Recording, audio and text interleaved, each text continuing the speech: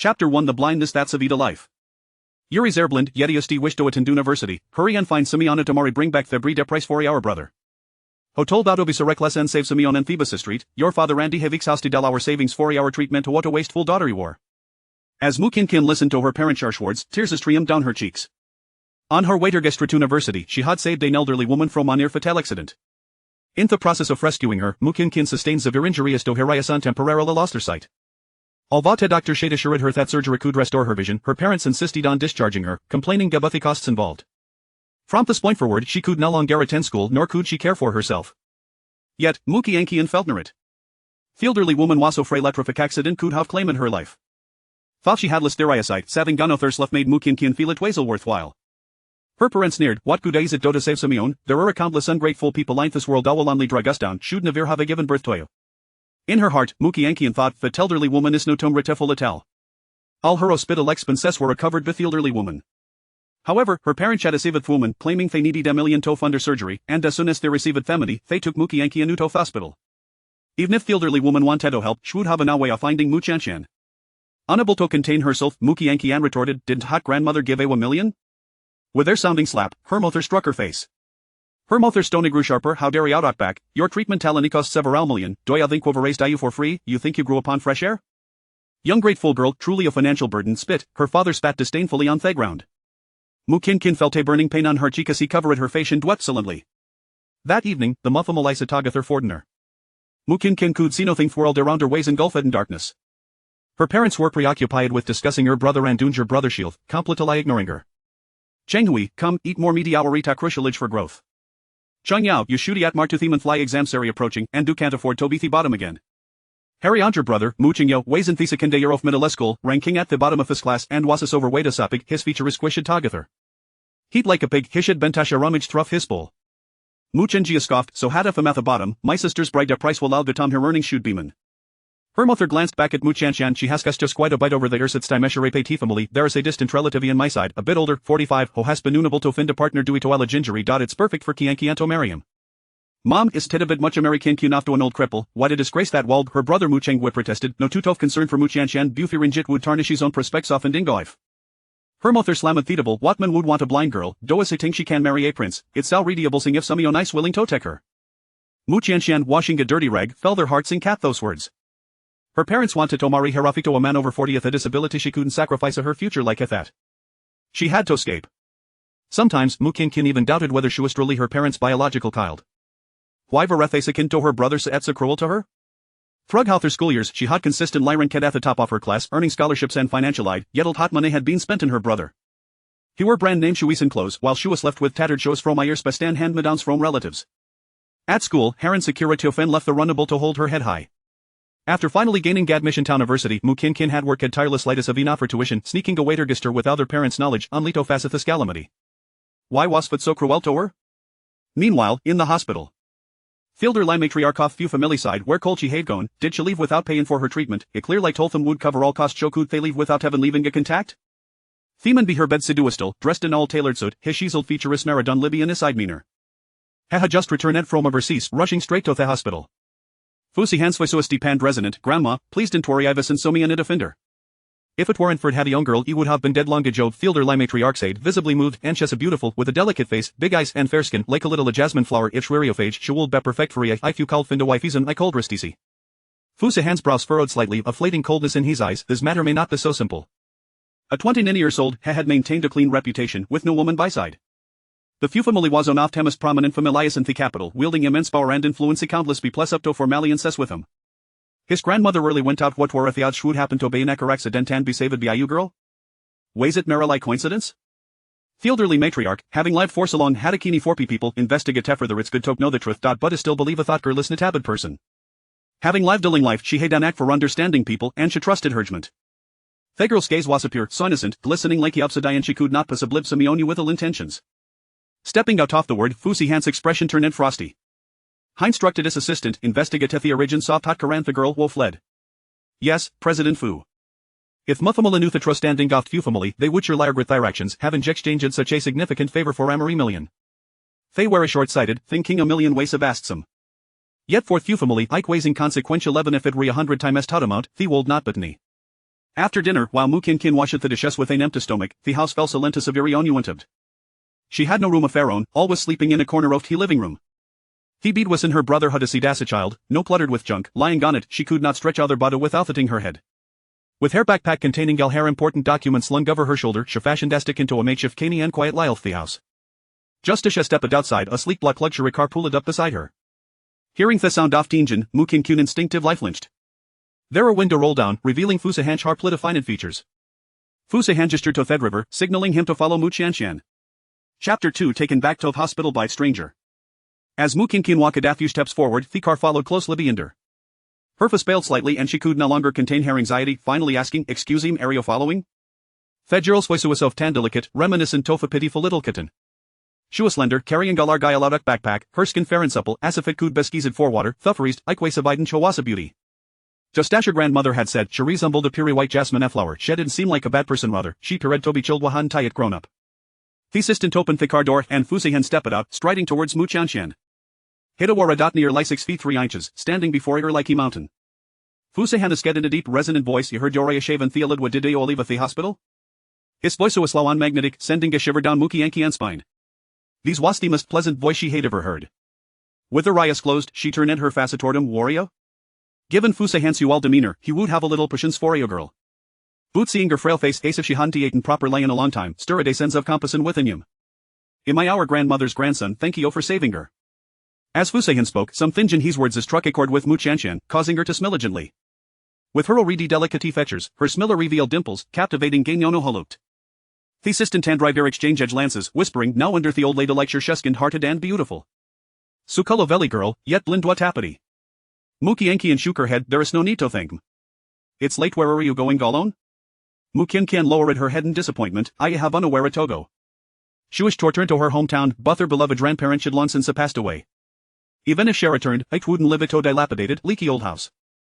Fu Sihan pondered for a moment, "Yuri's and Theod'll take you back to the hospital." "And no, it's not necessary." Mu Qianxian hurriedly declined, "Ivio ready costiado amic money, and my can't be healed." "Hotoldo they can be healed," Fu Sihan's voice at her netisi. Mu Qianxian's face pulled in fear, and she fell silent. Realizing he had been too harsh, Fu Sihan's of Tendestone. Having navigated the ruthless world of business for years, his sorrow was formidable, intimidating for Simeone Soyoung. "Don't worry, you will hear the best doctors to treat our AS." Mu Qianxian felt a flicker of hope. With nowhere else at Togo, perhaps following this man could offer her a organ her sight. "Thank you, sir, I'll go with you." Hearing her call him sir, Fu Sihan couldn't help but smile wryly. "Why do you call me sir?" Mu Qianxian clutched at her backpack strap, explaining softly, because our hotel. When he stood before her, he blocked outwind. Fu Sihan's lips involuntarily curly upward. "This girl was quiddy missing." "Get in the car, I'll take you back." Fu Sihan took her hand, gently leading the petitagirl into the car. He was primarily concerned that she might stumble in herself. He couldn't bear to see his grandmother if that happened. The sight left the assistant and driver dumbfounded. When had President Phoebe come so approachable? Inviting this girl into the car was anything but holding her hand. If the prominent young lady is of T capital Softies, they would surely be consumed with jealousy. Mu Qianxian rarely rode anchors, and as soon as he settled into the plush interior, she was sent leped biofé and sent to sandalwood. The leather seats are of task clouds, provident immense comfort. Federal sat stiffly beside him, a still asastitude. Fu Sihan Calden felt butask, what are you thinking? Mu Qianxian timidly replied, "Sir, is the scar very expensive? I'm afraid I might break it and wouldn't be able to pay for it." Surprise flickered in Fu Sihan's eyes. "It's not expensive, don't worry, yo won't have to pay for anything." Mu Qianxian sighed in relief. Little did Shek know, the car she was signed weighs a 9-figure global limited edition. Owning such a car required not only wealth butal so significant influence in Tibasinas world to qualify for purchase. After a long, exhausting day, and with her body still recovering, Mu Qianxian felt rosy. Unconsciously, she leaned against the seat and fell into a deep sleep. The pillow was warm and comfortable, thoughtfully firm for her licking. For the first time in his life, Fu Sihan found Simeone resting fair head on his shoulder. Hestified, his expression darkening gash pushed hair away coddly. Poor Mu Qianxian had no choice but to lean against the car window to sleep. According to the information Fu Sihan gathered, Mu Qianxian had just turned 20, yet she looked like a high school student. Having to have a laboratomising childhood, often facing abuse and neglect, it was no wonder she was so frail. Who wondered if her act of saving his grandmother was a result of being manipulated per coincidence? Could Simeone live so foolish as to go blind while saving gas stranger without any regrets? Upon returning to the private hospital room, Fu Sihan let a friend Chenglin send Simeone to keep an eye on her. If she escapes again, you can forget to buddy our current project. This private hospital was owned by Cheng family, renowned for its superior medical standards, thought the exorbitant treatment costs were stigering in the wealth I could afford to enter. Don't worry, President Fu, even if I lost track of her, I want Lozi, our precious girl, Cheng Lin replied nonchalantly, a cigarette dangling from his mouth. Watch your mouth, Fu Sihan warned easily. Relax, I promise to keep my lips sealed. After their conversation, as soon as Fu Sihan hung up, he announced it in their group chat. President Fu has finally found a flower on a barren tray. What are you dreaming about, Cheng Lin? Sihan hasn't they a woman be his head for years, well would suddenly be interested? In beginning to wonder if has a problem at 29, he still hasn't shown interest in women. What if prefers men, should it me luck? Im serious President Fuss live interest is in staying in me hospital, you can go kick it out if I don't believe. The group chat included not only Fu Sihan childhood friends Budel Sisaviral Socialitis who admired him. Unableto jet closito Fu Sihan face up Toby friend dis friend sin hopisophonede speaking with him. Meanwhile Mu Kin had just finished her examination and was rest in bed. The sound of high heels clicking on the floor outside her attention on Daner's hurriedly blocked entrance. Misku, you can't going. Get it off me way, I want to see a ho to rest to seduce me brother Sihan. The woman, adorned with bright red lipstick and flowing waves, wore a form-fitting mermaid dress. With a fierce demeanor, she strode forward. Chapter 3. The old lady insists on their marriage license. As soon as Gu Qingyu entered the room, she was momentarily taken aback. The young girl lying on the bed, devoid of any makeup, had a pallid complexion, so delicate that one could almost squeeze water from her skin.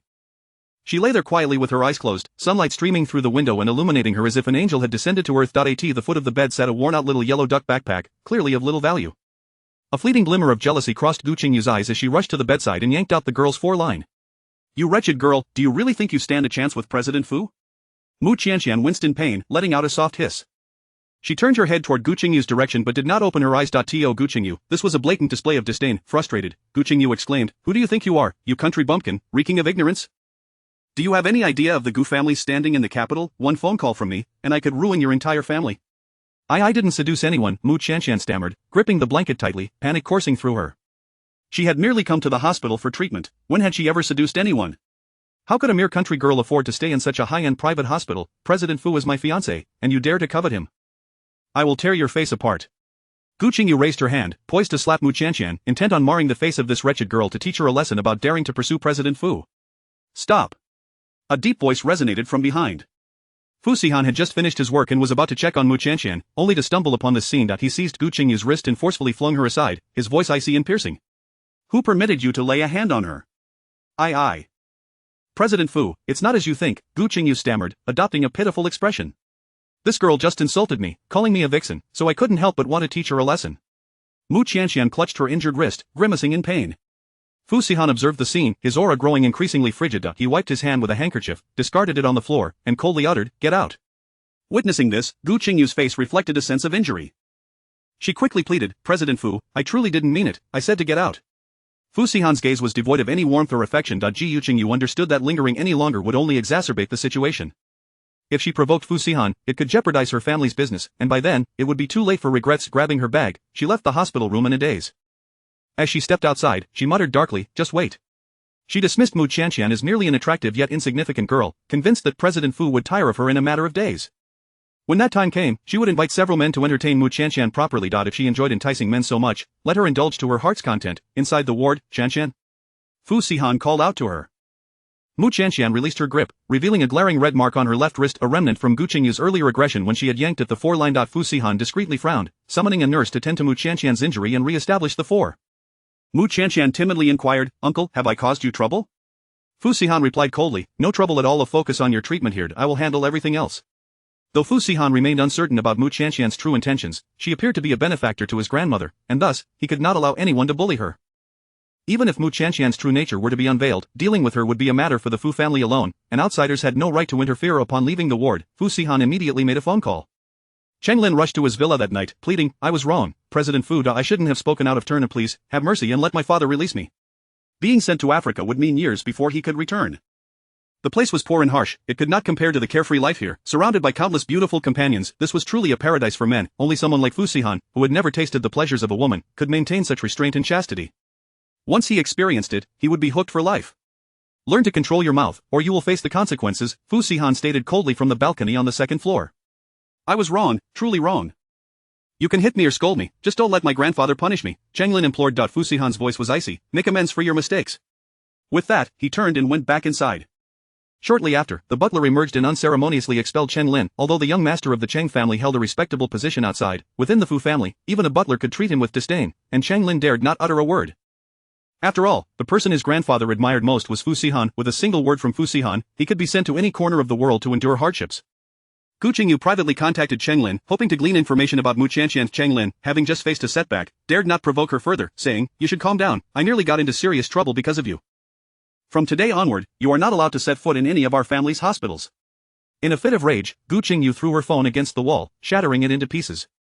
That wretched girl. What kind of enchantment has she cast on these men, that they all protect her? Is it just because she is pretty, but based on her background, she only deserves to be a plaything? However, upon calming down, Gu Qingyu suddenly realized that Mu Qianqian's face seemed familiar. She bore a striking resemblance to a certain affluent lady. Who could it be? Fu Sihan was conversing with his grandmother at that moment. The elderly lady kindly remarked, "I heard from your assistant that someone caused trouble for Qianqian yesterday when you took her to the hospital." "Yes, I have already dealt with them. Qianqian saved my life and even sacrificed her eyesight for it." "What a wonderful girl, you must not let anyone bully her." Fu Sihan responded, "Understood." At that moment, a nurse hurried in to report, "President Fu, Miss Mu attempted to leave the hospital secretly today, but we stopped her." Upon hearing this, the elderly lady anxiously tapped her hand on the table. "What did I tell you? The girl has a good heart, we are not related to her, yet she fears causing us trouble. I say, you are an adult now, and you still have no wife, hurry up and marry Qianqian." Fu Sihan frowned, "What are you talking about? There are so many scheming young ladies from wealthy families, and I can't find a single one to my liking. But I see great potential in Qianqian, she's beautiful and so understanding. Didn't you mention that her family treats her poorly and forces her to marry a frail old man? Perfect, marrying her would also be a favor to her." Upon hearing about Mu Qianqian's family, the elderly lady's eyes had filled with tears of compassion. Such a good child, if she could marry into the Fu family, it would be a blessing for them. She had a knack for recognizing talent. If you don't marry her and obtain a marriage license, don't bother coming to see me again. Chapter 4. Flash marriage license. Fu Sihan was expelled by old Madame Fu.I in the bustling circles of Beijing. The formidable Fu Zong, who commanded respect and authority, was merely a grandson in his grandmother's eyes, one who, by refusing to marry, brought no peace to the family. His assistant inquired, "Mr. Fu, do you truly intend to marry Miss Mu?" With a weary gesture, Fu Sihan rubbed his temples. "If obtaining a marriage certificate will ease my grandmother's worries regarding her health, then acquiring one is of little consequence."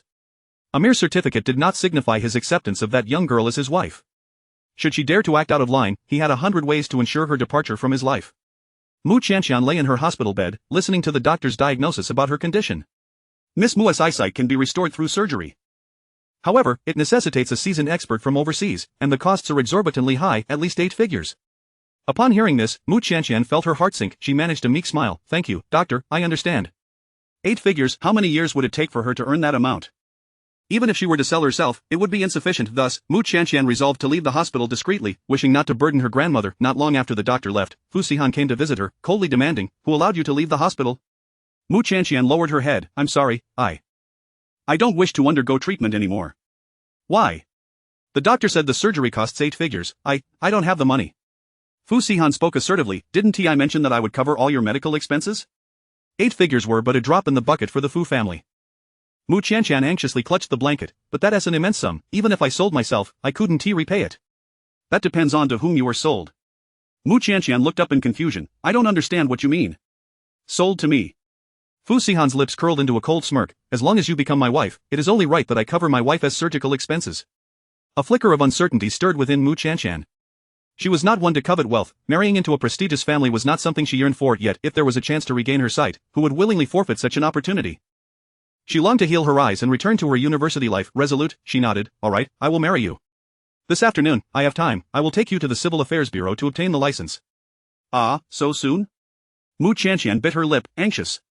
Others would go to great lengths to marry into the Fu family, yet upon hearing this news, she felt no joy, only deep concern. In that fleeting moment of panic, Fu Sihan was reminded of a startled fawn in the forest, adorably disarming. A slight smile crept upon his face. Perhaps this marriage was not such a bad idea after all. At the very least, he would have someone like her, a naive girl with her every thought written plainly on her face, by his side. Accustomed to the scheming and duplicitous nature of others, Fu Sihan found Mu Qianqian's innocence refreshing. He hoped she was not merely pretending. Upon entering the hospital, Fu Sihan had arranged for a nurse to attend to Mu Qianqian's daily needs. The nurse dressed her in a pristine white gown, accentuating her delicate beauty, akin to a blooming white jasmine. For a fleeting moment, Fu Sihan found himself momentarily entranced. He quickly regained his composure, his tone turning cold. "Let us go."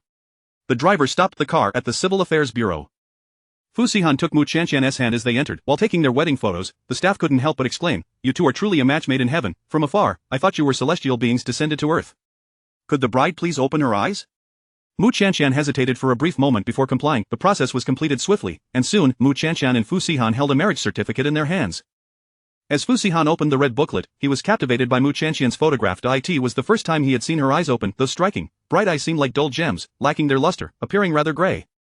If her eyesight could be restored, one could only imagine how beautiful she would be, surely attracting countless admirers. Mu Chanshan was taken aback by the rapidity of her marriage. Although she knew nothing of her husband's appearance or family background, she assumed that since his grandmother was so kind, her grandson must also be of good character. At the very least, they were willing to assist her in treating her eyes. Had it been someone else, upon hearing the cost of the surgery, they would have likely abandoned her in fear. Taking a deep breath, Mu Chanshan soon accepted the reality of her impulsive marriage. I have matters to attend to at the company. My assistant will take you back to the hospital. All right. Fu Sihan was somewhat pleased with her response. Initially, he had worried that this young girl might cling to him and disrupt his work. However, it seemed she was quite perceptive. Fu Sihan's mind was preoccupied with economic trends and company reports. He had always despised needy women. The assistant escorted Mu Chanshan back to the hospital. Observing her gentle and obedient demeanor, he couldn't resist striking up a conversation. Did you just start university this year? Yes, Mu Chanshan nodded. I began my studies later, so I'm only in my freshman year now. Her academic performance was excellent, but due to her parents' wishes for her to stay home and care for her younger brother, they had attempted to withdraw her from school twice. Though she had a good temperament, she was not foolish. Growing up in such a family, she knew that without education, there would be no future. Thus, she endured much hardship to return to campus. Although she had lost 2 years, the outcome was favorable. She had finally been accepted into her dream school. Once her eyes were healed, she could resume her studies. I would like to ask you to convey to Mr. Fu that once my eyesight is restored, I will voluntarily divorce him and not cling to him. Why do you refer to Mr. Fu in such a manner? Mu Chanshan innocently replied, Isn't Mr. Fu's name Fu Zong? Hearing that woman call him Fu Zong, she assumed his name was indeed Fu Zong. The assistant couldn't help but chuckle. Miss Mu, you are truly too naive and innocent. Such a sheltered girl, the assistant doubted she could be the cunning woman scheming against the old lady. Surely, it was all just a misunderstanding. Just before getting out of the car, Mu Chanshan's phone suddenly rang, its volume startlingly loud. She fumbled in her bag for her phone, awkwardly covering the receiver. I apologize. My phone cannot adjust the volume. She was using an outdated model discarded by her brother. Half of the screen shattered, and the volume remained unchangeable. Every time she received a call, it sounded as if a house were being torn down. As she finally located the answer button and pressed it, her mother's sharp, scornful voice blared from the other end. So you've grown wings, huh? Dare to stay out overnight? Where have you been? Hurry back, the husband I found for you is coming to propose today. You must be present to meet him. Chapter 5. My husband is a close relative. Upon hearing her mother's words, Mu Chanshan felt a chill run through her heart. Stifling her sorrow, she asked, What husband? That 45-year-old cripple? Mu's mother retorted with scorn, Don't forget that you are blind. It's a blessing that someone is willing to take you. How dare you be choosy? Do you really think you're some kind of heiress? From the phone came the man's lewd and grating voice, a university student demanding 20,000 in betrothal gifts. Are you trying to swindle me? Can your daughter even bear children? If she can't, not a single penny will you receive. Mu's mother swiftly changed her tune, assuring him, Rest assured, she is still an untouched flower. She will certainly give you a healthy son. That's splendid. My parents are eagerly awaiting a grandchild, hoping for 2 and 3 years. A young girl like her must be quite lively in bed. As Mu Chanshan listened to these words, her heart ached as if it were being twisted. Her own mother was selling her off like this. Had she not encountered President Fu, she might have already been found by her parents and dragged back to be sold to that lewd cripple for the purpose of bearing children.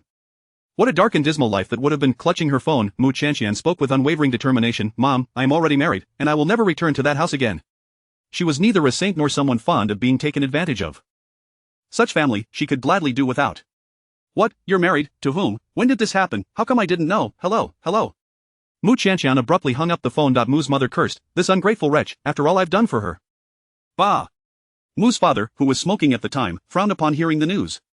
Did she tell you she got married? Of course it's a lie. Who would want a blind girl like her? Mu's mother was incredulous. The toothless, limping man was unwilling to accept this. But we agreed on a pure and untouched girl. If she has lost her virtue elsewhere, forget about the betrothal gifts. He was poor and had borrowed money from everywhere to scrape together the 20,000. He certainly did not intend to marry a damaged woman. Mu's mother hurried to reassure him, Don't worry, that girl is very obedient. She would never misbehave. She has no place to go and will return in a couple of days. I will send her to you at the first opportunity. After getting out of the car, Mu Chanshan couldn't help but crouch down by the roadside and weep. Her assistant handed her a pack of tissues, saying, Miss Mu, please do not cry. Such a family is not worth your tears. Mu Chanshan handed her phone to him. Could you kindly block my parents' contact information? I do not wish to receive any more calls from them. Such family would only utter words that cut to the heart. She had finally escaped and wished to sever all ties with them. Of course. The assistant followed her instructions and added her parents' and brother's phone numbers to the blacklist. This way, they would no longer be able to harass Mu Chanshan. Miss Mu, please stop crying.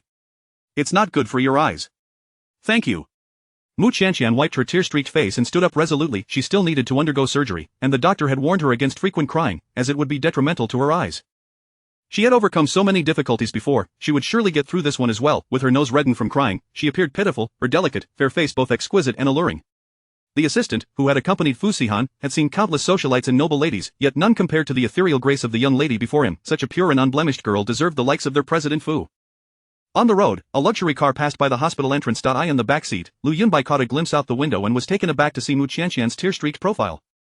His heart skipped a beat. He almost believed he was mistaken. The girl from earlier looked exactly like his mother did in her youth. In recent years, due to his sister's disappearance, his parents had been consumed by sorrow. The Lu family had exhausted all their connections, even seeking help from the Fu family, but ultimately they had been unable to find his sister. His mother, filled with guilt, was deteriorating day by day, and if they could not find her daughter soon, it was likely that his mother would die from heartache. Stop the car, Lu Yunbai commanded the driver. He hurriedly exited the vehicle, but the girl was no longer at the hospital entrance. Lu Yunbai's heart sank. In the vast sea of people, could it be that he was mistaken? Mu Qianqian was unaware that someone was searching for her. She had just returned to her bed to undergo an examination when she received a call from her close friend, Li Siyu. They had been friends for many years, attending the same middle and high school, and both had enrolled in the same university, though Mu Qianqian had temporarily suspended her studies due to her injury. Qianqian, I explained your situation to the school, but they require a close relative to come in person to help retain your enrollment. Otherwise, they will cancel it. Upon hearing this news, Mu Qianqian felt a surge of panic. Cancel my enrollment? That cannot happen. I worked so hard to get into university. If her enrollment were cancelled, she would resent herself for a lifetime. Can you talk to your family and have them come in to handle the paperwork? Mu Qianqian's face fell, her voice heavy with sorrow. It's impossible. My parents have never supported my decision to attend university. They will certainly urge the teacher to cancel my enrollment. Her parents had never stood by her side. Licu was equally anxious for her. What should we do? The teacher is pressing for this. A close relative must handle the paperwork within this week. Mu Qianqian was on the verge of tears. Just then, she suddenly thought of someone. Would my husband count as a close relative? Li Siyu paused for a moment. Yes, that absolutely counts. But Qianqian, when did you get married? This morning. The thought of it still felt surreal to Mu Qianqian. She had never imagined she would marry a man she had never even met before. She didn't even know his name or identity. Licu asked worriedly, did you elope? What if he turns out to be a bad person? Mu Qianqian bit her lip. He is willing to cover my medical expenses. I believe he is not a bad person. After all, medical costs were exorbitant, and someone irresponsible would have likely run off by now. What is your husband's name? Mu Qianqian thought for a moment. His surname is Fu. It should be the Fu from Peiying. I believe he is referred to as President Fu. In the elite circles of Beijing, there is no one with that surname. He may just be someone with a little money, Li Siyu speculated. Coming from a well-off family herself, she held a respectable position in the social scene. She had previously offered to help Mu Qianqian with her treatment, but Mu Qianqian had declined. She knew her family was greedy and would only drag Li Siyu down. She did not wish to harm her good friend. Mu Qianqian smiled. Well, I never intended to marry someone particularly wealthy. I cannot aspire to that. The most important thing is for a couple to work hard together and live well. As soon as she finished speaking, Fu Sihan entered the hospital room. Chapter 6. The comfort of the uncle. Mu Qianqian couldn't see anyone, yet she heard the sound of the door creaking open and footsteps approaching. I'll hang up now and talk to you later. All right. After ending the call, Li Siyu recalled a family by the name of Fu. However, this Fu was not the same as the Fu that Mu Qianqian had mentioned. The Fu family was a prestigious, multi-billionaire clan, and countless individuals yearned for even a fleeting glimpse of their influential members. Qianqian was merely an ordinary girl. It was improbable that she would have any opportunity to connect with them. She must have been overthinking. In the hospital room, after hanging up, Mu Qianqian's lips curled into a gentle smile. Uncle Fu, you've arrived. This caught Fu Sihan slightly off guard. How did you know it was me? I can recognize your footsteps, Mu Qianqian explained obediently. Fu Sihan smirked. She appeared somewhat dazed, yet her ears were remarkably perceptive. Fu Sihan informed her, I've arranged for an overseas doctor to come in a couple of days to perform your surgery. Once it's completed, you will be able to leave the hospital. Mu Qianqian's heart leapt with excitement. Uncle, will I be able to see again after the surgery? It won't be immediate.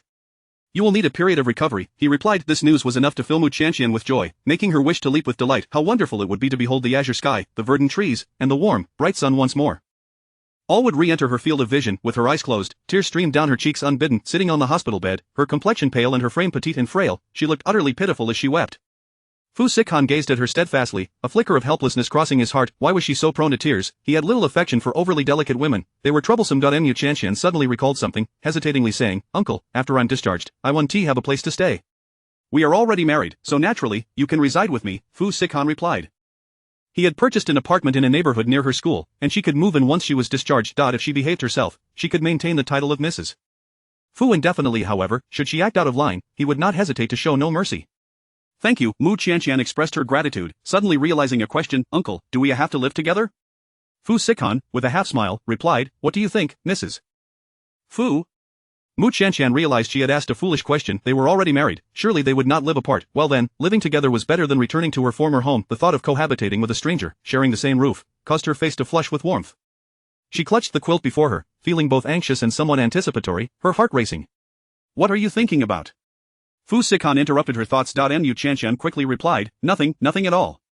If he were to discover her thoughts, he would surely laugh at her. Even now, she had yet to see what her husband looked like. She hoped he wouldn't be too unattractive. Mu Qianqian had a tendency to be somewhat superficial.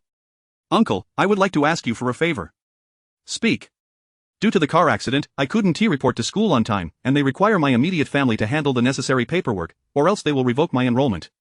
Fu Sikan, sharp-minded and quick to respond, asked, you want me to go in your stead? Yes. My family does not support my college education. If they find out, they will surely inform the school leaders to expedite the revocation of my enrollment. Her family merely wished to marry her off swiftly, using her dowry to buy her brother a car and a house. Fu Sikan replied coolly, leave this matter to me. After leaving the hospital room, he called his assistant to handle the situation. There was no need for Fu Sikan to personally visit the university. Notifying his assistant was sufficient. After all, the Fu Group donated generously to various universities each year, and Mu Qianqian's finance university had several buildings under the Fu Group's name. The principal would certainly not deny him. While on the call with his assistant, the latter hesitated before relaying information about the car accident. Fu Sikan's expression darkened. I understand. He was aware that Mu Qianqian's life had not been easy, but he had not anticipated the extent of her suffering at home. To exchange a young girl just starting university for a dowry, marrying her off to a 45-year-old cripple, what were her parents thinking? Did such parents truly exist? No wonder she appeared so fragile and prone to tears. Her life had been so miserable. Mr. Fu, the lady, the assistant began, but Fu Sikan interrupted coldly, she is not yet a member of the Fu family. Do not let me hear that title again. This marriage had been arranged by their elders, and Fu Sikan had never been amenable to it. He did not wish to hear the title Mrs. Fu spoken by others. Understood, should I refer to her as Miss Mu from now on? Yes, Fu Sikan acquiesced. The Fu family had summoned the most advanced medical team from abroad, transporting them to Bay City via private jet. Just before Mu Qianqian was wheeled into the operating room, she nervously grasped Fu Sikan's clothing, her voice trembling like a frightened little animal. Uncle Fu, I'm scared. Onlookers were astonished by her audacity. Mr. Fu was known for his cleanliness and disliked women encroaching upon his personal space. Countless models and stars had attempted to seduce him, only to be ruthlessly cast aside, even when they stood before him in the nude. Those who acted inappropriately ultimately faced severe repercussions. Who was this girl? How dare she boldly grasp Mr. Fu's clothing? Surely he would dismiss her without a second thought. Many wondered, yet contrary to everyone's expectations, Fu Sikan neither withdrew his hand nor reprimanded her. This decisive air of a powerful family, known for his terse demeanor, astonishingly offered her comfort. Do not be afraid, I am here. It felt as though the sun had risen in the west. Mr. Fu was actually comforting someone, and a woman at that. A thought crossed everyone's minds. Was this truly their Mr. Fu? As Mu Qianqian was wheeled into the operating room, a nurse emerged, saying, Mr. Fu, we need a family member of Miss Mu to sign the consent form. I will do it, Fu Sikan replied emphatically. But you are not her immediate family. Legally, you cannot sign on her behalf, the nurse protested. Fu Sikan cast a frosty glare, chilling her to silence, and she dared not voice any further objections. Returning to the operating room, she learned from her superior that Mr. Fu was indeed Miss Mu's immediate family member. But they have different surnames. What kind of relation is that? The nurse queried. The superior replied cryptically, that is not for you to know, focus on preparing for the surgery. The operation lasted 4 hours. When Mu Qianqian was wheeled out, her eyes were covered with a white bandage. Her small face, not much bigger than a palm, was nearly obscured by the wrapping, revealing only her delicate nose and pointed chin. It seemed she had taken a long nap. Upon awakening, the world before her was no longer engulfed in darkness but rather illuminated with a gentle glow. Though separated by a layer of white fabric, she could sense the dim light filtering through, entering her field of vision. I can see. Mu Qianqian exclaimed joyfully. Fu Sikan's voice resonated above her. The bandage cannot be removed just yet. Only then did Mu Qianqian realize that her uncle was also present in her room. Uncle, I didn't cry at all during the surgery. Am I brave? Fu Sikan smiled slightly. Indeed, therefore, I wish to give you a gift. Chapter 7. In moving into the new home, Mu Qianqian licked her lips in anticipation and inquired, what is the gift? Fu Sihan placed a cool rectangular object into her hands, and as she explored its surface, she instantly recognized it. A mobile phone. Although she had never purchased this particular model, she had seen her dear friend Li Siyu using it, and thus she quickly discerned that it was the latest high-end smartphone, quite costly indeed. Fu Sihan asked, do you like it? Gratefully, Mu Qianqian nodded vigorously, I do. She had longed for a new phone, as her old one was painfully sluggish, and the volume could not be adjusted. Receiving a sudden spam message in the middle of the night would startle her awake. Cradling her new phone with affection, she sincerely remarked, "Uncle Fu, you are truly wonderful." She never anticipated that she would witness such a day of renewal. Not only had Uncle Fu restored her eyesight, but he had also purchased her a new phone, helped her retain her student status, and even offered her a place to stay at his home in the future. His kindness was a debt she could never repay. Upon hearing her compliment, a fleeting look of surprise crossed Fu Sihan's eyes. He had heard too many people label him as cold-blooded and ruthless. It was the first time someone praised him so warmly. Perhaps when she eventually learned of his true identity, she would regret uttering such words. After all, he had never been known for his compassion. "I have matters to attend to. If you need anything, please communicate with the housekeeper or my assistant," Fu Sihan stated as he approached the door of the hospital room, gripping the doorknob. "My phone number has been saved in your device as your emergency contact. For significant matters, feel free to call, but please do so sparingly." He had not intended to do this, as Mu Chanxian was merely his nominal wife, and their relationship lacked the essence of a true marriage. However, his grandmother had incessantly reminded him that Chanxian was a pitiable child, urging him to treat her with kindness. Unable to withstand her persistent pleas, he acquiesced. "Okay, I won't disturb you," Mu Chanxian replied obediently. The new phone also featured a voice assistant, enabling her to issue commands effortlessly. The housekeeper assisted her in transferring the SIM card from her old phone to the new one, along with her friends and best friends' contact information. "Call Li Siyu," Mu Chanxian instructed the phone assistant. The call connected. "Chanxian, why are you calling me first? Can you see now?" Mu Chanxian smiled brightly. "I just completed the surgery. The doctor said I will fully recover in due time. Plus, I bought a new phone that allows me to issue voice commands, so I can call you." "You got a new phone? Who bought it for you?" After a moment of hesitation, feeling a bit shy, she replied, My husband." "I didn't expect your husband to be so considerate, thinking of even this detail." Relieved that her friend had found a good match, Li Siyu inquired, "Where does your husband work? What does he look like?" "He seems to be an employee at the Fu Group, but I haven't seen his appearance yet. If I weren't tied up with school every day, I would love to visit you in the hospital and get a glimpse of what your husband looks like. After all, you have a penchant for handsome men. What if he doesn't meet your standards?" Mu Chanxian chuckled. "It doesn't matter, even if he is not handsome, I would still willingly be with him. After all, Uncle Fu had treated her so well. Even if he were an unattractive man, she would be content to spend her life with him. One must be grateful and repay kindness." Mu Chanxian was not heartless. "The school has assigned you a dormitory. I have reported your contact information, so you may be added to the dormitory group chat." "Okay, sounds good. Rest well, the instructor is calling us to assemble a sigh. After such an extended period of military training, it's exhausting." Li Siyu envied Mu Chanxian for being spared from the rigors of military training and thus suffering less. Mu Chanxian bid her farewell. "You should hurry, or else the instructor might penalize you for being late." After hanging up, the phone assistant chimed in, "Fang Yanran has requested to add you as a friend." Mu Chanxian called out to the housekeeper outside, "Aunt Lu, could you please come in for a moment? Could you help me operate the phone? Please accept my roommate's friend request." The housekeeper tapped a few buttons on the phone and accepted the request for her. "Thank you." Mu Chanxian was added to a small group of 4, unaware that she had accidentally been included in the class group chat. Without a nickname, no one knew who she was. The group was abuzz with conversation. "Have you heard? Someone in our class did not report for duty and is not participating in military training. The school hasn't expelled her. I heard she is ill and unable to partake in military training." "Ha, she wasn't sick during the college entrance exams, but now, suddenly ill for military training? Do you believe these excuses?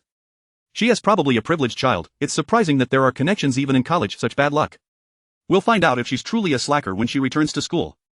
Mu Chanxian had already shut off her phone, oblivious to the discussions about her in the group. After her surgery, she was allowed to be discharged early. The assistant drove her to the Mingyuan community near the financial university. The housekeeper held Mu Chanxian's hand, guiding her upstairs and into the house. "Miss Mu, this residence is located in Building 5, Unit 2, Room 1314. "Okay, I will remember." Mu Chanxian nodded as she settled onto the soft sofa. Aunt Lu informed her, "I reside in the adjacent room. Feel free to call me whenever you need anything." "Aunt Lu, how many rooms are there here?" "There are a total of 4 rooms. In addition to the master and secondary bedrooms, there is also a study and a children's room." Mu Chanxian pondered for a moment. "I will stay in the secondary bedroom for now." "Are you not going to stay with Mr. Fu?" Mu Chanxian's cheeks instantly flushed crimson. She had never shared a living space with a man before, let alone sleeping in the same bed. She had never even kissed or embraced anyone. Suddenly being asked to share a room with her nominal husband left her feeling somewhat uneasy. "Then I shall lead you to the secondary bedroom." Aunt Lu gently guided her arm as they proceeded to the secondary room. Knowing Mu Chanxian's vision was impaired, Grandma Fu had arranged for the removal of excess furniture from the home in advance. The sharp edges of tables and chairs had been covered with protective wraps, ensuring that even if Mu Chanxian accidentally fell, she would not be injured. Aunt Lu prepared lunch for her. After they finished eating, Aunt Lu brought her a glass of goat milk, saying, "This is specially requested by Mr. Fu to supplement your nutrition." Goat milk is known for its higher nutritional value compared to cow's milk. Having grown up undernourished, Mu Qianqian needed to replenish her protein levels. Please thank him for me. Mu Qianqian accepted the warm glass and pinched her nose as she drank it down. This was Uncle Fu's heartfelt gesture, and she could not let it go to waste. A commotion was heard at the door.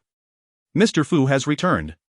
Mu Qianqian's heart tightened. Chapter 8. The uncle takes her shopping. As soon as Fu Sikan returned, the housekeeper discreetly vacated the premises, retreating to the adjacent room. Only the two of them remained. Mu Qianqian nervously tugged at the hem of her garment, her voice trembling. You uncle. She was adorned in a delicate white floral dress, reminiscent of a jasmine flower swaying in the breeze. The young girl had just finished her milk, and a hint of white residue lingered at the corners of her rosy lips, lending her an adorably naive appearance. Have all the necessities been procured? Fu Sikan inquired, his tone brooking no argument. Mu Qianqian shyly replied, not yet. Without allowing for further discussion, Fu Sikan stated, let us go, I shall take you shopping. Mu Qianqian, taken aback, responded, no need, Uncle Wan can take me. Uncle Wan was Fu Sikan's assistant. The mere sound of her addressing him as uncle inexplicably irked Fu Sikan. What did you just call him?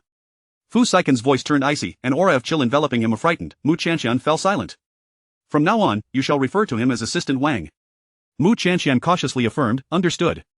Come with me. Fu Sikan took the glass cup from her hand and placed it on the table, then grasped her wrist, leading her out of the room. He had a severe aversion to dirt and had always shunned the proximity of frivolous women, yet, to his surprise, holding the hand of this innocent girl elicited no feelings of distaste within him. Perhaps it was because she bore no trace of makeup, only a faint floral and milky scent. Uncle, why are you personally taking me shopping? Mu Qianqian asked with curiosity. Fu Sikan's expression darkened, do not ask so many questions. He had been preoccupied with a meeting, but the incessant calls from the matriarch compelled him to abandon his work and attend to this little blind girl. She is your wife. If you do not care for her, who will? This was how old Madame Fu had put it. After being inexplicably scolded by Fu Sikan, Mu Qianqian lowered her head, appearing somewhat disheartened.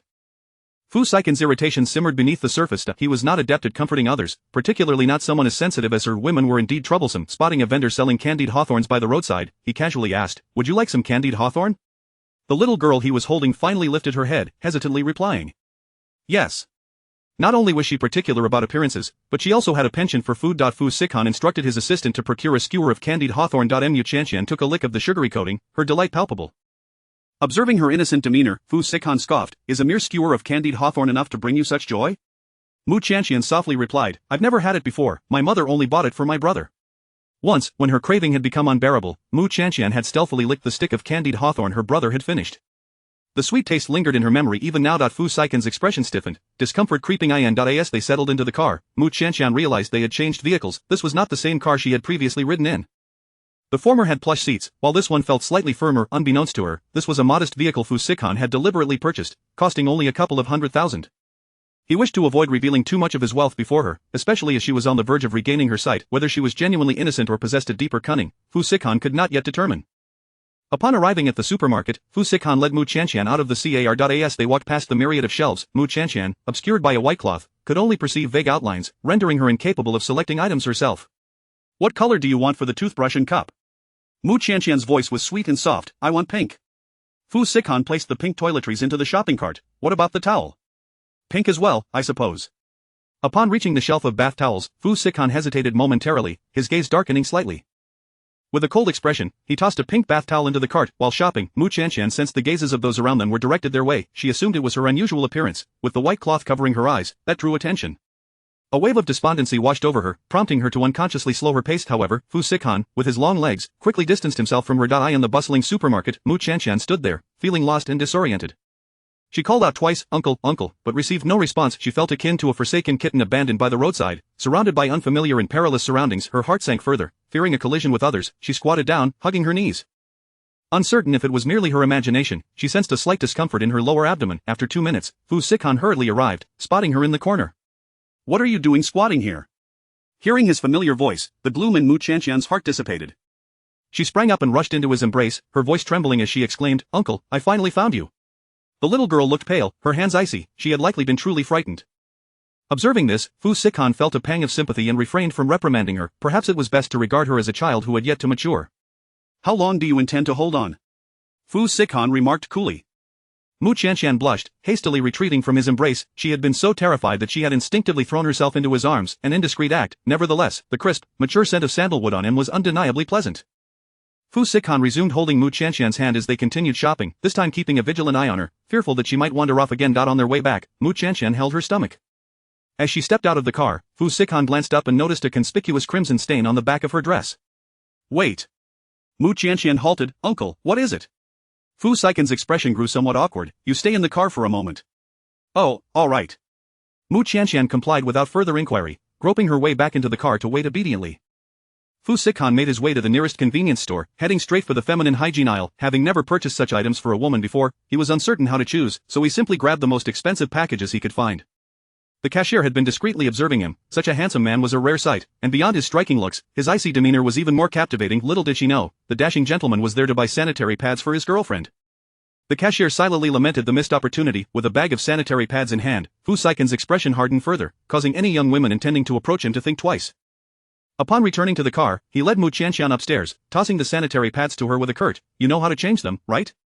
Feeling the stickiness of her clothes, Mu Qianqian finally grasped the situation. She had unexpectedly gotten her period, staining her dress, and had made her unseen husband buy her sanitary pads. Oh dear, how utterly embarrassing. Uncle Fu would surely find her repulsive. Chapter 9. Discovering the adopted daughter of the Lu family, Mu Qianqian, who had difficulty seeing, eventually called upon Aunt Lu to assist her in changing into a clean outfit. However, she was now able to discern a vague outline, and she could manage to go to the restroom and change her sanitary pad on her own. When Mu Qianqian emerged from the bathroom, Fu Sihan was engaged in a phone conversation with his secretary. "President Fu, we have found out that the car that hit the old lady was arranged by the adopted daughter of the Lu family." Upon hearing this, a swift glint of murderous intent flashed in Fu Sihan's eyes. Understood. Fu Sihan was not known for his benevolence. Anyone who crossed him would inevitably face ruthless retribution. This woman had dared to touch his sore spot, and she could not be spared. Fu Sihan had heard of the Lu family's adopted daughter before. The Lu family had lost a daughter and had mobilized all their connections in a desperate search, even reaching out to the Fu family for assistance, but alas, she was never found. Consequently, the Lu family casually adopted a girl, publicly claiming her to be their long-lost biological daughter. Only a handful of people were aware that she was merely an adopted daughter with no blood ties. Once Fu Sihan concluded his call, Mu Qianqian gently inquired, "Uncle Fu, will you be staying here tonight?" Fu Sihan cast her a cold glance. That look made Mu Qianqian feel as though she had plunged into an icy abyss, struggling to catch her breath. Fu Sihan departed the house in a frosty silence. Mu Qianqian stood there, perplexed and helpless, wondering, what have I done to upset him? Could it be that her soiled skirt had made her appear untidy in his eyes? Yet, she prided herself on her cleanliness. Aunt Lu comforted her, "Miss Mu, do not overthink it. The sir must have urgent matters to attend to, which is why he left so abruptly. Yes, I bear him no ill will. Are you ready for bed? I shall prepare a bath for you." As Mu Qianqian lay on the unfamiliar bed, she tossed and turned, finding it difficult to sleep. Reflecting on the events of recent days felt like a surreal dream. She had transitioned from a small, cluttered bed at home to this expansive, cloud-like mattress, where she could stretch her body freely without the fear of falling each day. She no longer had to settle for leftovers. She enjoyed hearty meals that filled her with vigor. In the past, her menstrual cramps had been excruciating, forcing her to endure pain while washing clothes and dishes for the family with cold water. Perhaps due to the improved nutrition during this period, her physical condition had significantly enhanced, and to her astonishment, she experienced no dysmenorrhea this time. Truly a blessing. Once her vision fully restored, she could return to school, graduate, secure a job, and earn money to repay Uncle Fu. He must have exhausted his savings on her medical treatment. Mu Qianqian quietly etched this gratitude into her heart. Lost in thought, she soon drifted into slumber. In her dreams, she envisioned Uncle Fu, his square face, thick lips, and a serious demeanor, though he was not particularly handsome.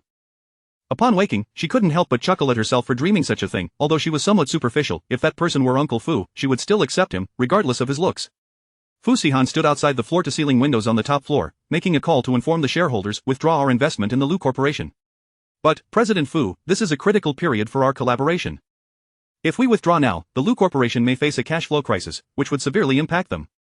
Fu Sihan coldly replied, "Withdraw."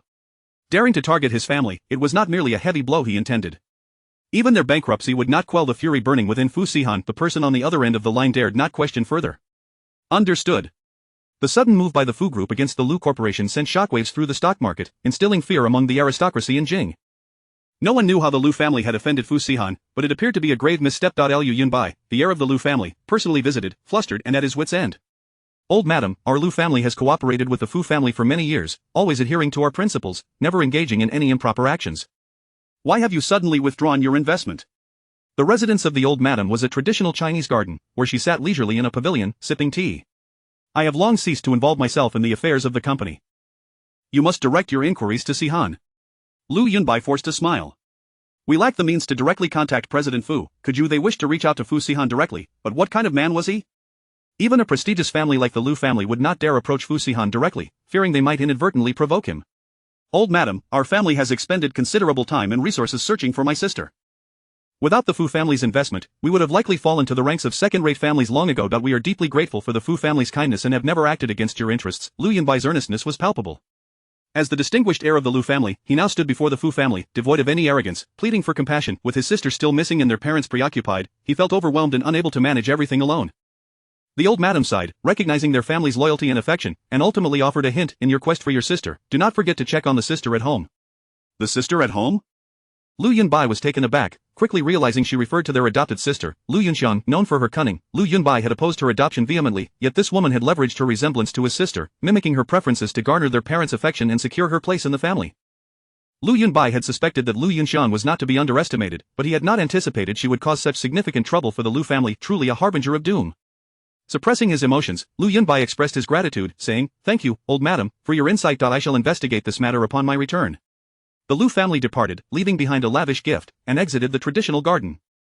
The old madam took a sip of tea, suddenly recalling that Qianqian bore a resemblance to Lu Yunbai. The thought of Lu Yunbai reminded her of Madame Lu. Qianqian's features were nearly identical to those of Madame Lu in her youth. However, over the years, Madame Lu had become increasingly haggard and seldom appeared in public, which was why it had taken her some time to remember. Fearing she might have misremembered, the old madam instructed a servant, "Please find me some old photographs of Madame Lu." "Yes, ma'am." The old madam chuckled, "I wonder how Qianqian is getting along with Sihan. That little girl hasn't been intimidated by our cold-hearted king, has she?" Chapter 10. The uncle cares for the ailing Qianqian. Upon returning from the Fu family, Lu Yunbai immediately commanded an investigation into Lu Yunxiang's recent activities. As anticipated, traces were uncovered. "Wretched woman, who gave you the audacity to recklessly drive into Madame Fu? Do you wish to bring ruin upon the Lu family?" Lu Yunbai stormed into Lu Yunxiang's room, forcefully kicking the door open. The door slammed against the wall with a resounding thud before rebounding violently. Lu Yunxiang, who had been harboring a sense of hope that she would remain undiscovered, severely underestimated the influence of the aristocracy. With a forced smile, she obsequiously replied, "Brother, it's not as you think. I made an accidental mistake. It was not intentional." Clad in a white dress, the decor of her room exuded pastel hues. "I am not your brother." Lu Yunbai's voice was frigid. Gazing at the woman before him, who bore a slight resemblance to his sister and wore such a sycophantic expression, he felt nothing but revulsion. "Not intentional, humph, do you think I would believe that? If it were not intentional, why were you even present?" He tossed a few surveillance photos onto the coffee table. The footage clearly captured Lu Yunxiang lurking in the shadows, poised to rush out and save the person in peril. To claim it was unintentional was a blatant falsehood. Her actions were premeditated, and she had foolishly sought to orchestrate a charade to deceive Madame Fu and earn the Fu family's favor. Upon seeing the surveillance images, Lu Yunxiang quickly picked them up, her initial reaction one of relief. Thank goodness, it did not capture that woman. That day, Lu Yunxiang had intended to rush out and save Madame Fu, but she had been frozen in place upon seeing a face strikingly similar to her adoptive mother's. By the time she regained her wits, Madame Fu had already been rescued by that woman. Adopting a seductive demeanor, she pleaded, "Brother, I did this for the good of the Lu family. Our family is weak. If I could align myself with President Fu, wouldn't the Lu family ascend to greater heights?" A glimmer of derision flickered in Lu Yunbai's eyes. "Fool! Do you really think President Fu would even consider you? It would be wise for their parents to witness just how foolishly they had raised her." Countless noble ladies sought to seduce President Fu, yet their fates were all grim. What made her, a mere pretender to royalty, believe she could catch his eye? It was nothing short of a delusion. Lu Yunxiang's complexion fluctuated between red and pale, tears welling up in her eyes. "Brother, I understand my mistake. Please forgive me this once. After all, the Fu family does not know it was I handled it cleanly. If necessary, I will be more cautious next time." Slap. A resounding blow struck her face. In disbelief, Lu Yunxiang covered her cheek, staring at the usually gentle Lu Yunbai. This was the first time she had witnessed him lose his temper so profoundly. Her elder brother had struck her? Once is not enough, and you still wish for a second chance? If not for the Fu family's consideration of the Lu family, you would already be languishing in prison. Lu Yunbai seethed, wishing to cast this woman from his sight, his gaze cold as he scorned, still dreaming of becoming Mrs. Fu. Have you looked in the mirror and considered who has afforded you your current status? Were it not for the Lu family, she would be begging on the streets, incapable of living the life of a young lady she now led.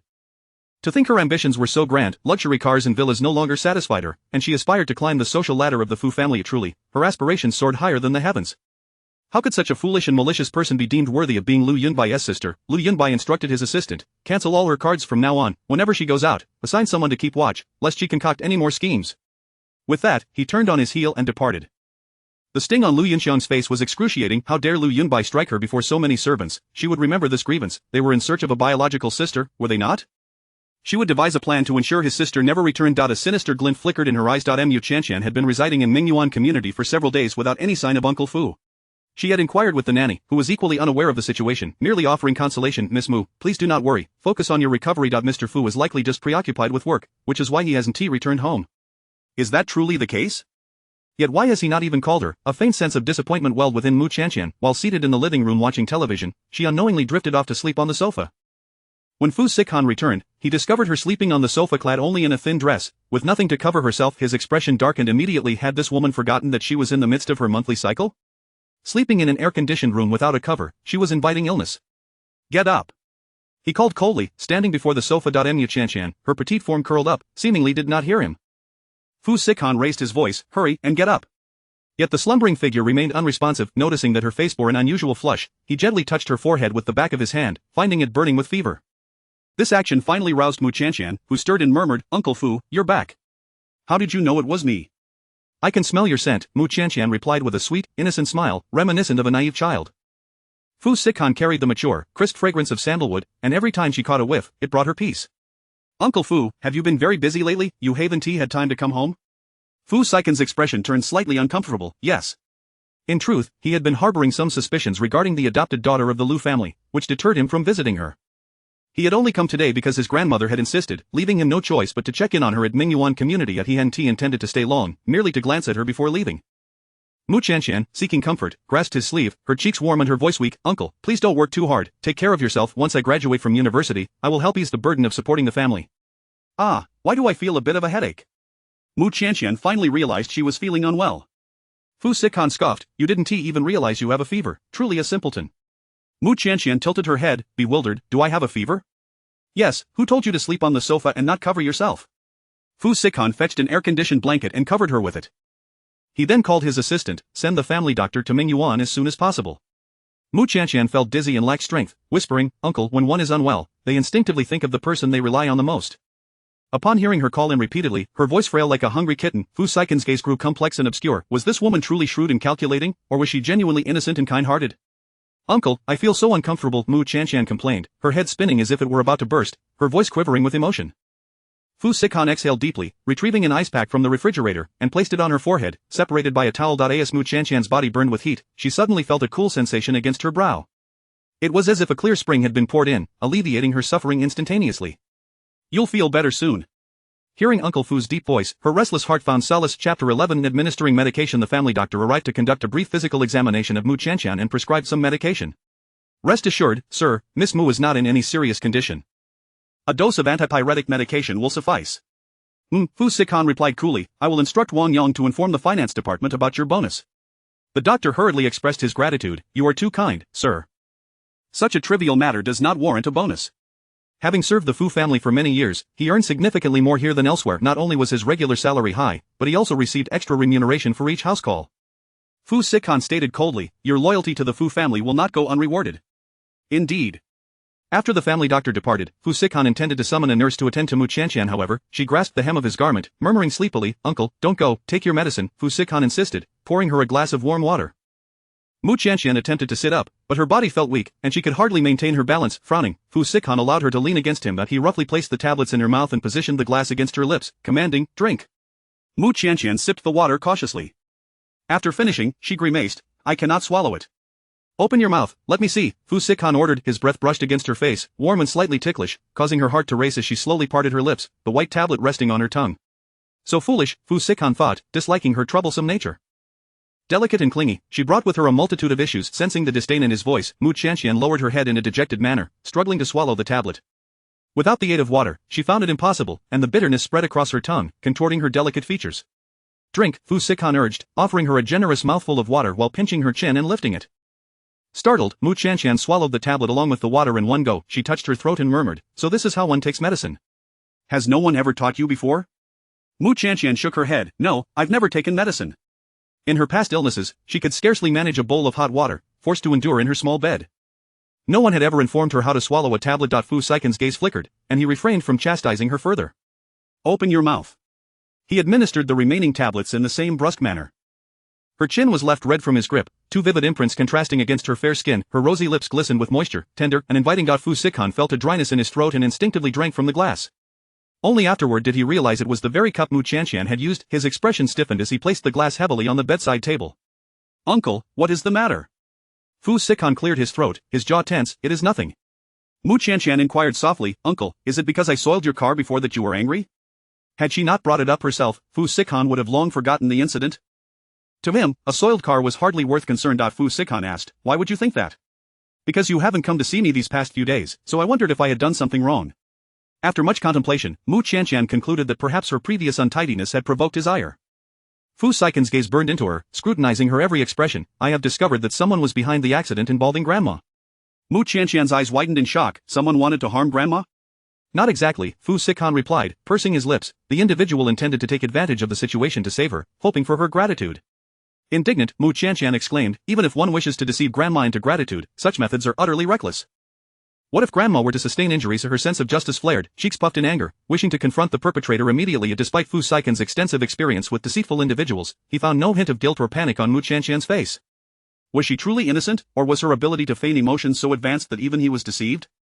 We must report this to the authorities and apprehend that individual. Such a misguided person could pose even greater dangers in the future. Yes, I have already contacted the police. That is good. Mu Qianqian sighed in relief. No one wished to be targeted by such a person, and reporting them was the optimal course of action. Throughout this, Mu Qianqian remained oblivious to the fact that this was merely Fu Sikan's test of her character. Her simple mind could not fathom such complexities. After taking her medicine, Mu Qianqian felt even warmer and stealthily extended her feet from under the covers. Just as Fu Sikan was about to rise to leave, he noticed her small movement and felt a surge of exasperation. Coldly, he commanded, put your feet back. Did she not realize she was unwell and on her menstrual cycle? She showed no regard for her own health. Oh. Mu Qianqian obediently retracted her feet. Should I catch you sleeping on the sofa again, do not blame me for tossing you out the window. His tone was frigid, devoid of any jest. Mu Qianqian's heart raced in fear, pulling the covers over herself entirely. I will not dare again. Fu Sikan's lips curled in satisfaction. That is more like it. He had intended to return to the office to handle matters, but upon learning of Mu Qianqian's illness from the doctor, Grandma Fu immediately called. What has happened to Qianqian? Is she alright? She has just undergone eye surgery and cannot afford any complications. Fu Sikan pressed his temples. Do not worry, Grandma, she merely has a cold and fever, nothing serious. Only then did Grandma Fu relax. Are you at Mingyuan now? I was about to head back to the office. Do not return. Handle everything at Mingyuan. Qianqian's health has always been delicate. I cannot rest easy with her alone in that place for the night. Do not forget, she is your legal wife now, you ought to show her some care. Fu Sikan tugged at the corners of his mouth, understood. With the elderly lady's insistence, he could hardly refuse. It appeared he would have to spend the night at Mingyuan. Chapter 12 Is my husband ugly? Madame Fu spoke on the phone. By the way, that young man from the Lu family visited today and said quite a few flattering things. I felt a twinge of pity for their family after losing a daughter, so I gave him a word of encouragement. After all, as a mother herself, Madame Fu couldn't help but soften her heart upon imagining the Lu family's plight. Fu Sihan's voice turned icy, laced with a palpable hostility. Grandmother, your kindness is commendable. However, do not forget that their family dared to scheme against the Fu family, even targeting your ideas. The mention of his family being involved in such schemes struck a nerve with Fu Sihan. This is merely the decision of the adopted daughter of the Lu family, and it need not implicate the rest of them, Madame Fu counseled.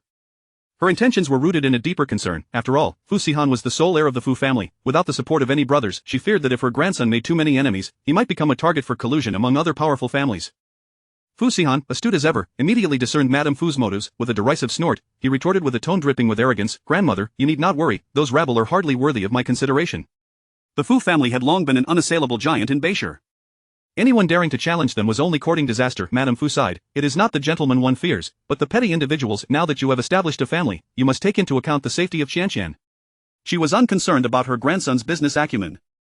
She knew his capabilities better than anyone. What she feared were those with ulterior motives who might resort to unscrupulous tactics. I understand, I will be more vigilant in the future, Fu Sihan replied. I have heard that the Lu family has already punished that adopted daughter. For the time being, let this matter rest. If someone else behaves improperly in the future, it will not be too late for further action. You seem to have quite a fondness for the Lu family? Fu Sihan perceptibly noted the old lady's unusual tone. Madame Fu smiled mysteriously. Some secrets are not to be divulged. She was still in the process of investigating the matter and chose not to disclose anything to her grandson, lest it lead to unnecessary disappointment. After hanging up, Fu Sihan instructed his assistant to deliver the computer and documents to Mingyuan community. He did not return to the office but remained in the living room to handle various affairs. That evening, Mu Qianqian awoke to drink water and heard the sound of typing. She fumbled her way to the living room. Uncle, you haven't left yet? Fu Sihan had just finished sending a work email and looked at her leisurely. This is my home. Why would I leave? I misspoke. Mu Qianqian quickly apologized. She approached the dining table, poured herself a glass of water, and as she took a sip, she heard Fu Sihan's deep voice. I heard from Assistant Wang that you are worried I am very ugly? Choking on her drink, Mu Qianshan coughed, cough, that's not what I meant. Her intention was that even if her uncle were exceedingly unattractive, she would still want to spend her life with him. How could Assistant Wang have overheard that? He is my assistant, naturally, he must report everything to me, Fu Sihan replied, realizing that she had inadvertently revealed her true feelings. Come here. Fu Sihan sat confidently on the sofa. Mu Qianshan could only see a vague silhouette and cautiously moved closer to him. Fu Sihan's voice carried a hint of amusement. Take a good look, tell me if your husband is ugly. Nervously clutching the hem of her clothes, Mu Qianshan inched closer, scrutinizing him for a moment. Through a sheer veil, she could see that the man was tall and well-built, exuding an air of noble superiority even while seated. Although she couldn't discern his features clearly, his physique certainly suggested he was of the highest caliber. Feeling a flush of embarrassment and her heart racing, she stammered, "Did you see clearly?" Mu Qianshan nodded, then quickly shook her head, "Not quite." She could only make out his outline, not his face. "Are you afraid I am an ugly man?" Fu Sihan asked teasingly. Mu Qianshan's cheeks reddened further as she stammered, "No. Even if you are exceedingly ugly, I would still be willing to be your wife." This girl truly had a knack for clumsily expressing herself. Fu Sihan couldn't help but chuckle, exceedingly ugly, Omi? Since his birth, he had never been associated with the term ugly. Who would have thought that one day, a silly girl would describe him as exceedingly ugly? Fu Sihan's heart was a whirlwind of emotions. No, that's not what I meant, Mu Qianshan hurriedly waved her hands. What I mean is, you are a good person with great character and a sense of responsibility. These qualities are far more important than appearance. Although she was somewhat obsessed with looks, she was not ungrateful. How can your words make matters worse? Fu Sihan laughed helplessly. It seemed the silly girl had tacitly accepted that he was quite unattractive, as she continued to praise his character while avoiding any mention of his looks. A mischievous thought crossed Fu Sihan's mind, and he playfully deceived her, saying, "Indeed, I am an ugly man, otherwise, I wouldn't be this old and still unmarried." Mu Qianshan's expression turned despondent as she cautiously asked, "Just how ugly?" "Square face, small eyes, flat nose, thick lips." Fu Sihan exaggeratedly painted a grim picture of his appearance. Mu Qianshan took a deep breath, feeling it was still bearable. Fu Sihan further frightened her. "My face is covered in scars, pockmarked, resembling the surface of the moon." If Fu Sihan truly looked as he described, those socialites in Beishar would not be clamoring to throw themselves at him. In her mind, Mu Qianshan envisioned a horrendously ugly figure stumbling toward her. Silently, she wept, lamenting, "Oh no, my husband is so hard to look at." Fu Sihan leaned back, casually and grandly saying, "So, what now? Do you still want to continue with me?" Mu Qianshan nodded resolutely, "Yes, no matter how fat or ugly you are, I will repay your kindness." Fu Sihan's eyes sparkled with mirth. "But what if I truly am very ugly and you find it hard to bear?" Mu Qianshan racked her brain for a response and slowly said, "Then you just turn off the lights." "Turn off the lights for what?" Fu Sihan feigned ignorance. Mu Qianshan covered her blazing face, feeling so embarrassed she wished to sink into the ground. How could she, as a young lady, dare to utter such words? Her face flushed like a lantern as she fled, exclaiming, "Uncle, you are so bad. I won't talk to you anymore." Chapter 13. Do you think I am ugly? Fu Sihan gazed at her departing silhouette, reflecting on the words she had just uttered, and suddenly felt a tightening in his lower abdomen. He had practiced abstinence for many years, never before experiencing such a sensation. Fu Sihan loosened his tie and gulped down nearly half a glass of cold water to suppress this illicit fire. Once Mu Qianshan had recovered from her illness, she approached Fu Sihan with a request to return to school. "I fear that if I delay too long, I might fall behind in my studies. The University of Finance is one of the nation's top institutions, with a rigorous curriculum. If she continued to neglect her classes, she might flunk several subjects by the end of the term." "Are you certain you can attend classes? I just heard you coughing a moment ago."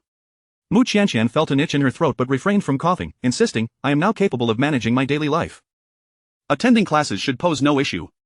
Seeing her determination, Fu Sihan nodded in acquiescence. "If you wish to go, then do so." The university was conveniently located near their current residence, making it easy for Mu Qianshan to commute. "Should I return to the dormitory?" she inquired. Fu Sihan smirked, his tone casual. "Is Mrs. Fu hoping for me to return to an empty house every day?"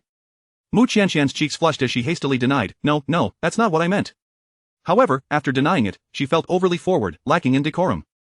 The young woman bit her delicate lip, her face awash with conflict. Noticing her distress, Fu Sihan instinctively reached out and ruffled her soft, fluffy hair, a gesture that caught him off guard. He cleared his throat. "I have matters to attend to at the company. I must take my leave." "All right," Mu Qianshan replied obediently. For the past few days, Fu Sihan had been residing in the Mingyuan community, and each morning Mu Qianshan would awaken to find him working in the living room. She dared not disturb him, quietly pouring him a glass of water and placing it beside him. With his sudden departure, the house fell silent, and Mu Qianshan found herself somewhat unaccustomed to the stillness. However, she had little time to reflect on her feelings. Uncle Fu had agreed to let her return to campus, and she needed to prepare for her studies immediately. Despite still recovering from her cold, Mu Qianshan donned a mask as she stepped outside.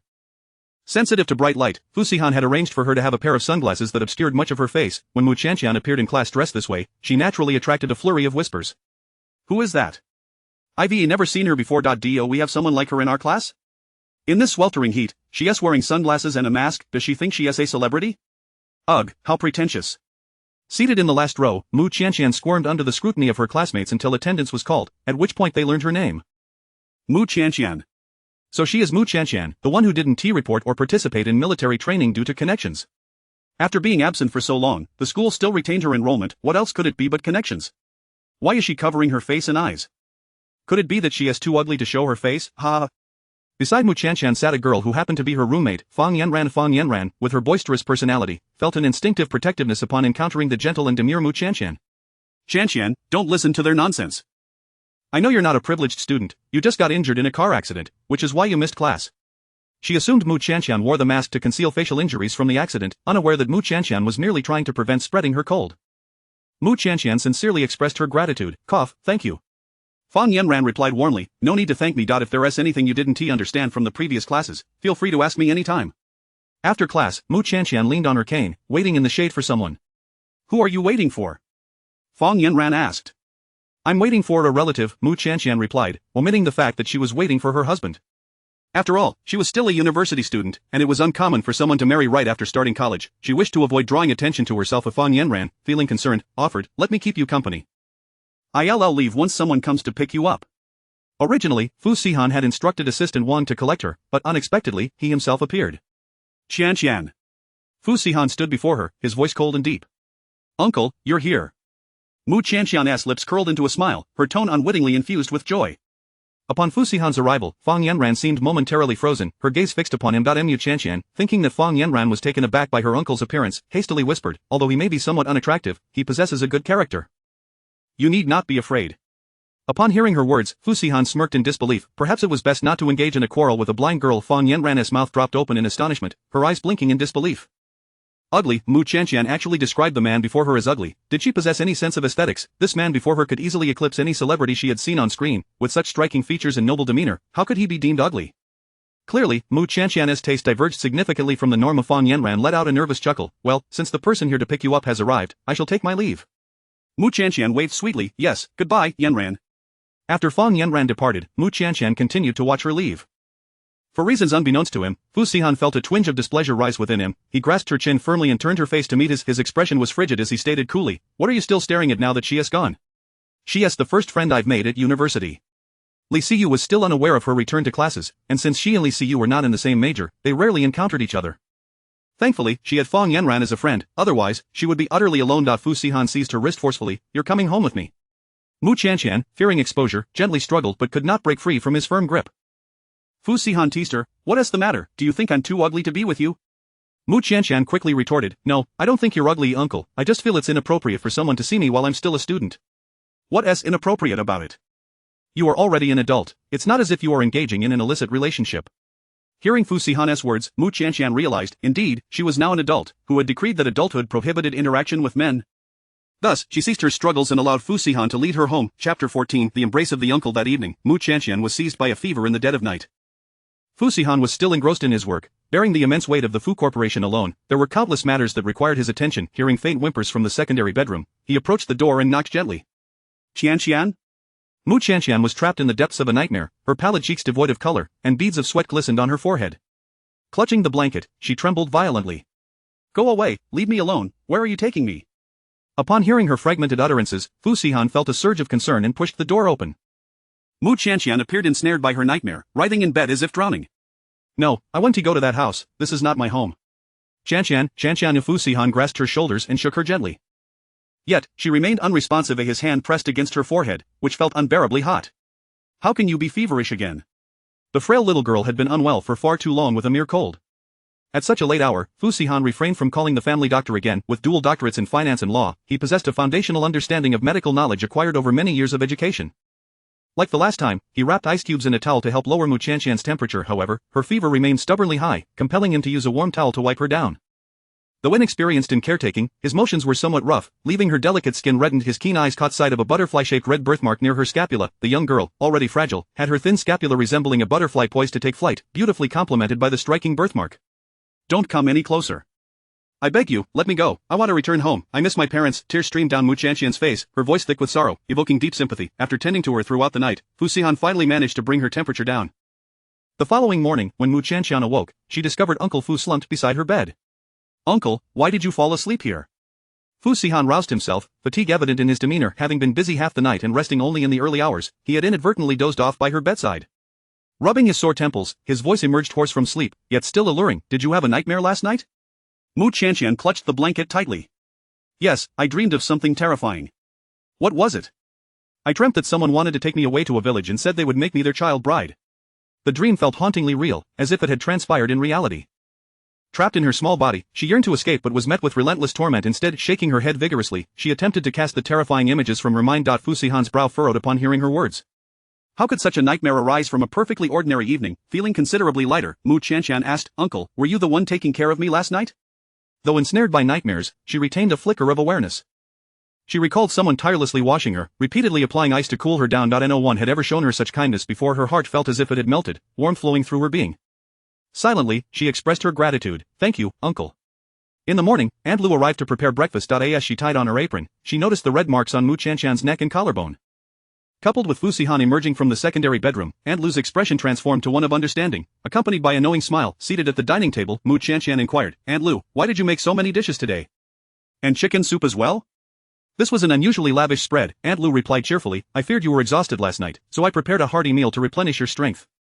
Mu Qianqian tilted her head. I didn't feel tired yesterday, but Uncle must be completely worn out.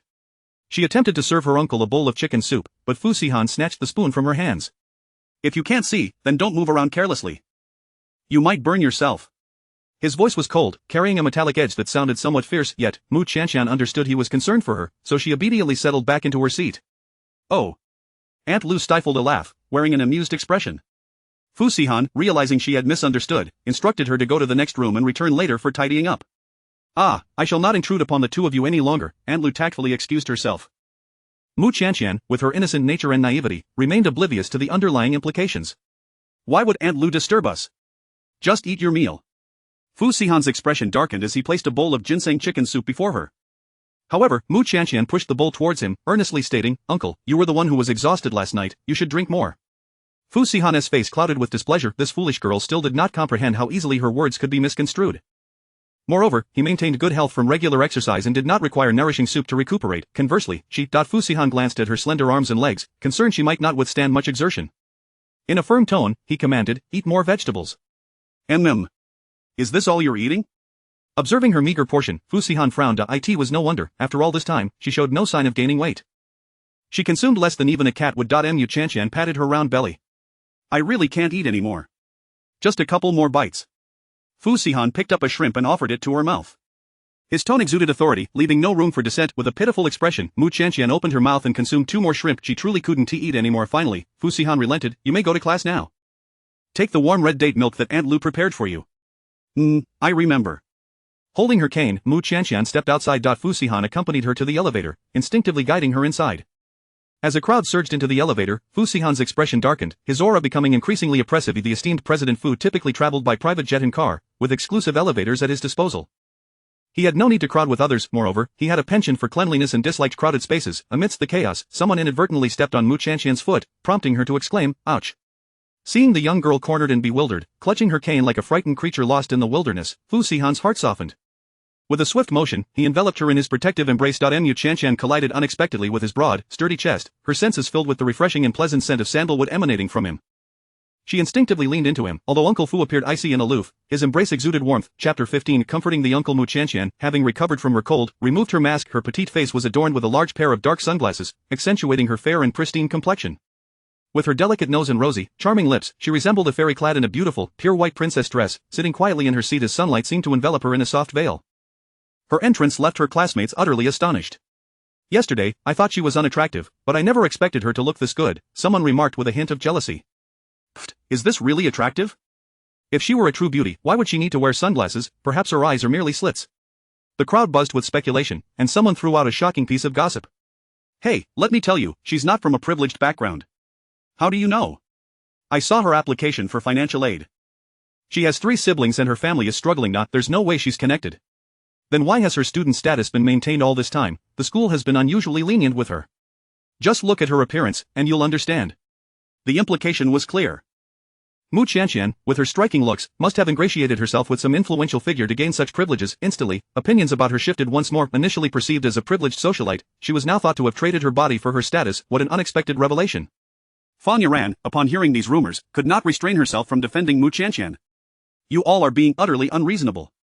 How could they so baselessly slander her friend? It was shocking that these individuals, university students no less, displayed less decorum than online trolls. Oh, why are you defending her? You don't mean to say you're also considering spreading your legs to climb the social ladder, do you? Ah! The leading boy spewed a torrent of lewd remarks, provoking a chorus of laughter. You all!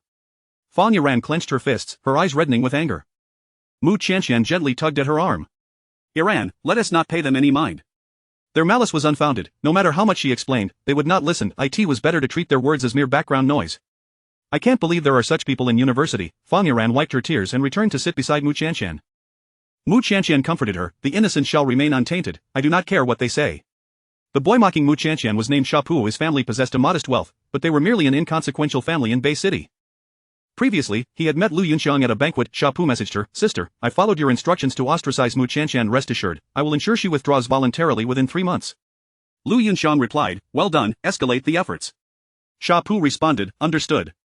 I will have people harass her more. From their first encounter, Lu Yunxiang felt an overwhelming sense of threat. She bribed nurses at the hospital to learn Mu Qianqian's name and identity, discovering that she studied at a finance university, coincidentally sharing a major in class with one of Lu Yunxiang's admirers. Thus, she enlisted Shapu to spread rumors in school, aiming to force Mu Qianqian to drop out. Ideally, she would return to her small county in the suburbs and marry a poor man, ensuring she would never appear in Bay City again, thereby preventing the Lu family from finding her. However, the nurse, wary of the Fu family's influence, did not inform Lu Yunxiang that Mu Qianqian's hospitalization was arranged by the Fu family. Thus, Lu Yunxiang remained unaware of any connection between Mu Qianqian and the Fu family. Otherwise, she would not dare to act so openly. Shapu texted, Sister, I can't help but feel that Mu Qianqian bears a resemblance to you. This statement irked Lu Yunxiang to no end, and she quickly replied, Focus on your task, and mind your words, or don't blame me for being unkind. Shapu replied, Yes, sister, I misspoke. After class, Mu Qianqian stood beneath a tree with Fan Yuran, waiting. The sunset cast a warm glow on her pristine dress, resembling a vibrant oil painting. Many male university students discreetly stole glances at her. Fu Sikan approached Mu Qianqian and extended his hand. Shall we go? Mu Qianqian smiled gently, Uncle, why are you here again? I just finished my work and thought to take you home. In reality, Fu Sikan still had a multitude of important tasks awaiting his attention. He had been engaged in an international conference when his grandmother's incessant phone calls compelled him to rush to the school to pick up his wife after class. Are you letting someone else pick up your own wife? Doesn't that seem right? If Qianqian ends up as someone else's wife, you'll have cause to weep. With those two remarks, the esteemed CEO was forced out of his office. As he made his way over, Fu Sikan naturally noticed the adoring glances from the young men around. He had to admit, his grandmother had foresight. Mu Qianqian possessed an innocent, demure countenance, akin to a first love, and the university boys, as if never having seen a woman before, seemed eager to rush toward her. Though Fu Sikan regarded Mu Qianqian as merely a nominal wife, her presence on his household registry disallowed any other as covetous gaze. Fu Sikan took Mu Qianqian's hand. Let us go. She waved goodbye to the astonished Fan Yuran. Iran, I'm heading back now. See you tomorrow. See you tomorrow. On their way back, Mu Qianqian pondered how Fan Yuran always seemed to be struck dumb upon seeing Uncle. Was he truly that unattractive? Perhaps he was even more so than she imagined. Hideously ugly might be a more fitting description. She wondered just how many cold stares and mockeries he had endured due to his looks. With this thought, Mu Qianqian grasped his warm hand. Uncle, please don't pay too much heed to others' opinions. Her seemingly random statement left Fu Sikan puzzled. He raised an eyebrow and asked, No matter how attractive one may be, beauty is merely skin deep. The true essence of a person lies in their sincerity and kindness, which are the most vital qualities. The young girl was not particularly adept at offering comfort. These words had been racked from her brain. It turned out she had spent a long time pondering how to console him. Fu Sikan's eyes flickered with amusement. You are right. However, the sincerity and kindness she spoke of were qualities he did not possess. Mu Qianqian had expected Fu Sikan to take her home directly, but to her surprise, he guided her into a car. This time, it was not an ordinary vehicle but a luxurious one worth 9 figures, and the difference was immediately apparent from the seats. Mu Qianqian tilted her small face upward and innocently remarked, I thought you sold this car. Why would I sell it? To pay for my eye treatment. Fu Sikan couldn't help but chuckle, a smile playing on his lips. Rest assured, your husband isn't that impoverished yet. Chapter 16. Meeting the elders, Mu Qianqian obediently fastened her seatbelt and inquired, Where are we headed? I am taking you back to the ancestral home to meet the elders, came the response. Mu Qianqian gasped softly, but I haven't prepared anything. It was her first encounter with the elders, and she hadn't even purchased a gift. Moreover, she had come straight from class, leaving her unprepared mentally. There is no need to prepare anything, your presence is sufficient, reassured Uncle Fu, which calmed Mu Qianqian's nerves considerably. The vehicle glided smoothly towards the Fu family's old residence. This gathering was a family banquet, modestly arranged with a few tables set up by the lakeside pavilion, exclusively for the Fu family members. Mu Qianqian, not noticing the plaque at the entrance, momentarily thought they had arrived at a park. After all, which family possessed such a vast lake? The numerous pavilions and terraces resembled those from an ancient prince's estate. Qianqian has arrived, greeted the kindly matriarch, Lady Fu. Upon recognizing her grandmother's voice, Mu Qianqian gently responded, "Grandmother, how is your health?" "I have been much better. It has been so long since we last met, and I have missed you dearly," Lady Fu replied with a warm smile. "How have you been at Mingyuan? My grandson has not given you any trouble, has he?" Mu Qianqian lowered her head shyly. "Rest assured, grandmother, uncle has treated me very well. After all, he had cared for her throughout the night when she was unwell." "That is good to hear.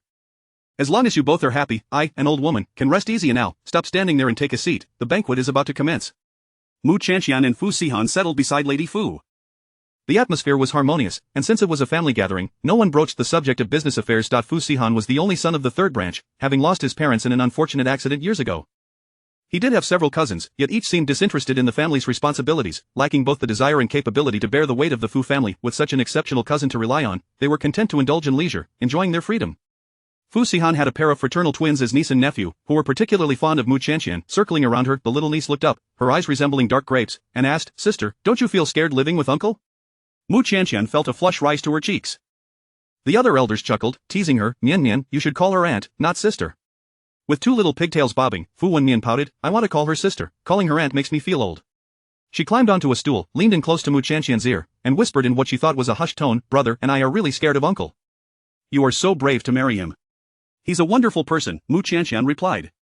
"No one dares to marry my uncle, he is very fierce, and we are most afraid of him," Fu Wennian declared, shivering slightly as she glanced back, realizing Fu Sihan was standing behind her, wearing a bemused expression. "Ah! Uncle is here!" Fu Wennian exclaimed, leaping off the chair and scampering away on her short legs. She quickly hid behind her twin brother, saying, "Brother, protect me." The elders erupted in laughter. Mu Qianqian, caught up in the joyful atmosphere, couldn't help but smile. She had never experienced such warmth in her previous family, her memories were filled with harsh reprimands and insults, devoid of any laughter or joy. Fu Sihan placed a long hand gently on her fluffy hair, ruffling it playfully. "Qianqian, do not heed her nonsense. Nian Nian is quite the clever one, even adults can easily fall for her tricks." After being painted in an unflattering light by the little niece, Mu Qianqian's perception of him only deepened, leading her to believe he must be a fierce and cold-hearted individual. Playfully, Mu Qianqian remarked, "I think Nian Nian is right, you must be quite fierce if even children are afraid of you." Fu Sihan, unable to suppress a laugh, shook his head in resignation.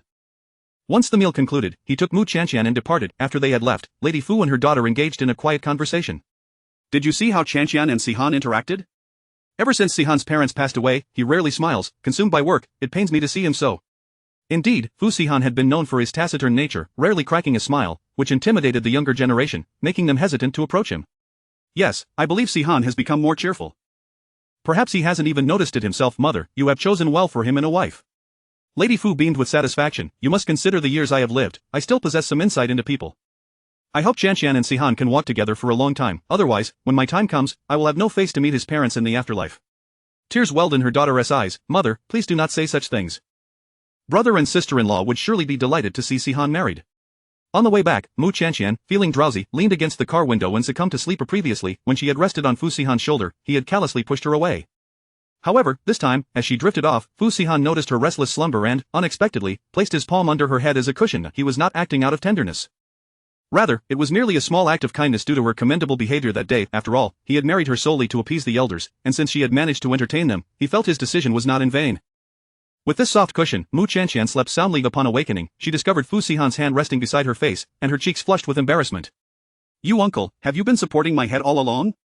Fu Sihan, taken aback and unable to withdraw his hand in time, stiffened momentarily before regaining his usual aloof demeanor, his tone icy. "Do not get the wrong idea. I was merely concerned you might damage the window." With that, Fu Sihan disregarded Mu Qianqian and exited the vehicle. Feeling vexed, Mu Qianqian puffed her cheeks in annoyance and followed closely behind Uncle Fu. She walked slowly, and by the time Fu Sihan reached the elevator, he turned back to find her lingering by the car. "Are you not coming?" "Oh, I'm coming," she replied hastily, quickening her pace. As she neared the entrance, she stumbled and nearly fell forward. Fu Sihan frowned, his reflexes overtaking his thoughts as he stepped forward and caught her securely. "How clumsy can you be?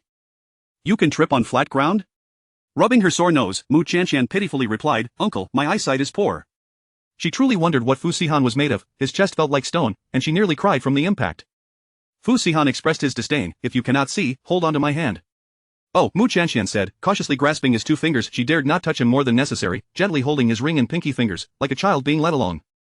Mian Mian was right, Uncle Fu could indeed be quite fearsome at times. Chapter 17 The Obligations of Marriage. Fu Sihan received a call from his secretary and stepped to the floor-to-ceiling window, placing the phone to his ear. "President Fu, we have thoroughly investigated Miss Mu's recent activities over the past few years, and found no connections between her and the adopted daughter of the Lu family. On the day Miss Mu reported to school, it appears to have been a mere coincidence, rather than a pre-arranged meeting." Fu Sihan, ever the cautious individual, felt the need to ascertain whether Mu Tiantian harbored any ulterior motives, despite her being merely his nominal wife. Should she possess any ill intentions, he would not hesitate to act accordingly. Upon hearing his secretary's report, Fu Sihan responded with a soft and added, "Well done, your bonus this month will be doubled." "Thank you, President Fu." The secretary expressed his heartfelt gratitude, then couldn't help but add, "President Fu, I have something personal I'd like to share. We have discovered that Miss Mu is not doing well at home, yet she possesses a kind heart. Her neighbors and classmates speak highly of her. She is genuine, unlike those women who seek to climb the social ladder." Having accompanied Fu Sihan for many years, the secretary had witnessed numerous women attempting to rise above their station, each employing increasingly ruthless tactics.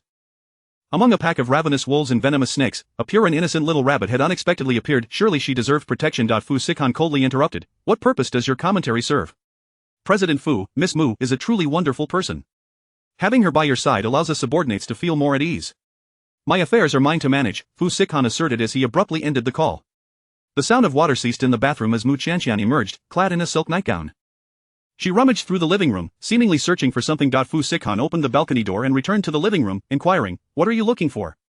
"Uncle, I can't find the hairdryer." Fu Sihan frowned, "Why are you always so forgetful?" Mu Tiantian stuck out her tongue and replied good-naturedly, "I simply forgot this time." As she continued her search, bending down, her neckline gaped open, revealing her fair skin.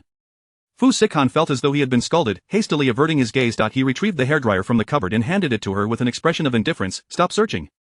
Even he could remember where she left her belongings, yet she seemed oblivious. This little blind girl not only struggled with her sight but also her memory.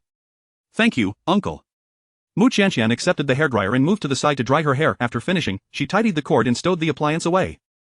Fu Sihan's gaze remained fixed upon her. Fresh from her bath, her cheeks were a rosy white, soft enough to appear as if one could squeeze water from them. Though her figure was petite, she had begun to show signs of grace, accentuated by the silk nightgown that clung to her form. In contrast, when voluptuous supermodels and glamorous celebrities had vied for his attention, Fu Sihan had remained utterly unmoved. Yet now, gazing at Mu Tiantian's slender, delicate frame, which had yet to fully blossom into something alluring, he inexplicably felt a heat rising within him. It was truly perplexing. Fu Sihan rubbed his temples, attributing his discomfort to fatigue from work. After a moment's hesitation, Mu Tiantian approached him, saying, "Uncle, thank you." As she moved, a gentle scent of shower gel wafted through the air, reminiscent of delicate flowers. "For what?" Fu Sihan replied, hands in his pockets, his gaze directed outside. "Thank you for taking me to meet your family." Mu Tiantian spoke shyly, her cheeks tinged with bashfulness. "It made me feel a semblance of familial warmth." Her words fell like a stone into the lake of Fu Sihan's heart, creating ripples that spread outward. He turned to her, his gaze restrained, fixated on her face without wandering lower. Fu Sihan's Adam's apple bobbed as he said, "Mu Tiantian. As long as you remain well-behaved, this family will not fall apart." In that fleeting moment, Fu Sihan suddenly understood why everyone, from his grandmother to his assistant, held Mu Tiantian in such high regard. Even his secretary couldn't help but speak kindly of her. It was because Mu Tiantian was filled with an abundance of love. She resembled a little sun, capable of illuminating those around her despite her trials and tribulations. Who could resist the warmth and brilliance of the sun? Thus, Fu Sihan found himself speaking those words, almost against his will. Once spoken, he was taken aback by his own admission. However, there was no need to retract it. After all, he required a wife to assure his family's peace of mind, and at present, Mu Tiantian seemed an exceptionally suitable choice. As long as she continued to be so docile, he could secure her position as Mrs. Fu, granting her a life of opulence and luxury. Mu Tiantian paused for a moment, then sweetly smiled, taking his hand. "Uncle, you needn't worry. I will diligently nurture our little home and ensure it remains intact." She lacked the cunning sophistication of Fu Sihan. Her perspective was simple. She would reciprocate kindness with kindness. Since her uncle treated her so well, she would wholeheartedly cherish him, even if he happened to be less than handsome. Fu Sihan smiled with satisfaction. "How are you faring at school?" After a moment's hesitation, Mu Tiantian only shared the positive aspects, omitting any negative experiences. "I am doing quite well at school and have made some new friends." After all, her uncle worked hard enough. She did not wish to burden him with her troubles. "That's good to hear."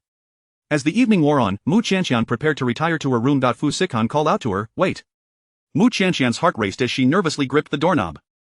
Surely, her uncle was not intending to compel her to fulfill her marital obligations, though she had resolved to live harmoniously with him, she had yet to see his true appearance. It was not that she found him unattractive, but Mu Qianqian wished for her first experience to be clear and tangible, at the very least wanting to see his face. She could hardly use her monthly cycle as an excuse, for her uncle was acutely aware of her last occurrence. Oh dear, what was she to do? Unbeknownst to Fu Sihan, Mu Qianqian's mind was a whirlwind of thoughts. He merely reminded her with a hint of coolness, "You haven't had your milk yet." A sigh of relief escaped Mu Qianqian as she moved to the living room, picking up a glass and sipping the milk in small gulps. To replenish the nutrients she had lacked over the years, in addition to the various soups Aunt Lu frequently prepared, she was also required to drink a glass of milk every morning and evening without fail. Mu Qianqian nearly forgot this routine. After finishing her milk, she placed the glass in the sink and walked past Fu Sihan, saying, "Uncle, I'm off to sleep." Fu Sihan nodded slightly. Mu Qianqian pushed open the door to the guest room and leaned against the door, lost in thought. How peculiar, she should have felt a sense of relief, yet there was a hint of melancholy lurking within her heart. Chapter 18. The dominant President Fu. The following day, when Mu Qianqian returned to class, the rumors had escalated to an intolerable degree. Look at the internal school forum. Yesterday, Mu Qianqian was spotted getting into a luxury car. She must be involved with some old and unattractive man. Goodness, she is openly courting wealthy men at school, taking shortcuts. Where is the justice in that? This is a place of learning, not a den for unscrupulous women to ensnare men. I suspect Mu Qianqian was admitted to our university through improper means. I urge the school to conduct a thorough investigation and expel her. Expel Mu Qianqian, let our university remain untainted. Although Mu Qianqian had never logged into the school forum, she found many students from various disciplines gathering around her, whispering furtively. That's Mu Qianqian. She isn't half bad looking. If she were ugly, would a wealthy man even glance her way? TSK, what a pity. I wonder if she feels nauseous when she sleeps with that smelly old man. Some maintained a semblance of rational thought, raising doubts. What if that was just her family's car? It's best not to speak without evidence. Ha, you're unaware that she was a poverty-stricken student when she enrolled. Now, in the blink of an eye, she is riding in luxury. Who would believe she is not with a rich man? With each whisper of skepticism, Mu Qianqian felt her hands and feet grow cold, her heart sinking further. Who was it that had been fabricating these rumors to undermine her? Why were they doing this? Fang Yanran argued passionately. The truth of the matter hasn't been established yet. You shouldn't jump to conclusions and become unwitting pawns in someone else's game. I advise you to keep your distance from her. This woman is not simple. Fang Yanran clenched her fists in frustration, her face flushed with anger. I know what kind of person Qianqian is better than you strangers. On what grounds do you defame an innocent individual? The words you speak are akin to spreading slander, and do you not realize the harm it inflicts on a girl? And on what basis do you accuse us of spreading slander?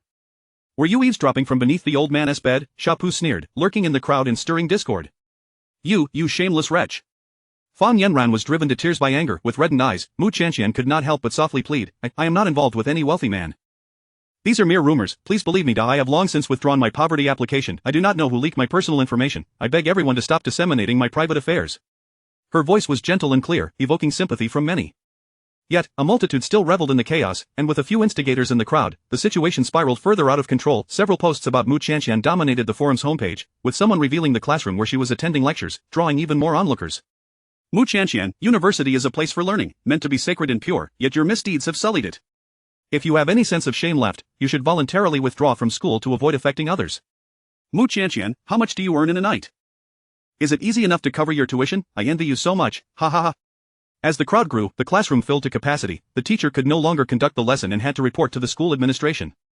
Upon hearing of the incident, the school leaders immediately contacted Assistant Wang. Fu Sihan was in a meeting with company executives discussing profits when Assistant Wang knocked and leaned in to whisper, President Fu, Miss Mu is being bullied.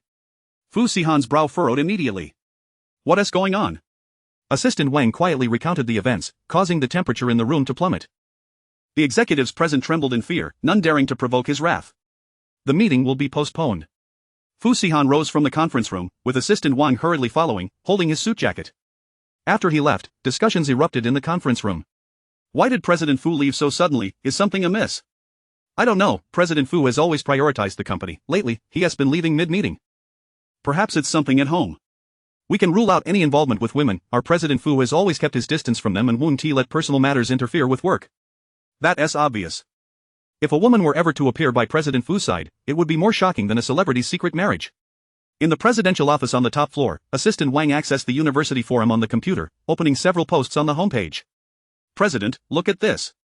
The original poster had shared several photos, including Mu Qianqian's application for financial aid and some candid shots of her getting into a luxury car. The dim lighting obscured the vehicle's specific model and license plate, but a long, well-defined hand was seen helping her into the expensive car and numerous comments followed, with many uninformed individuals freely speculating in dark tones. The foolish are often swayed by the crowd, rushing to join the chaos like mad dogs scenting a bone, heedless of the consequences, emboldened by the anonymity of the forum, unleashing a frenzy of malice. President, many have already tracked down the classroom where Miss Mu is attending classes. Assistant Wang scrolled down a few more pages, filled with students' photographs of Mu Qianqian. Various informed individuals also stepped forward, continuously casting aspersions on her character. Fu Sihan closed his eyes momentarily, the image of Mu Qianqian being besieged and weeping by a crowd haunting him. An inexplicable tightness gripped his heart, as though someone had grasped it firmly.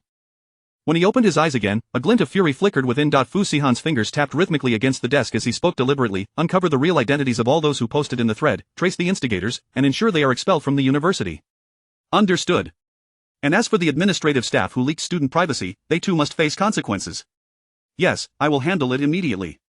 Assistant Wang personally visited the university, and 10 minutes later, the identities of all those who had posted were revealed, displaying their class and names. It soon became apparent that the original poster was none other than Xia Pu, Mu Qianqian's classmate. Is there a problem with the forum? How did it suddenly become a real-name forum? Oh no, the posts are locked, and we can't delete our comments or accounts. We redone 4. They had reveled in anonymity, spewing venomous words without fear. Fu Sihan's strategy to expose their identity struck at the heart of the matter, abruptly halting the spread of rumors. The shadows lurking in the corners, once exposed, dared not leap around anymore. As Mu Qianqian consoled the weeping Fang Yanran, she suddenly heard someone mention that the forum had removed anonymity, and those who had slandered her were frantically trying to delete their comments. Someone shouted, "The security team is coming, there are so many of them. All students who participated in slandering Mu Qianqian, follow me to the student office for registration. Don't even think about escaping.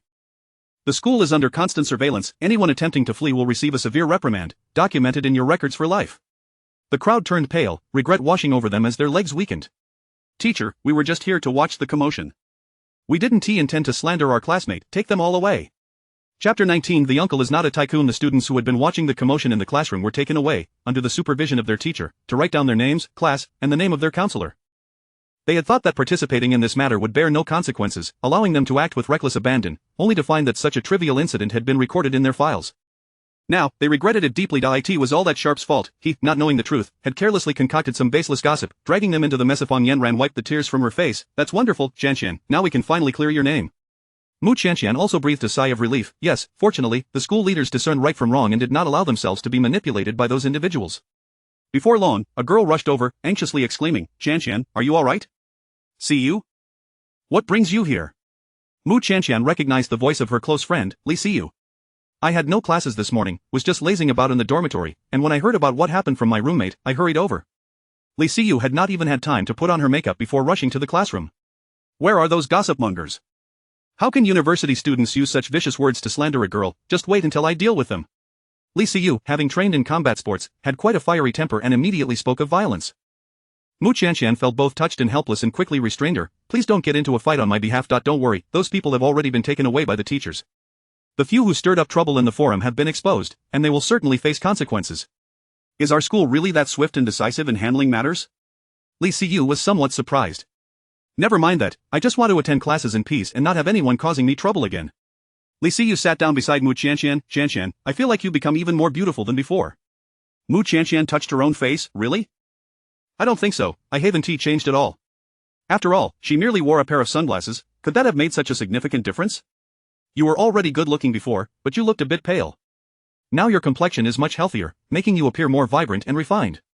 Li Siyu, having not seen Mu Qianqian for a while, immediately noticed the change. The former Mu Qianqian was indeed beautiful, but due to a lack of nourishment, she looked somewhat feeble. Now, with a healthy complexion, she resembled a delicate flower nurtured in a wealthy family, exuding a bright vitality, complemented by her friend. Mu Qianqian naturally felt elated. She knew in her heart that all of this was due to Uncle Fu's care. "I forgot to introduce you to each other. This is Fang Yanran, my roommate, and this is Li Siyu, my good friend from high school."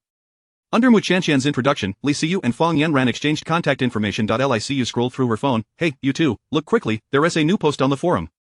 Mu Qianqian looked over in confusion, only able to see a blur of light and shadow. "I forgot, you still can't see your phone clearly." "Qianqian, can you see my face?" Li Siyu asked. Mu Qianqian shook her head. "Not yet, the doctor said I need to rest for a while longer." It was as if she were looking through frosted glass, able to make out the general outline but not the distinct features. "Then I'll read it to you." This post was published by the school leaders. Due to some students questioning the legitimacy of Mu Qianqian's admission to the University of Finance, the school has requested her college entrance examination paper to be made public. Mu Qianqian's scores are legitimate and compliant, far exceeding the admission threshold for the University of Finance, with no violations whatsoever. Regarding Mu Qianqian's application for financial aid, she had proactively withdrawn it during the application phase, thus not occupying anyone's quota. Li, the administrative staff member who leaked Mu Qianqian's personal information, has already been dismissed by the school. Fang Yanran broke into a smile. That's wonderful, this finally proves your innocence. The troublemaker sharp from your class has had his classes suspended. He probably won't be returning to school anymore. Upon reaching this point, both Li Siyu and Fang Yanran felt a sense of satisfaction. He deserved it. Who told him to wrongfully accuse others? Qianqian, there are many students praising you in the comments below. Mu Qianqian tilted her head. What are they praising me for? They're complimenting your beautiful handwriting, the neatness of your paper, and your excellent grades. Li Siyu beamed with pride. They don't know that you're the top student at our school. Getting into the University of Finance is a piece of cake for you. Although the University of Finance is also a key university, not everyone possesses Mu Qianqian's capabilities, as she had nearly achieved full marks in several subjects. A humble and low-key top student like her was indeed very popular. Mu Qianqian smiled nonchalantly. That's all in the past. I find attending lectures quite challenging now. Li Siyu comforted her. What are you afraid of? You can't see the words temporarily, which is why it feels difficult. Once your vision recovers, you'll surely achieve the highest scores in your major, and by then, you'll be swimming in scholarships, making those who tried to harm you seethe with jealousy. Fang Yanran also cheered her on. Yes, Qianqian, the best way to deal with these petty people is to let them see you thriving.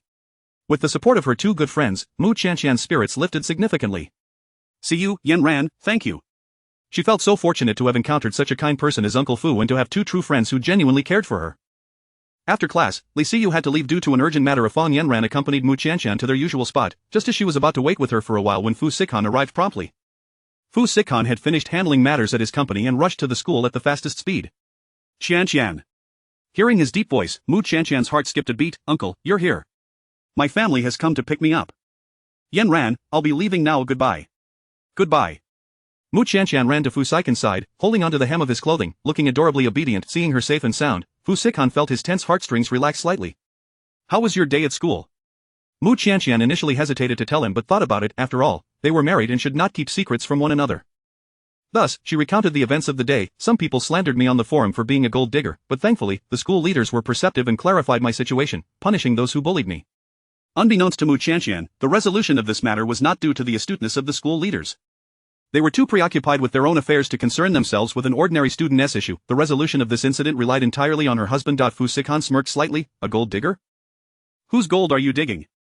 Of course, it's yours, uncle. They seem to have mistaken your car for some extravagant luxury vehicle, but uncle, I know you are a diligent worker, not just some wealthy tycoon. Mu Qianqian had no knowledge of automobiles, so she assumed others had simply made a mistake or had deliberately doctored images to frame her. From the beginning, she had never considered that her husband could indeed afford a luxury car. Why am I not a tycoon?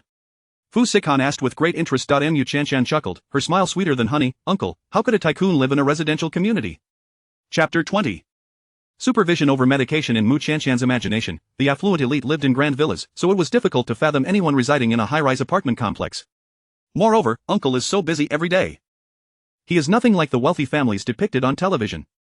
As Fu Sihan led her along the sidewalk, a deeper smile flickered in his eyes upon hearing her words. Oh, in what way is it different? On television, wealthy individuals never have to work. They are always embroiled in battles over inheritances, searching for illegitimate children, and confronting mistresses, yet, nothing of the sort occurs around uncle. Mu Qianqian recalled the melodramatic plots of the soap operas she had watched, none of which aligned with her experiences with Uncle Fu. He was someone who diligently went to work every day, unlike the tyrannical CEOs on screen who seemed to do nothing but revolve around the female leads. Furthermore, she had attended Uncle's family gatherings, which were warm and friendly, devoid of the backstabbing and violent confrontations over wealth that characterized the wealthy families on television.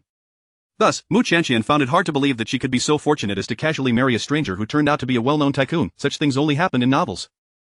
They could not possibly transpire in real life. Fu Sihan curved his lips in a playful smile. You should watch fewer television dramas, they are not good for your eyes. Mu Qianqian playfully stuck out her tongue. I know. At this point, she could hardly see the screen, merely using it as background noise.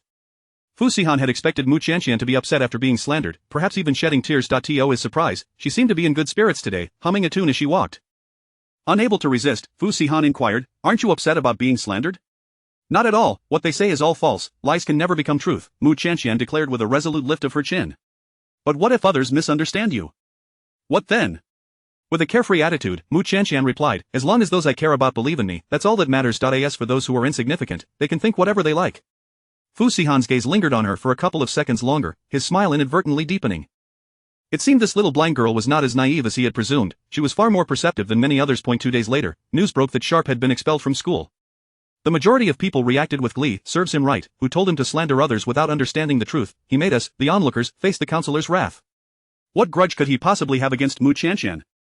To spread such rumors is truly despicable. Who would dare befriend someone like him? I certainly wouldn't. I fear he might stab me in the back and spread rumors about me too. Sharp, still not having been expelled from the large group, seethed with rage as he read the flood of messages in the chat. He blamed it all on Mu Qianqian. How could a few posts lead to his expulsion? Who was backing this woman to protect her so fiercely? Sharp messaged Lu Yunxiang, sister, what exactly is Mu Qianqian's background? Is someone supporting her? Lu Yunxiang replied, how could that be? She is merely a poor country bumpkin. What kind of background could she possibly have? But now I've been expelled, what should I do, sister? If my father finds out, he might kill me. Lu Yunxiang urgently responded, as long as you ensure Mu Qianqian is driven out of Beishur, rest assured, I can resolve your schooling issues. Unaware of her true identity, Sharp believed she was Lu's biological daughter. If a member of the Lu family was interceding on his behalf, his father would likely spare him. After a moment of contemplation, a sinister glint flashed in his eyes. Don't worry. This time I will definitely make sure she is expelled from the University of Finance. That little woman caused my expulsion, and if I don't teach her a lesson, I am no man. Seeing this message, Lu Yunxiang's spirits lifted considerably. She had been restless lately, plagued by dreams of Mu Qianqian's face. It was uncanny how similar Mu Qianqian was to her adoptive mother. It was this resemblance that had allowed Lu Yunxiang to be taken from the orphanage by the Lu family, paving the way for her current life of luxury. She shuddered to think what would happen if the true daughter of the Lu family returned. The love of her adoptive parents would be divided, her already disliked brother would harbor even more hatred for her, and she might be cast out of the Lu family, returning to a life of destitution as a street orphan. The mere thought of this drove Lu Yunxiang to the brink of madness. She refused to live in poverty. She did not want to be an ordinary person. She aspired to be the sole daughter of the Lu family. Hence, Mu Qianqian must be expelled from Beishur, vanishing forever from the sight of the Lu family. Unbeknownst to Mu Qianqian, she had become a target. She was currently vexed over how to persuade uncle not to purchase such expensive nutritional supplements for her. Uncle, your salary has to support the family. It would be best not to waste it on me. Fu Sihan was engrossed in a cutting-edge financial report when he lifted his gaze at her words, responding coolly, whether it is a waste or not is for me to decide. Mu Qianqian sat at the dining table, straight-backed like a prim schoolgirl. Before her lay nutritional supplements air-freighted from overseas, she assumed uncle had merely asked someone to buy them indiscriminately from abroad, unaware that this particular supplement had been custom-tailored according to her health report. With a pouting expression, Mu Qianqian lamented, but it really tastes terrible. After taking a sip through the straw, she grimaced at the bitterness. Had uncle not been sitting across from her, she might have spat it out. It's beneficial for your health. This will help you recover quickly, Fu Sihan said, unfazed. Uncle, may I continue drinking goat's milk? Although goat's milk had its own gamey taste, it was far better than this nutritional supplement. Fu Sihan set down his magazine, watching her with keen interest, and coldly replied, no, you may not. Seeing the despondent expression on Mu Qianqian's face, a smile flickered in Fu Sihan's eyes as he feigned sternness. Who told you to eat so little? After lacking proper nutrition for over a decade, how could she ever hope to make up for it with such a meager appetite? Mu Qianqian quickly promised, I will definitely eat more meat and rice from now on. This is what the doctor recommended, just drink it for now. It is also good for your eyesight. With a sullen "oh," Mu Qianqian finally relented, discarding the straw, pinching her nose, and gulping down the entire cup of nutritional liquid in one go. Afterward, she dashed to the kitchen and downed a large glass of orange juice in quick succession. Chapter 21 The uncle's intoxication. Mu Qianqian returned to her room, donned her headphones, and began to listen to the recordings of her lectures. Her vision blurred, so she utilized her phone to capture the teacher's voice during class, intending to revisit the parts she found perplexing later that evening. Although it was often said that university life could be leisurely, Mu Qianqian was resolute in her ambition. She aspired to secure a scholarship to alleviate her uncle's burden of providing for the family. After retreating to her room, Fu Sihan placed a call to an overseas medical team. Please modify the flavor of the nutritional solution to make it more palatable. But, Mr. Fu, our supplements have maintained the same flavor for years without any changes. Fu Sihan, with his wealth, asserted, double the research bonuses. The response was immediate. Understood, Mr. Fu, what flavor would you like? We will commence development right away. That evening, Mu Qianqian prepared to consume the nutritional solution as she usually did. However, upon taking her first sip, her eyes widened in astonishment. It was exceedingly sweet, a delightful strawberry flavor. She licked her lips, pondering, why has the flavor suddenly changed? Could it have gone bad? She called her uncle to inquire about the nutritional solution. Fu Sihan, engrossed in signing documents, placed his phone on the desk, activating the speakerphone. It hasn't gone bad, rest assured and drink it. The nutritional solution has turned strawberry flavored, and it's delicious. Assistant Wang, observing his boss's untruthfulness, remarked, perhaps it was just a mispurchase. Uncle, can we always buy this flavor from now on? I really enjoy it. As you wish. After hanging up, Fu Sihan handed the documents to Assistant Wang, who stood there in a daze. Fu Sihan raised an eyebrow. Wang Yong? Oh, Mr. Fu, my apologies, I just spaced out. Wang Yong took the documents and hurried off to run errands. As he exited the president's office, Wang Yang pondered why Mr. Fu had offered the overseas medical team such an extravagant bonus just to enhance the flavor of the nutritional supplements.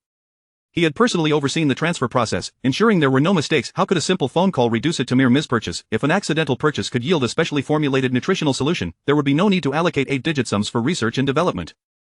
Mr. Fu's actions were becoming increasingly perplexing. Fu Sihan immersed himself in company affairs as his secretary brought in a cup of coffee. While sipping, he suddenly recalled Mu Qianqian's expression when tasting the nutritional solution. Was it truly so unpalatable? Imagining her delight upon discovering the strawberry flavor, her eyes sparkling like a contented kitten, a smile involuntarily crept across Fu Sihan's lips. The secretary watched, dumbfounded. Mr. Fu, is there something amusing you would like to share? Fu Sihan's demeanor reverted to its usual icy indifference. Focus on your responsibilities, refrain from prying into matters that do not concern you. He was not intentionally indulging Mu Qianqian. He merely felt it inappropriate to be excessively cold towards his nominal wife. Furthermore, if Mu Qianqian were to secretly discard the nutritional solution due to its unpleasant taste, and her eyesight failed to improve, his grandmother would surely hold him accountable.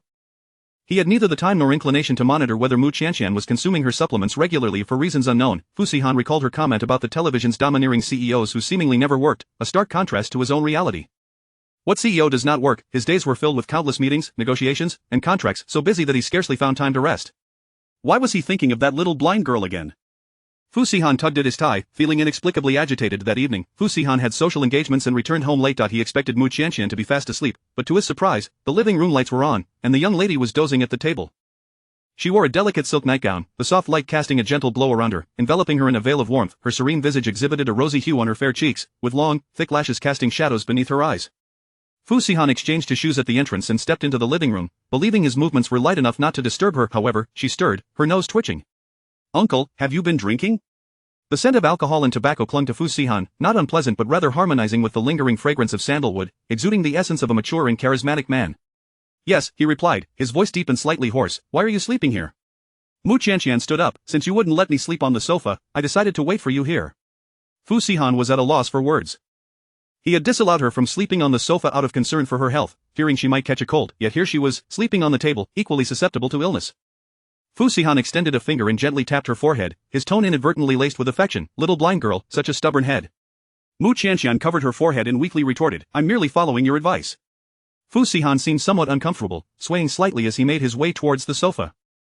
Mu Qianqian quickly grasped his arm, assisting him in sitting down. Stay here for a moment, I'll fetch you some water. Just as she was about to leave, Fu Sihan grasped her wrist, no need. He chuckled softly, his hoarse voice tinged with exhaustion, little blind girl, take care of yourself first. Mu Qianqian puffed out her cheeks, arguing, Uncle, I am not a little blind girl. I can see. Fu Sihan raised an eyebrow, leaning in closer to her, can you see my face clearly? Mu Qianqian strained her eyes, attempting to focus, but all she could perceive was a foggy silhouette, as if viewed through frosted glass.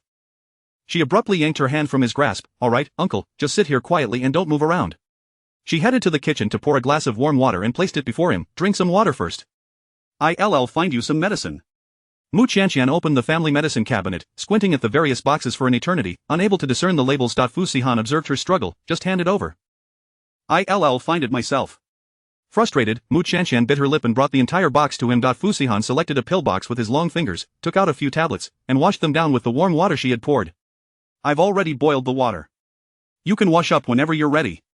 Fu Sihan acknowledged with a grunt, parting his knees and resting his elbows on them, lowering his head to recuperate. Just as he was about to head for the shower, he noticed Mu Qianqian still standing there, seemingly unable to leave him alone. Fu Sihan casually smiled, am I going to shower with your company? Mu Qianqian was momentarily taken aback. After a couple of seconds, realization dawned upon her, her cheeks flushing crimson. No, I would never. She merely wished to stay and assist him, fearing he might struggle to take care of himself in his inebriated state. Fu Sihan pretended to misconstrue her intent, removing his tie and tossing it onto the sofa. His long, jade-like fingers leisurely unfastened the top 2 buttons of his shirt. Though a simple action, he executed it with such elegance that it was a sight to behold. After all, since you cannot see, it wouldn't be a bother if you accompanied me. Chapter 22. A quarrel. Mu Qianqian could not recall how she had hastily returned to her bedroom. All she remembered was a blankness enveloping her mind, leaving her utterly dazed. Almost immediately, a rush of blood surged to her head, rendering her cheeks astonishingly warm. She darted back into the guest room and slammed the door with a resounding thud. Fu Sihan cast a glance at the door of the guest room, his expression inscrutable. He had deliberately uttered that remark for her benefit, intending to provoke her into retreating. This was to prevent him from succumbing to irrational impulses under the influence of alcohol. Fu Sihan had always prided himself on his self-control, but that was only in the presence of other women. In front of this little blind girl, however, his restraint seemed to vanish into thin air. Even he found it incredulous. Hiding in the guest room, Mu Qianqian covered her flushed cheeks, her heart racing uncontrollably. She leaned against the door, listening to the sound of the uncle entering the bathroom. After a while, the water ceased, and footsteps emerged from the bathroom, returning to the master bedroom. It was only when she heard the door of the master bedroom close that she finally relaxed, removed her shoes, and climbed into bed. She pulled the blanket over her head, enveloped in silence, save for the frantic beating of her heart and her rapid breaths. Was the uncle truly an unattractive man? Yet, why did she feel he was quite the charmer? Mu Qianqian had received confessions from boys before, but she had never experienced the flutter of excitement in her heart, always sensing something was amiss. Despite not even knowing what the uncle looked like, her heart raced uncontrollably for him. Could it be that the uncle, despite his lack of conventional good looks, possessed an undeniable charm with women? As this thought crossed her mind, a sour sensation churned within her. Bad uncle, so adept at charming, who knows how many young girls he has flirted with. The following morning, during breakfast, Mu Qianqian consciously avoided Fu Saikan's gaze. Are you trying to hide under the table to eat? Fu Sikan squinted his eyes, scrutinizing her with suspicion. Startled, Mu Qianqian straightened her posture, exclaiming, of course not. She still dared not lift her head, her eyes fixed rigidly on the dining table. Is this bowl of porridge truly so captivating? Fu Sikan raised an eyebrow, tapping the table twice with his long fingers. So captivating that you can't even look up? Mu Qianqian was still sulking over the thoughts that had plagued her the previous night, secretly throwing a tantrum at him.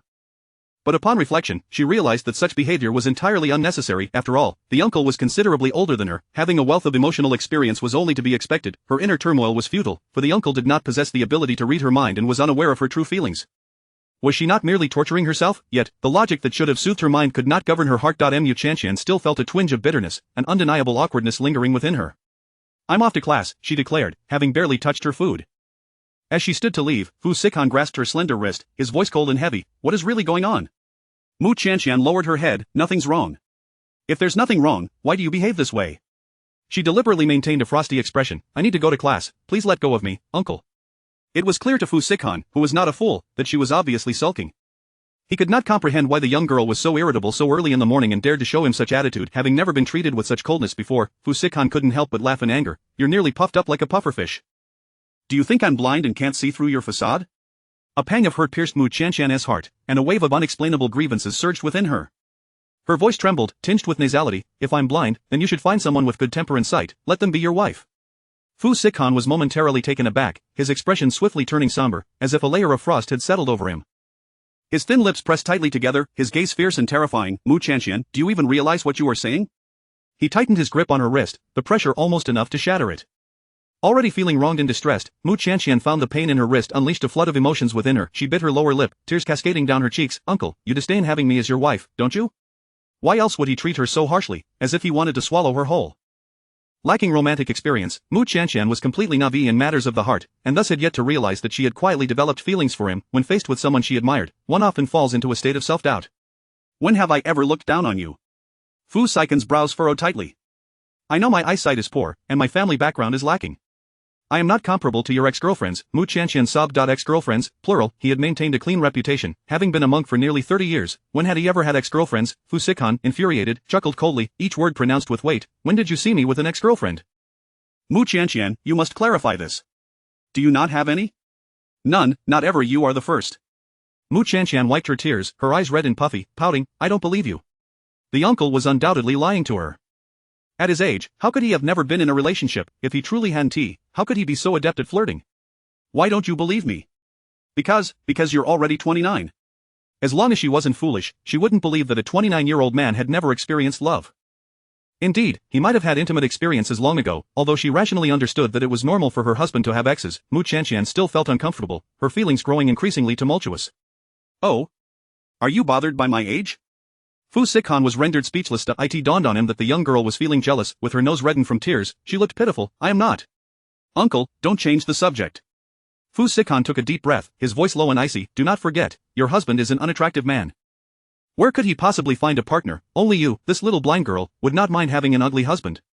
I have never been in a relationship with any woman before, nor will I in the future. Mu Qianqian, never again say such things about me finding someone else, do you understand? The weight of his last sentence was particularly heavy, clearly striking a blow to Fu Saikan's pride. Fu Sikan was not necessarily emotionally invested in Mu Qianqian, rather, since they had already tied the knot, they must strive to navigate their relationship. Problems should not be avoided but actively addressed. He, being older and more experienced, needed to accommodate the sensitive thoughts of the young girl. It was no disgrace to yield a little to his wife in challenging situations. Upon hearing these words, all the bitterness in Mu Qianqian's heart dissipated, replaced by a profound sense of joy and sweetness, as if she had submerged herself in a pot of honey. A gentle smile graced her lips as she proactively apologized. "Uncle, I understand my mistake. I will never speak like that again." Chapter 23 Boys from the Sports Department. In a marriage, there should be no lingering grudges. Once any misunderstandings are resolved, all is well. Mu Qianqian recognized her own mistakes and vowed never again to sulk over baseless assumptions without evidence. Although her elder companion was not conventionally handsome, his kindness, sense of responsibility, and mature demeanor made him a rarity indeed. If she were to lose him due to her antics, regret would surely follow. Fu Sihan wore a satisfied smile, saying, "Go to class now." "All right, goodbye, uncle." With her white cane in hand, Mu Qianqian skipped happily out the door. This morning, she had walked dejectedly with her head down, but now she resembled an exuberant schoolgirl excited for a spring outing. Fu Sihan watched her retreating figure, his smile broadening as he thought, she is still just a child. As soon as Mu Qianqian entered the school gates, she noticed a throng of excited students surging in one direction. My goodness, Sister Gu actually came back to school. She recently participated in the Financial Cup competition and won the national first prize. Our school has several buildings, including the library, funded by her family's donations. Was it the Gu family that donated? I heard it was the richest person in Beishir who funded it. Oh dear, your information is outdated. Sister Gu is the fiancée of Beishir's wealthiest man. Who doesn't he know that by now? Sister Gu? Who is Sister Gu? Mu Qianqian was unfamiliar with this individual, yet the crowd was buzzing with excitement. She was pushed and jostled in the throng, her sightless eyes straining in vain, nearly falling several times. Ouch! Suddenly, someone shoved her from behind, sending her lurching forward as if she would tumble to the ground. At that moment, a sturdy arm reached out to steady her. Are you all right, classmate? Still shaken, Mu Qianqian adjusted her sunglasses. I'm fine, thank you. No need for thanks, I noticed your cane. Is it that you cannot see? Let me help you to a safer spot, it's too crowded here. The boy guided her away from the crowd into the edge of a flower bed, where it was much quieter. Curious, Mu Qianqian asked, what is all the commotion about? Don't mind them, a senior named Gu Qingyu has returned to school, and her fans are all rushing to see her. Mu Qianqian was astonished. There are fans at school? The boy scoffed lightly.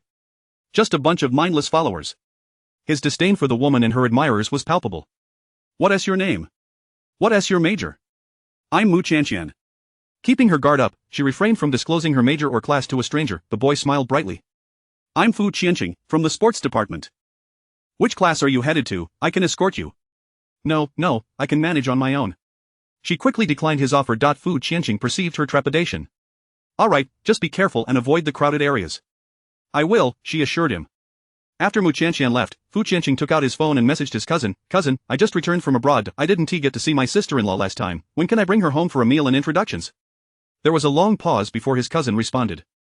Fu Qianqing was accustomed to this delay. After all, their family's billion-dollar enterprise was solely managed by his cousin, leaving him perpetually busy and unable to reply promptly.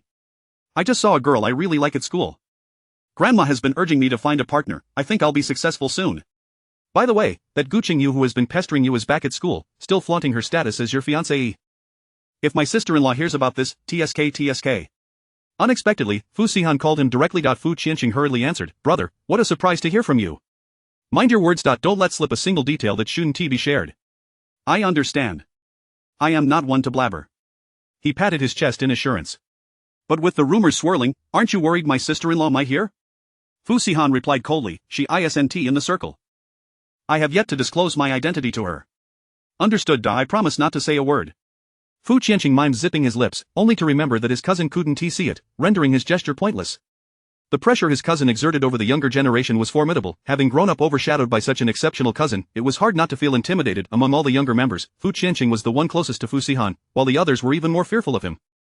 His cousin was soon occupied with a multinational meeting, and the call was quickly disconnected. Fu Qianqing exhaled deeply, intending to head to the field for training. As he passed by the crowd encircling Gu Qingyu, contempt involuntarily crossed his face. Pathetic fools. He wasn't oblivious to the fact that Gu Qingyu's accolades were merely the result of financial backdoor dealings.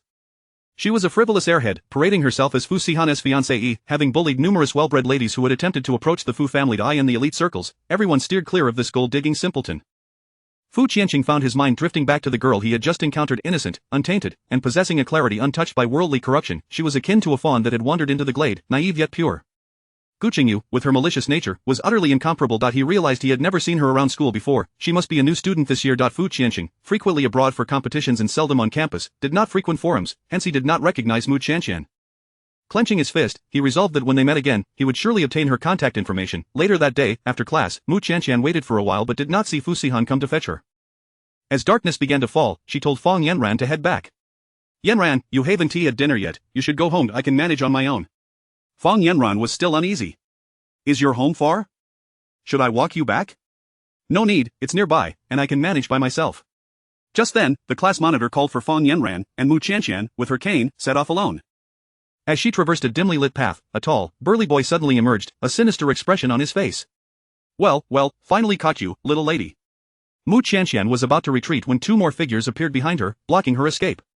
She found herself trapped between them, her heart sank, a sense of foreboding washing over her. Gripping her cane, she forced herself to remain calm and inquired, "Who are you?" With a raspy, unpleasant voice, he sneered, "You don't even recognize your classmate? You re quite forgetful, aren't you, little tramp?" Realizing who he was, Mu Qianqian replied, "You're Sha Pu?" Sha Pu leered at her with a lewd gaze, stepping closer. "Indeed, you're the reason I got expelled from school. How shall I repay you?" Chapter 24. The uncle rescues Qianqian as Sharp drew nearer. Mu Qianqian was assaulted by a nauseating stench emanating from him. Instinctively, she recoiled, yet two burly men stood behind her, obstructing her escape, nearly causing her to collide with them. "Ah, the little vixen wishes to throw herself into our arms? This old man has no interest in such lowly scum. Who knows how many men she has entertained in that body of hers?" Sharp licked his lips lewdly, saying, "Don't be so picky, she's not bad-looking. Got a bit of fun with her wouldn't hurt. Especially since this woman bore a striking resemblance to Lu Yunxiang." Though Sharp secretly believed Mu Qianqian to be more beautiful than Lu Yunxiang, the latter was the daughter of the Lu family, while Mu Qianqian was merely a poor girl from a small county. Without a respectable background, what worth was there in her beauty? Having long desired Lu Yunxiang's affections to no avail, he thought to seize this opportunity to use Mu Qianqian as a stand-in for his pleasures. Ha, Brother Pu speaks the truth. This little vixen has a decent figure, surely delightful to play with. I wonder how she compares to those young models. She looks like quite the temptress. As vile words pierced her ears, Mu Qianqian felt a surge of panic and fear. Please, don't come any closer. This is illegal. She hoped her words would instill some hesitation in them. Ha ha, illegal, you dare lecture Brother Pu about legality? You, a woman of loose morals, have the audacity to threaten us? Fine, we'll just claim you seduced us first. Your wealthy suitor cannot satisfy you, so you seek out our company, is that it? Sharp and his two accomplices approached her with mocking grins. Just as they were about to lay hands on her, she twisted away and fled towards the alley's exit. Brother Pu, she is getting away. What's the rush? A blind woman can't run far. Sure enough, Mu Qianqian hadn't taken more than a few steps when she tripped over a protruding tile, crashing heavily to the ground. Instinctively, she braced herself with her palms, which struck the gravel, searing pain coursing through her, likely scraping her skin raw. Gasping in agony, Mu Qianqian winced, his tears brimmed in her eyes as she fought against the pain in her palms, struggling to rise. Yet, all she could see was a blur of darkness, her cane nowhere in sight. After the fall, the three men reached out toward her. "Come with us." In despair, Mu Qianqian sat in the shadows, tears streaming down her cheeks. Just when she thought she was doomed to their clutches, a deep male voice suddenly pierced the darkness, illuminating her world. Qianqian. Her heart skipped a beat. Following the sound, she beheld a familiar yet indistinct tall figure rushing towards her. Uncle, was this merely an illusion? How could he possibly appear at such a moment? Fu Sihan's gaze turned icy upon witnessing the scene before him, his aura shifting to one of terrifying menace. Without needing to issue commands, the bodyguards trailing him moved instinctively to subdue Sharp and his companions. Sharp's shrill voice pierced the air. "Who are you? What do you want? This is our little..." Before he could finish his derogatory remark, a bodyguard swiftly snapped his arm. Ah, his anguished scream echoed in the darkness. Having followed Fu Sihan for many years, these men were not known for their mercy.to disrespect. Madame Fu warranted nothing less than a broken arm eye. In the dim moonlight, Sharp finally discerned Fu Sihan's austere profile and the forbidding aura that surrounded him. He had only seen this man once from a distance at a high society banquet. Even his father, the head of the Sharp family, would not be worthy enough to carry Fu Sihan's shoes. How could this cold, ruthless figure be here? "Are you Fu?" Before he could utter Fu Sihan's name, a fist struck his face, silencing him. Sharp's plump face swelled painfully, his lips bruised and bloodied. Yet, this physical agony paled in comparison to the shock of seeing the heir to a billion-dollar fortune standing before that little blind girl, bending down to extend his hand to her. "Qianqian, I'm here." Upon hearing those words, Mu Qianqian's anxious heart finally found solace. She burst into tears, throwing herself into his embrace. The familiar scent of cedar enveloped her, warmth seeping through her skin and into her heart. Fu Sihan stiffened momentarily but did not push her away. His warm hand rested on her back, gently patting her as if soothing a child. "Don't be afraid, I'm here." Yet, the normally aloof Fu Sihan had never comforted anyone, and his actions felt somewhat awkward and unrefined. Nevertheless, at that moment, he needed do nothing more. To Mu Qianqian, he appeared as the most noble of deities. Still shaken, Mu Qianqian spoke hesitantly. "Uncle, I thought She dared not finish her sentence. The nightmarish scene lingered in her mind, sending chills down her spine at merely the thought of it. "That won't happen with me here, no one dares to harm you." Fu Sihan enveloped the trembling girl in his protective embrace, his broad chest shielding her from the world. After crying in his arms for a while, Mu Qianqian, exhausted from fear, gradually succumbed to sleep. It was not that she was particularly brave, but rather her body had activated a protective mechanism to restore her strength through slumber. As Mu Qianqian drifted off, Fu Sihan held her closely, turning his gaze back to sharpen his companions. A single piercing glance from him sent them trembling in fear. Fu sir, we had no idea she was. Had they known this woman was connected to Fu Sihan, not even 100 lives would have been enough to embolden them to lay a finger on her. Offending the Fu family was tantamount to courting death. Even if Lu Yunxiang herself were to intervene, she could not protect them. At this juncture, Sharp couldn't help but blame Lu Yunxiang, cursing her for the trouble she had caused him. Fu Sihan's eyes were as cold as ice, devoid of any emotion as he commanded, investigate their identities thoroughly, bankrupt those who deserve it, and ensure none remain in Beishur. Without needing to elaborate, his subordinates understood his intent. The greatest taboo for Fu Sihan was the safety of his family. Sharp had dared to touch his family, effectively signing his own death warrant. With the Fu family's immense financial power, orchestrating the downfall of the Sharp family was merely a matter of a flick of a finger. Fu Sihan intended not only to obliterate the Sharp family but to expel them from Beishur entirely, leaving them utterly humiliated in the upper echelons of society. It seemed that this time, Fu Sihan was truly enraged. Sharp, panic-stricken, pleaded for mercy, almost on his knees. Fu sir, we understand our mistake, please spare me. We had no idea she was your woman. Had we known, I wouldn't have dared to oppose the Fu family, even if I had the courage of a bear. Chapter 25. Uncle holds Qianqian. Fu Sihan lifted Mu Qianqian effortlessly, carrying her horizontally as he coldly strode past the others, not even sparing them a glance. Mr. Fu, please grant us a chance to redeem ourselves. We promise we will never bully your people again. It was a moment of folly. Mr. Fu, we merely intended to play a harmless prank, we never meant to cause her any real harm.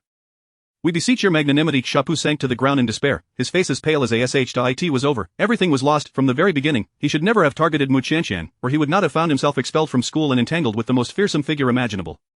How could he explain this to his father upon returning home? The Sha family had been driven to bankruptcy by the Fu family. Would his father not break his legs in anger? He feared he might face the family's discipline directly. With their family's finances in shambles and being expelled from Bay City, he could forget about living the life of a young master ever again. It was all Lu Yunxiang's fault, that wretched woman. If it weren't for her instigation, would he have fallen to such depths today? Shapu could not bring himself to hate Fu Sihan, so he transferred all his blame and fury onto Lu Yunxiang. Mu Qianqian awoke after a brief slumber, her palms tingling with an itch that prompted her to scratch. A voice beside her cautioned, "Do not move." Dazed, Mu Qianqian blinked and turned her head. Even in her hazy state, she could recognize him by his vague silhouette. "Uncle," she called softly, her voice delicate and nasally. "Do not fidget, I am disinfecting your wounds. It may sting a bit," Fu Sihan instructed, gently holding her fingers as he wiped the cuts on her palm with an iodine swab, applying medicine, and meticulously bandaging them. He was not one for excessive chatter, and now he maintained a focused silence as he tended to her injuries. Mu Qianqian remained quiet, blinking her long lashes as she lay still on the sofa. The living room fell into a serene silence. She gazed at him intently, somewhat entranced, unable to resist the urge to reach out and touch his face with her fingertips. Just as her fingers were about to make contact, he turned his head away. Fu Sihan raised an eyebrow. "What are you doing?" "Nothing," Mu Qianqian replied softly, lowering her head. For some inexplicable reason, she had been curious to see what her uncle truly looked like, prompting her impulsive gesture. However, he had evaded her touch. A flicker of disappointment crossed her heart. After tending to both of her wounds, Fu Sihan lifted his gaze to her, softly inquiring, "Does it hurt?" Mu Qianqian snapped back to reality and shook her head. "Not at all. The wounds must not come into contact with water. You can wrap them in plastic wrap when bathing tonight, or have Aunt Lu assist you?" Mu Qianqian declined. "No need, I can manage by myself." She was not accustomed to having someone else present during such a private act as bathing. Fu Sihan merely responded with a nonchalant before adding, "I will take you to the hospital for a checkup tomorrow." "Ah, why? It wasn't tea time for a follow-up yet. You cried quite a bit today. Elevated eye pressure is detrimental to your recovery." Mu Qianqian felt a twinge of resistance, biting her lip as she softly argued, "I didn't cry that hard, it shouldn't have any impact, right?" Fu Sihan smirked, "Not that hard? My jacket is still damp from your tears." The young girl had soaked his clothing with her tears and still claimed she hadn't cried much. Her cheeks flushed slightly, feeling a bit embarrassed, she stammered, "Then I will wash your clothes." "That won't be necessary, just rest well." Fu Sihan had almost blurted out "little blind girl," but remembering how much the term bothered Mu Qianqian, he swallowed his words. Mu Qianqian sat up from the sofa, folding the summer blanket and placing it in the corner. Just as she was about to head for a bath, a sudden thought struck her. How had she made it upstairs after fainting? She had been leaning against her uncle's embrace before losing consciousness. Caught in this realization, Mu Qianqian froze and blurted out without thinking, "Uncle, did you carry me up here?" Fu Sihan admitted candidly, "Yes. What else could it have been?" At his affirmation, Mu Qianqian's clear eyes widened in surprise, her mouth slightly agape as her cheeks flushed a deeper shade of crimson. She blinked rapidly, suddenly feeling a rush of shyness, wishing she could find a hole to hide in. Her reaction prompted Fu Sihan to remind her, "Mu Qianqian, I am your husband." Was it so strange for a legally recognized spouse to hold her? Mu Qianqian's voice was barely above a whisper, her tone soft, I know, I just need some time to get used to it. She hadn't denied his words, it was simply that she had never been close to a man before, making her feel somewhat awkward. Fu Sihan gazed at her with deep intensity, his tone leaving no room for argument. You will need to adapt gradually. Mu Qianqian puffed her cheeks and quickly responded with a shy She scampered into the adjoining bedroom, slamming the door behind her. Had it not been for Fu Sihan's keen hearing, he would not have caught her soft A smile of delight tugged at the corners of his mouth. How had he never realized how entertaining it was to tease her? The young girl was silly and naive, adorably soft and endearing, like a clumsy little bunny that made one want to playfully torment her. The next day, Mu Qianqian asked Feng Yanran to assist her in taking a leave of absence. Yanran, I need to go to the hospital for an eye checkup today. Could you please help me inform the teacher? I fear she might call my name. Of course, is your eye alright? When will you be back? I'm fine, I'll return as soon as the checkup is done. Thank you, Yanran. After ending the voice call, Mu Qianqian noticed a notification on her phone. An emergency contact has sent you a message. I have an urgent matter and cannot make it to your school. I have instructed my assistant to pick you up at the East Gate. Her only emergency contact was Fu Sihan, who had set this up for her when he purchased her phone. Yesterday in class, Mu Qianqian had silenced her phone, which was why she had missed this message. It turned out to be a grand misunderstanding. If only she had heard the message earlier, she would have waited at the East Gate and avoided the subsequent troubles. Fu Sihan had business to attend to at his company, so today it was Assistant Wang who drove Mu Qianqian to the hospital. On the way, Assistant Wang explained, Miss Mu, you cannot park at the usual entrance, so I can only wait for you at the East Gate. Mu Qianqian nodded, I understand. Next time I'll wait at the East Gate ahead of time. Upon arriving at the hospital, Mu Qianqian underwent a series of thorough examinations. Fu Sihan hurried to the hospital after finishing his errands, asking, what were the results? Mu Qianqian lay on the hospital bed receiving info, reassuring him, Uncle, you need not worry. The doctor said I am fine. Really? Of course it's true, why would I lie to you? Fu Sihan, unaware of his own sense of relief, remarked, those who harmed you will never appear before you again. Mu Qianqian froze momentarily, her first thought not of Shapu, but rather realizing that her uncle had not been with her that morning because he had been handling this matter. Chapter 26, The Little Crybaby. In an instant, Mu Qianqian felt as though her heart was treading upon a bed of cotton, light and airy, yet imbued with an indescribable sweetness. Fu Sihan did not elaborate, and Mu Qianqian assumed he had gone to report last night's incident to the authorities. In truth, however, Fu Sihan employed a method befitting the business realm, orchestrating the downfall of the Sha family, a third-rate clan, from the upper echelons of the capital, rendering them objects of aversion to all prominent families overnight. Now, the Sha family faced a dire financial crisis, teetering on the brink of bankruptcy, soon to be uprooted entirely and expelled from Beishai.as for his two lackeys. Their fate would be even more tragic. Henceforth, Sha Pu would no longer appear before Mu Qianqian. Uncle, how did you happen to be there yesterday? Fu Sihan lifted his eyelids to glance at her, explaining in a calm tone, I happened to pass by. Oh. Mu Qianqian responded, half convinced. On one hand, she felt that such a coincidence was implausible, yet on the other hand, she feared overthinking the matter. Her heart fluttered incessantly, oscillating between hope and doubt. Was Fu uncle truly there to pick her up? Noticing the confusion on Mu Qianqian's face, a fleeting smile crossed Fu Sihan's eyes. So late at night, heading towards the financial university, what other reason could there be for him but to fetch her? The assistant, having not found her, sent him a message. Fu Sihan had just finished a meeting when he saw the message and immediately dispatched his team to search the vicinity, ultimately locating her near an alley. Mu Qianqian picked up a thermos, intending to take a sip, only to discover it was empty. Fu Sihan inquired, thirsty?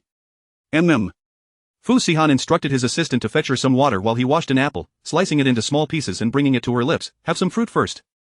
Never before had Mu Qianqian experienced such care, filling her heart with warmth and sweetness. She shyly took a crisp piece of apple from Fu Sihan's hand. Just then, an elderly lady entered the ward, exclaiming, Oh, what's going on? Why is there someone else in my room? Her children hurried over, grasping her arm. Mom, you've come to the wrong room. Your ward is next door. Oh, I see now, I must have wandered in by mistake. Ha ha ha, my apologies. The elderly lady was cheerful, her laughter infectious. It's quite all right, Mu Qianqian said kindly, her eyes curving into a smile. As the children assisted the old woman out of the room, she murmured, Ah, young couples today are truly devoted, supporting and caring for each other even in a hospital. When I was hospitalized, your father took such good care of me too. My, how the years have flown. Mu Qianqian felt a pang of nostalgia at this remark. If only her relationship with Fu Sihan could endure as steadily as that of the elderly couple, lasting for decades without turmoil. She sought not great wealth but rather a bond of mutual support and exclusivity. Uncle, will you always treat me this well? Unbidden, the words slipped from Mu Qianqian's lips. Fu Sihan lifted his gaze to her, smirking, Why do you still sound like a child? Gathering her courage, Mu Qianqian tugged at his wrist, Uncle, please answer me. Fu Sihan was not one to indulge in sweet talk. He preferred to demonstrate his affections through actions, replying matter-of-factly, I will fulfill my duties as a husband. For Mu Qianqian, the weight of those words was sufficient. She had unwavering faith in Fu Sihan's character. His promise to uphold the responsibilities of a husband assured her that he would not easily abandon her. Before departing, Fu Sihan had a brief private conversation with the doctor. Will there be any residual effects on her eyes? Rest assured, President Fu, Miss Mu's eyes are recovering well and will not incur lasting damage. However, she must take care to avoid excessive tears, it is detrimental to her eyes. Fu Sihan nodded coolly, understood. Exiting the office, he took Mu Qianqian's hand and led her to the car. From now on, no more tears, understood? Mu Qianqian obediently nodded, I will try not to cry. Seeing her meek demeanor, Fu Sihan's lips curled into a pleased smile, little crybaby. Mu Qianqian playfully stuck out her tongue. Previously, he had called her little blind girl, and now he was affectionately dubbing her little crybaby. How fondly he seemed to bestow nicknames upon her.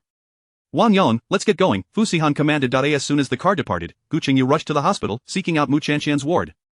However, upon her arrival, she found the room empty. Grabbing a passing nurse, she demanded, where is she, where did everyone go? Miss, who are you referring to? The patient in this room has already left. What about the man who accompanied her? Has he left as well? The nurse replied, yes, the patient has departed, so the family members would naturally leave too. Gu Qingyu's teeth ground together in frustration as she raised her voice, what family? She's merely a shameless leech, Fu Sihan will tire of her in no time. The nurse, sensing Gu Qingyu's unstable state, refrained from retorting. An elderly lady from a nearby ward emerged to take a stroll and overheard Gu Qingyu's remarks, unable to contain herself, how can you speak like that, young lady? That couple appears to be deeply in love, your words are quite harsh. Be careful, or you might incur bad karma. The young woman who had been hospitalized was so lovely and polite, perfectly matched with her husband, who resembled a movie star, albeit with a slightly cold demeanor. Gu Qingyu held no respect for the elderly woman, retorting loudly, what couple, you shouldn't speak out of turn, Fu Sihan is my fiancé, and that shameless woman is merely a mistress, why are you supporting her? Are you also a mistress hoping to ascend the ranks? The elderly lady's face turned a shade of green with indignation, muttering crazy woman before her children escorted her back inside. Gu Qingyu, in a fit of rage, grabbed the nurse by the arm, exclaiming, if you see that woman again, inform me immediately. I will make her regret ever showing her face. After all this time, she had finally caught a glimpse of an opportunity to interact with Fu Sihan, only to find he had already left before she could arrive. How infuriating, that shameless woman was clearly on guard, whisking Fu Sihan away before she could reach him. That if she ever laid her hands on that woman, she would not let her off easily. Before Gu Qingyu could even commence her plans against Mu Qianqian, trouble found her first. Several security personnel approached, surrounding her. Miss Gu, President Chang has instructed that you are not to enter any of the Chang family's hospitals. Please leave at once. On what grounds are you barring my entry? Am I not allowed to seek medical attention? How can that be fair? The security personnel wore forced smiles. Even if your condition were dire, you still cannot enter Chang's private hospital. Are you implying I am mentally ill?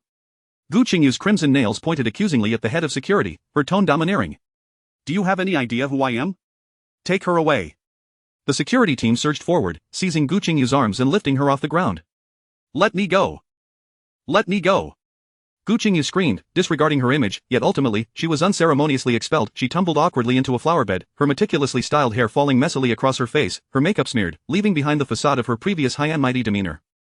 Chapter 27 Infatuation. Naturally, Mu Qianqian was unaware of the events that transpired at the hospital. Upon returning home, she intended to administer some eye drops, yet each time she was about to do so, she found herself unable to resist the urge to close her eyes. After several attempts, the eye drops ended up spilling outside, resulting in considerable waste. Unable to accomplish the task alone, she had no choice but to seek assistance from Fu Sihan. Uncle, could you help me with the eye drops? Fu Sihan set aside his work and approached her. Hand me the eye drops. Okay. Mu Qianqian obediently passed them to him.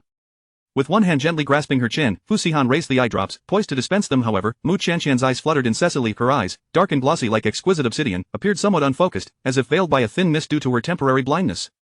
As Fu Sihan caressed her chin, he pondered briefly, open your mouth. Ha? Mu Qianqian was perplexed. She was about to apply the drops to her eyes. Why was he asking her to open her mouth? Open, he insisted, his slender fingers lightly tapping at the corners of her lips. The warmth of his fingers against her petals rendered Mu Qianqian momentarily still, her body frozen as she forgot to react. Fu Sihan, with a low voice, urged her once more, open your mouth. Instinctively complying, Mu Qianqian slowly parted her lips. The cool eye drops fell, and before she could close her eyes, the liquid had already saturated her eye sockets. A chill enveloped her eyes, and for a fleeting moment, her vision sharpened, as if the dark veil before her had thinned. Yet, that moment was ephemeral, slipping away too swiftly for Mu Qianqian to grasp, and her sight once again faded into obscurity. Lost in thought, she murmured, Uncle, I must say, your features are rather handsome. Fu Sihan smirked coldly, what are you thinking about all day? Mu Qianqian pouted. Just moments ago, she had caught a glimpse of his chiseled features, and she nearly forgot that her husband was, in fact, quite unattractive. Perhaps it was merely a psychological effect of the eye drops. Uncle, why did you ask me to open my mouth? She inquired, confused. Fu Sihan explained coldly, the neural systems of the eyes and mouth are interconnected. By opening your mouth, your eyes won't reflexively shut. Mu Qianqian, only partially understanding, responded, oh, I see. Nevertheless, she was impressed by his extensive knowledge, particularly in the realm of medicine. How remarkable, with such a commendable character and vast intellect, his appearance became inconsequential. Rising from her seat, Mu Qianqian announced, "Uncle, I'm going to listen to the recorded lectures in my room." "All right." The pair busied themselves, enveloped in a warm and natural atmosphere at home. Meanwhile, Xiaopu, who had previously bullied Mu Qianqian, was now in a state of utter desperation, with the Fu family taking action. Who dared to lend a hand? The Xia family, unable to withstand the pressure, soon declared bankruptcy. Before being expelled from Bay City, Xiaopu sought out Lu Yunxiang. "Lu Yunxiang, I have fallen to this predicament because of you. You must take responsibility." Lu Yunxiang was taken aback that he could not even handle such a trivial matter and was infuriated. "You still have the audacity to come to me? I instructed you to expel that country girl from school, yet you only managed to expel yourself. I never imagined you could be this kind of person. I had thought you were a pampered young lady from a wealthy family." Xiaopu finally recognized Lu Yunxiang's insidious nature. Lu Yunxiang was indifferent to Xiaopu's thoughts. Her only concern was her own interests. "You didn't expose me, did you?" With malice, Xiaopu retorted, If I were to reveal you, who would fund my expenses in the future?" This statement was a blatant threat to Lu Yunxiang. If she did not provide a hush fee, she could not blame him for divulging everything. Although the Xia family was in ruins, Xiaopu still had connections within the circle, and should he spread rumors, the news would reach everyone, enough to ruin Lu Yunxiang. Suppressing her resentment, Lu Yunxiang feigned a gentle demeanor. "What you say implies I have no choice but to care for you. How much do you need?" "Give me 10 million. 10 million? Lu Yunxiang's voice rose sharply, incredulous. "Where am I supposed to procure that amount? My brother has already frozen my accounts. I only have a few 100,000 on hand." "Then give me 1 million for now, and the rest can be deferred," Xiaopu pressed, taking advantage of the situation. Fearing for her reputation, Lu Yunxiang was left with no choice but to swallow her pride. "Fine, I will gather 1 million. Don't forget to write an IOU for the rest." Lu Yunxiang was nearly driven to madness but could not afford to confront him. "All right, I will write it." Xiaopu left the Lu household, satisfied with the 1 million he had obtained from Lu Yunxiang's pawn jewelry and clothing, along with an IOU for an additional 9 million. Given the predicament Lu Yunxiang had put him in, he was determined not to let her have it easy. Thus, he deliberately refrained from informing her that the girl she wished to target was associated with Mr. Fu. Knowing Lu Yunxiang as he did, he was certain she would not let the matter rest and would continue to scheme. In time, her fate would mirror his own, disastrous and pitiful. With this thought in mind, Xiaopu felt a sense of vindication. Serves her right. That evening, Mu Qianqian sat under the warm light, recording her expenses. She diligently noted down the date of the day, along with the approximate costs of her examination and medication. She also documented the supplements and nutritional fluids that Uncle usually purchased for her. Even though she was unaware of their actual costs, for a family as ordinary as Uncle's, the 8-digit surgery fee must have depleted his savings entirely, perhaps even leaving him with some debt. Although Uncle never mentioned such matters, Mu Qianqian could not afford to forget. She meticulously recorded his kindness, one entry at a time. After finishing, she tucked the ledger into her bedside drawer, concealing it away. Just as she was about to turn off the light, the image of Uncle assisting her with the eye drops surfaced in her mind, the outline of his figure lingering in her thoughts. He stood beside her, tall and imposing, a faint scent of cedar enveloping him, utterly enchanting. Mu Qianqian cradled her chin in her hands, squinting her eyes, her entire being bubbling with rosy fantasies. Until a thought struck her. "Mu Qianqian, do not indulge in infatuation. You must rise early for class tomorrow." Finally jolted from her reverie, she rubbed her flushed cheeks and hurriedly switched off the light, climbing into bed to sleep. If Uncle were to discover her daydreams, he would surely mock her. Perhaps he would even bestow upon her a new nickname. A flurry of thoughts raced through her mind, and as drowsiness overcame her, she unknowingly drifted into slumber. Chapter 28. Pursuing a girl. Mu Qianqian arrived at the classroom and sat beside Fang Yanran. Behind them sat a boy whom Mu Qianqian initially overlooked, until the end of class when he tapped her shoulder. "Mu classmate, do you remember me?" Fu Qianqing said with a smile, winking at her. Unable to clearly see his face, Mu Qianqian found his voice somewhat familiar. "Who are you?" "I am Fu Qianqing, we have met before." "Oh, I remember now." That day, when Senior Gu returned to school, many of her admirers rushed towards her, nearly causing Mu Qianqian to stumble. It was Fu Qianqing who had steadied her at that moment. Fu Qianqing explained, "I saw your major in class on the forum and specially inquired about the classroom for your major." "Oh." Mu Qianqian replied disinterestedly, her mind focused solely on her studies and making money, not wanting to entertain any other matters. Fu Qianqing grinned and asked, "Mu classmate, may I have your contact information?" Mu Qianqian bit her lip, contemplating how to decline him. My eyesight isn't great, so I don't often use my phone." Fu Qianqing cheerfully replied, "No worries, we can exchange phone numbers. I won't bother you too often. If you ever need anything, feel free to call me." Not skilled at rejecting others, yet unwilling to entangle herself with a stranger, Mu Qianqian felt a twinge of discomfort. After all, she was already married. Noticing her dilemma, Fang Yanran proactively intervened. "Why don't you add my contact instead? I usually spend time with Qianqian, so if you need to reach her, I can relay your messages." Mu Qianqian looked at Fang Yanran with gratitude. Fu Qianqing pondered for a moment. "That works." He took out his phone and exchanged contact information with Fang Yanran. With a few minutes left before class, Mu Qianqian and Fang Yanran went to the restroom. On the way, Mu Qianqian thanked her. "Thank you so much, Yanran, I didn't know how to turn him down." Fang Yanran replied candidly, "No need to thank me, Qianqian, I must admit I have my own motives." Fang Yanran looped her arm through Mu Qianqian's. Actually, that boy is quite handsome and fits my type. I am rather pleased to have added him as a friend. You won't be upset, will you? Of course not. If you like him, you should pursue him boldly. After all, Mu Qianqian had no interest in this boy and certainly wouldn't entertain the idea of being with him. If Yanran liked him, she was free to pursue her desires privately. Fu Qianqing began inquiring about Mu Qianqian's preferences through Fang Yanran. She replied, feel free to ask, but I must clarify that I won't disclose anything that pertains to Qianqian's privacy. Fu Qianqing assured her, rest easy. I only wish to learn about her likes, nothing more. Are you roommates with her? Fang Yanran typed back, yes, we share a dorm. As for Qianqian's preferences, she enjoys studying, is diligent in her endeavors, and is quite kind to others. Fu Qianqing, having not received the information he sought, pressed on, do you know what type of boy she likes? Fang Yanran considered for a moment. Qianqian has a unique taste. She seems to dislike overly handsome boys. Dislikes handsome boys? Indeed, to her, a handsome guy might as well be an ugly one. Fang Yanran vividly recalled the striking man she had seen the first time she accompanied Mu Qianqian and others. Dressed impeccably in a suit with a cold demeanor and unparalleled looks, he exuded an aura of unattainability that nearly perfect man, in Mu Qianqian's eyes, was labeled as ugly. It was evident that her aesthetic sensibilities diverged significantly from the norm. This left Fu Qianqing at a loss. Thank you, I'll ponder on what to do next. The following day, when Mu Qianqian attended class again, she encountered Fu Qianqing once more. This time, he appeared rather unkempt, dressed in a rather shabby manner. Am I ugly enough now? Fang Yanran's eye twitched slightly. It's acceptable, not too ugly. After all, his natural good looks ensured that even in disguise, he wouldn't appear too unattractive. However, she forgot to remind him, Qianqian can't see for now. Thus, Fu Qianqing's efforts were in vain. As soon as class ended, Fu Qianqing would approach Mu Qianqian to engage her in conversation, yet she remained solely focused on her studies, paying him little heed. Fu Qianqing, repeatedly rebuffed, grew increasingly anxious. He sought solace from his cousin in a secluded area. Bro, the girl I like doesn't fancy me, how do I pursue her? Fu Xihan's tone was icy, laced with impatience. You called me specifically for this? But I genuinely like this girl. How can I win her over? Fu Xihan scoffed, you're asking me this question? Fu Qianqing suddenly realized, yes, his cousin had been single for many years, with women always approaching him. How could he possibly lower himself to pursue a woman? In the realms of business and finance, his cousin was formidable, but when it came to matters of the heart, he was as clueless as a novice. Realizing he had been foolish to call his cousin in desperation, he remarked, I forgot, you're like an iron tree that never blooms. This question was misdirected. He silently mocked his cousin, wondering how his wife managed to endure such an icy demeanor. Just as he was about to hang up, Fu Xihan recalled their grandmother's wishes and offered a final piece of advice. For matters concerning women, consult Cheng Lin, he has plenty of experience. Oh, how did I not think of that? Thank you, cousin. Fu Qianqing hurriedly sought Cheng Lin's counsel on romance. At that moment, Cheng Lin was at a bar. He took a moment to reply with a voice message, offering a few pointers. The gist was to closely observe the girl's preferences and needs, and to approach her from those angles. After observing for several days, Fu Qianqing discovered that Mu Qianqian was quite frugal. She had even applied for a scholarship previously. Thus, when they next met, Fu Qianqing proactively informed Mu Qianqian, their SACAF outside the school hiring part-time staff. The pay is quite good. Would you like to give it a try? Mu Qianqian indeed showed interest. My eyesight isn't great, can I still do it? Absolutely, don't worry, you only need to serve coffee and pastries.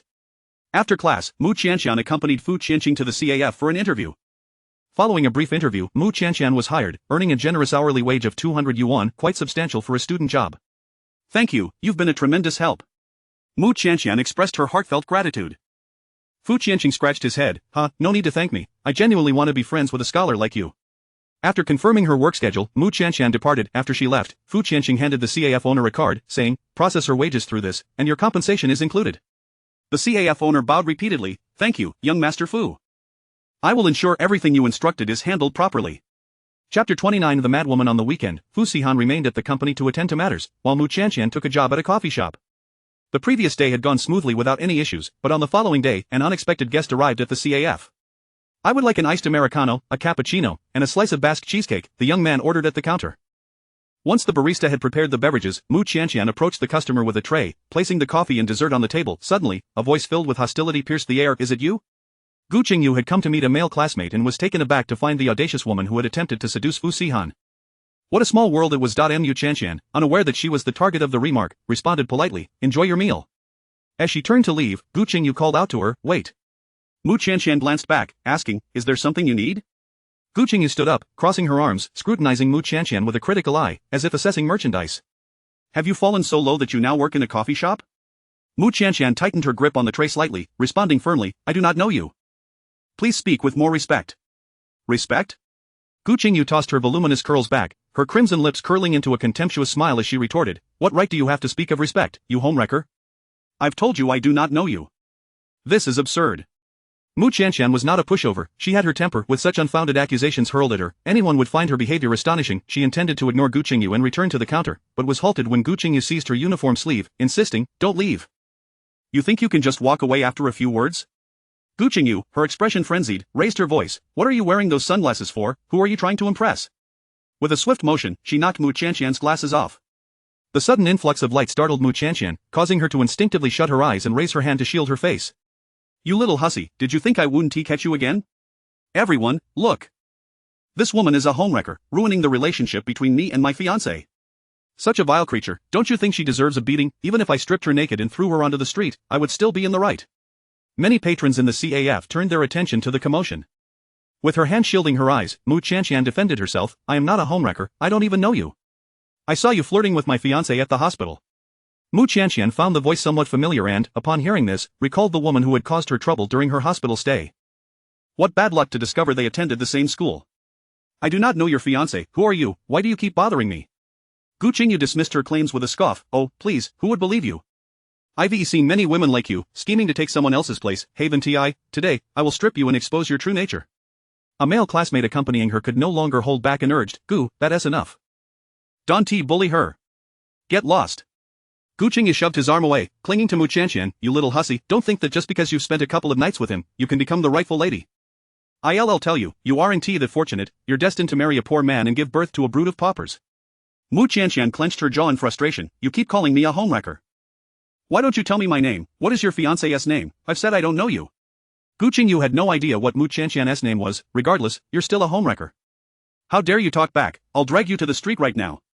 With a surprising amount of strength, she yanked Mu Qianqian, intent on dragging her outside to strip her. The onlookers whispered among themselves.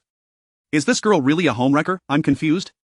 I think she seems quite well behaved. She doesn't look like a homewrecker. Besides, even if she were, you can't just strip someone in public. That's humiliating." "Exactly, this woman can't even name her, yet she insists on stripping her. Is she insane?" Hearing the murmurs, Gu Qingyu's expression darkened. "You've all been fooled by this little hussy. Don't let her pure appearance deceive you, she is quite the seductress behind closed doors." As she pushed open the glass door, Mu Qianqian, in a panic, bit down on Gu Qingyu's wrist.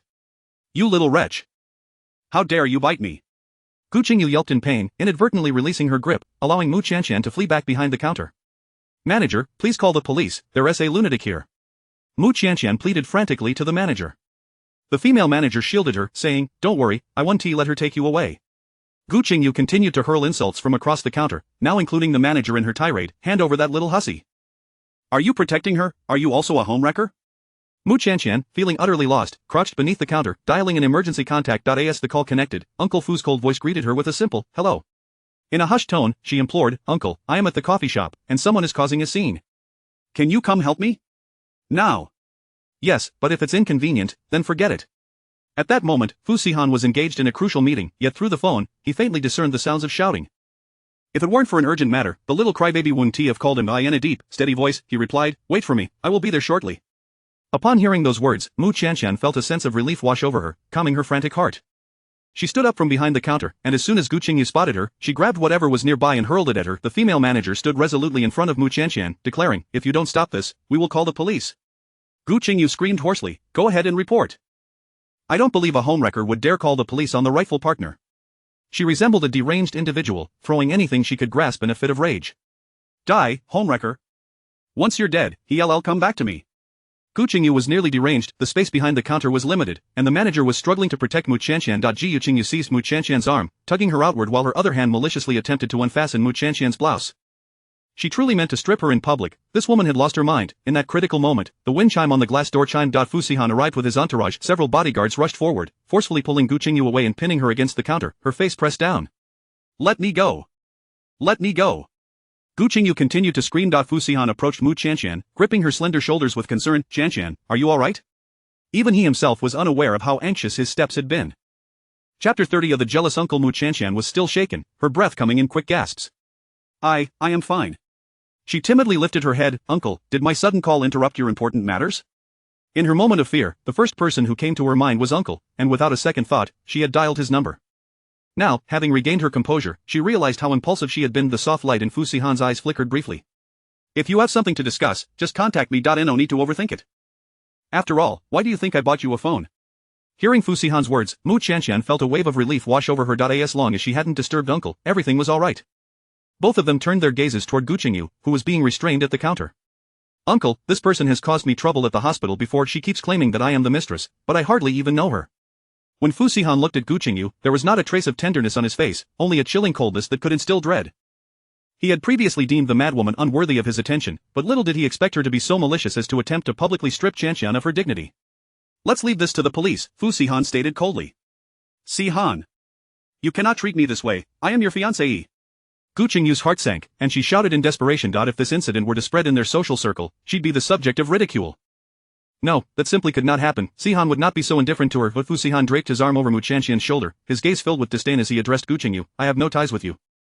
If you have delusions, seek treatment, do not create a scene here. Take her away, he commanded. Yes, sir. The bodyguards escorted Gu Qingyu toward the exit, intending to bring her to the police station. Everything that had transpired in the CAF had been captured on surveillance, and once the CAF owner submitted the footage, Gu Qingyu would be facing charges of compensation and detention. Gu Qingyu desperately clung to the glass door of the CAF, crying out, "Vile woman, what kind of enchantment have you cast on Sihan? He won't even look at me now. Next time, I will make you pay. You wretched mistress, ruining our relationship." The bodyguards pried her fingers loose one by one, forcibly dragging her away. The farce had finally come to an end. Manager, thank you for your assistance just now. Mu Qianqian bowed to the CAF owner in gratitude. The manager smiled. No need to thank me, it was the least I could do. You were frightened today, it's best you head home now. Come back when you have the time. Okay, goodbye, manager. After bidding farewell to the manager, Mu Qianqian left the CAF alongside Fu Sihan. Once they departed, the patrons in the CAF began to murmur amongst themselves. I had a feeling that woman seemed a bit off, turns out she has delusions. That man was incredibly handsome, and his demeanor was so aloof. I feel like I've seen him somewhere before, perhaps in a financial interview? It's likely that the crazy woman was envious of another's boyfriend's looks, hence publicly slandering her. That young waitress is so pure and beautiful, like a campus belle. No wonder she caught the attention of such a handsome guy. These discussions went unheard by Mu Qianqian, otherwise, she would have realized that her husband was not a plain man but a stunningly handsome gentleman. Mu Qianqian blinked. So uncle's name is Sihan, I thought, Fu Sihan inquired. Thought what? I thought you were just called President Fu. Fu Sihan chuckled silently, only her little mind could conjure such peculiar thoughts. Tilting her head curiously, Mu Qianqian asked, why does Assistant Wang call you President Fu? Fu Sihan cleared his throat. Ahem, you may consider it my nickname. Is that so? Mu Qianqian, with her simple nature, had no doubt about his words. However, she soon had another question. Uncle, didn't you say that you were quite unattractive, and no woman could ever look at you? What about that mad woman from earlier? She seemed utterly infatuated with uncle. This question left Fu Sihan at a loss for words. He could hardly admit that he was not unattractive, that he possessed a net worth in the billions, with countless women vying for his attention. After a moment of contemplation, Fu Sihan replied, perhaps she is simply not in her right mind. Mu Qianqian nodded earnestly. I think so too. That woman clearly had issues, she was utterly deranged. Feeling a bit shy, Mu Qianqian remarked, however, it's only natural for someone as wonderful as uncle to be liked by others. Aside from that madwoman, there must be others who secretly admire you. Fu Sihan raised an eyebrow coldly. Admiration, it was merely an attraction to his appearance and the Fu family's wealth. If he were not the heir of the Fu family and lacked his handsome visage, would anyone still pursue him with such fervor? In the end, they were merely a group of superficial, materialistic individuals. What brought you to work at the CAF? Fu Sihan asked. He had not been informed about Mu Qianqian's job. I wanted to earn some money to help uncle with household expenses. Fu Sihan smirked. Don't worry. I can take care of you. His little crybaby had poor eyesight and needed to rest at home. Running around outside posed unnecessary risks. But I can't always rely on you. Since someone offered me this opportunity, I must seize it. Who introduced it? Oh no, she had let it slip. Mu Qianqian felt a pang of guilt and lowered her voice. It was, a male student from the sports department. Fu Sihan halted in his tracks, his gaze bearing a menacing weight upon her, his voice icy enough to send shivers down her spine. A male student? Unbeknownst to him, Qianqian had begun to make male friends at school. Mu Qianqian bit her lip, hastily clarifying, I hardly know him, we've barely exchanged a few words. Hardly know him, yet he helps you find a job? The question was nearly squeezed out between Fu Sihan's teeth. Being a man, he understood the intentions of other men all too well. If they were merely ordinary friends, who would go to such lengths to assist her, it was evident that there were ulterior motives at play. Feeling intimidated by his aura, Mu Qianqian shrank back, softly explaining, but I really don't know him well. We've only met a few times, and I didn't even exchange contact information. He found me in the classroom and offered to help me with a part-time job. Fu Sihan scoffed. So, the boy had taken a fancy to his little crybaby. Though Mu Qianqian had done nothing wrong, he couldn't help but feel annoyed, yet he knew he couldn't take it out on her. Taking a deep breath to suppress his displeasure, Fu Sihan said, next time you encounter a male student like that, remember to inform me. He would deal with those men with impure intentions. Mu Qianqian quickly nodded. Yes, I understand. Fu Sihan took her hand once more, enclosing her delicate fingers within his palm. Did you cry today? Mu Qianqian resolutely shook her head. No, I was very brave today and didn't let myself be scared to tears. Although, in truth, she had indeed been quite frightened and had nearly cried. Thankfully, she had managed to hold it back in the end. Fu Sihan revealed a satisfied smile. Good, keep it up. Chapter 31, The Skirt. Mu Qianqian was acutely aware that her uncle's strictness was rooted in his genuine concern for her well-being. She yearned to shed her identity as a timid little crybaby and to swiftly mature into an adult capable of weathering life's storms. Thus, she resolved to begin by reducing the frequency of her tears. Fu Sihan spoke with an undeniable authority. You shall no longer work at the coffee shop. Ah, but what will I do if I still wish to earn some money? She replied, puzzled. I will arrange a new job for you, one that is farther from school, to prevent you from being targeted by Gu Qingyu again. His reasoning was sound, and Mu Qianqian acquiesced. All right, thank you, uncle. I will inform the manager the next time I pass by the coffee shop that I will no longer be coming. That deranged woman was already aware of her employment there.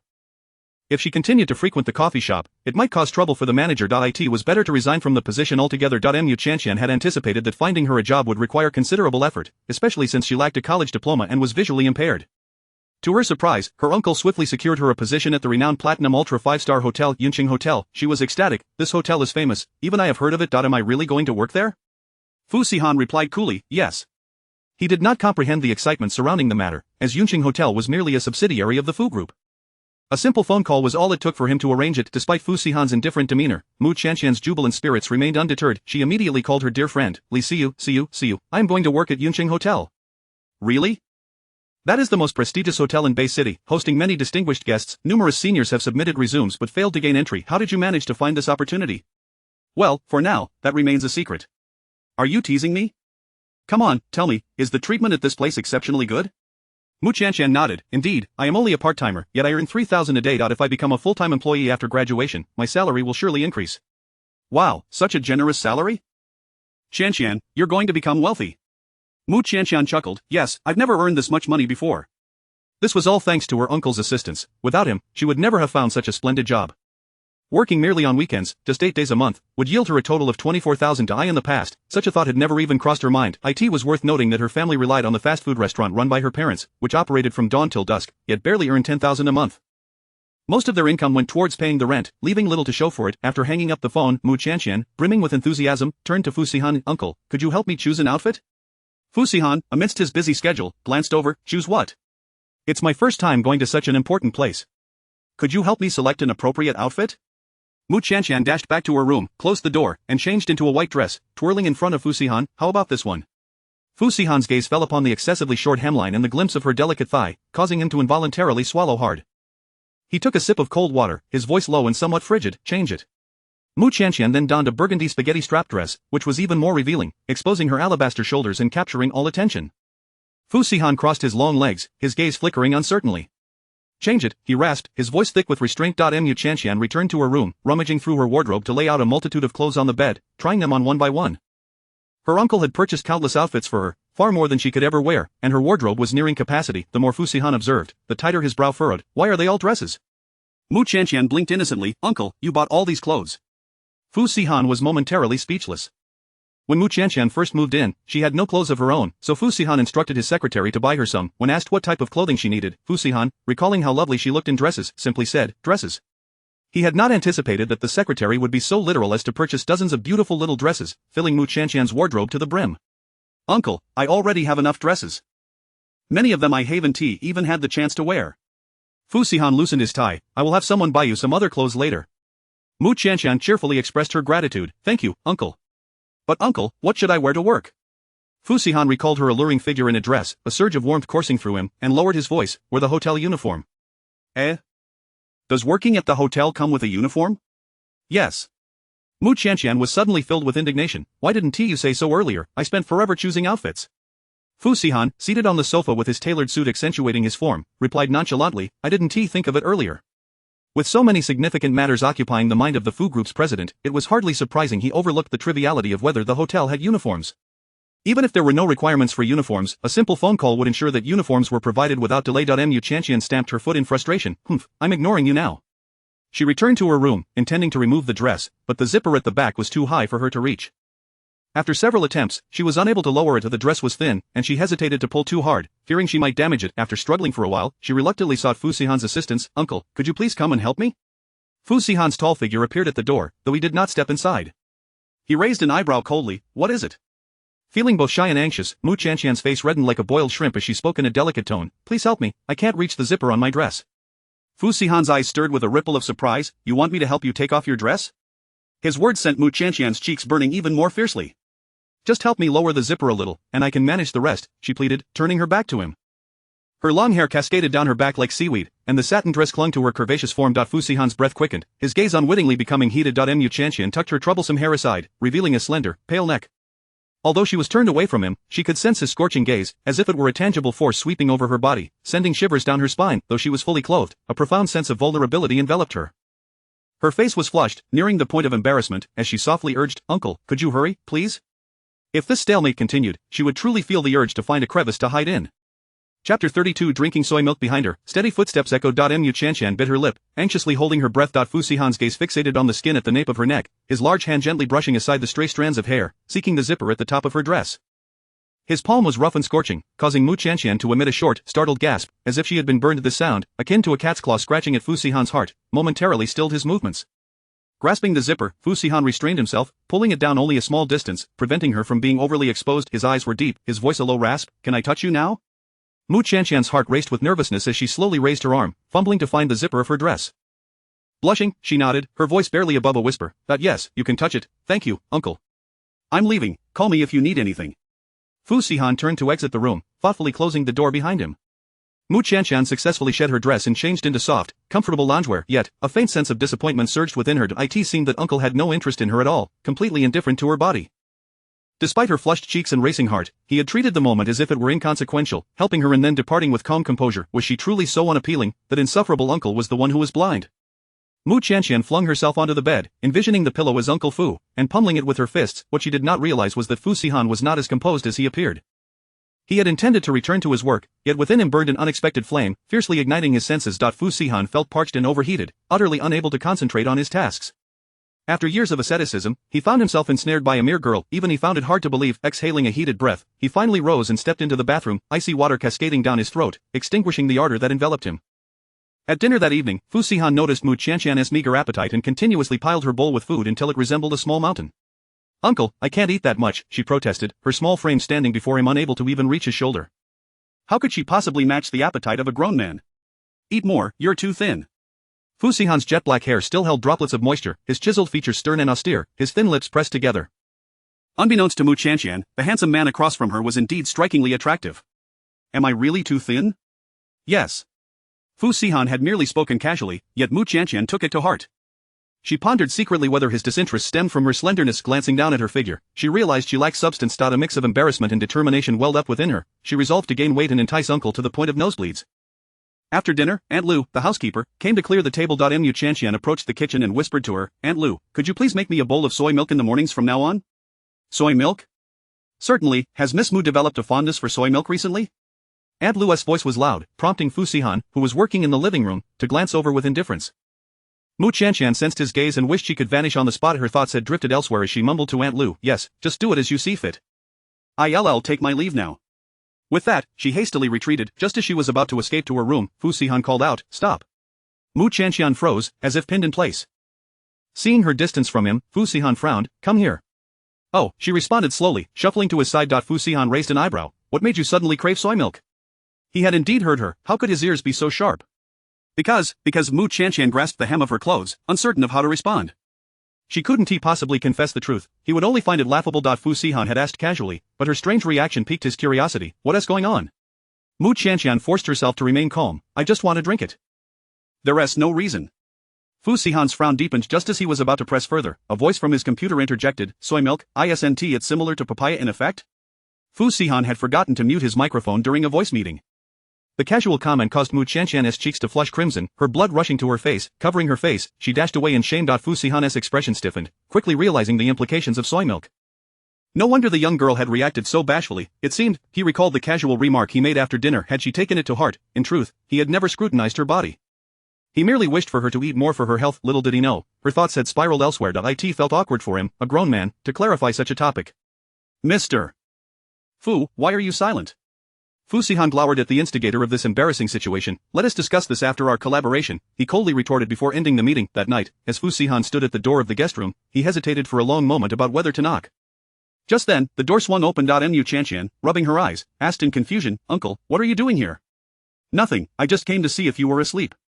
Mu Chantian replied, I just finished listening to a class recording. I'll be going to bed shortly. Fu Sihan nodded slightly. One stood inside the door, the other outside. Mu Chantian wanted to fetch a glass of milk from the kitchen, yet Fu Sihan blocked her exit. Uncle, could you please step aside, she asked softly. Fu Sihan moved aside, hesitating for a moment before saying, what I said tonight, don't take it to heart. Ha? Mu Chantian was taken aback. Fu Sihan's expression was icy, yet his words were sincere, I have no objections regarding your figure. No one in this world has the right to judge your body, I merely hope you eat a bit more to supplement your nutrition and regain your health. It was the first time he had spoken such a lengthy statement. Not only did Mu Chantian stand stunned, but even Fu Sihan found it hard to believe when had he become so loquacious. Having finished speaking, he left with a cold demeanor, leaving Mu Chantian alone in a daze. After a while, she finally registered his words, feeling as though she had immersed herself in a honey pot, enveloped by a sweet warmth. Blushing shyly, Mu Chantian soon found herself unable to suppress a smile. Despite Uncle's cold temperament, his character was undeniably commendable. Chapter 33 At the sweet cake. The following day, Aunt Lu prepared red date soy milk. Mu Chantian gulped down a large cup and said, Aunt Lu, you can just make breakfast as usual from now on. There's no need to specially prepare soy milk for me. After hearing her uncle's words yesterday, she had come to terms with things. There was no need to deliberately pursue a perfect figure. She would let things unfold naturally. Fu Sihan was perusing a magazine when he glanced up at her, a satisfied smile playing on his lips. The little crybaby had grown up in a less than ideal environment, making her prone to insecurity and the desire to please others. Once she had nurtured her self-esteem, she would no longer fall into self-doubt over a mere comment from someone else. Mu Chantian picked up her thermos and waved at Fu Sihan, saying, Uncle, I'm off to class. Goodbye. Fu Sihan replied coolly with a brief watching her skip out the door. Upon arriving at the classroom, Fu Qianqing greeted Mu Chantian as soon as he spotted her. Mu, classmate. She settled down next to her roommate and said, Thank you for helping me find a job, but I won't be going anymore. Why not? Is it because of that troublemaker from last time? Don't worry, she is still in detention, Fu Qianqing reassured her. He had already heard about the incident at the CAF, and the audacity of Gu Qingyu trying to strip someone in the street was simply outrageous. Mu Chantian replied, she'll be released sooner or later. I'm afraid if I continue at the CAF, it might cause trouble for the manager. After hearing her words, Fu Qianqing felt even more convinced of her kind-hearted nature. In comparison to Gu Qingyu, Mu Chantian seemed like a little angel. Alright then, if that's the case, I won't insist, I can help you find another job. Mu Chantian shook her head, thank you for your kindness, but I've already found a new position. Fu Qianqing assumed this was merely a polite refusal. I can help you find one that pays better than before. After all, in his eyes, with Mu Chantian's visual impairment, what kind of good job could she possibly find? Surely, she was just making excuses to turn him down. Mu Chantian waved her hands insistently, really, it's not necessary. Just then, the teacher entered the classroom, forcing Fu Qianqing to temporarily relent. After class, Mu Chantian stopped by the CAF to inform the owner that she would no longer be coming. The owner, somewhat reluctant, said, although I quite like you, I respect your decision. Here's your pay, I'll transfer it to your phone. Thank you, manager. Mu Chantian received her first paycheck, her joy immeasurable. On her way home, she happened to pass by a cake shop. Throughout her life, Mu Chantian had never celebrated her own birthday, though her brothers' birthdays were celebrated each year with cakes bought by their parents. The cakes were always shared among her family, leaving her with only the crumbs left on the plate. She had once secretly licked the cream remaining on the cake tray. The sweet taste was something she would never forget. With these thoughts in mind, Mu Chantian found herself inexplicably pushing open the door to the cake shop. The young shop assistant asked, hello, what kind of cake are you looking to buy? Feeling a bit shy, as it was her first time purchasing a cake, Mu Chantian replied, I would like a smaller one. Do you have strawberry flavor? How many people will be eating? 2. The shop assistant kindly suggested, for 2 people, I recommend a 4-inch cake. However, the price difference between 4 inches and 6 inches isn't much. The 6-inch is more cost-effective. After inquiring about the prices, she found that the 4-inch was $138, and the 6-inch was $168. Indeed, the difference was minimal. I'll take the 6-inch. The assistant recommended a strawberry mousse cake, claiming it was their best seller. She packaged the cake and handed it to Mu Chantian. Mu Chantian softly expressed her gratitude, thank you. Carrying the cake, her spirits soared. However, while crossing the street, a delivery rider, in a hurry, ran a red light and collided with Mu Chantian. She fell to the ground, the cake flying from her hands and shattering upon impact.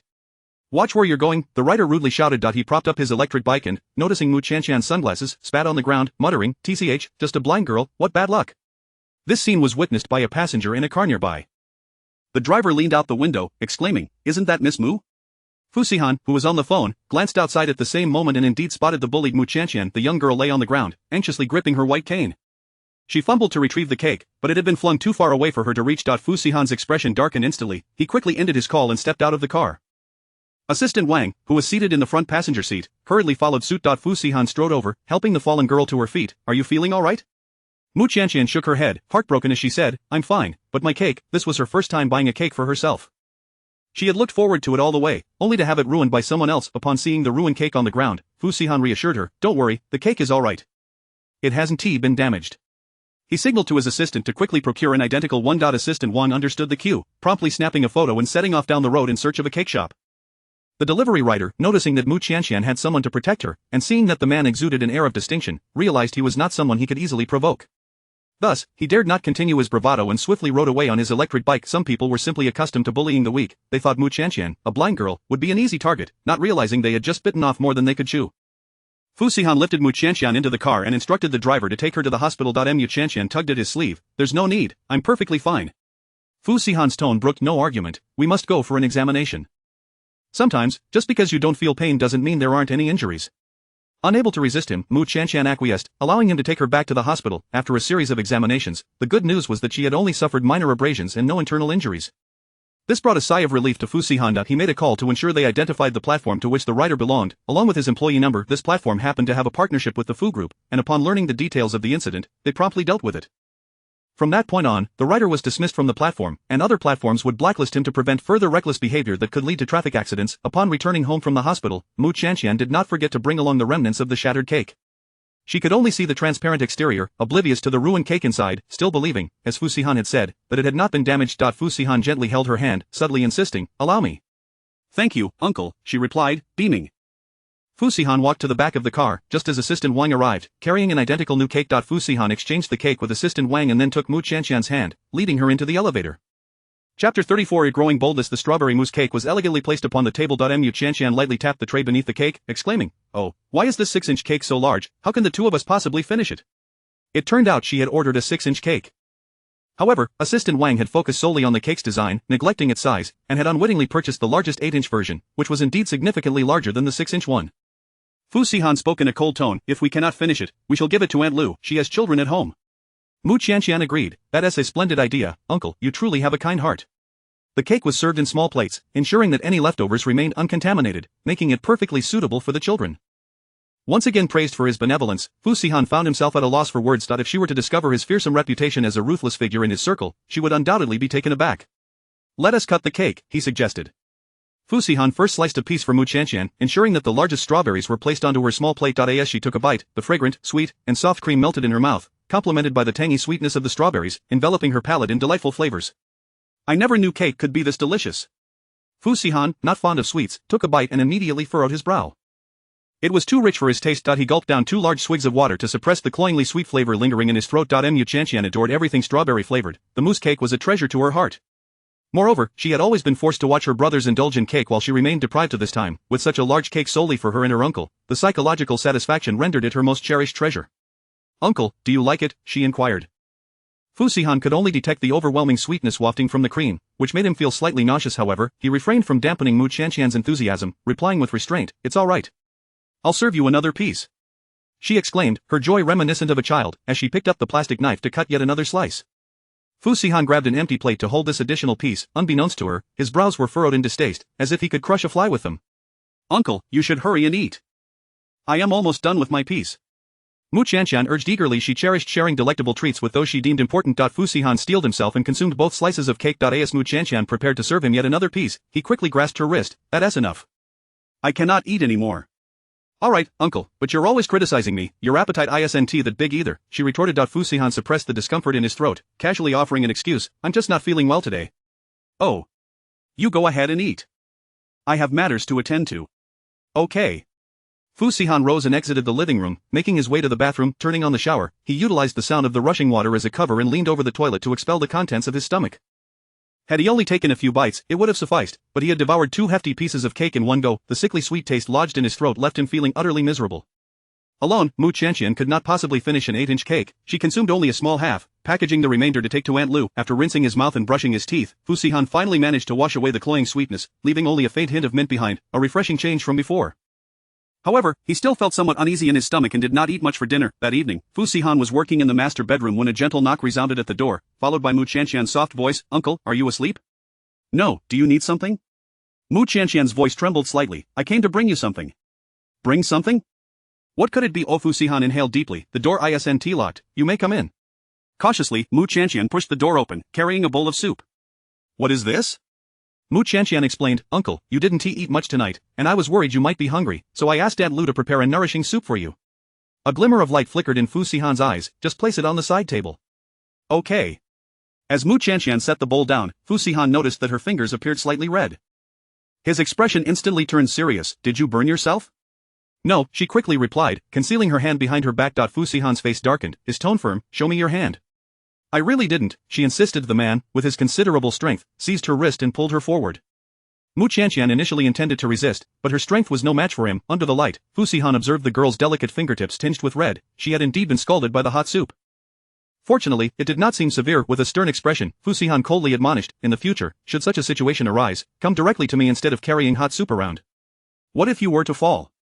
His voice was deep and magnetic, exuding an undeniable sense of authority. Mu Qianqian, intimidated by his imposing presence, lowered her head. I understand."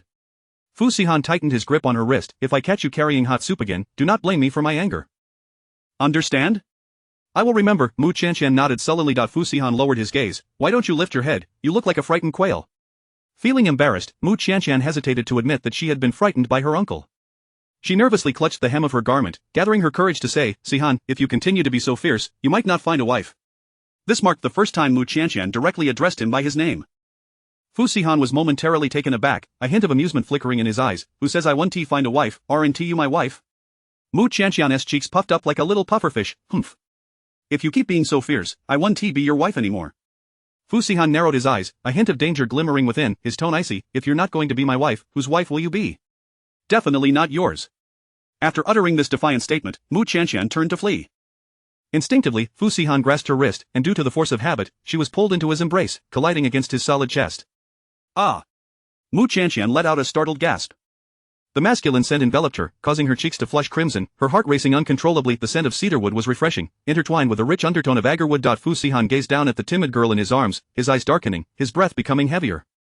However, the moment was not yet right. He needed to wait until her eyes regained their clarity. With a slight curl of his lips, his tone unexpectedly softened with an unrecognized tenderness. "Your boldness is indeed growing."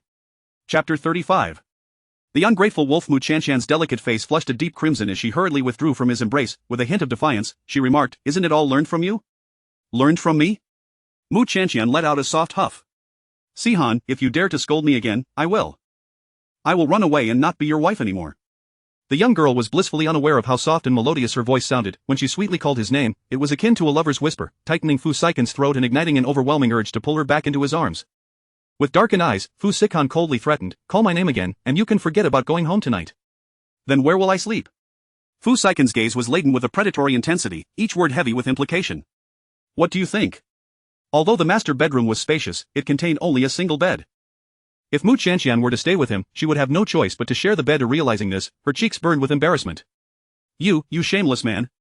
Yet her voice was as faint as a whisper, devoid of any real intimidation. Like a kitten displaying its soft paws, trying to frighten its opponent, she only appeared endearingly adorable. This little crybaby was surely unaware of how alluring her current demeanor was to a man. Fu Sikan feared that if the conversation continued, the fire within him would go unchecked, potentially harming her. He grasped Mu Qianqian's hand firmly. "Let us go." "Where to?" "To rinse your fingers with cold water, lest you burn them." Mu Qianqian quietly allowed him to lead her. His rough, large hand enveloped hers entirely, as if to protect her and shield her from all external dangers. Each time she held hands with him, she felt a sense of security and reassurance. After taking a few steps, the innocent girl remarked, "Uncle, your hand is so warm." Fu Sikan's expression darkened. "Don't concern yourself with trivial matters." "Oh." He guided Mu Qianqian to the sink, using cold water to wash her fingers. Still not completely at ease, he admonished her like a concerned father, "In the future, avoid touching hot objects. Do you remember?" Mu Qianqian pouted, "Uncle, you've mentioned this countless times, and I already remember it." She wasn't foolish. How could she forget after hearing it so many times? Why was he more nagging than a grandmother? Anyone else who dared to speak such words in front of Fu Sikan would have been swiftly dismissed. Only this little girl, oblivious to his status, had the audacity to retort with such boldness. Fu Sikan sighed inwardly, feeling helpless. After washing her hands, Mu Qianqian returned to the guest room and locked the door behind her. Hearing the sound of the lock, Fu Sikan couldn't help but chuckle in exasperation. Did she truly view him as such a lecherous person? Was she that distrustful of him? He had treated her with utmost kindness. This little girl was acting like an ungrateful wolf. However, in this instance, Fu Sikan had misjudged her. Mu Chanxian locked her door purely out of a previous lack of security. Having finally acquired her own room, she naturally wished to defend her territory and prevent any intrusions. That day, with no classes to attend, Mu Chanxian went to work at the Yunqing Hotel. Her roles included being a greeter and an exhibition guide. The Yunqing Hotel, located in the heart of the city, occupied a vast space, exuding opulence both inside and out. It housed the largest exhibition hall in Beishar, showcasing exquisite ancient paintings and rare antiques. Many business owners were drawn to the hotel's collections and would often choose to negotiate collaborations there. Your name is Mu Chanxian, correct? Shortly, I will have someone assist you in familiarizing yourself with the exhibition hall. Each item's location and number are fixed. You only need to remember the numbers and the stories behind them, the manager informed her. Mu Chanxian nodded. All right. Please change into your uniform in the dressing room. The manager handed her a set of professional attire. The manager, a woman in her 30s with a pleasantly round face, had a friendly demeanor. Thank you. Mu Chanxian proceeded to the dressing room and emerged in her new outfit. The once innocent-looking college student now appeared more mature and sophisticated in her professional ensemble. The manager led Mu Chanxian into the exhibition hall, explaining the significance of each item and its backstory. With her excellent memory, Mu Chanxian absorbed everything. After just one listening, the round-faced manager was astonished. You remembered so quickly, no wonder you're a standout student from a finance university. Mu Chanxian smiled shyly. You flatter me. I am not that remarkable. Treat me as a guest and explain it to me, the manager suggested. Certainly. As Mu Chanxian walked through the lavish exhibition hall, her voice was soft and pleasant, her demeanor confident as she meticulously explained the origins of each display. The manager beamed with satisfaction, applauding, Excellent, you made no mistakes, you are ready to begin work today. Thank you, senior. There's no need to be so formal. My surname is Li, just call me Sister Li. I hope you'll take care of me in the future. Mu Chanxian stood at the entrance, welcoming guests and guiding them to the exhibition hall, eloquently introducing all the exhibits. This particular group of guests was unique, comprising several impeccably dressed executives, surrounding a tall, young man. That man's figure looked somewhat familiar. One executive was about to call out President Fu, but was swiftly silenced by Fu Sikan's piercing gaze. He quickly swallowed the remaining words. What are you doing standing there like a fool? Barked an executive with a square jaw and a hefty build. Mu Chanxian hurried over. I apologize, I am the greeter here, and I will take you to the exhibition hall for a break. The square-jawed executive glanced at her disdainfully. Where did this wild girl come from? No professionalism, no manners. Do you have any idea which esteemed guest we are hosting today? You've lowered the standard of such a luxurious establishment as the Yunqing Hotel? I'll inform the manager immediately to have you replaced. Mu Chanxian felt humiliated, nearly brought to tears. The man in the center of the group's expression darkened. His assistant, adept at reading the room, quickly intervened. Mr. Zhu, it's a trivial matter, is it really necessary to be so petty? Mr. Zhu, caught off guard, felt his pride wounded in front of so many people, his face falling. After all, the one speaking was President Fu's assistant, representing Fu Sikan as authority. Who would dare oppose Fu Sikan? Mr. Zhu reluctantly swallowed his displeasure, forcing a smile. Yes, I was too petty, I shouldn't be arguing with a service staff member. He pulled out his wallet, tossing several bills in front of Mu Chanxian, scattering them on the floor. Mr. Zhu, with his nose in the air, arrogantly stated, a tip for you. Fu Sikan's aura turned icy, the frost in his eyes nearly palpable. Chapter 36. The concern of the older gentleman. Mu Chanxian stifled her tears and forced a smile. Please follow me, everyone. The red bills lay on the ground, still untouched, ignored by all. President Zhu sneered derisively, what are you pretending to be so high and mighty for? I bet you'll definitely pick up that money later. Do you believe it? I've seen plenty of spineless poor people. Tears welled in Mu Chanxian's eyes, and she fought to suppress the urge to cry out loud. She led the guests to the exhibition hall, forcing a smile as she introduced each exhibit. Throughout this time, President Zhu treated Mu Chanxian like a servant, calling her to serve tea one moment and asking her to refill water the next. The others could no longer bear to watch. President Zhu, let us maintain some gentlemanly decorum and not pick on a young girl. Indeed, President Zhu, just let her go, it's better than having her be an eyesore in front of us. We'll be discussing work-related matters later. It's inappropriate for an outsider to be present. Under the persuasion of the others, President Zhu disdainfully waved his hand. What are you still standing there for? Hurry up and get lost. Do you want me to kick you out?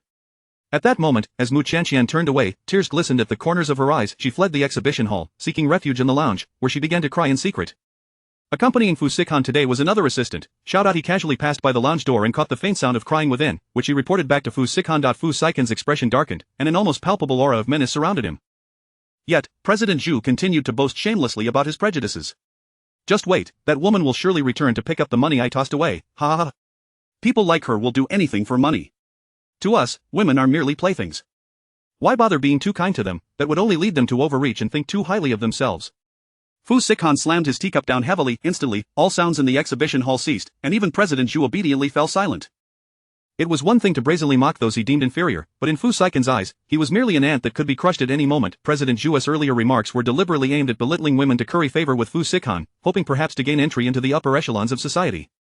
Little did he realize that he was misjudging the situation entirely. A chilling smile crept onto Fu Sikhan's lips. Zhu Dima, if I recall correctly, you have an elderly mother at home? President Zhu's face flushed crimson with excitement as he quickly rose from his seat. Yes, President Fu, I'm astounded that you remember my family matters.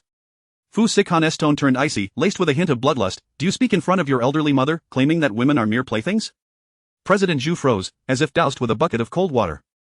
His fleshy face quivered, and his lips trembled as he stuttered. Several executives who usually maintained a close relationship with Fu Sikhan wore inscrutable smiles. They were all acutely aware that Fu Sikhan valued the people around him above all else, considering them his untouchable Achilles heel. Who among them had not come from a family with women? President Zhu's remarks were indeed repugnant, and it was a wonder Fu Sikhan had not lost his temper. Who brought Zhu Dima in? Fu Sikhan lightly tapped. A slender CEO stepped forward, his face filled with shame. President Fu, he is a distant relative of mine, and he begged me to bring him to see the world. I couldn't refuse his request. Fu Sikhan casually decreed the fate of the CEO. Your enterprise is too small, and your financial standing is insufficient. You need not attend future discussions on renewable energy. The slender CEO pleaded urgently. President Fu, I beg you for another chance. I've already secured investments. If you kick me out now, I won't be able to explain to the investors. Such a lucrative opportunity could yield immeasurable profits, and naturally, he wanted a piece of the pie.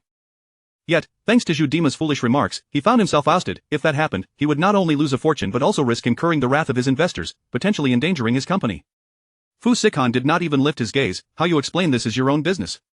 President Fu, please show mercy. Fu Sikhan coldly commanded, someone. The entire Yuncheng Hotel was under the auspices of the Fu family. Everyone naturally followed Fu Sikhan's orders. Security personnel pushed open the golden door and expelled both the slender CEO and his relative Zhu Dima from the venue. The exhibition hall fell into a notable hush. Fu Sikhan's voice rang out coldly, the meeting will continue. The others fell silent, all on high alert, wary of being dismissed themselves. To be close to someone like President Fu, the most crucial lesson was to keep one's mouth shut and refrain from speaking out of turn. After being thrown out of the Yuncheng Hotel, the slender CEO kicked Zhu Dima in frustration. Are you brainless? Why did you provoke that living demon? If you want to throw away your life, don't drag me down with you. His company was barely second-rate in Bay City, managing only to squeeze into the upper class and had yet to establish a firm foothold. Thanks to the Zhu relative, all his years of effort were in jeopardy. On the brink of collapse, Zhu Dima seethed with indignation. What are you afraid of? If they don't take us, they don't take us. We can just live off our old savings. You think you can continue running a company after messing with President Fu? So what? I can always move the company to another city. His reach can't extend beyond Bay City to control me. Zhu Dima was, after all, an outsider who had no understanding of the Fu family's standing in the business world, nor did he grasp Fu Sikhan's ruthless methods of retribution. The slender CEO could not be bothered to waste more breath on him. Suit yourself, just don't drag me down with you. He needed to find a way to smooth things over and see if he could quell Fu Sikhan's wrath. If he could just gain a little favor from these first-rate families, even a mere trickle of benefit would sustain him for a lifetime. Anyone could see how to make the right choice. Only a fool like Zhu Dima would think that business rivalries were as simple as childless play. As Mu Qianqian wept in the lounge, a sudden knock echoed at the door. She wiped her tears and opened it. Standing outside was Xiao, the assistant beside Fu Sikhan. You must be Miss Mu. These are the desserts our boss instructed me to bring you. Our boss said not to let the words of those inconsequential individuals trouble you, nor should you take their foolish remarks to heart. Chapter 37. Face-pinching Mu Qianqian was momentarily taken aback. Although she could not see, the sweet and enticing aroma of cream and fruits wafted through the air. She pinched her fingertips and could not help but inquire, who is your boss? Assistant Xiao replied politely, just consider him a good Samaritan who stands up against injustice. The boss wished to conceal his identity, and as his subordinate, Assistant Xiao certainly dared not elaborate further. Mu Qianqian nodded and said, please thank him for me. Of course, I will convey your gratitude, Assistant Xiao assured as he wheeled the dining cart into the lounge, laden with exquisitely designed cakes and desserts, each portion thoughtfully divided into small bites to accommodate her impaired vision. Seated alone in the lounge, Mu Qianqian picked up a piece of cake and took a bite. The strawberry-flavored cream melted on her tongue, instantly conjuring thoughts of Uncle Fu. Among the group she had seen earlier, a figure had struck her as particularly familiar. Could it be him? Yet, she quickly dismissed this absurd notion. She reassured herself, how could that be? Uncle Fu was just an ordinary worker, certainly not a boss. The person she had glimpsed, surrounded by so many executives, must have held a position of great authority. The Uncle Fu she knew was merely a diligent office worker residing in an ordinary neighborhood. It was inconceivable that it could be him. Perhaps she had simply misidentified him. After all, there were countless individuals in the world who bore a resemblance to one another. Nevertheless, the kindness from a stranger warmed her heart, and his encouraging words felt like a gentle stream flowing into her soul. The grievances and sorrows that had weighed on her heart were suddenly alleviated. She softly mused, there are still many good people in this world, despite the presence of unpleasant individuals, the majority remain kind-hearted. Upon returning home that evening, Mu Qianqian held a bottle of eye drops and sought Uncle Fu's assistance. Uncle, could you please help me with the drops? Having cried earlier in the day, she needed to soothe her eyes. Sit here, Fu Sihan instructed, gesturing towards the sofa.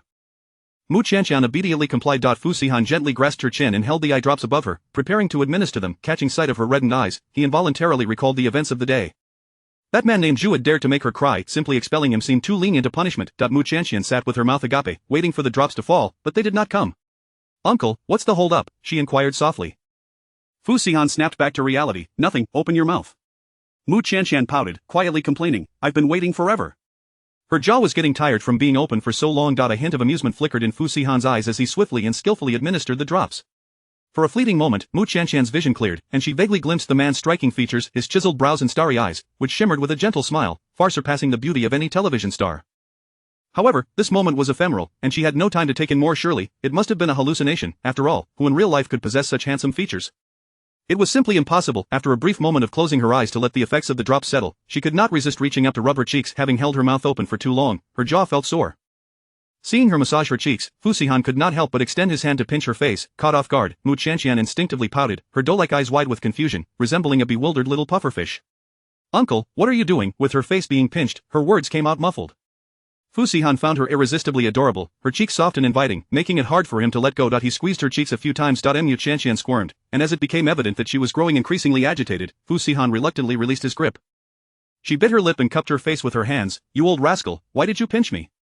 Fu Sihan's gaze lingered. It seems the nutritional supplement is working wonders, your cheeks are fuller than before. The sensation was delightful, and he was tempted to pinch her again. Unaware of his true thoughts, Mu Qianqian assumed that he was merely concerned for her well-being. I've actually been feeling hungrier lately, and I'm worried that if this continues, I might gain weight. Fu Sihan smirked, eat as much as you like. I can afford it. Her cheeks flushed a deeper shade, their delicate hue rivaling the beauty of gemstones. She clarified, Uncle, it's not that I'm afraid of making you poor, I'm just concerned about becoming a chubby girl. That wouldn't be appealing. Fu Sihan studied her exquisite features, imagining how she might look should she gain weight. The girl had a solid foundation, even if she put on weight, she would still be adorable. He was not overly concerned with her appearance. Don't worry about how you look, what matters is that you remain healthy.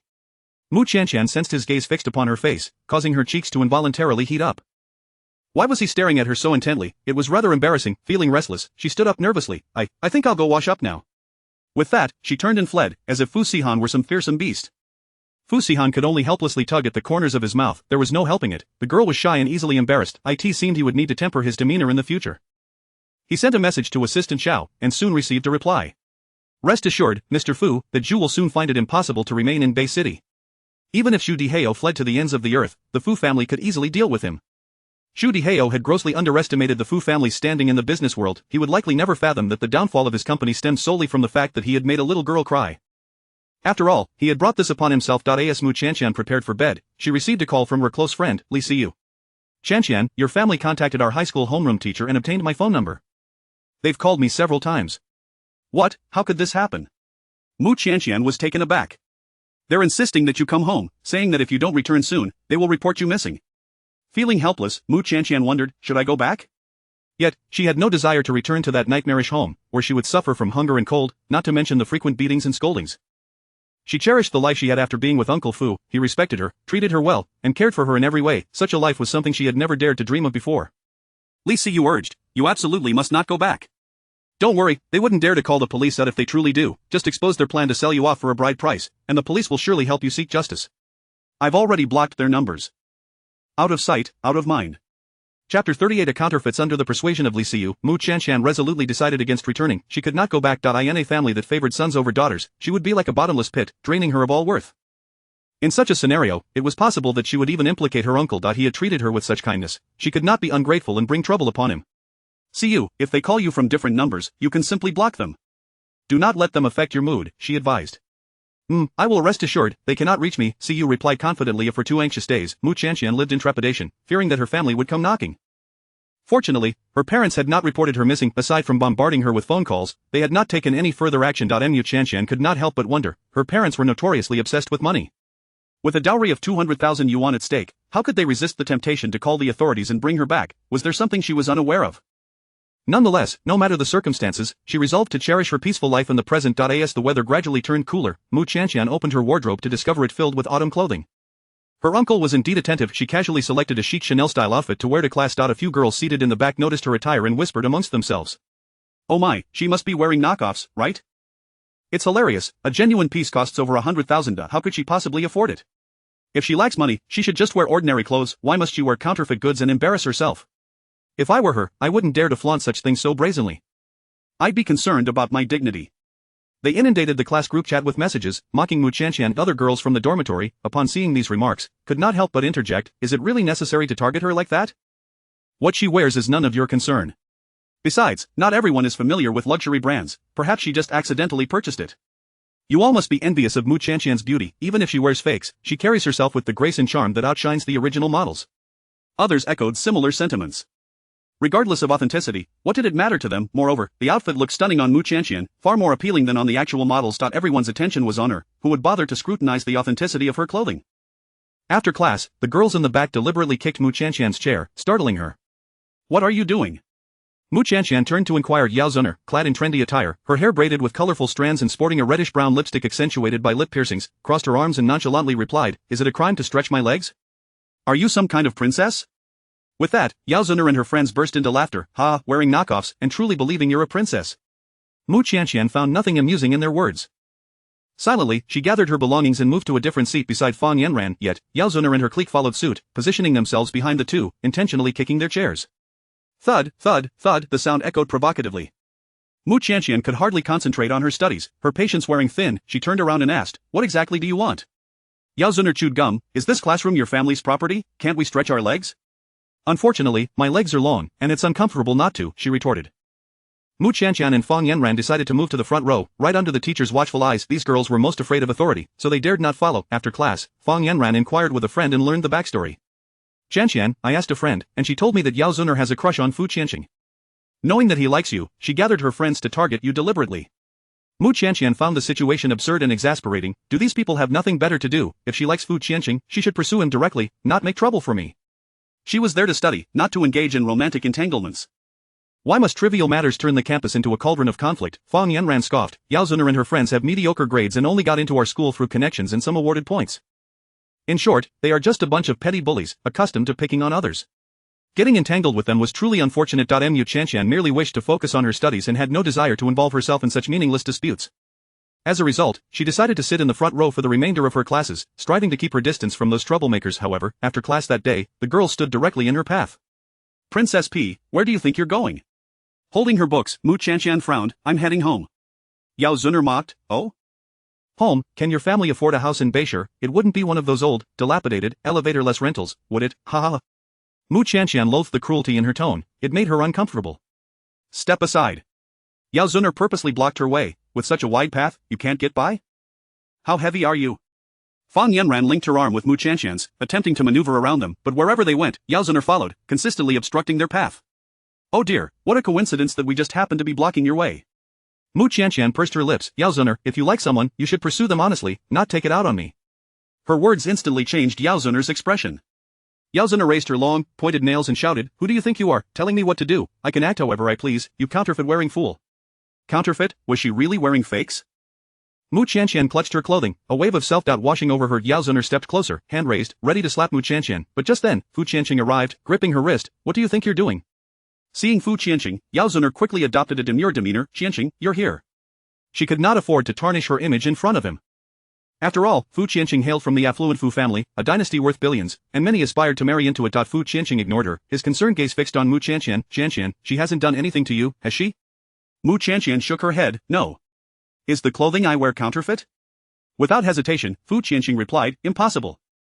Your clothing is undoubtedly authentic, it is clearly a limited edition, anyone who claims otherwise has likely never seen the real deal." He spoke without regard for Yao Zuner's presence, effectively slapping her in the face with his words. Yao Zuner's complexion shifted between shades of green and white, her nails digging painfully into her palm. Chapter 39. The theft. This time, it was Mu Chantian's turn to be astonished. The garments she wore were all purchased by the older gentleman.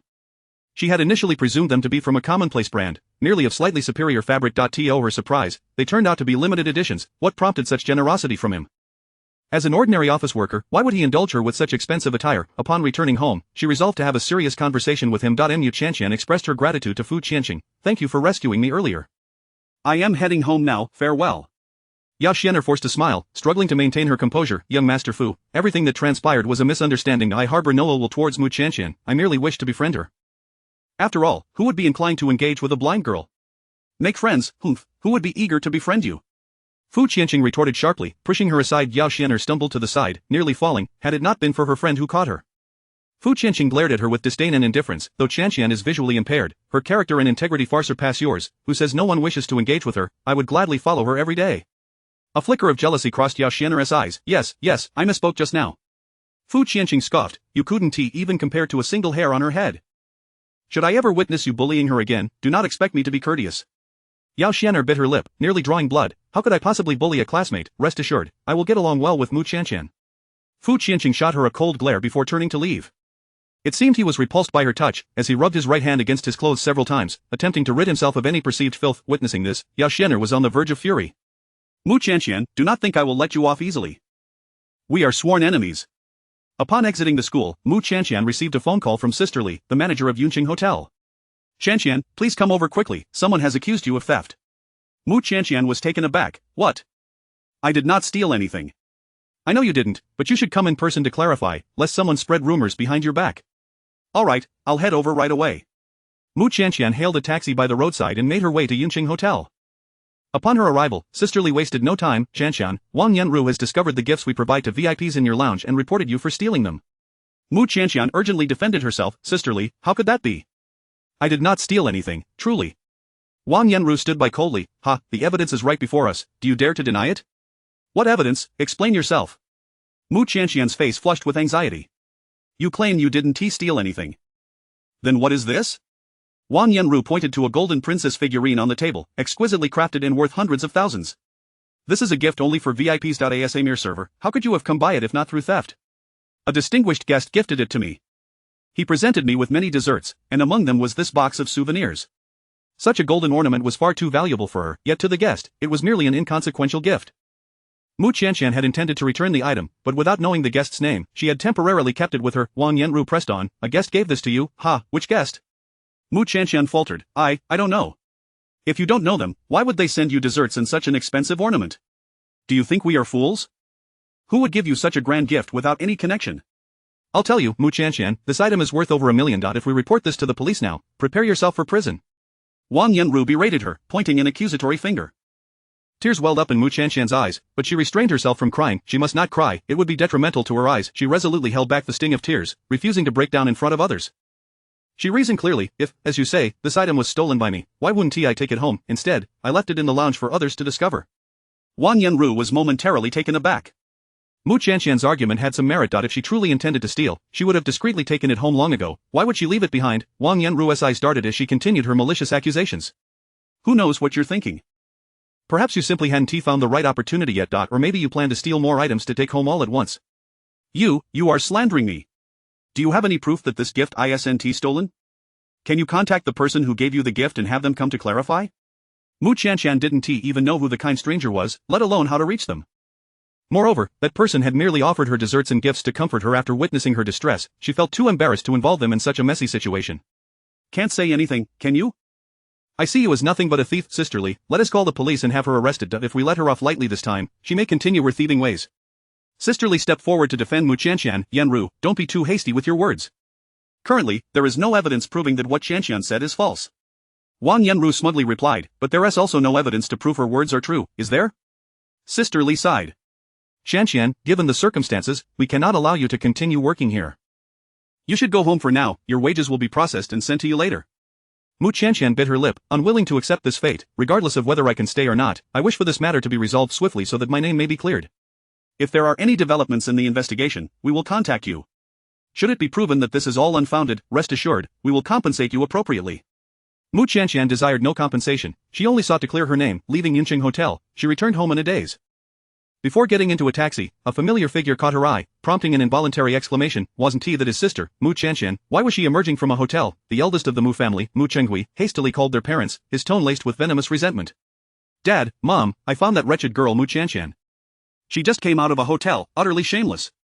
How infuriating, this girl, instead of waiting at home to marry, was out engaging in disgraceful activities with men. Once he brought her back, he would show her what it meant to be a responsible older brother. Chapter 40 of The Uncle Is No One Else. What, have you seen that wretched girl? Mu Chenghui nodded. Indeed, I just spotted her leaving the hotel, seemingly entangled with some ruffian. That insufferable girl, hurry and bring her back to me. Instead of cherishing her upcoming marriage, she chooses to frolic around in anonymity with some man. Has she lost her mind? Bring her back at once. I'll contact her husband to ensure he transfers the betrothal gift to us without delay. Just as Mu Chenghui was about to inform his family, Mu Qianqian had already entered a vehicle and departed. However, due to their eagerness for the betrothal money, his family had already hung up the phone. Mu Chenghui, fixated on the prospect of the 200,000 yuan bridal price, sprinted after her. Yet, with his 2 legs, he could not possibly outrun a taxi. He was quickly left behind. Filled with resentment, Mu Chenghui returned to the security booth only to be unfortunate enough to be caught by the security captain. Mu Chenghui. Where have you been? Mu Chenghui's gaze faltered. Captain, I was just in the restroom. A lazy donkey always finds a way to shirk responsibility. I bet you were hiding away to smoke again. Don't even think about your bonus this month.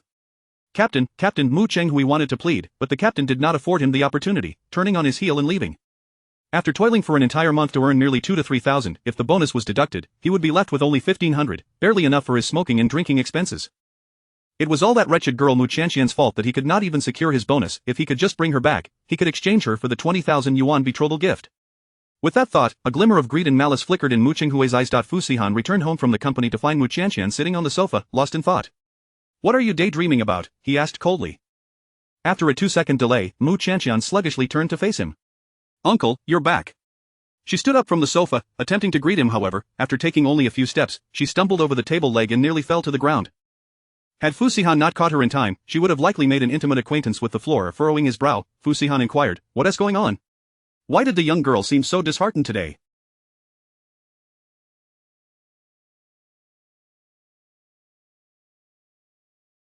Steadying herself, Mu Qianqian withdrew from his embrace. She forced a smile, not wishing to burden him with her worries. "Uncle, I'm fine. You must be tired. Sit down and have some water. Take a moment to rest. I'll go call Aunt Lu to prepare dinner." After saying this, she made to leave to summon someone from next door. However, Fu Sihan suddenly grasped her arm, his voice icy. "What exactly happened?" Mu Qianqian lowered her head, remaining silent. Fu Sihan tightened his grip on her arm. Instinctively, a layer of frost settled in his gaze, his voice so cold it could almost freeze. "Mu Qianqian, have you forgotten the words you once spoke?" Mu Qianqian looked up in confusion. "What?" "We are husband and wife, and should support one another through thick and thin. In times of trouble, you may conceal matters from anyone, but you must not hide anything from your husband." His words ignited a warmth in Mu Qianqian's heart. If everything were to be concealed and she refused to share with him, could they still be considered a couple? Gathering her courage, she resolved to disclose the events of the day to her uncle. "Uncle, I can no longer work at Yuncheng Hotel. I'm sorry for disappointing your good intentions." "Why can't you go?" "Someone has falsely accused me of theft.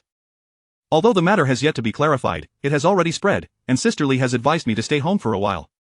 A chilling aura enveloped Fu Sihan, emanating an unmistakable sense of coldness. "Who has slandered you?" His first inquiry was not about what Mu Qianqian had supposedly stolen, but rather who had accused her. From his tone, it was evident that Fu Sihan stood firmly on Mu Qianqian's side, utterly disbelieving that she would steal. A warmth spread through Mu Qianqian's heart. "It was a colleague of mine who accused me of stealing a souvenir. In truth, that item was a gift from a kind-hearted CEO." Fu Sihan raised an eyebrow. "Oh? The other day, someone created difficulties for me, and I was so upset that I cried. That kind-hearted CEO sent an assistant to deliver a truckload of desserts to me, which included a pure gold princess figurine." Just as Mu Qianqian had anticipated, a figure of Fu Sihan's stature would hardly concern himself with a trivial pure gold figurine. In the eyes of people in their circle, it was merely a token gift, something beautiful that was casually placed on the cart for delivery. She never imagined it would lead to such slander against her. Fu Sihan inhaled deeply. "Rest assured, I will ensure that this matter is resolved." Mu Qianqian felt a twinge of worry. "Uncle, will this cause you trouble?" He had already assisted her greatly, and she did not wish to burden him further. Fu Sihan smirked. "Do not worry, this trivial matter is no challenge for your husband." Mu Qianqian sighed in relief. "That's good." Seeing her obedient and compliant demeanor, Fu Sihan couldn't resist ruffling her hair. "Qianqian, do not overthink things for others in the future. Those who are too considerate often find themselves at a disadvantage." Mu Qianqian was taken aback. No one had ever spoken to her in such a manner before. In her memory, her parents would only scold her for being gluttonous, not understanding enough, or lacking diligence. Thus, she had grown accustomed to being the most understanding child, always considering others first, yet often, she overlooked her own thoughts. Fu Sihan's words coursed through her heart like a warm current, awakening feelings of gratitude she had never experienced. Her eyes glistened with unshed tears.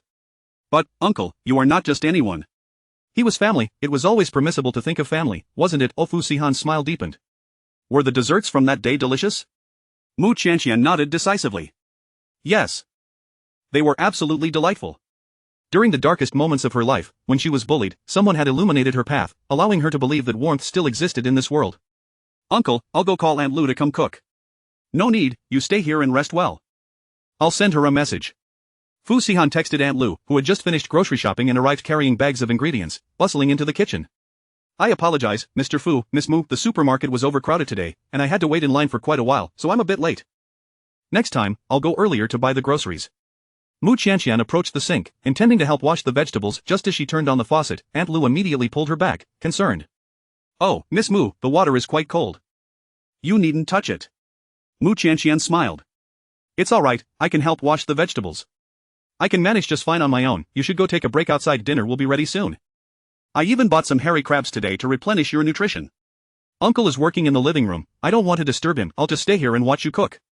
Afraid of interrupting Fu Sihan's work, Mu Qianqian chose to remain in the kitchen. If you want to watch, then feel free, Miss Mu, but do step back a bit so the oil doesn't splatter and burn you. Aunt Lu opened up, deftly preparing the dishes while chatting with her.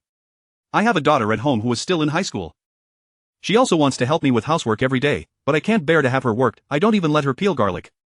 Young girls have delicate hands and should focus on their studies. If they can get into a good university and find a good job in the future, their parents will be at ease. Aunt Lu spoke with pride when discussing her own children, a stark contrast to her usual demeanor. Mu Qianqian couldn't help but reveal a look of envy. Chapter 41 The Misunderstanding of Pregnancy. This is the atmosphere that a normal family should possess, isn't it? Unlike her, who has been helping her parents with household chores since she could remember, sometimes even taking care of her younger brother and assisting at the family shop.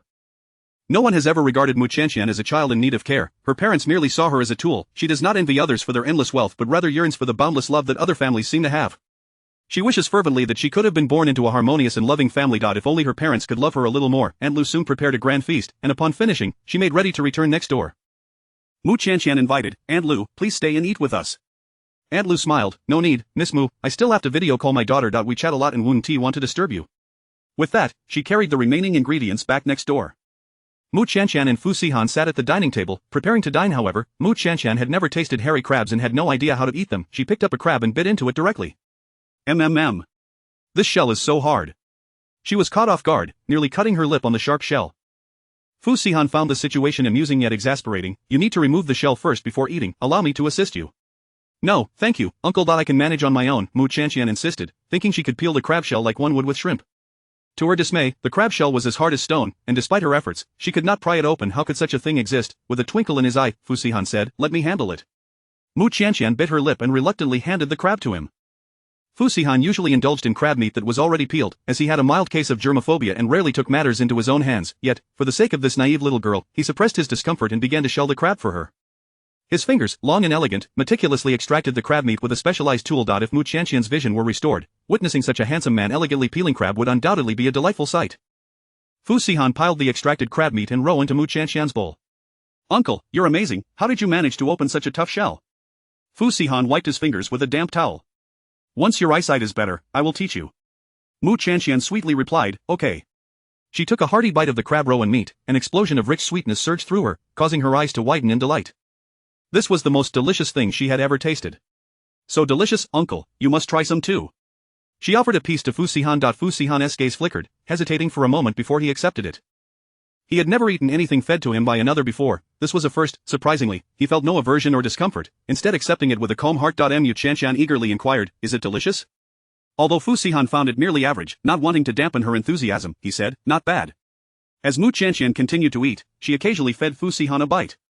He placed the shelled crab meat into her bowl, only for her to feed him in return. Why didn't he just eat it himself? Fu Sihan contemplated broaching the subject, but Mu Qianqian was so caught up in her joy that she seemed oblivious. Well, it was rare to see her so happy, so he let it be. He had overheard snippets of the conversation between Mu Qianqian and Aunt Lu in the kitchen. The young girl had never received affection from her family and had grown up in a rather harsh environment. Yet, in such circumstances, she neither wallowed in self-pity nor turned sour. Instead, she blossomed into a bright and optimistic little sunbeam, which greatly impressed Fu Sihan. This meal, Mu Qianqian ate more than usual. She had yet to listen to the recordings from her classes that day and sat at the table to study after finishing her meal. Grandma Fu video called Fu Sihan and, after a brief exchange, insisted that he bring Mu Qianqian over. Let me see Qianqian. Fu Sihan sighed. You feigned concern for me just to catch a glimpse of Qianqian, didn't you? What does a grown man have to worry about? I am just afraid you'll mistreat her. I can't help but worry after not seeing her for a few days. After all, Fu Sihan's cold demeanor was well known, and Grandma Fu was concerned that such a delicate girl would suffer under his care. Fu Sihan then rose and went to the guest room, knocking on the door. Uncle, is there something you need? Grandma is video calling me and wants to see you. I'll be right there. Mu Qianqian adored the warm-hearted Grandma Fu, and upon hearing that the elder wished to see her, she immediately set aside her tasks and cheerfully opened the door. Fu Sihan led her to the living room, sitting her in front of the computer. Grandma, I've brought her to you. You go on and do what you need to, I'll have a little chat with Qianqian. The moment she saw Mu Qianqian, Grandma Fu forgot about her grandson and casually dismissed him. Grandma, Mu Qianqian called softly. Oh, Qianqian, come closer so Grandma can have a good look at you. Mu Qianqian scooted forward a bit. Although she could not see Grandma Fu on the video, she could hear her voice. Fu Sihan attended to work beside her, occasionally glancing her way. Seeing the smile on Mu Qianqian's face caused him to involuntarily smile as well. After finishing the video call, as Fu Sihan was about to hang up, Grandma Fu beamed with joy. Take good care of Qianqian. You must pay extra attention in the coming months. She needs careful nurturing. In our family, we do not have the outdated customs of favoring boys over girls, whether a boy or girl, they are all treasures. What joyous occasion has you so elated? Fu Sihan asked, puzzled. In a few days, when you have time, take Qianqian for a checkup at the hospital, and you'll find out. Grandma Fu said mysteriously. With that, Fu Sihan was left in confusion. After a while, he noticed Mu Qianqian leaning against the table, sipping water while holding her stomach, and suddenly, a realization dawned upon him. Perhaps she had overeaten tonight, since earlier, she had been frequently touching her belly. Moreover, her recent nutrition had improved, and her face appeared rounder and healthier, leading one to easily misinterpret that she was pregnant. It seemed that Grandma had mistakenly believed she was expecting, and this misunderstanding could lead to significant complications. If, in a few months, she failed to present a great-grandchild to Grandma, it would surely disappoint the elderly lady. Fu Sihan couldn't help but feel a headache coming on. How on earth would he handle this? Chapter 42. The Dilemma of Uncle. Fu Sihan approached Mu Qianqian with concern, inquiring, Are you feeling unwell? Mu Qianqian, slightly embarrassed, replied, I believe I may have overeaten. My stomach feels quite bloated, and drinking copious amounts of water hasn't helped. If your stomach is bloated, it's best to refrain from drinking more water, Fu Sihan advised, retrieving a medicine box from the cupboard and handing her a strip of lactase pills. Take a few of these and rest for a while. You should feel better. The digestive aid worked swiftly, alleviating much of Mu Qianqian's discomfort. Indeed, Uncle was remarkable. No matter how many challenges life presented, none could truly confound him. Thank you, Uncle. I will head to my room to rest, she said. Wait, Fu Sihan called after her. Is there something else, Uncle? She asked. Fu Sihan hesitated, grappling with the implications of his thoughts. Grandmother had mistakenly assumed Mu Qianqian was pregnant, yet they had been sleeping in separate rooms and had never shared a bed. How could they possibly provide Grandmother with a grandchild? Are you sleeping comfortably in the guest room? Fu Sihan queried, his tone unexpectedly probing. Mu Qianqian was perplexed by his sudden question. I'm sleeping quite well, she responded. After all, she had never had a room of her own at home, and now she relished the independence of her own spacious and soft bed, something she had never dared to dream of before. Is something wrong, Uncle? Fu Sihan pursed his lips. It's nothing. Just go and rest. All right, Mu Qianqian complied, returning to the guest room, while Fu Sihan pressed his fingertips to his temples, feeling a headache brewing. He could not directly tell her to bear a child for the Fu family. However, he was at a loss as to how to address the misunderstanding with Grandmother. Mu Qianqian had been mistaken. Indeed, there were conundrums that even the esteemed Fu could not navigate, such as the matters of pregnancy and childbirth. In the week that followed, Mu Qianqian diligently attended her classes at school. Meanwhile, Yuncheng Hotel had deposited her wages and compensation into her account, yet she had not received any notification to return to work. Consequently, she assumed she had been completely dismissed. She resolved to seek new employment after her exams. Mu Chenghui had been watching for several days but had yet to catch another glimpse of Mu Qianqian. Could it be that things were not as he had imagined? Perhaps Mu Qianqian was not here to sleep with a man. That seemed implausible, as this was a high-end hotel, and Mu Qianqian, a poor blind girl, could not possibly afford such luxury. Surely, she must be relying on Ama, and Mu Chenghui decided to stake out for a couple more days. If he still did not see her, he would have no choice but to give up. After all, he had already garnered the captain's displeasure by sneaking out during work hours. If he continued this pattern, he might even jeopardize his job. Internally, Mu Chenghui nearly ground his teeth in frustration, blaming Mu Qianqian for her audacity. In the office, Assistant Wang was reporting to Fu Sihan. Mr. Fu, we have identified the woman who falsely accused Miss Mu. Her name is Wang Yanru. She discovered a solid gold gift in Miss Mu's lounge. Fu Sihan, standing with his back to Wang, hands tucked into his pockets, gazed out of the expansive floor-to-ceiling windows. Inform the people at Yuncheng that the item was a gift from me. If they dare to exploit this incident further, they should consider themselves terminated from Yuncheng. His voice was deep and magnetic, yet the words carried an icy undertone that sent chills down one's spine. Understood. I will contact Yuncheng Group immediately. After all, Yuncheng Hotel was merely a subsidiary of the Fu Group. They would not dare defy the orders of the family head. Sister Lee received a call from her superior, who unleashed a tirade of accusations. What are you doing? If you cannot manage such a large hotel, we will find someone else. Sister Lee hurriedly offered her apologies. Director Chiu, what do you mean? Have I done something wrong?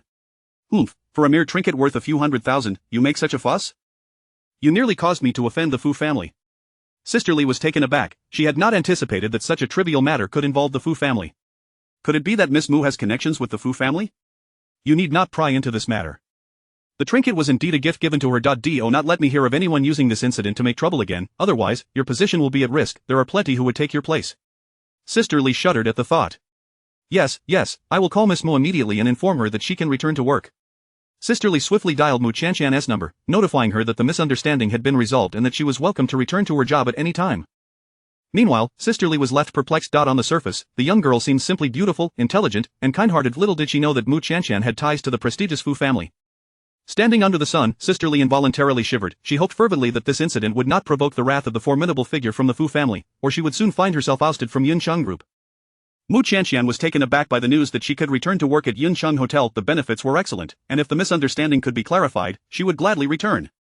However, she needed to focus on preparing for her exams and could not commit to part-time work just yet.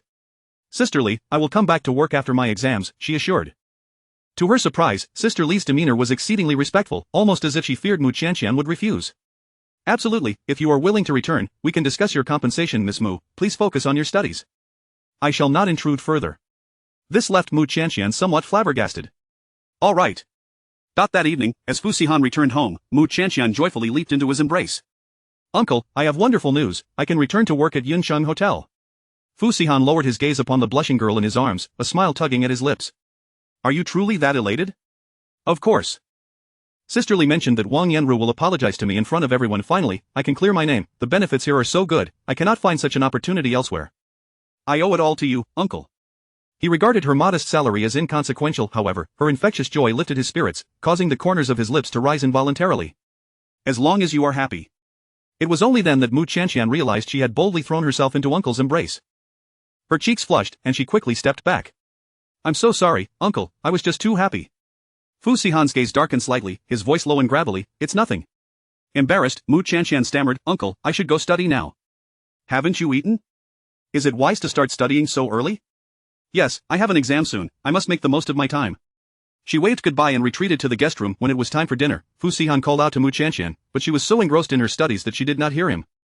Reluctantly, he pushed open her door. Mu Chanqian, wearing headphones, sat at her desk, intently watching a recorded lecture, jotting down notes with fervor. A gentle hand rested on her shoulder. Removing her headphones, she inhaled the familiar, crisp scent of sandalwood. Uncle, is that you? Yes, come out for dinner, he replied. Chapter 43, Tutoring Mu Chanqian. During their meal, Mu Chanqian was still muttering formulas under her breath. What is that theorem called again? Hearing her, Fu Sihan casually responded to her inquiry. Mu Chanqian's eyes sparkled, that's it. Uncle, how do you know that? The moment the words escaped her lips, she realized the foolishness of her question. Of course, her uncle, having attended university, would be acquainted with such knowledge. Fu Sihan humbly replied, the things I learned before, I haven't forgotten completely. Uncle, were you a top student back in the day? Fu Sihan smirked, not really. They all called me a genius. His tone was nonchalant, imbued with an undeniable authority that compelled one to trust him unconditionally.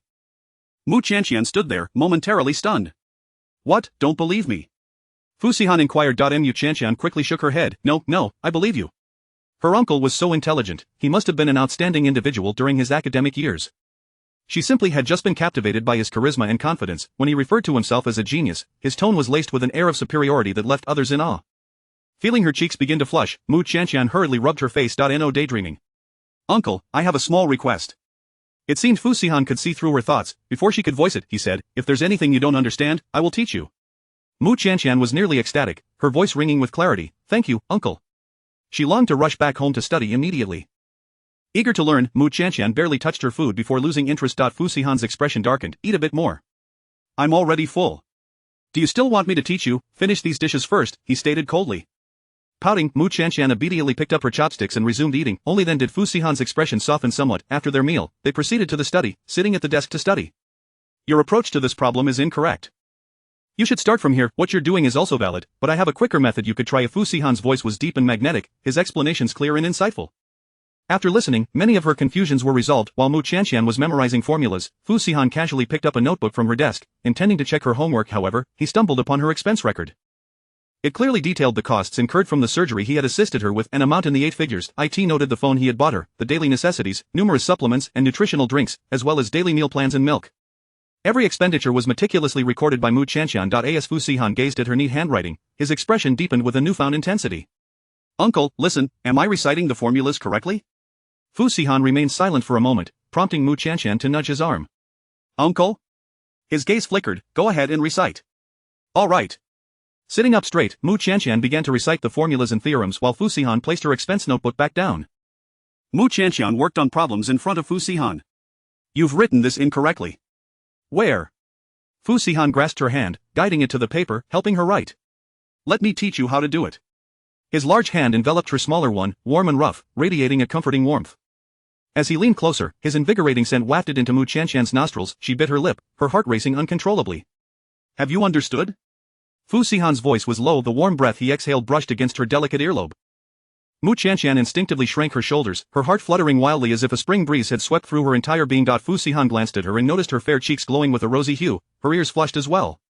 She stiffly maintained her position, utterly still. Fu Sihan let out a low chuckle. Am I really that intimidating? Mu Qianqian licked her lips. No, not at all. Then why are you sitting so far away? Tentatively, Mu Qianqian inched back closer to him, once again enveloped by his presence. Fu Sihan patiently explained everything again, yet Mu Qianqian's mind wandered uncontrollably. One moment, she was enchanted by his melodious voice, and the next, she felt a delightful tickle in her ears. His warm breath brushed against her ear, causing her to feel both ticklish and electrified. Mu Qianqian, what are you thinking about? Fu Sihan noticed her distraction, lightly tapping the table with his fingertips. Nothing at all, Mu Qianqian replied nervously, sitting up straight. Fu Sihan pinched her nose playfully. Focus on your studies, I have other matters to attend to and can't explain for long. Teacher Fu, please continue, I promise to listen attentively this time. Fu Sihan smiled in satisfaction. Now that's more like it. On the day of the exam, Mu Qianqian was in a separate examination room. The teacher assisted her by reading the questions aloud, allowing her to write down the answers. Many of the questions were those Fu Sihan had previously discussed with her, so her thoughts were clear, and she solved the problems rapidly. Initially, the teacher assumed she was scribbling aimlessly and frowned disapprovingly. If you don't understand a question, it's better not to write anything than to write randomly. Random answers won't earn you any points. Yes, I understand, teacher, she replied, continuing to answer the questions swiftly. The invigilating teacher glanced down at her work, and in that moment, his impatience vanished, replaced by profound astonishment. Her paper was organized, each question answered with the quickest and most astute methods. More importantly, every answer was correct. Even the challenging final question was answered flawlessly, leaving no room for critique. The teacher silently marveled. I never realized this girl was such a top student. What he initially thought was hasty writing turned out to be incredibly impressive. In the entire department, it was likely no one would score higher than her. After the exam, as Mu Qianqian exited the room, Fang Yanjun caught her arm. Qianqian, I didn't expect this exam to be so difficult. I couldn't answer several questions, how about you? Mu Qianqian smiled gently. I did alright, I had reviewed the content beforehand. How are you so capable? Mu Qianqian smiled without answering. The reason for her success was that her uncle had highlighted the key points for her in advance. Following those pointers, the questions she encountered were all within that scope, making them a breeze for her. A few students from her major walked by, whispering among themselves. Ha, this is hilarious. Is Fang Yanjun foolish? Why is she talking so much to a blind person? Do they really think that blind person can pass? I wonder if her score will be the lowest when results are released. Let us hope she doesn't drag down our department's average. Our school places great emphasis on exam scores. If Mu Qianqian keeps failing, she might be expelled. Chapter 44 A Candied Chestnuts. Mu Qianqian, upon hearing the unpleasant taunts, remained unfazed. In contrast, Fang Yanran could no longer endure the derogatory remarks and felt compelled to confront these individuals. Qianqian is merely temporarily sightless, her vision will inevitably return. Must you persist in belittling her? Haven't your families taught you the importance of respect? After all, you are students from a prestigious university, how can you lack such basic decency? One boy, his face marred by acne scars, sneered maliciously, You insolent girl, how dare you speak to me like that? Do you think I won tea retaliate? With thick glasses perched on his nose and a brutish visage, he appeared quite intimidating. Fang Yanran felt a twinge of fear but could not restrain herself from defending her friend. If you dare to bully Qianqian again, do not blame me for informing the counselor. Have you forgotten what happened at the forum? The incident at the forum had led to the expulsion of several students, including the instigator, Xiaopu, who was no longer present at the school. The boys exchanged anxious glances, apprehensive that she might indeed report them. The acne-scarred boy, emboldened, retorted, Go ahead and report us, who heard what we said? Did you hear, or did you? He mockingly questioned his companions, who, of course, sided with him, stifling their laughter. Didn't he hear a thing? I certainly didn't he. The boy, brimming with arrogance, continued, it was merely idle chatter. Why are you so agitated, little fairy? I advise you not to be so sensitive. And besides, are we not speaking the truth? How could Mu Qianqian, blind as she is, possibly pass her exams, unless you take the test for her? Fang Yanran, eager to refute, exclaimed, you must not slander her, Qianqian relies solely on her own abilities to take her exams. She does not require anyone to assist her in cheating. Who knows, with her beauty and alluring figure, one cannot rule out the possibility of her employing some underhanded tactics. The boys leered, their gazes lasciviously appraising Mu Qianqian. Feeling the weight of their malicious stares, Mu Qianqian instinctively shrank back. Just then, a basketball came hurtling in their direction. Fu Qianqing, with an air of bravado, shouted, who is this toad? Get lost. The acne-scarred boy was struck in the face, causing a ruptured abscess to burst painfully. Do you not have eyes? He began to curse, but upon realizing it was Fu Qianqing, he quickly wilted. How could it be him? Covering his face, the boy stammered, young Master Fu, it's you. We were merely teaching these two wretched girls a lesson. Please don't let us offend your eyes. Toad, shut your mouth. You've sullied my basketball, it's disgusting. The ball, now tainted with pus, was unceremoniously kicked away by Fu Qianqing. The boy, overwhelmed by the scolding, dared not retort. My apologies, young Master Fu. How much is this basketball worth? I will replace it. Fu Qianqing scoffed, this ball is signed by a renowned athlete, worth $1 million. Can you afford that? This was a gift from his cousin, procured through his connections, intended for his birthday. Now, it had been soiled by such a repugnant individual. How could he possibly keep it? The boy's expression shifted dramatically, akin to a painter's palette, utterly dismayed. How can it be so expensive? I can't possibly pay that. Even if he sold himself, he could not afford such a sum. If you cannot pay, then leave, get out of here. If I see you again, Toad, do not expect me to be polite. Yes, we will leave at once. The acne-scarred boy hurriedly retreated with his companions. After their departure, Fang Yanran couldn't help but give a thumbs up. Classmate, your insults are truly skillful. That boy's face is so riddled with scars, isn't he just like a toad? One must admit, Fu Qianqing had an uncanny knack for insult. Yet, he could not muster a smile, lamenting the loss of his basketball. Thank you once more for your help, Fu. Mu Qianqian spoke softly. Her words revitalized Fu Qianqing, as if he had been invigorated by a surge of motivation. No need for thanks. As long as I can assist you, that is sufficient. He resolved to disinfect the basketball and keep it on display henceforth. Though he had lost a precious birthday gift, aiding Mu Qianqian rendered the loss somewhat bearable. Fang Yanran accompanied Mu Qianqian as they waited at the school gate. Before long, Fu Sihan's figure materialized in the distance. Amidst the bustling crowd, Fu Sihan stood tall and handsome, exuding the charm of a mature man. His unique aura was unmatched by any male student. Many female students were captivated, rendered speechless. Wow, who is that, so tall and handsome? His demeanor is so mature and composed. He must not be from our school, right? Could he be some leader? Are there leaders this young? Fu Qianqing glanced over from afar. That figure bore an uncanny resemblance to his illustrious cousin. However, his cousin should not be visiting the school. Surely, he was mistaken. Scratching his head, he turned away at the call of a classmate inviting him to play basketball. Mu Qianqian smiled, Uncle, you've arrived. Fu Sihan replied coolly, yes, let us go. The intense gazes surrounding them were overwhelming, prompting Fu Sihan to cast a frosty glare. Observing this, the girls who had intended to approach for contact details hesitated, deterred by his apparent displeasure. Though strikingly handsome, he seemed to possess a rather irritable demeanor. The crowd quickly dispersed. Fu Sihan grasped Mu Qianqian's wrist, leading her away from the school. He coldly instructed, next time, wait for me in a less crowded place. Mu Qianqian was momentarily taken aback but nodded obediently, all right. She understood that her uncle preferred solitude and disliked throngs of people. Unbeknownst to her, Fu Sihan's greatest aversion was not the crowd itself, but rather being scrutinized by a horde of superficial individuals, whose affections were solely based on his appearance or status. Such shallow sentiments were the most insipid. He held them in disdain. Uncle, I wish to start working at Yunsheng Hotel tomorrow. Having just finished your exams, wouldn't you prefer to rest for a couple of days? Mu Qianqian shook her head. No, I want to earn money quickly to alleviate some of the financial burden. Fu Sihan recalled her meticulous budgeting. The young girl possessed a pure and innocent character, devoid of any materialistic inclinations. She remembered every kindness shown to her, seeking opportunities to reciprocate. Do not overexert yourself, work moderately. Yes, I understand. Hand in hand, they walked beneath the shade of the trees. As they passed a street vendor selling candied chestnuts, Mu Qianqian was instantly captivated by the aroma, her feet coming to a halt. Fu Sihan raised an eyebrow. Do you wish to have some? Yes. Mu Qianqian nodded enthusiastically. You little glutton. Fu Sihan smiled indulgently, leading her to the vendor to purchase a bag of candied chestnuts. Chapter 45 of the best in the world. Mu Qianqian bit into the candied chestnut, peeled off the shell, and offered it to Fu Sihan. Uncle, this first one is for you. Fu Sihan paused for a moment, then accepted the sweet chestnut from her hand and consumed it. Is it delicious? Mu Qianqian inquired with anticipation. Yes, it's quite good. The candied chestnut was fragrant, sweet, and tender, reminiscent of a certain little crybaby. Unbeknownst to her, Fu Sihan's thoughts wandered elsewhere as she bit into another chestnut, popping it into her mouth. The warmth of the chestnut, both sweet and chewy, was indeed delightful. Fu Sihan's gaze inadvertently fell upon her. Sunlight streamed through the gaps in the leaves, casting a radiant glow around her. Her small face was so fair it seemed to glisten, with a dainty nose and cherry-red lips dusted with a hint of chestnut powder. She was utterly adorable for reasons unknown. Fu Sihan's mind suddenly recalled his grandmother's misunderstanding. The elders assumed they had a child. If they were unable to present one later, he would have no explanation to provide. The thought deepened the intensity in his eyes. Do you think I treat you well? Mu Tianxian tilted her head, her smile innocent and pure. Of course, uncle treats me the best in the world. No one had ever been so kind to her before. Buying you candied chestnuts is treating you well? Fu Sihan teased her deliberately. That's not all. Uncle has helped me immensely. I owe my success in this exam to your tutoring, otherwise, I wouldn't have been able to answer so smoothly. Previously, Mu Tianxian had worried that failing the exam could lead to her being held back or even expelled. With the assistance of her genius uncle, all her concerns had been effortlessly resolved. Just as Mu Tianxian finished peeling another chestnut, Fu Sihan snatched it away.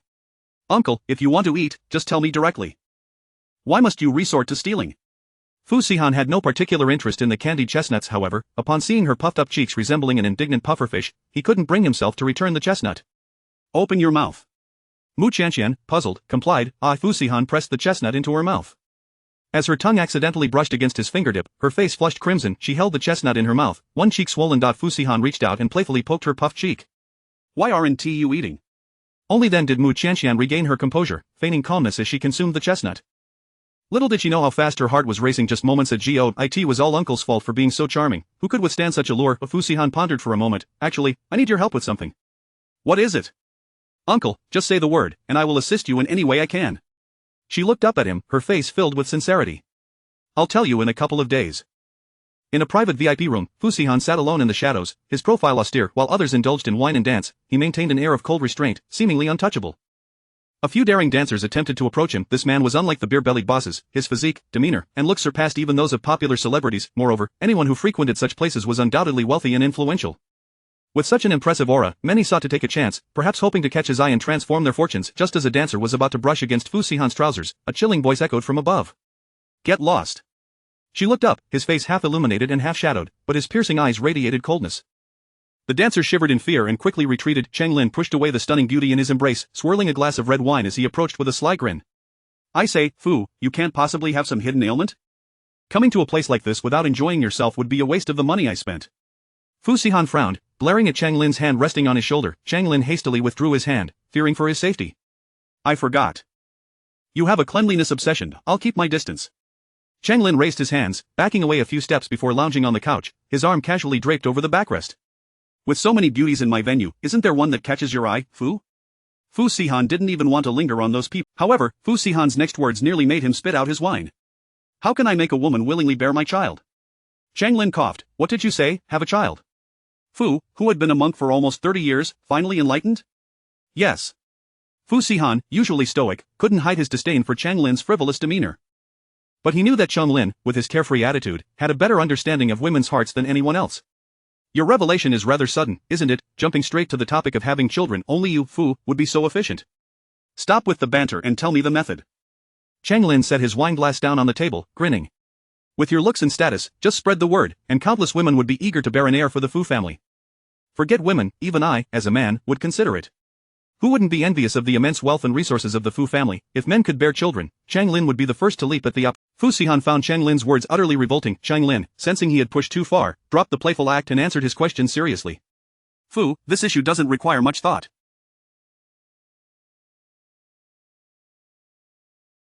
You underestimate your own allure. Simply standing there is the best solution. Fu Sihan impatiently pressed his fingers against his temples. What about beyond that? Even if you don't want to reveal your identity, with your look, no matter how indifferent one is to looks, upon seeing your face, they would inevitably feel a stir of emotion unless she were blind. As soon as the words left his mouth, Fu Sihan shot him a fierce glare.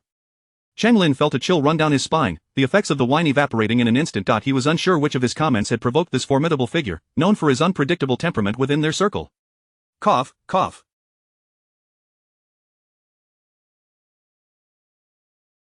Perhaps offering more money would do the trick. I'm sure someone would be willing to bear your child. Fu Sihan was deeply convinced that seeking Cheng Lin's counsel had been an exceedingly poor decision. After all, while Chang Lin was surrounded by beautiful women, they were all drawn by the allure of the Chang family's wealth. In the world of fame and fortune, who truly exchanged genuine feelings? It was all a matter of interests, yet his little girl was both naive and innocent, incapable of compromising for mere money. Realizing he wouldn't find answers here, Fu Sihan stood to leave. Chang Lin hurriedly rose from the couch to escort him out. As they reached the corridor, Chang Lin could no longer suppress his curiosity and risked asking, Fu, I'm genuinely curious, despite the many socialites and beauties around you, what exactly do you find appealing? Chapter 46. The iron tree blossoms. Fu Sihan paused in his steps. What kind of woman did he admire? How could he possibly be attracted to women? They would only bring him trouble and hinder his progress. He was engrossed in his career. When would he have the leisure to deal with women? Fu Sihan scoffed, about to speak, when the innocent visage of Mu Qianqian inexplicably flashed before his eyes. His expression darkened, his tone dripping with a chilling menace. Have you had your fun? Do you wish to return and inherit the family business? Chang Lin was intimidated by his aura and slapped himself across the face. It's my fault for being too blunt, President Fu. Please don't take it to heart, just don't mention to my old man that I'm here enjoying myself. A mere exchange of a few words between Fu Sihan and his father would be enough to drag him out of this den of indulgence and thrust him into the company as a laborer. He dared not take that risk. However, Chang Lin had caught the fleeting moment of distraction on Fu Sihan's face. Could it be that President Fu was indeed ready to bloom like an iron tree? Was it possible that it was that young girl from the hospital? Mu Qianqian returned to work at Yuncheng Hotel. In front of everyone, Wang Yanru, who had previously slandered her, publicly apologized. Mu Qianqian, I apologize. I misunderstood the situation and thought you had indeed stolen something, so I spoke out of turn. Please don't take it to heart. I am generally forthright and lack guile. This time, it was my mistake. All eyes turned to her, and Wang Yanru, not blind to the scrutiny, felt a wave of humiliation wash over her, as if she had been slapped in public, her cheeks burning. It's all right. Let us consider this matter settled, Mu Qianqian replied graciously. Her demeanor only served to exacerbate Wang Yanru's resentment. Mu Qianqian had forced her to apologize publicly, and now she feigned magnanimity, trying to win the crowd's favor? She had never encountered a woman as duplicitous as Mu Qianqian. Who was she trying to deceive with her innocent act? Yet, the others were taken in by her performance, rallying to her side. Mu Qianqian is so magnanimous. She is willing to let such a big issue slide. Indeed, with someone as pure-hearted as Mu Qianqian, one never has to worry about betrayal. Much better than certain insincere individuals who pretend to be friends while plotting behind your back. Listening to the chorus of praise, Wang Yanru's ire flared. These fools were utterly deceived by Mu Qianqian's facade. Wang Yanru had recognized from the very first glance that Mu Qianqian was no simple character. Her mind was likely full of schemes. Unlike her, who was straightforward and spoke her mind gritting her teeth, Wang Yanru declared, rest assured, everyone, if I cannot find evidence in the future, I will never speak recklessly again. After all, even if I know it to be true, without proof, who would believe me? Her words dripped with sarcasm, as if insinuating that Mu Qianqian had indeed stolen something, but she simply lacked the evidence. After finishing, Wang Yanru stormed off, seething with indignation. The hotel staff gathered around to console Mu Qianqian. Don't take it to heart, Qianqian. Wang Yanru is just jealous of you. She is here to climb the social ladder. She has worked so hard and hasn't caught the eye of any executives. You just arrived, and someone already gifted you something so valuable. How could she not be envious? So that was it. No wonder she had targeted her. Mu Qianqian smiled faintly and responded, thank you all for believing in my innocence. However, I am here solely to earn some money to help my family. I harbor no other intentions. I hope we can all coexist harmoniously in the time to come. Her composed words once again won her the goodwill of the crowd. Mu Qianqian thought this matter would pass, but unexpectedly, Wang Yanru continued to create trouble. One day, as Mu Qianqian led the VIPs to the exhibition hall, introducing the exhibits one by one, someone raised a question. This is not a painting of banana trees. It clearly depicts shrimp. Exactly, did you make a mistake? How could Yuncheng Hotel employ someone so unprofessional to explain things to us? To make such an obvious error, your professional standards are woefully lacking. And wearing sunglasses the entire time, who do you think you are? Mu Qianqian was taken aback. In her memory, the exhibit in that position should indeed be the painting of banana trees. Had sisterly rearranged the exhibits without informing her. Just then, Wang Yanru interjected, I apologize, my colleague is visually impaired and often makes mistakes in her work. Allow me to take over the explanations from here. Starting with this vividly lifelike painting, Wang Yanru presumptuously assumed Mu Qianqian's role, enthusiastically explaining the remaining exhibits, basking in the attention of the crowd. Mu Qianqian stood quietly in the corner, feeling as if she had been forgotten by the entire world. At that moment, a girl approached her. What is your name? Following the voice, Mu Qianqian turned towards her. I'm Mu Qianqian. That's a lovely name. I am Yi Wanqing, can we be friends? Mu Qianqian blinked in surprise and smiled shyly. Of course. Yi Wanqing dragged her out through the back door of the exhibition hall to the fountain garden behind the hotel. Qianqian, you're truly beautiful. I don't know why, but you seem so familiar to me. Mu Qianqian chuckled at her words. Miss Yi, your voice is lovely as well. Don't call me Miss Yi, it sounds so formal. Just call me Wanqing. Alright, Wanqing. Yi Wanqing sat on the steps, sighing heavily. What's wrong, Wanqing? I'm here in Bay City to marry my fiancé, but I don't even know what he looks like. What if he is unattractive? That would be such a loss for me. You've never seen your fiancé? That's right. My family arranged this marriage for me. Two strangers bound together by a contract. Sigh, enough about that, let us talk about something happy. At least I've met you, a wonderful friend. Mu Qianqian smiled bashfully. Yi Wanqing was quite friendly and, regardless of Mu Qianqian's willingness, began to vent her frustrations. I noticed that colleague of yours seems quite hostile towards you. You should be careful, she might continue to target you. Thank you for the warning, I will be cautious. That evening, Mu Qianqian spoke on the phone with her friend Li Siyu. I made a new friend today. Her name is Yi Wanqing. We even exchanged contact information. Yi Wanqing, isn't that the name of the eldest daughter of the Yi family? If I recall correctly, she is the fiancée of Lu Yunbai from the Lu family. For some reason, upon hearing the name Lu Yunbai, Mu Qianqian felt an inexplicable shiver run through her. Chapter 47 In Memories of the Lu family. However, among the people she knew, there was no one with that name. What, then, was the source of her emotional turmoil? Qianqian, what is the matter? Li Siyu inquired. Mu Qianqian pressed a hand to her chest and replied, It's nothing, I just find that name rather special. To her, it felt inexplicably unique and intimate. The Lu family holds a significant position in Beishur, but a decade ago, a calamity befell them, leading to their decline. They have now become a second-rate family. Mu Qianqian could not help but ask, what happened? Qianqian, you never showed any interest in affluent families before, why are you suddenly curious about the Lu family today? I don't know. She felt an unexpected intrigue regarding the Lu family, even she herself was at a loss for the reason. Since you wish to know, I shall enlighten you. Over a decade ago, the daughter whom the Lu family cherished most went missing. Over the years, the head of the Lu family and his wife have expended tremendous effort in search of their lost daughter, neglecting their business in the process, and thus the Lu family has gradually fallen into decline. Their own daughter went missing, heavens. Have they found her yet? Such a devastating blow, how many could withstand it? Not yet, so many years have passed, I fear it will be exceedingly difficult to locate her. I have heard that the matriarch of the Lu family has fallen ill from the stress, and should their daughter remain unfound, her life may be in jeopardy. Mu Qianqian hesitated to respond. She could not fathom why her heart tightened so suddenly, as if gripped by a powerful hand, causing her to struggle for breath. What was happening? The Lu family had no connection to her. Why did their news evoke such sorrow within her? The Lu family also has an adopted daughter named Lu Yunxiang. It is said that she bears some resemblance to the Lu family's biological daughter, which is why the couple chose to adopt her. However, this adopted daughter has not made any public appearances lately. It seems she has had a falling out with her brother, Lu Yunbai, and her credit cards have been suspended for reasons unknown. Sitting on the bed, Mu Qianqian fell into a deep reverie. That night, Fu Sihan returned home quite late. The scent of alcohol and tobacco wafted from him, indicating that he had been engaged in social obligations once again. Uncle, please take care of your health. If you can avoid these gatherings, do so, Mu Qianqian urged, supporting his frame and admonishing him like a concerned mother. Fu Sihan rubbed his aching forehead and chuckled. When did it become your role to look after me? Typically, he was the one ensuring she took her supplements, ate regularly, and refrained from tears. Today, however, it was this little crybaby who was overseeing him. How novel. Mu Qianqian shot him a glare and threatened, if you refuse to listen, then continue drinking. If you ever run into trouble, I shall conveniently remarry. Her words, soft and gentle, lacked any real intimidation. Nonetheless, they struck a chord within Fu Sihan. He pinched her cheek playfully, molding her delicate face into a cute shape. A smirk graced his lips. Understood, little housekeeper. If he could avoid social engagements, he would certainly prefer it. Yet, being entrenched in the tumultuous world of business, bearing the weight of the entire Fu group, sometimes left him with no choice. Mu Qianqian helped him settle onto the sofa and withdrew her support. I shan't bother with you anymore. She stood and turned to leave.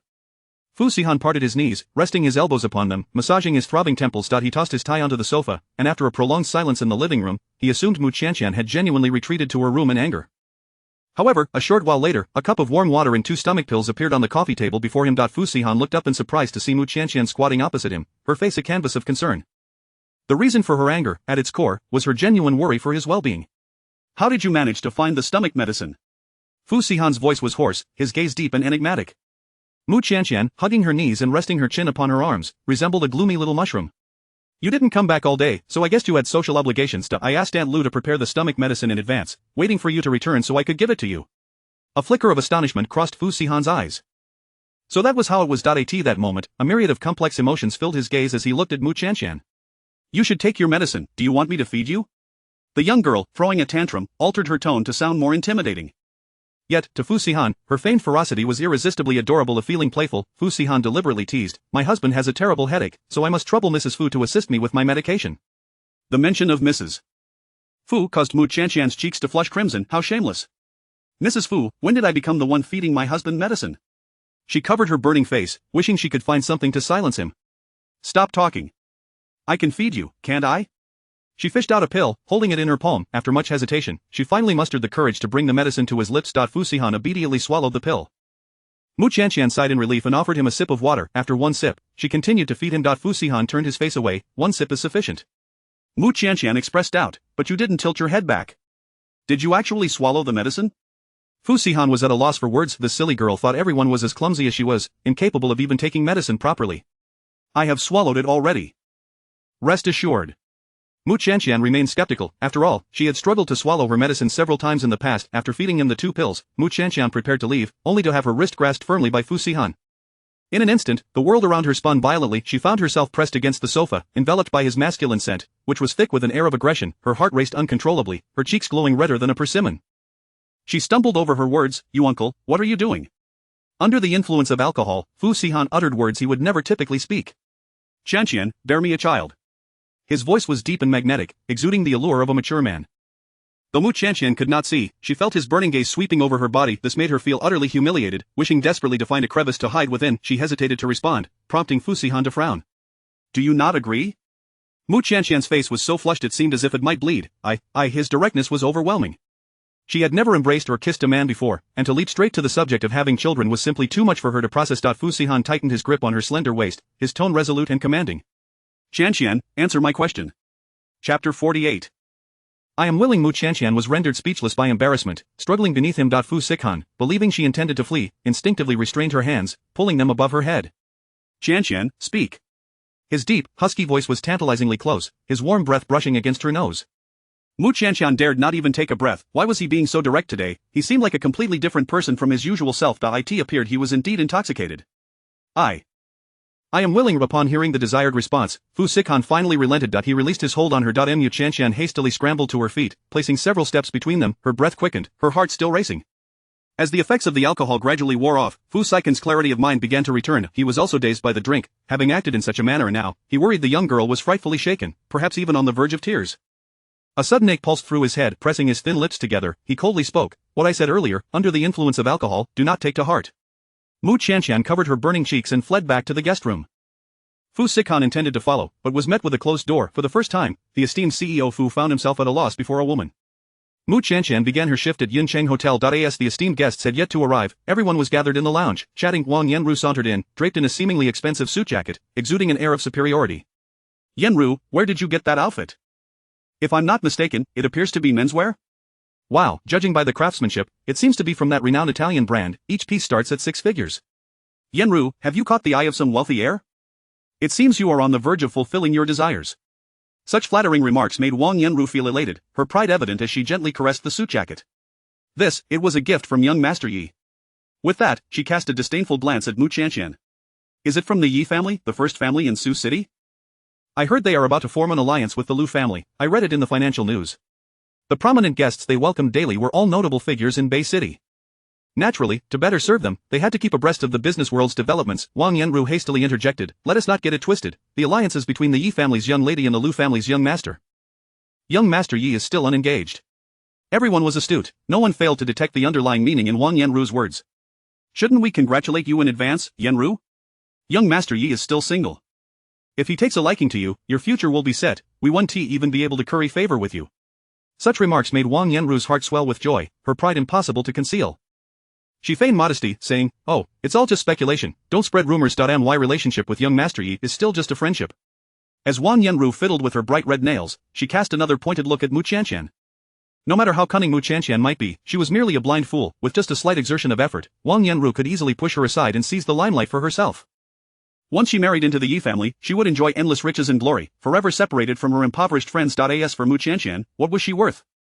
During lunch break, Mu Qianqian ventured to the fountain garden, sitting on the steps to listen to the birds chirping. Before long, Yu Wanqing emerged for some fresh air. Qianqian, I see you again. It's you, Wanqing. Yu Wanqing approached lively, taking a seat beside Mu Qianqian. What are you daydreaming about here? Mu Qianqian lowered her head, nothing much. She was merely reflecting on the events of the previous night. The uncle had been drunk, asking whether she was willing to have children. Later, once sober, he had apologized, leaving her utterly mortified, prompting her to flee back to her room. That morning, in a bid to avoid any awkwardness, she had skipped breakfast, rushing out the door as soon as she awoke. Have you had lunch yet?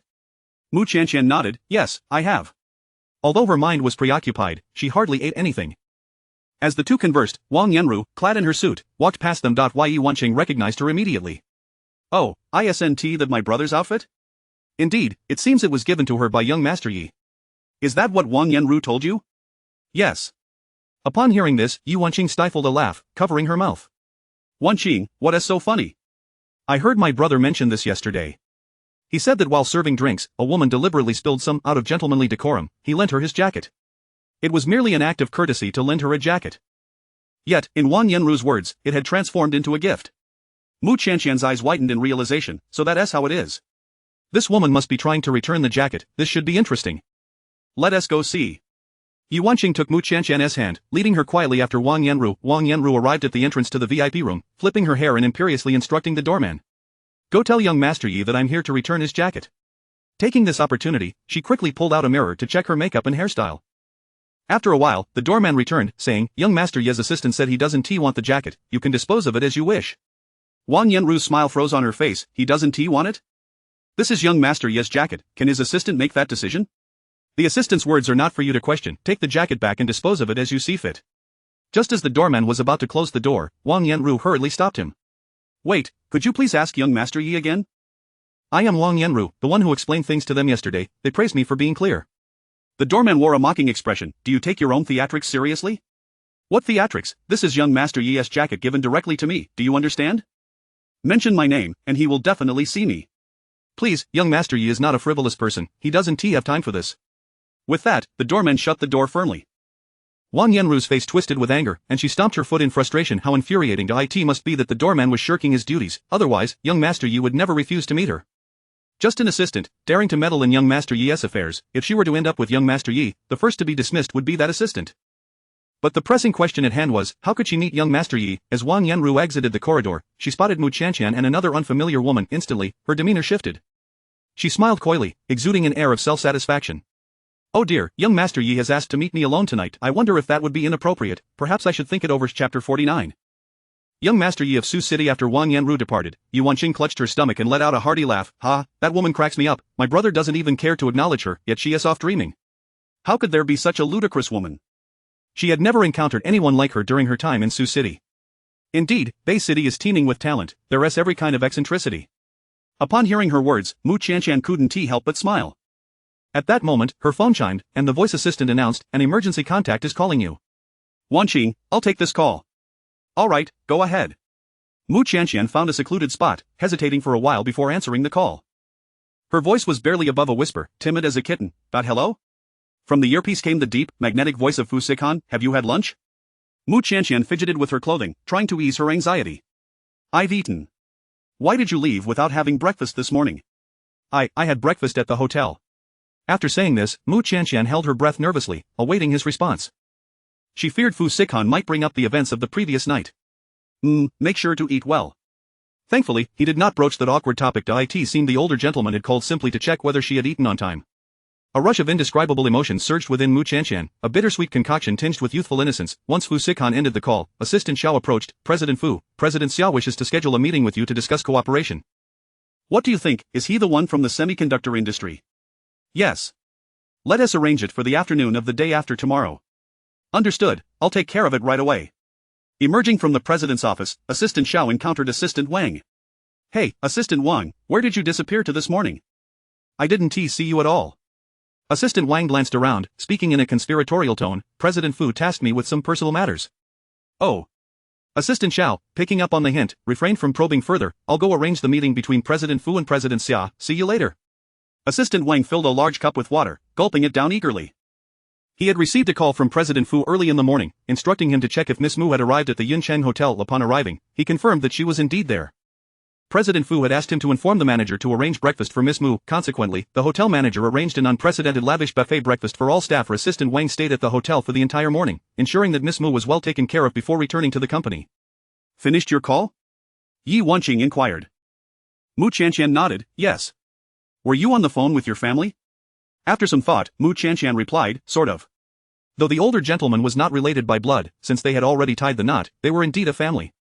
A family. Mu Qianqian recalled the conversation about having children from the previous night. Her cheeks flushed, and she quickly dismissed such thoughts from her mind.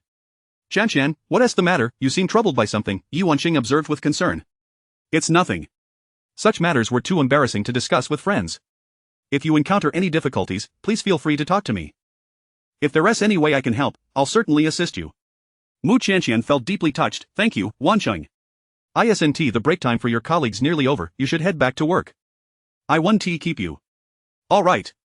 Mu Qianqian returned to her workstation. A group of colleagues was gathered, and in the center stood Wang Yanru. Oh dear, young Master Yi wants to meet me tonight. I think that might not be appropriate. What do you all think? Yanru, how can you let such a great opportunity slip away? If I were you, I would seize it immediately. With an air of pride, Wang Yanru declared, but we women should maintain a bit of modesty to ensure those insufferable men cherish us. You truly have a way with men. Next time I date, I must consult you for advice. Actually, there is no need for any manipulation. If a man holds you in his heart, you won't need any tricks. He will be devoted to you. Wang Yanru became increasingly self-satisfied, as if young Master Yi was already hers. With the hotel bustling with guests, Mu Qianqian stayed behind to work overtime. That evening, she received a call from Yi Wanqing. Qianqian, could you come to the fountain garden? I have something to give you. What is it? He is definitely waiting for you, you should hurry. Upon hearing this news, Wang Yanru was nearly beside herself with joy. Could it be that young Master Yi overheard her earlier words? Was that why he had come specifically to wait for her in the garden? With her heart racing at the thought, Wang Yanru quickly retrieved her makeup mirror and reapplied her lipstick. Even if young Master Yi was not waiting for her, she could still present herself well and leave a non-materialistic impression. With a snap of her makeup mirror, she strode toward the fountain garden in her high heels, head held high. However, as she took a few steps, she glanced up and noticed Mu Qianqian was walking in the same direction. Wang Yanru derisively mocked, "What is this, you, blind as a bat, wish to meet young Master Yi?" Mu Qianqian, uninterested, didn't even turn her head. Wang Yanru assumed everyone was like her, consumed with the desire to climb the social ladder. Mu Qianqian was simply searching for her friend Yi Wanqing. It had nothing to do with men. Wang Yanru sneered, "Humph, you shameless wretch, pretending to be so virtuous." In the center of the fountain garden stood a small castle-like pavilion, where young Master Yi stood beneath it, resembling a noble prince. Wang Yanru hurried toward him. The path to the pavilion was flanked by lush greenery. Initially walking ahead, Mu Qianqian found herself in Wang Yanru's way, who hurriedly quickened her pace to present herself to young Master Yi. Wang Yanru swayed her hips, inadvertently bumping into Mu Qianqian and pushing her aside. Thankfully, the verdant foliage cushioned her fall, otherwise, she would have tumbled to the ground. Wang Yanru, why did you shove me?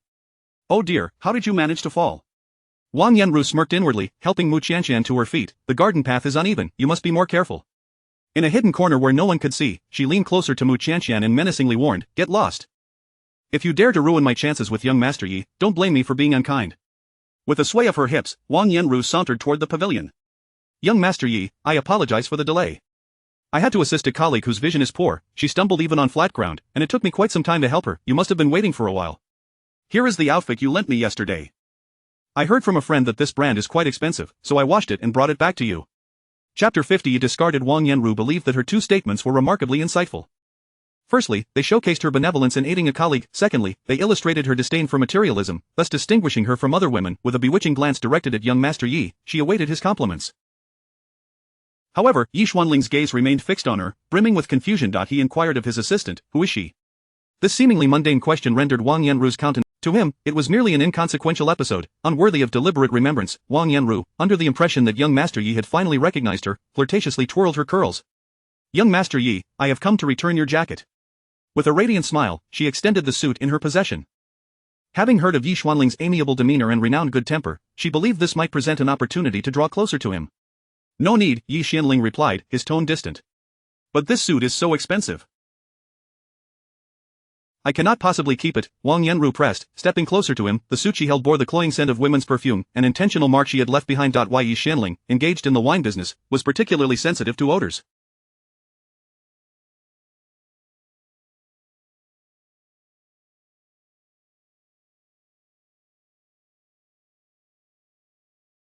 Upon catching the whiff of perfume, he instinctively recoiled. He raised his hand, prompting his assistant to step forward. "Miss Wang, please hand the suit to me." After a moment's hesitation, Wang Yanru relinquished the garment. Though she could not return it directly to young Master Yi, she at least hoped to cultivate an image of being unmaterialistic and unpretentious before him. Alas, the assistant's subsequent action obliterated her aspirations, leaving her, with one hand grasping the suit. The assistant exited the pavilion and unceremoniously discarded it into the trash. The haute couture suit, worth hundreds of thousands, now lay abandoned amidst refuse, reeking of heavy perfume. That was young Master Yi's suit. "How dare you, an assistant!" Wang Yanru nearly ground her teeth in fury, her face flushed with indignation as she pointed an accusatory finger at the assistant. The assistant remained impassive. The suit has been returned, Miss Wang. Please leave. Wang Yanru cast one last glance at young Master Yi, but he showed no inclination to retain her company. All her carefully laid plans for the evening had crumbled. If she were to return in such disgrace, how would she endure the mockery of her colleagues?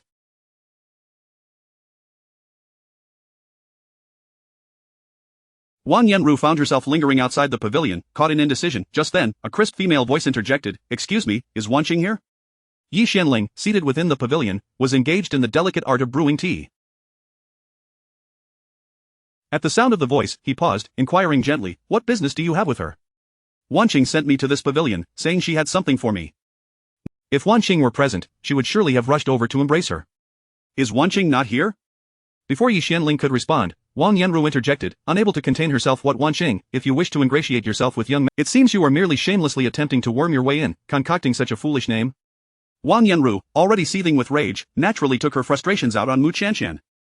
How could this young girl, who had yet to blossom, dare to intrude? That impertinent girl should take a good look in the mirror. Her figure resembled that of an airport runway, hardly comparable to Wang Yanru's own alluring curves.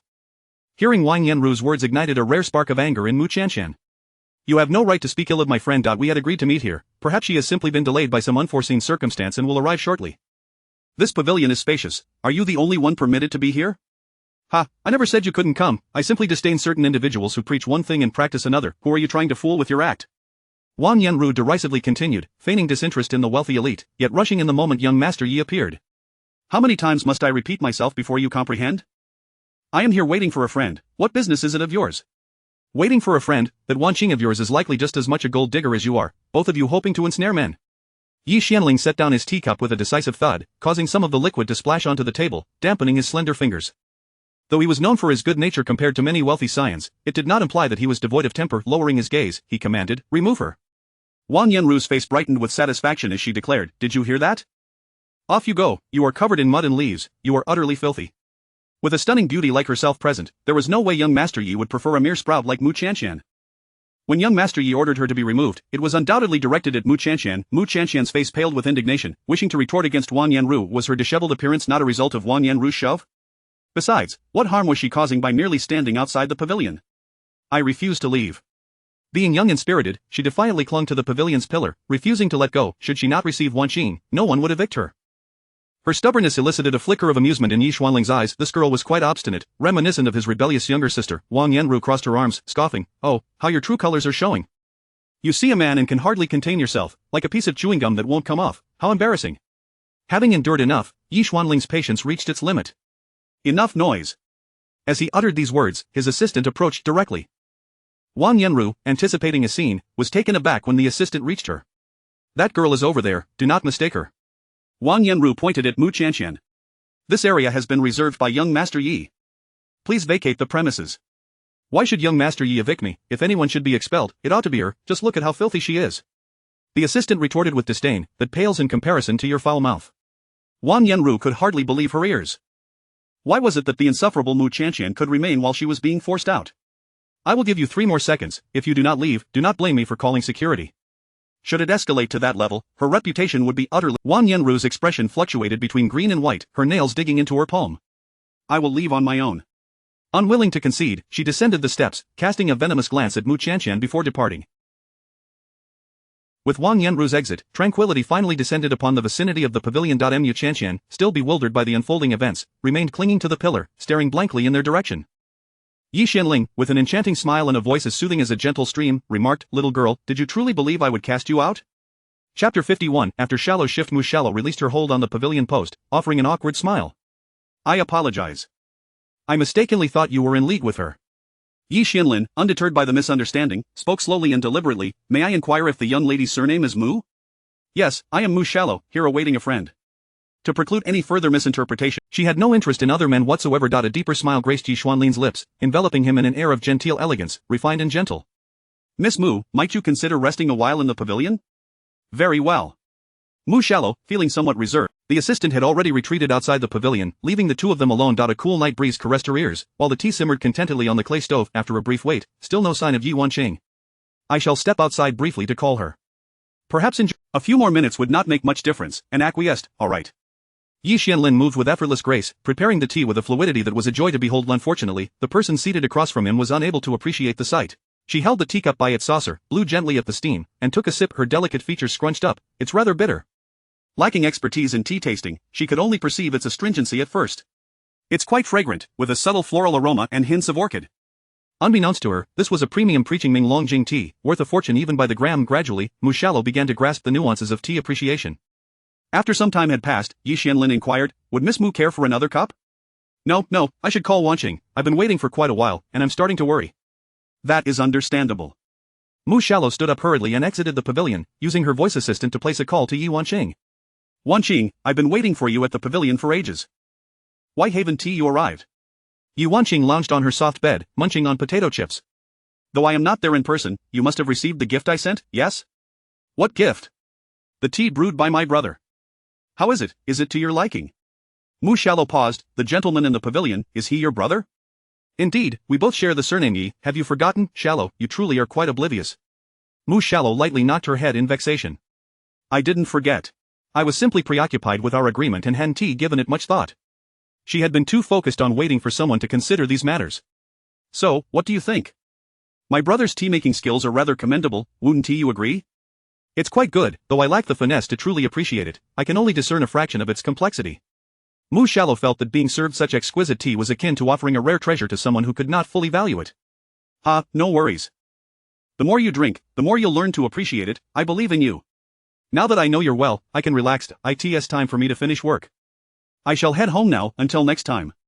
After concluding the call with Yi Wanqing, Mu Xiaolou returned to the hotel lobby. Sister Li, where is Yanru? Has anyone seen her? I'm not sure. Perhaps she is still on a date with young Master Yi. She arrived late today and has clocked enough hours. Just wait until I deduct her bonus. Mu Xiaolou paid little heed to Wang Yanru's situation and informed the manager she was leaving, preparing to head home. As she stepped outside the hotel, ready to instruct her voice assistant to summon a taxi, a limited edition luxury vehicle came to a halt before her. Miss Mu, please get in. The voice belonged to Assistant Wang. So, the older gentleman had come to pick her up after work. Mu Xiaolou's heart raced with excitement. However, considering how busy he was, it was likely he merely sent his assistant. Feeling slightly reassured, she opened the rear door and took a seat. The moment she settled in, she sensed a familiar aura and an overwhelming presence. Oh no, the older gentleman was also present. As this thought crossed her mind, Fu Sihan's deep, indifferent voice cut through the air. Why are you finishing work so late today? Mu Xiaolou sat beside him, bracing herself, nervously clutching the seatbelt, scarcely daring to breathe. Tea today. Fu Sihan, well-versed in fine teas, had detected the fragrance of preaching Ming Longjing the moment she entered the vehicle, and it was of the highest quality. Such tea was not something everyone could afford. I met a new friend, named Yi Wanqing. Her brother brewed me a cup of tea. Yi Xianlin, being in the same business circle, Fu Sihan had certainly heard of the name of the Yi family's young master. This Yi young master was known for his refined demeanor and profound depths, making him quite inscrutable. Instinctively, Fu Sihan felt a reluctance for Mu Xiaolou to engage too deeply with such individuals. After all, she was as innocent as a little white rabbit, ill-suited for the company of wolves. The best way for Fu Sihan to shield Mu Xiaolou from harm was to keep her as far as possible from such entanglements. Keep your distance from him. I understand. Throughout the journey home, Mu Xiaolou felt drowsy, her head bobbing. She curled up in the corner of the car, keeping a wide berth from him as if fearing contact. Fu Sihan, exasperated, remarked, if you're tired, come here and rest. Mu Xiaolou jolted awake, hastily shaking her head. I'm not tired, truly. Fu Sihan couldn't help but chuckle softly. With a swift motion, he drew her into his embrace. Sleep now. His shoulder was broad and sturdy, exuding a comforting aura. Mu Xiaolou, already fatigued, soon succumbed to sleep, resting against him. When they arrived at the foot of the building, Fu Sihan gazed at her serene and tranquil sleeping face, gently unbuckling her seatbelt. He lifted her effortlessly, carrying her from the car and up to the apartment. Initially, Fu Sihan intended to place Mu Xiaolou on the bed in the guest room, yet the young girl, lost in dreams, clung to him tightly, unwilling to let go. With her eyes closed, her cheeks flushed with a healthy glow, and her soft lips slightly pouting, Mu Xiaolou was deeply ensconced in slumber, mumbling incoherent phrases. Don't go. Chapter 52. Sharing a bed, Fu Sihan's body stiffened. The young girl, warm and soft as jade, lay nestled in his embrace, her breath carrying a fragrant scent of orchids that captivated him profoundly. Mu Qianshan murmured softly, don't go. The usually unyielding and ruthless President Fu found his serene heart disturbed by her simple plea. He gazed deeply at her sleeping visage, hesitating repeatedly, yet ultimately chose not to abandon her. When Mu Qianshan awoke the following morning, she found the familiar figure of her uncle absent from her side. However, the lingering warmth of his presence still enveloped the bed. Had she truly shared a bed with him last night? Sitting up with a start, she hastily covered her flushed face with her hands. She vaguely remembered pulling him close, unwilling to let him leave, and thereafter, she had blissfully embraced a large, warm presence, falling into a restful slumber. Was it all just a dream? Mu Chanxian. During breakfast, she occasionally lifted her gaze to steal glances at Fu Sihan. What are you looking at? Fu Sihan's cold voice pierced through her thoughts as he caught her eye. Her face, etched with confusion, betrayed her as she absent-mindedly stirred the kanji in her bowl. Uncle, last night, did we? She asked softly. Fu Sihan fixed his intense gaze upon her, his Adam's apple bobbing slightly. In a husky tone, he replied, I took you back to your own room last night and left afterward. Oh. Mu Chanxian lowered her head to eat, her mood deflating.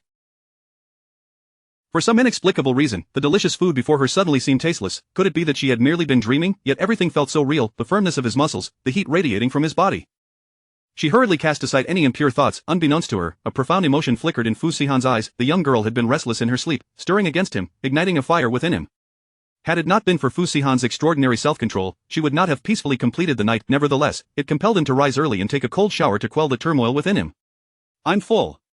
Mu Chanxian set her chopsticks down, shouldered her backpack, and prepared to head to school. The girl, carrying her little yellow duck backpack, turned slowly. Don't kick off the covers while sleeping, you might catch a chill. Mu Chanxian froze momentarily, then comprehension dawned upon her. His implication was clear, they had indeed shared a bed last night. The sturdy, warm body she had embraced was undoubtedly her uncle's. Overwhelmed by embarrassment, Mu Chanxian wished she could vanish on the spot. I'm off to school, goodbye uncle. She blurted out. Remaining any longer would surely send her heart racing beyond control. As she exited the elevator on the ground floor, she dashed out, pressing her hand against her chest. Her heart had yet to settle, pounding fiercely, causing discomfort at her ribcage. Her uncle had previously mentioned wanting her to bear a child for him. Being older, he must be under considerable family pressure, yet their acquaintance was still rather fresh, and she didn't even know what he truly looked like.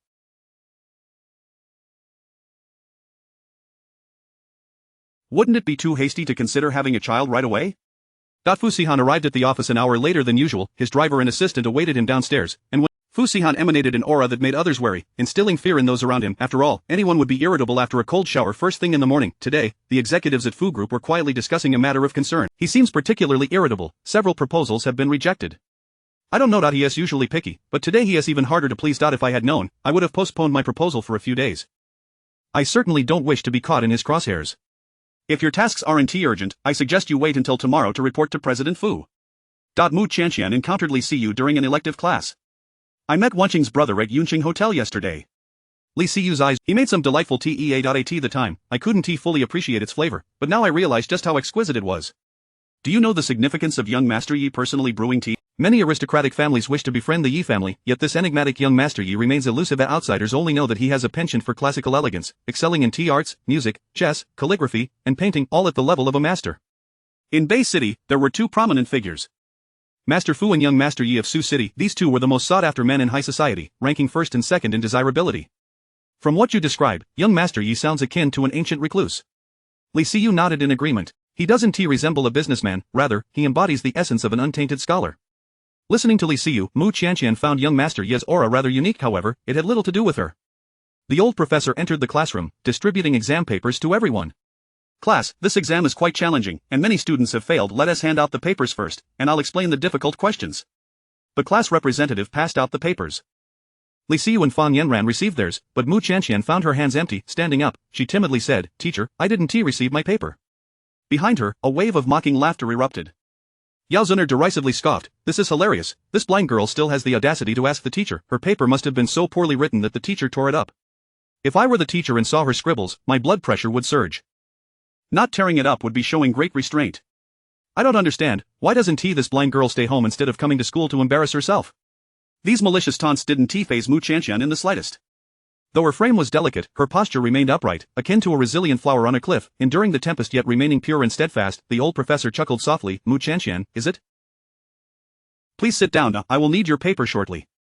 What could the teacher possibly need her paper for? Mu Chanxian was left utterly perplexed. Chapter 53 A full mark soon. Mu Chanxian's perplexity was resolved. Students, please direct your attention to the PPT. On the screen appeared a flawless examination paper.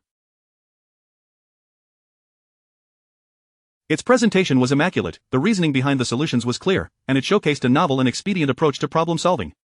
Whose paper is this? It's astonishing, they even managed to tackle the most challenging questions. I recall this professor is quite stringent with grading. No one has ever achieved full marks in his class since its inception.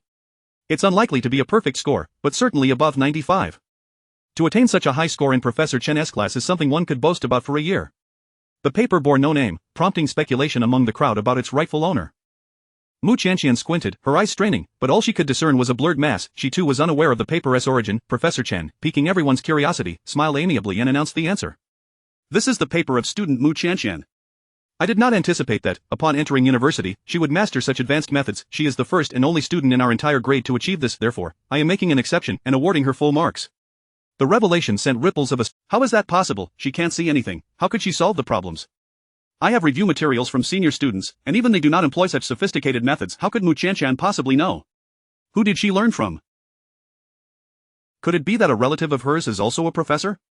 This is the first full mark awarded by Professor Chen in all his years of teaching, and it went to a blind student. Evenly after all, she was still a student, and revealing her married status might invite unwarranted scrutiny. Professor Chen inquired, Mu Tianqian, may I keep your paper temporarily? I wish to use it as a teacher. While others were competing fiercely for high scores, Mu Tianqian effortlessly secured full marks and was elevated to the status of a teaching aide for the esteemed professor. In that moment, a wave of admiration and envy surged within the hearts of her peers. The name Mu Tianqian would surely spread among all the new students. Moreover, it was likely that seniors and other instructors would take a greater interest in her. However, some voices of discontent emerged, laced with jealousy. It's just because she has a formidable relative, isn't it? If I had such an exceptional private tutor, I too could achieve full marks. Mu Tianqian paid no heed to the murmurs. She stood up and graciously responded, certainly, thank you, Professor, for your recognition. As soon as the class concluded, she was encircled by classmates eager to learn her study techniques. Mu Tianqian generously shared her learning methods and problem-solving strategies. Tianqian's character is truly admirable. She shares so openly with us, showing no signs of selfishness. Indeed, with Tianqian as our academic powerhouse, it seems the most prestigious scholarship this year is undoubtedly hers. Yao Xianer and her clique found themselves squeezed into a corner, consumed by envy. So what if she excels academically? What is so remarkable about that? Even if she is a top student, she is still just a bookworm. What good is that? Xianer, your family is wealthy. When Mu Tianqian graduates, remember to have her work as a cleaner in your family. As in the past, she would have been puffing her chest with pride, yet today, she remains sullen, her gaze filled with malice. Yao Xianer understood that although Mu Tianqian came from humble beginnings, if she truly became involved with Fu Qianqing, her future prospects would be boundless. The Fu family was not just the richest in Bay City, they dominated the entire business empire. Why should a blind girl like Mu Tianqian receive the Fu young master's special attention?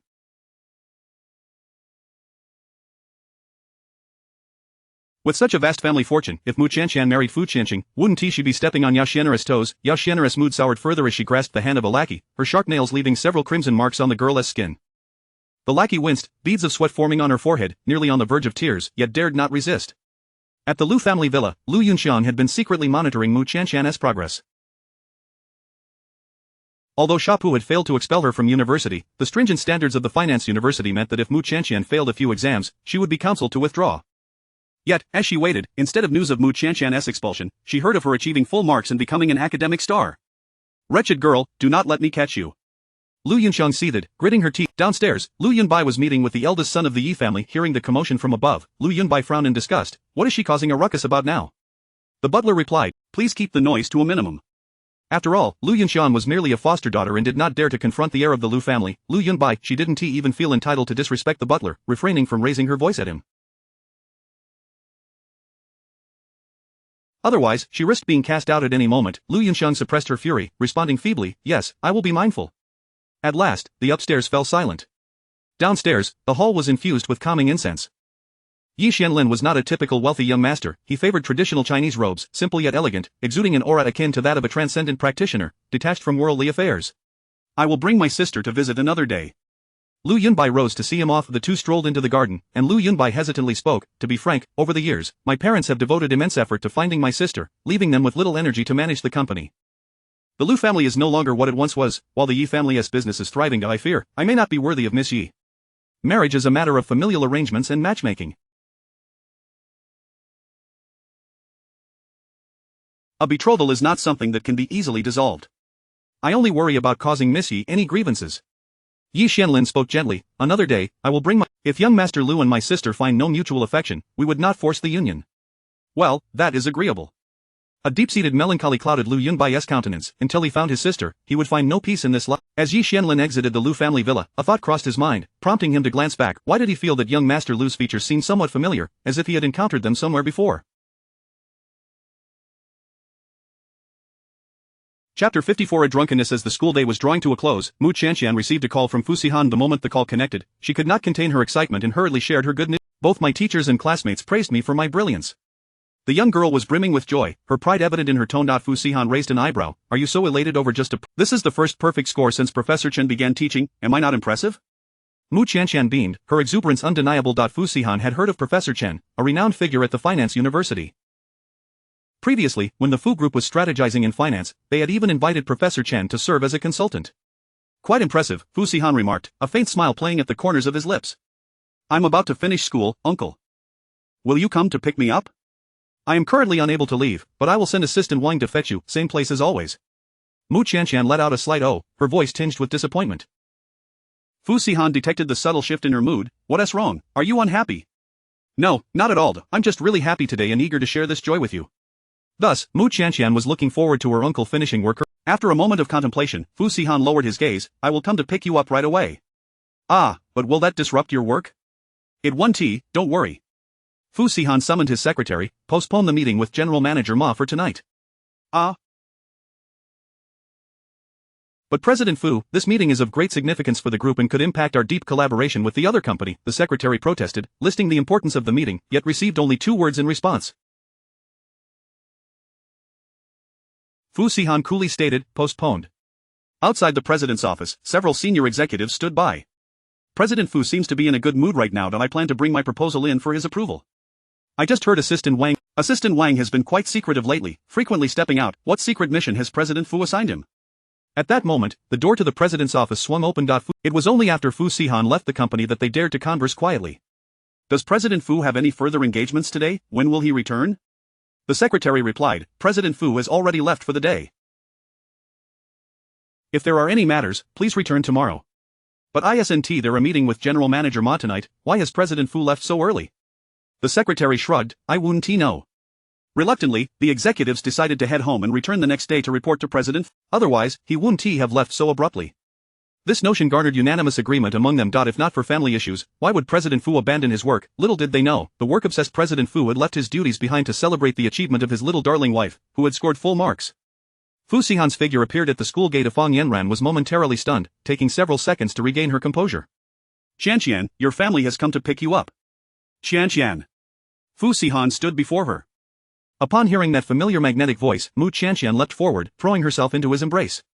Uncle, you really came.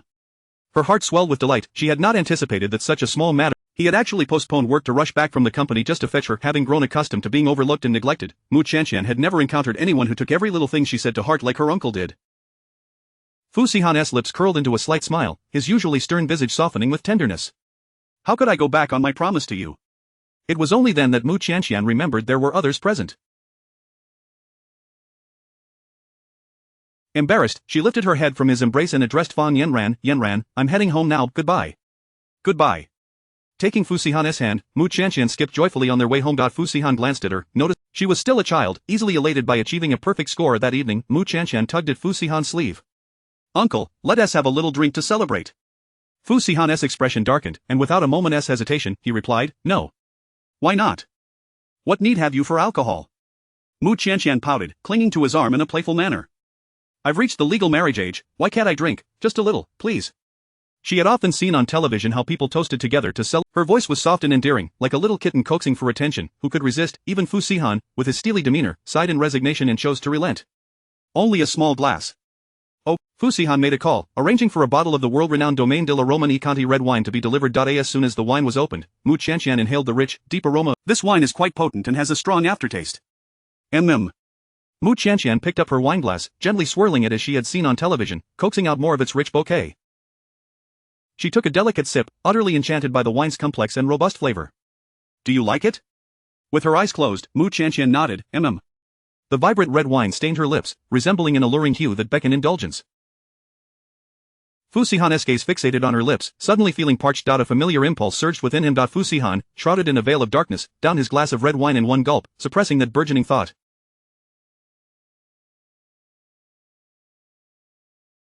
Having consumed only half a glass, Mu Qianqian felt a delightful haze envelop her mind.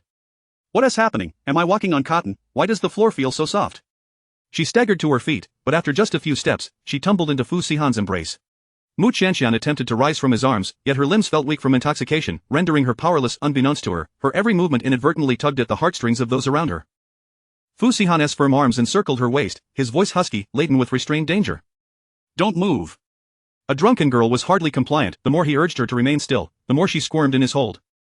Her soft, playful whimpers filled the air, unknowingly tantalizing to anyone who heard them. Fu Sihan's breath grew heavier, his gaze darkened as he possessively grasped her chin. Little girl, if you keep teasing me, don't blame me. Chapter 55. The clingy Mu Qianqian, inebriated, found her thoughts rising and falling like a roller coaster. Blissfully unaware of the perilous predicament she was in, with a tipsy slur, she remarked, "Well, uncle, although you are rather unattractive, I do not mind you at all." Perched upon Fu Sikan's lap, she cradled his face in her hands, playfully molding it into various shapes as though she had discovered a cherished toy, relishing the moment. This is fun. Never had anyone dared to be so audacious in front of Fu Sikan. His expression darkened as he coldly swatted her hands away.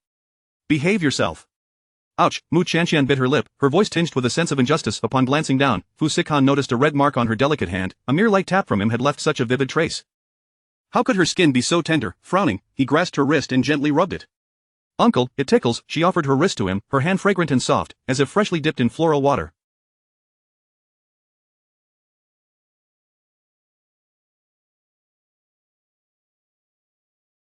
Fu Sikan's brow twitched involuntarily. His expression was as dark as a stormy sea, yet he found himself unable to withstand her playful antics, exhaling sharply. Is that better? It doesn't hurt anymore. Mu Qianqian grinned widely, nestling against him and giggling. It's getting late.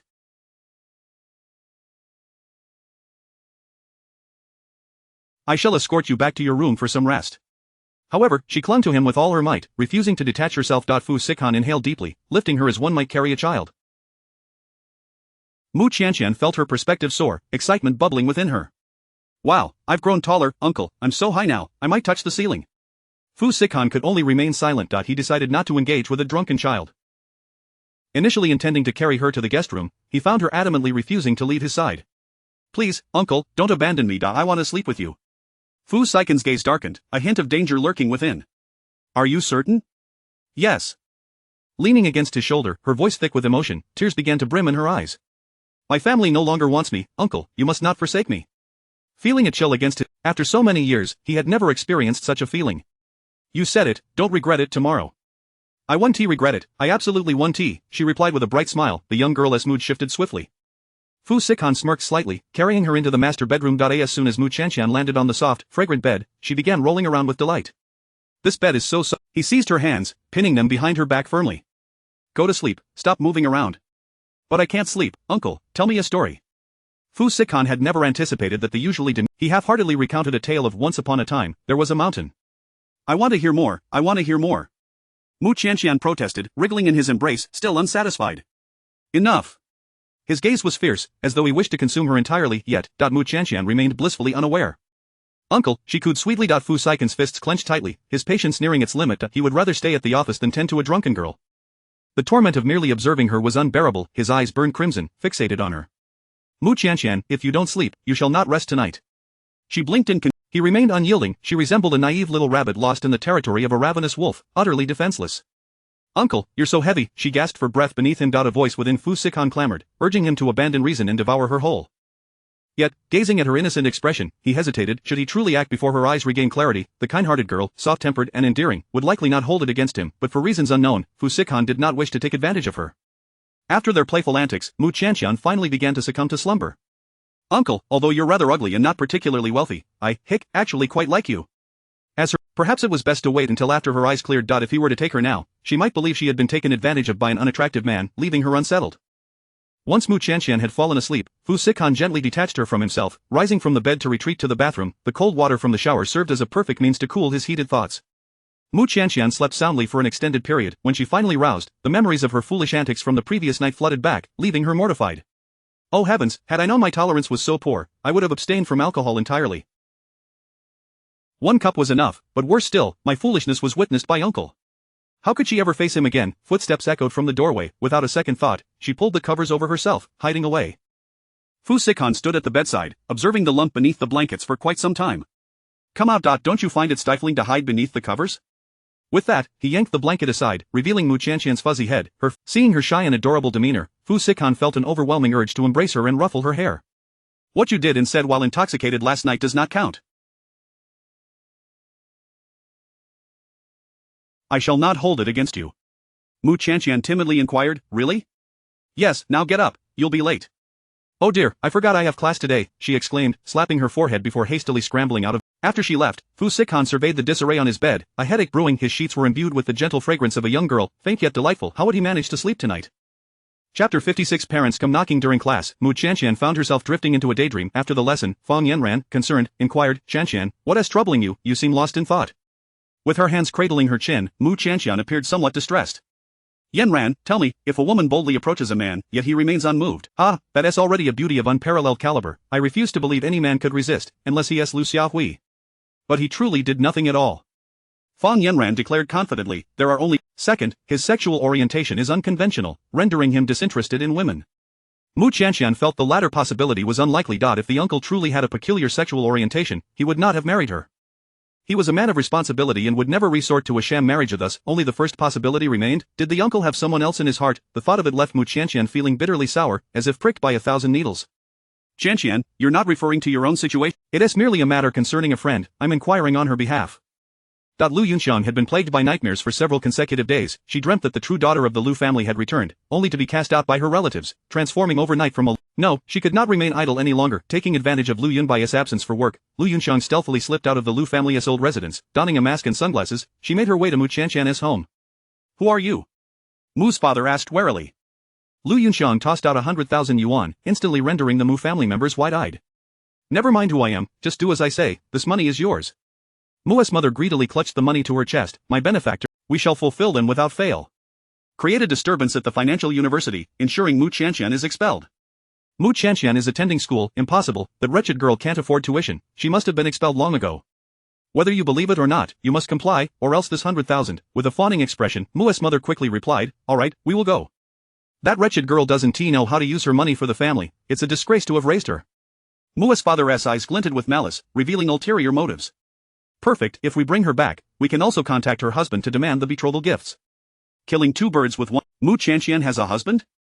Lu Yunxiang pressed eagerly. Indeed, although he is a cripple and significantly older, yet, he is determined to marry this blind girl, having already paid the betrothal gifts. Who knows why she foolishly fled? A girl should not be wandering about, likely consorting with some rogue. A malicious smile curled at the corners of Lu Yunxiang's lips. How fortuitous, to think Mu Qianqian had already married, and to a limping old bachelor at that. Excellent, you must bring her husband along to create a ruckus. I want Mu Qianqian's reputation utterly tarnished, such that she can never show her face at the financial university again. If you execute this task splendidly, I shall reward you with an additional 100,000. Upon hearing this, Mu's parents nearly prostrated themselves before Lu Yunxiang. This was a sum of 200,000, added to the betrothal gifts. It amounted to a total of 400,000. Should they acquire this money, along with the previous extortion of 1 million from old Madame Fu, they could afford a home for their son and secure a bride. Mu's mother, with a sycophantic smile, praised, thank you, my benefactor, you are truly a living bodhisattva. Your appearance radiates fortune, unlike our daughter, who was born of a lowly fate. It's a miracle anyone would want her, let alone be picky. Lu Yunxiang looked down upon the impoverished Mu family from the depths of her heart. However, Mu's mother's disparagement of Mu Qianqian while elevating Lu Yunxiang's status was music to her ears. Lu Yunxiang's eyes glinted with malice. A lowly fate belongs among the destitute. Do not dare dream of claiming what rightfully belongs to others. Mu Qianqian, swiftly remove yourself from Bay City. During class, a leaf fluttered down onto Mu Qianqian's desk. She picked it up and tore it into small pieces. The uncle has a crush, does not have a crush, has a crush. Noticing her mumbling, Fang Yanran asked curiously, Qianqian, what are you doing? Nothing. Mu Qianqian's cheeks flushed as she gathered the leaf fragments and tucked them away in her pocket. After school, as Mu Qianqian and Fang Yanran approached the school gate, they were met with a commotion. What is happening? Fang Yanran remarked, it seems someone is trying to force their way into the school but has been stopped by the security. A burly peasant woman, hands on her hips, was shouting, let us in. We've already stated we are parents of students, why are you barring our entry? The security guard, maintaining a calm demeanor, explained, this is school policy. If you wish to enter, please call your child and have them come out to escort you. How can we have her come out? Just let us in, and once we find her, I'll ensure her father beats her senseless. Following Lu Yunxiang's directives, Mu's parents had come to stir trouble at the financial university. They had also brought along a limping peasant man, who leered at the young female students with a lecherous gaze, making one feel nauseated. The security guard had never encountered such unreasonable parents and looked doubtful. Are you truly the parents of a student? What kind of parents insult their own child? Call your child again, and if no one comes to escort you, I cannot allow you entry. What kind of parents demean their child so? Using terms like wretched girl and wretched child, they sounded like foul-mouthed shrews from the countryside. The security guard refused to let them in. Should they harm any of the students, it would be their responsibility. Mu's father stood by, smoking, approving of Mu's mother's tantrum, his murky eyes reflecting countless schemes. Suddenly, he spotted Mu Qianqian approaching. Is that not Qianqian? Having not seen her for some time, the transformation in Mu Qianqian was so profound that Mua's father barely recognized her. The former Mu Qianqian had been frail and petite, resembling a mere stick now. She was slender and graceful, her complexion radiant, exuding the poise of a pampered heiress. Mua's mother followed his gaze, her expression darkening with resentment. Of course, it's that. Seeing her parents arrive, she doesn't even call out, "What a poorly brought-up creature." Upon hearing that voice, Mu Qianqian felt as though she had plunged into an icy abyss. Her mother's voice, she was all too familiar with it. That sharp, scathing tone had accompanied her for over a decade, becoming a deep-seated psychological trauma. Mu Qianqian's limbs turned cold, and she grasped Fang Yanran, eager to flee. Yanran, we must hurry and leave. Before she could finish her sentence, Mua's mother rushed over, delivering a resounding slap. Smack! On what grounds do you strike me? Mua's mother rolled up her sleeves, her face twisted with fury. On what grounds? I am her mother, why shouldn't I strike her? I shall teach this disobedient wretch a lesson today. She seized Mu Qianqian by the hair, yanking violently. Wretched girl, if you dare to flee, I swear I will end you. The pain in Mu Qianqian's scalp felt as though it might tear free from her skull, yet, even more terrifying than this acute agony were the shadows and painful memories inflicted by her family. Fortunately, at that moment, Li Siyu and her friends were passing by the entrance. Upon witnessing the scene, she quickly instructed a friend to summon the security team. There is someone fighting at the school gate. Hurry and call for help. Alright, I'll go at once. Li Siyu rushed over, grasping Mua's mother's arm and forcefully pulling her away. With a resounding crack, Mua's mother cried out in pain, "Ah, you little harlot, how dare you strike me? I shall strike you, and what of it? In broad daylight, if you dare bully my friend, do not blame me for lacking respect for the elderly." Chapter 57, striking back vigorously. Li Siyu, having trained in Sanda, was not one to be easily intimidated. Despite the formidable strength of Mumu, a mere peasant woman, she stood no chance against Li Siyu's refined skills of clutching her agonizing arm. Mumu's expression twisted with fury. I am her mother. I cannot strike her, who else could? This wretched girl disobeys our family's wishes and dares to flee from her marriage. I will bring her back, and no one shall utter a word against it. Mu Fu, initially intending to intervene, hesitated upon witnessing Li Siyu's prowess. It was then that the hobbled old man approached, revealing a mouthful of yellowed teeth, and spat, "Bah, you defender, do you wish to marry me in her stead? When we return, I shall let you starve for 3 days. Let us see how defiant you remain." These days, women are becoming increasingly unruly. They need to be taught a lesson 3 times a day, or they simply do not learn. Should you dare to run again, I'll strip you bare and tie you to the tree at the village entrance. Let us see how you fare then, you wretched creature. Come back with me and bear a brood of children. We shall see if you behave. Li Siyu felt a wave of nausea rise within her. You old codger, if I do not leave you toothless today, I do not bear this. The old man, struck hard, grimaced as he spat out a foul-smelling tooth, moaning on the ground. His vile mouth was finally silenced. Ultimately, only Mu Fu remained, the most underhanded of the lot. He dared not approach too closely, forcing a smile that never reached his eyes as he said, Li Siyu, you must understand, it is only natural for parents to discipline their children. Yet, should you lay a hand on my wife, prepare for compensation and imprisonment. Fear not, my family's resources are ample, we can afford it, even if I were to dismantle your limbs today. They had never spoken harshly to her. What were these old fools to her? Did they truly wish to provoke her further? Mu Fu, otherwise known as Mu Chenggong, was in a frenzy to return Mu Qianqian for profit, yet Li Siyu obstructed his path, leaving him hesitant to act. Be wary lest you find yourself unable to marry in the future. Li Siyu rolled her eyes and retorted, do not trouble yourself, mind your own business, or you might find yourself meeting an untimely fate. Her words nearly choked Mu Chenggong. At that moment, the school security team arrived, escorting them all to the security office, where school officials were summoned as witnesses. Pray tell, what transpired here? Mu Chenggong, eager to curry favor, offered a cigarette to the leader. Bowing low, he said, Sir, we have come to retrieve our daughter for her marriage.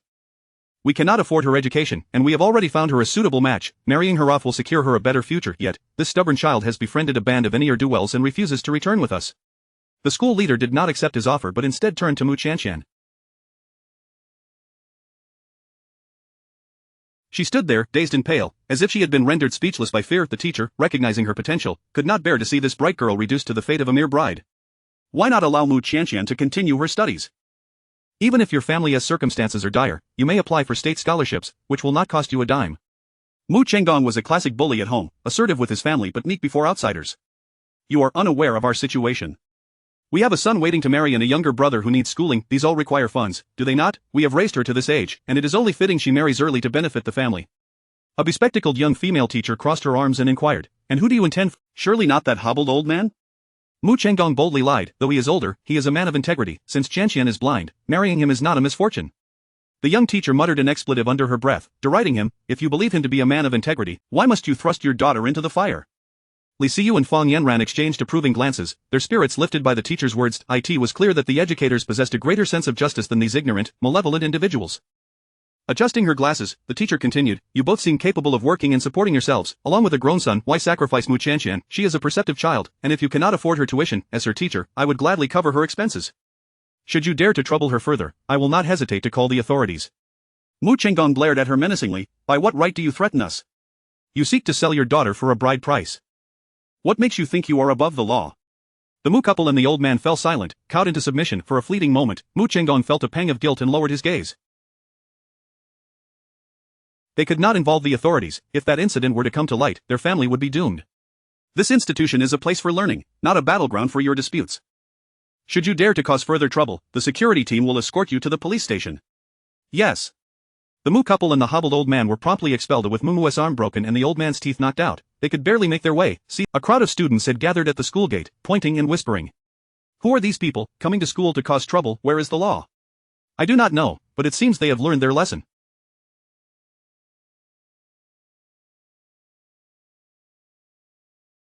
They deserve it. I say they got off lightly. Given their earlier arrogance, breaking an arm would have been a light punishment. Mu Chenggong, embarrassed, hurriedly pulled Mu away. Enough of your dramatics. It is but a broken arm, a few days of rest will suffice. As he yanked her, he inadvertently tugged at her injury, causing her to scream in pain and faint.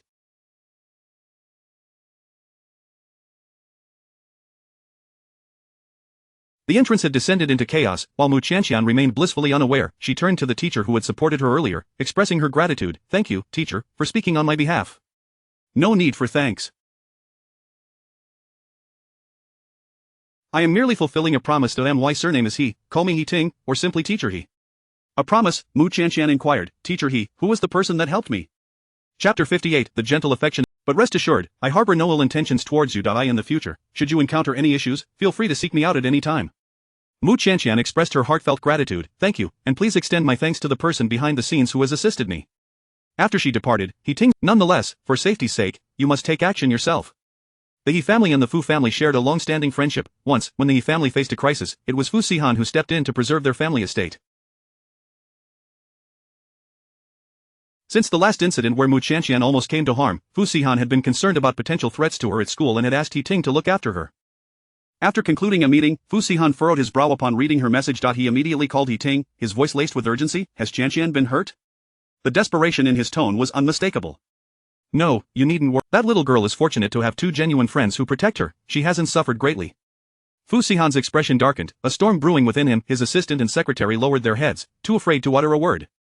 Since assuming control of the Fu family, he had always maintained a stoic demeanor, rarely revealing such palpable rage and malice as he did now. It was evident that Fu Sihan was truly incensed. One couldn't help but wonder who possessed such power to stir his emotions so profoundly. As the driver navigated the car back to Mingyuan community, Fu Sihan's countenance remained grim. Upon returning home, he expected to find the young girl quietly weeping, but to his surprise, she was calmly seated on the sofa. Of course, she could not see, she could only listen. Uncle, you're back, she called sweetly upon hearing his familiar footsteps. Perhaps it was merely her imagination, but his footsteps seemed somewhat more chaotic than usual. Fu Sihan's brow remained furrowed as he strode toward her. Upon seeing the swelling on her cheek, he felt as though he had been stabbed, his fists clenching instinctively at his sides. His eyes glowed with a terrifying crimson hue. Has someone bullied you? Mu Qianqian shook her head, forcing a smile. No, I'm doing just fine. Fu Sihan gazed intently at her. Have you forgotten, this is your home? Countless feelings of injustice welled up within Mu Qianqian, and her eyes began to sting. She dared not disclose to her uncle the reality of her family. She feared that once he learned of her background, he might disdain her origins. Truly, I am fine. Fu Sihan grasped her shoulders tightly. Mu Qianqian, I am your husband. The warmth at that moment, her emotions found an outlet, and she crumbled, her facade of strength shattering completely. Tears streamed down her face as she sobbed. I'm sorry, uncle, I never told you, but I come from a terrible family.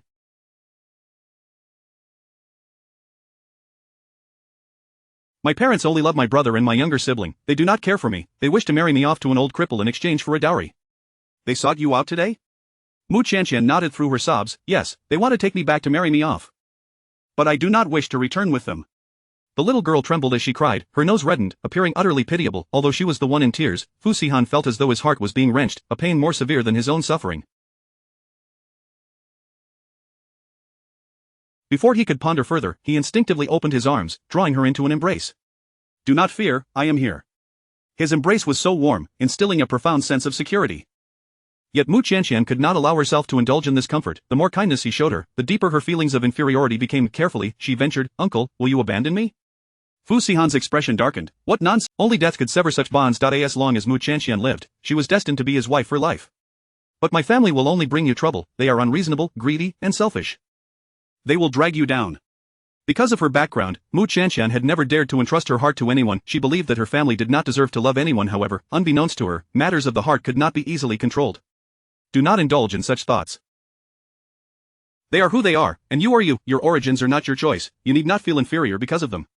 I will resolve this matter, Fu Xihan assured, ruffling her hair, a flash of determination evident in his gaze. Go wash your face. I will help you apply the ointment. Okay. Does it still hurt? Mu Qianqian bravely shook her head. No, it doesn't. Compared to the beatings she had endured in the past, this injury was trivial. Nevertheless, Fu Xihan meticulously applied the ointment, concerned that any scars on her face would trouble her. He himself was indifferent to appearances, but he feared that the young girl, being vain. Once the ointment was applied, Mu Qianqian grasped Fu Xihan's sleeve. Uncle, do you think I am too heartless? Even my own biological parents do not deserve my filial piety? Fu Xihan replied sternly, no. Not everyone is worthy of being a parent. The two wretched parents of the Mu family were entirely unfit to be Qianqian's mother and father. From his prior investigations, Fu Xihan learned that in her original household, Mu Qianqian was not only responsible for cooking for the family but also had to wash her brother's shoes and clothes in the bitter cold of winter, her fingers turning crimson from the chill. They treated her like a servant, beating her whenever they were in a foul mood. During her previous life, she often subsisted on leftover meals and was seldom satiated. Thus, when Fu Xihan first encountered her, he found her to be as frail as a minor. After spending time with him, she had finally gained a bit of weight, yet compared to her peers, she remained too thin. Fu Xihan resolved to hire a nutritionist to help Mu Qianqian regain her health. Nestled in his embrace, Mu Qianqian drew comfort from his warmth. Uncle, you are so kind to me. I now believe that what the fortune-telling woman said is true. What did she say? When I graduated from high school, I encountered. She claimed that I had already endured all the hardships meant for this lifetime and that from now on, only good days awaited me. She had been accepted into her dream university and would marry such a wonderful uncle. No matter how terrible her original family was, her uncle was willing to stand by her side unwaveringly. Where else could she find such an exceptional man? For Mu Qianqian, was this not the very definition of a good life? Fu Xihan smiled, affirming her by gently tapping her nose. The fortune-teller is correct. Fu Xihan had always scoffed at such mysticism, and had anyone familiar with him heard his words, to comfort his little tearful companion, Fu Xihan had cast aside his own principles. As Mu Qianqian removed her coat, a handful of crushed leaves tumbled from her pocket. Fu Xihan picked up two fragments of leaves, regarding them with suspicion. What is this? Chapter 59. An unexpected spring breeze. Mu Qianqian tilted her head slightly. Uncle, what did you say? Why do you have a pile of torn leaves in your pocket? Mu Qianqian's eyes widened in surprise, and she awkwardly scratched her slightly flushed. How could someone so engrossed in class find time to play with leaves? Was she a university student or a primary school child? She seemed more like an immature child. Focus on the lecture and refrain from distractions. Fu Xihan emptied the leaves from her pocket and discarded them into the trash bin. Mu Qianqian shyly murmured an mm. If only Uncle knew that she was foolish enough to use leaves to divine his thoughts, he would probably find it utterly hilarious. She herself was puzzled by her preoccupation with Uncle's affairs. In the secondary bedroom, Mu Qianqian was on the phone with Li Siyu. Qianqian, does your husband know about your family situation? He doesn't look down on you, does he? Li Siyu was resolute. If Mu Qianqian's husband showed even a hint of disdain, she would unconditionally support her friend in seeking a divorce. Her dear friend should not endure any grievances. Mu Qianqian sat cross-legged on her bed and nodded. He already knows. Does he look down on you for it? They are them, and I am me. Li Siyu sighed in relief. He sounds quite decent, and men with such a sense of responsibility are rare. Had it been one of those ordinary men, they would either doubt Mu Qianqian's character due to her family's grief. Thankfully, Mu Qianqian's husband was not that kind of person. Mu Qianqian smiled sweetly. Yes, Uncle treats me very well. Your husband is older and knows how to cherish people. At least he's far better than those boys at our school, huh? Indeed. By the way, why did they suddenly come looking for you at school? Mu Qianqian shook her head. I don't know. She had thought she had escaped that wretched den and could start anew, but her parents' unexpected appearance, how could they have found her at school? I suspect someone is stirring up trouble behind the scenes, Li Siyu fumed. If I catch them, they'll be in for a beating. I worry you might end up in trouble. You needn't worry about that, I know how to handle myself. But who could have asked Teacher He to look after me? I have no idea. Mu Qianqian pondered for an entire night but could not figure it out. Never mind, she would think about it later. At that moment, in the Mu household, Mu mother, with her hair disheveled and clutching her painfully injured arm, scolded, that wretched girl must have some talent. I've seen her living quite comfortably lately.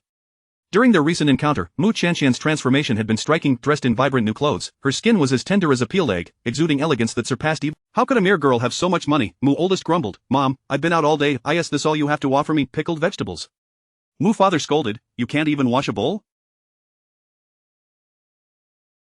They've all gone foul. Mu second kicked the door in frustration. Why haven't you washed my shoes? I need them for tomorrow. How many times have I told you? The three family members directed their ire at the injured Mu mother. In front of the three men, Mu mother dared not utter a harsh word. My arm is incapacitated. You all can prepare your own meals. Once my arm heals, I can resume these chores. It's all that wretched girl's fault. If she hadn't run away, would the house be in such disarray? Mu oldest slammed his chopsticks down, exclaiming, let's just call the police and have Mu Qianqian brought back. Why complicate things? If they didn't bring Mu Qianqian back soon, who would handle the numerous chores at home? His pile of dirty clothes and stinky socks was towering, and no one was there to help with the washing. We cannot call the police. Mu oldest was bewildered. Why not? Even if the police come, Mu Qianqian is on our household registration. It shouldn't be difficult to bring her back. Just know that we cannot call the police. If I find out anyone dares to do so, I'll break their legs. Mu father's gaze was fierce, resembling an enraged hyena, and no one dared to counter him. Fine, if we can't report it, we won't. Mu oldest, Mu Chenghui, said he always felt his parents were hiding something from him, yet, he was already in his 20s and had never been in a relationship. His family couldn't even afford a house. If this dragged on, he'd become the subject of ridicule as an old bachelor. He couldn't wait any longer. Fu Sihan knocked on the door of the secondary bedroom. Hand me your household registration. Mu Qianqian, still half asleep, shuffled to the door and rubbed her eyes. Uncle, why do you— I'll explain later. Oh, all right. Mu Qianqian trusted him completely without question, yawned, and went back to her room to search for her household registration. Uncle, here you go. His deep gaze lingered on her rounded shoulders. The young girl had just woken up, looking a bit dazed, with an adorably innocent expression. She was clad in a thin nightgown, and the strap slipped down, revealing her delicate, pale shoulders. The subtle allure was most captivating. Uncle? Mu Qianqian called him in confusion. Fu Sihan cleared his throat, his intense gaze shifting away from her. Hand it over. It was only then she realized that the straps of her nightgown had nearly slid down to her elbows. Oh dear, had she really presented herself like that in front of Uncle? She felt a wave of embarrassment wash over her, longing to rewind to a few minutes earlier to fix her attire. Would Uncle think she was too forward after seeing her like this?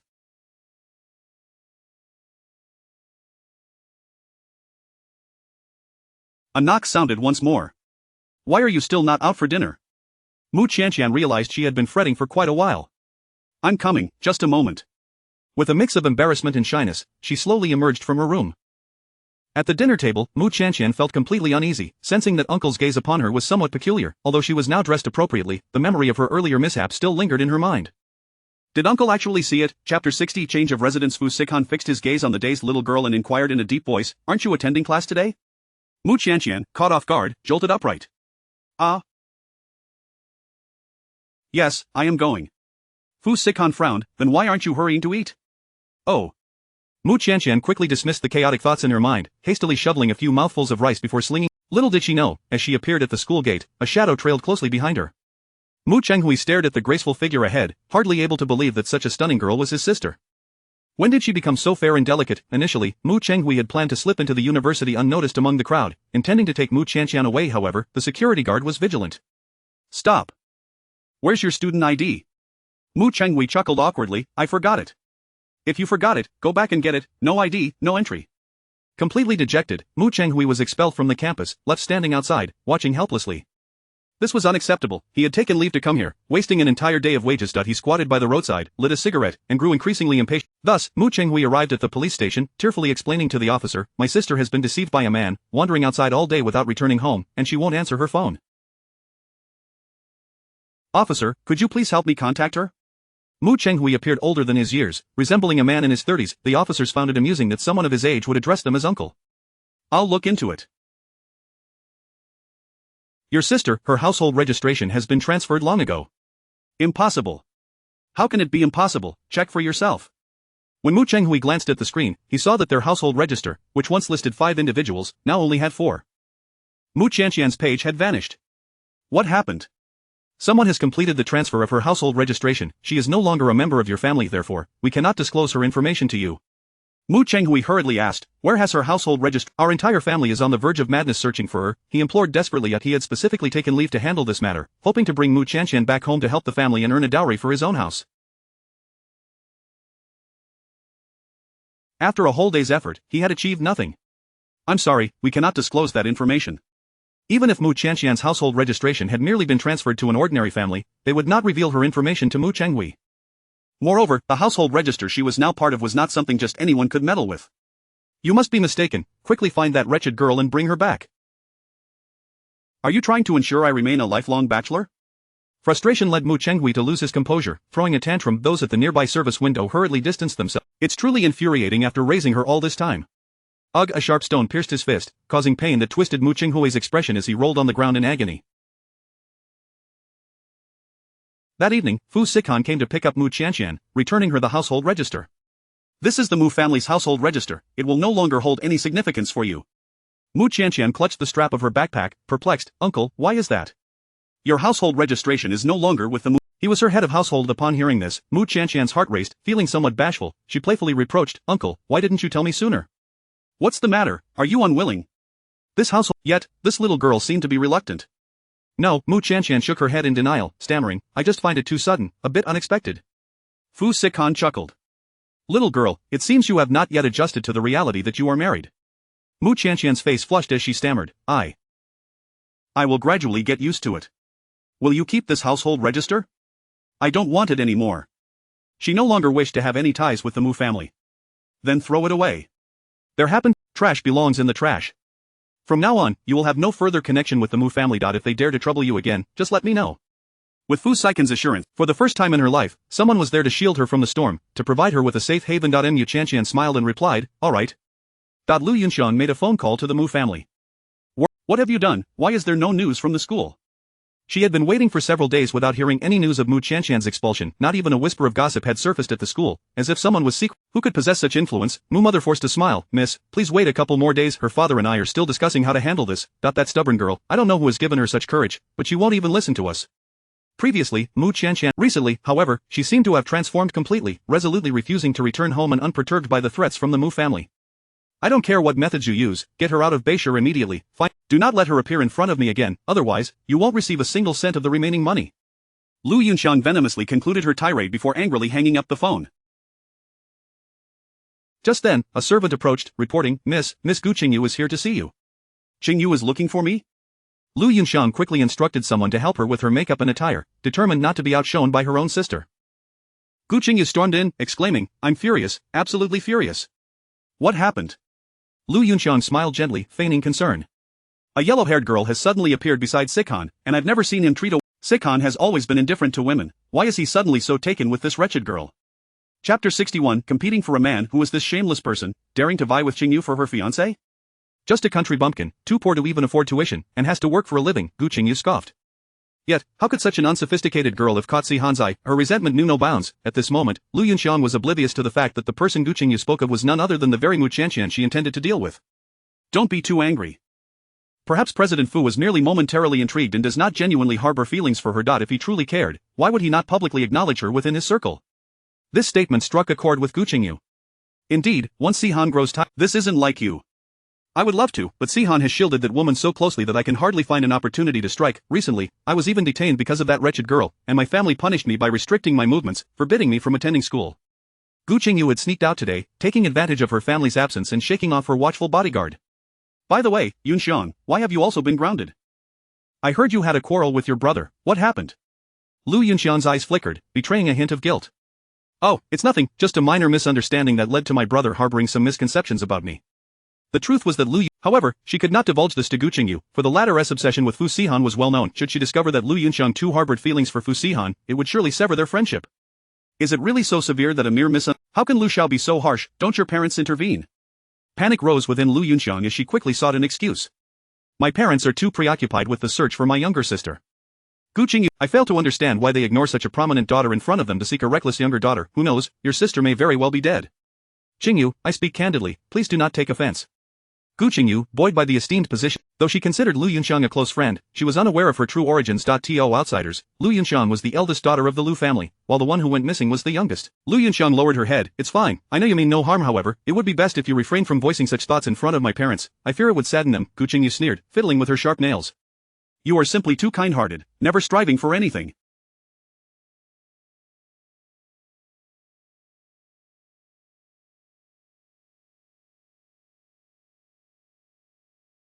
If I had a sister lost in the world, I would certainly not wish for her return to steal my affection. Lu Yunxiang clutched her chest, appearing delicate and pitiable, yet feigning innocence. After all, she is my biological sister. The mere thought of her suffering outside pains me greatly. Do not despair. If she is fortunate, she will eventually be found. If she lacks fortune, then it is not your fault. One can only blame her own misfortune. She cared little for familial bonds. Her father had sown his wild oats, producing several illegitimate children to contend with for inheritance. The mere sight of those wretches vexed her. She wished nothing more than to rid the world of them. By the way, Qingyu, what is the name of the wretched girl you mentioned? Her name is Mu Qianqian. A loud crash echoed. What happened? Gu Qingyu queried impatiently. Nothing, I accidentally knocked over my tea. Lu Yunxiang feigned calmness, yet her hands, hidden beneath the table, were tightly clenched. It was her. How could she possibly have any connection to President Fu? No wonder the atmosphere at the finance university was so serene. Not a whisper of scandal concerning Mu Qianqian could be heard. It turned out this girl had a powerful backer, the very head of the Fu group. Gu Qingyu's jealousy twisted her features. That wretched girl possesses some seductive skills. She clearly knows how to allure. I see that Sihan is quite taken with her. He has never been so gentle with any woman before. Rest assured, Qingyu, I shall assist you in dealing with her. After all, we are good friends. Thank you, Yunxiang. I trust no one else but you. After all, you have no feelings for Sihan, correct? Lu Yunxiang's smile did not reach her eyes. Indeed, he is your Why would I compete with you? Once Gu Qingyu departed, Lu Yunxiang promptly contacted the Mu family, instructing them to refrain from taking rash actions. She had thought her previous schemes regarding the car accident were executed with utmost secrecy. She dared not underestimate the Fu family's influence. Even if she were to take action against Mu Qianqian, she had to be exceedingly cautious. Reckless moves could lead to her utter ruin.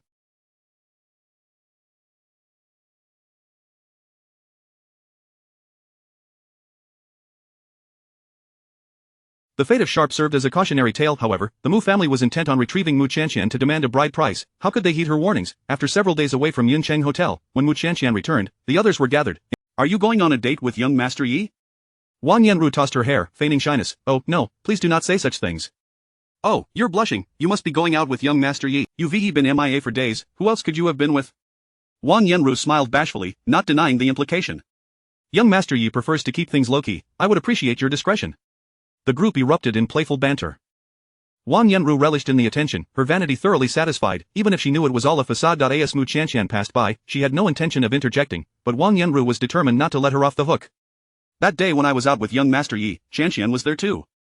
However, Qianqian was unceremoniously tossed out by young Master Yi's assistant, covered in dirt. I had intended to plead her case, but young Master Yi was furious, and there was nothing I could do. Are you referring to last week? I saw that too. Mu Qianqian returned from the garden looking quite disheveled. I asked her about it. She claimed to have fallen, but who knew she had actually been thrown out by young Master Yi?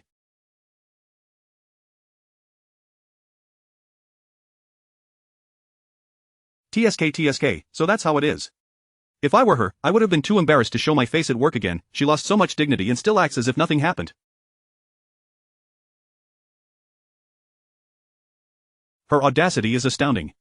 In an instant, the gazes directed at Mu Qianqian were laden with a subtle shift. She had come here merely to earn some extra money. As for the rest, she was indifferent and had no desire to explain herself. During a break, she sat conversing with Yi Wanqing in the garden. Qianqian, I have been quite troubled lately. What is it, Wanqing, what troubles you? Yi Wanqing rested her chin on her hand, seated on the steps, her expression one of distress. But I just want to live freely and wildly. Let those who wish to marry do so. Chapter 62 Kidnapping. Mu Qianqian smiled gently. Don't you wish to marry the young master of the Lu family?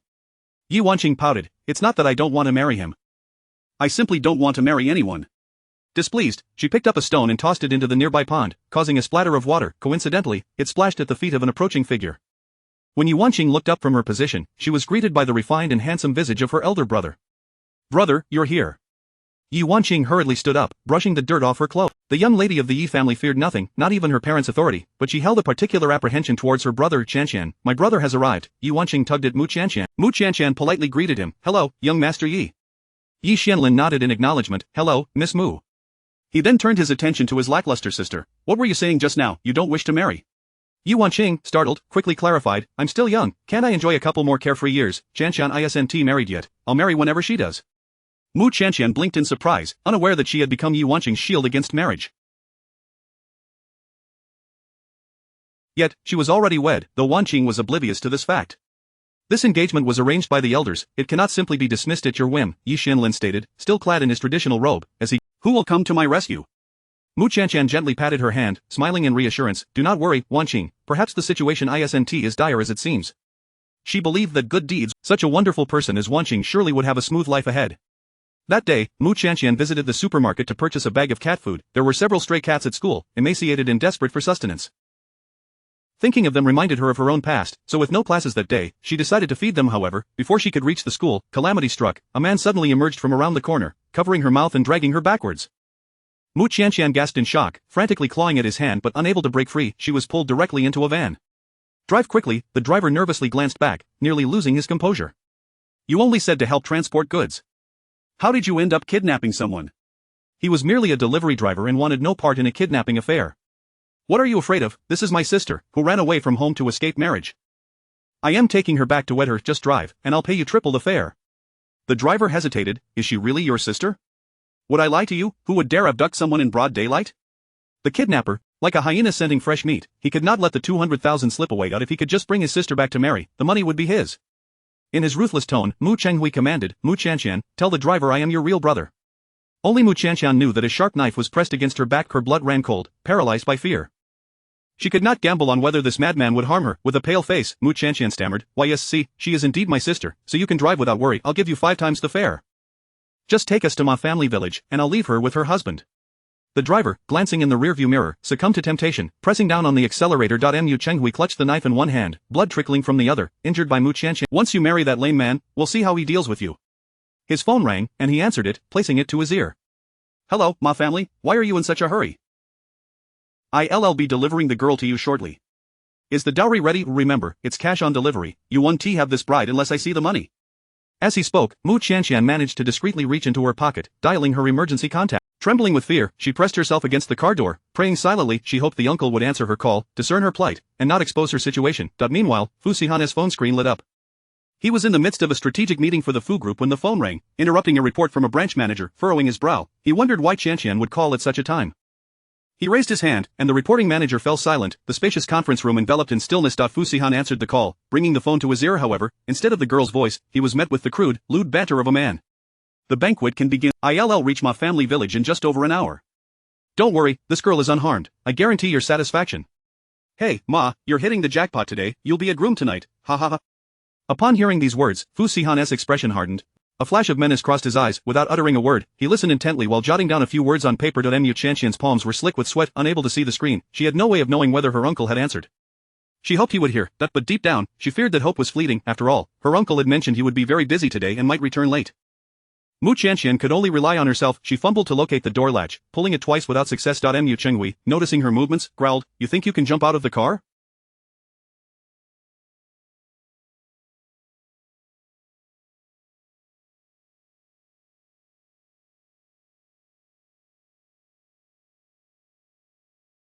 "Not a chance. The doors are locked. You won't escape today. You will marry that lame man, or you'll suffer the consequences." Despair settled in her heart as it sank deeper. Meanwhile, Fu Sihan hurriedly exited the conference room, handing the note he had just written to his assistant. "Seal off all exits from Bay City, check the surveillance near Mingyuan community, and locate a place called Ma Family Village." Understood. Fu Sihan's expression was grim, his eyes tinged with a crimson hue. Anyone who dared to lay a finger on the girl would pay dearly. "Mr. Fu, we have a lead. A van with the license plate XXXX has been lingering near Mingyuan community and is currently heading towards Ma Family Village. Surveillance footage indicates a man abducted a woman. Immediately intercept it." "Yes, I'll mobilize personnel right away." The van was on the verge of exiting Bay City. Mu Chenghui could almost envision the 200,000 in cash beckoning him. His parents, being older, were often timid and cautious. He possessed the audacity they lacked. This would be a simple task, but just as he reveled in his triumph, dozens of black luxury vehicles sped towards them, surrounding the van. What is going on? Why are they blocking the road instead of using the ample space? The driver trembled, sensing something amiss. "I have no idea." The doors of the luxury cars swung open simultaneously. Dozens of bodyguards clad in black descended upon the van, encircling it. Behind them emerged a sharply dressed, handsome man, striding forward with purpose. Chapter 63, The Uncle's Fury Upon Observation. After all, Mu Chenghui worked as a security guard at a large company and occasionally encountered some prominent figures, allowing him to distinguish the differences between them and ordinary people. He patted the driver on the shoulder, saying, "You should step out and assess the situation." The driver opened the car door and tumbled out from the driver's seat in a hurried scramble. Trembling, he asked, What do you intend to do?" Fu Sihan's icy gaze swept over the back seat of the van, where he spotted Mu Chenghui and a frightened young girl curled up in a corner. Mu Chanqian appeared to be unharmed for the moment. The anxiety that had plagued Fu Sihan began to dissipate slightly. Resistant Wang interjected, "We require everyone in your vehicle to disembark. Our president's residence has been burglarized, and we suspect you may be the I am merely a delivery driver. How could I possibly be stealing?" Are you certain you haven't stolen anything? Have the others in the vehicle stepped down for inspection? The driver returned to the van and relayed the situation to Mu Chenghui. With a fierce expression, Mu Chenghui exclaimed, "If someone has stolen something, why have they traced it back to us? What bad luck!" However, knowing that the issue did not directly involve Mu Qianqian alleviated some of his apprehension.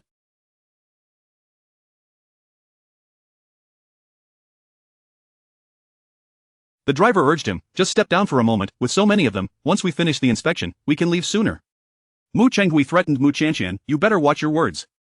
If I hear anything out of line, I'll mar your face, do you understand?" I understand. All three individuals from the van disembarked, Assistant Wang commanded, "Search them thoroughly." Upon hearing the familiar voice, Mu Qianqian instinctively looked up. Could it be her uncle had come to rescue her? The thought quickened her breath. She gazed at the man standing in the center of the crowd. That tall and upright figure bore an uncanny resemblance to her uncle. Could it really be him? As several bodyguards approached, feigning a search of the three, one suddenly turned aggressive, seizing Mu Chenghui's wrist and twisting it forcefully. A sharp crack echoed as bones fractured. The concealed dagger hidden in his sleeve clattered to the ground, causing Mu Chenghui to cry out in agony, utterly shocked. What are you doing? What are we doing? In broad daylight, you dare to kidnap someone, you truly have the audacity. Assistant Wang reprimanded coldly. Who claims I am kidnapping? What proof do you have? Save those words for the police. Fu Sihan extended his hand toward Mu Qianqian. "Qianqian. Uncle, it really is you." Mu Qianqian beamed, racing toward Fu Sihan like a little butterfly flitting into his embrace. She clung to his neck, her heart still racing from fear. "You scared me to death just now." Fu Sihan gently patted her back, soothingly assuring her, "Do not fear, I am here." Resting against him, Mu Qianqian inhaled the familiar scent of sandalwood emanating from him, her racing heart gradually calming. "Uncle, weren't you busy today? How did you find the time to take my call?" Fu Sihan replied solemnly, "If it were not urgent, you would not have called me so readily." Thus, even if he were engaged in a significant meeting, he would still answer her call without hesitation. Hearing this made Mu Qianqian's heart swell with warmth. She sincerely complimented, "Uncle, you are truly clever." Not only had he immediately grasped her predicament, but he had also maintained complete silence during their call. He even feigned searching for something to put Mu Chenghui off guard, ultimately rescuing her successfully. Her simple praise delighted Fu Sihan, causing him to smile with satisfaction. And the next moment, Mu Qianqian found herself lifted off the ground, cradled in his arms. "Uncle," she instinctively clung to his neck. "Hold on tight," Fu Sihan's steady voice resonated in her ear. Mu Qianqian tightened her grip as he carried her to the back seat of the luxury car. A blush spread across her cheeks, leaving her feeling quite flustered at being lifted in front of so many onlookers. "Wait for me here for a moment." "Okay," Mu Qianqian obediently nodded. Fu Sihan tousled her hair affectionately, removing his expensive watch and placing it in her palm. Mu Qianqian sat quietly in the car, waiting. The watch's hands ticked away, but Fu Sihan had yet to return. What could he possibly be doing? After a brief interval, Fu Sihan returned to the car. "Uncle, you seem to smell of blood." Mu Qianqian furrowed her brow, detecting a faint scent of blood in the air. "Do I?" "You must be mistaken." Fu Sihan's tone was indifferent. "Help me put on the watch." Mu Qianqian slid the watch back onto his slender wrist. The cool metal warmed under her touch. Her small hand fell into his larger, calloused palm, enveloped by his warmth. "Let us depart," Fu Sihan instructed calmly. The driver, still shaken, cautiously navigated the vehicle, while Assistant Wang, seated in the passenger seat, wore an unusually tense expression, his demeanor more cautious than usual. After all, Fu Sihan's earlier display had been utterly unexpected. Since assuming control of the Fu family, such a display of rage was rare for him. Indeed, the cold-hearted reputation he garnered from the business world stemmed largely from the ruthless competition therein. Yet this time, Fu Sihan had personally intervened, and quite forcefully at that. Mu Chenghui was nearly incapacitated. Reflecting on the earlier scene sent a shiver down Assistant Wang's spine. It seemed Fu Sihan was overly concerned for Miss Mu. Whether that was a blessing or a curse remained uncertain. After inquiring about Mu Chenghui's fate, Fu Sihan replied calmly, "He will no longer appear." The remainder of the story he chose not to disclose, leaving Mu Qianqian unaware. "I had intended to go out and feed the stray cats, but it's all his fault. I lost the cat food I had just purchased." Mu Qianqian lamented on the sofa, her heart aching. Her delicate complexion and rosy lips made her irresistibly endearing. Fu Sihan could not help but pinch her cheek playfully. "Buy more if you lose it. But that bag of cat food cost several hundred. I haven't fed a single stray, and now it's all gone." To Mu Qianqian, that amount was considerable, especially since her previous monthly allowance barely amounted to a few coins. Frustrated, she pounded the cushion in anger.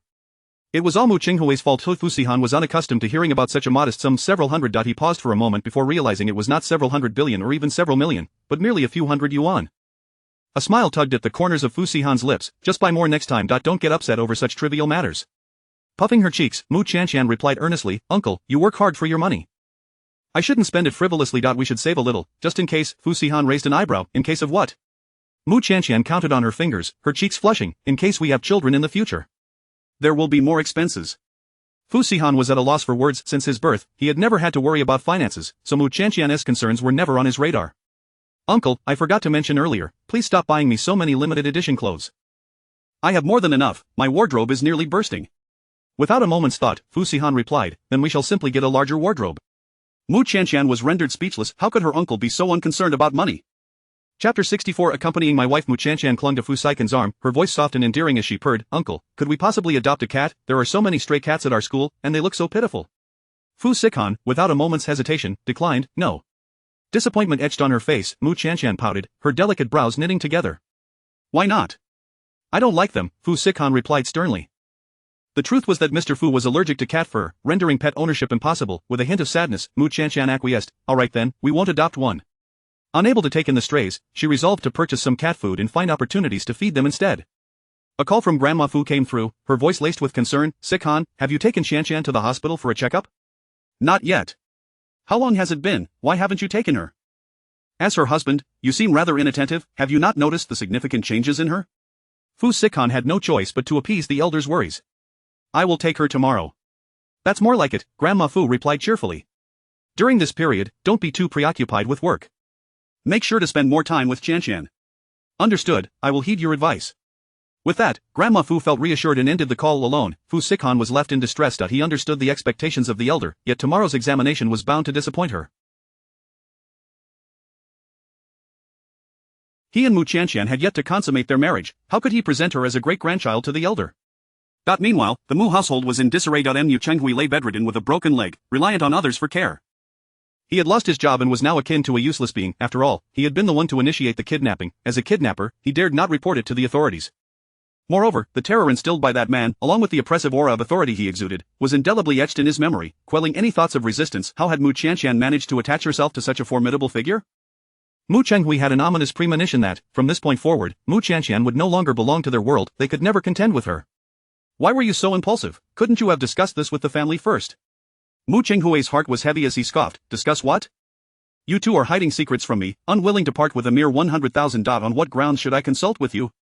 We are merely saving it for you. This money is still yours in the end. Mu father lamented, frustrated. Mu Chenghui retorted sarcastically, humph, perhaps you'll end up giving it all to Cheng Yao and leave me with nothing. Have you lost your mind? Why should siblings be so divided? Mu Chenghui shouted, I'm of an age where I haven't even found a partner. Relatives and friends look down on me. How can I not be anxious? Isn't it because you too, as my parents, lack the ability to buy me a house or a wife? Mu mother silently wiped away tears nearby.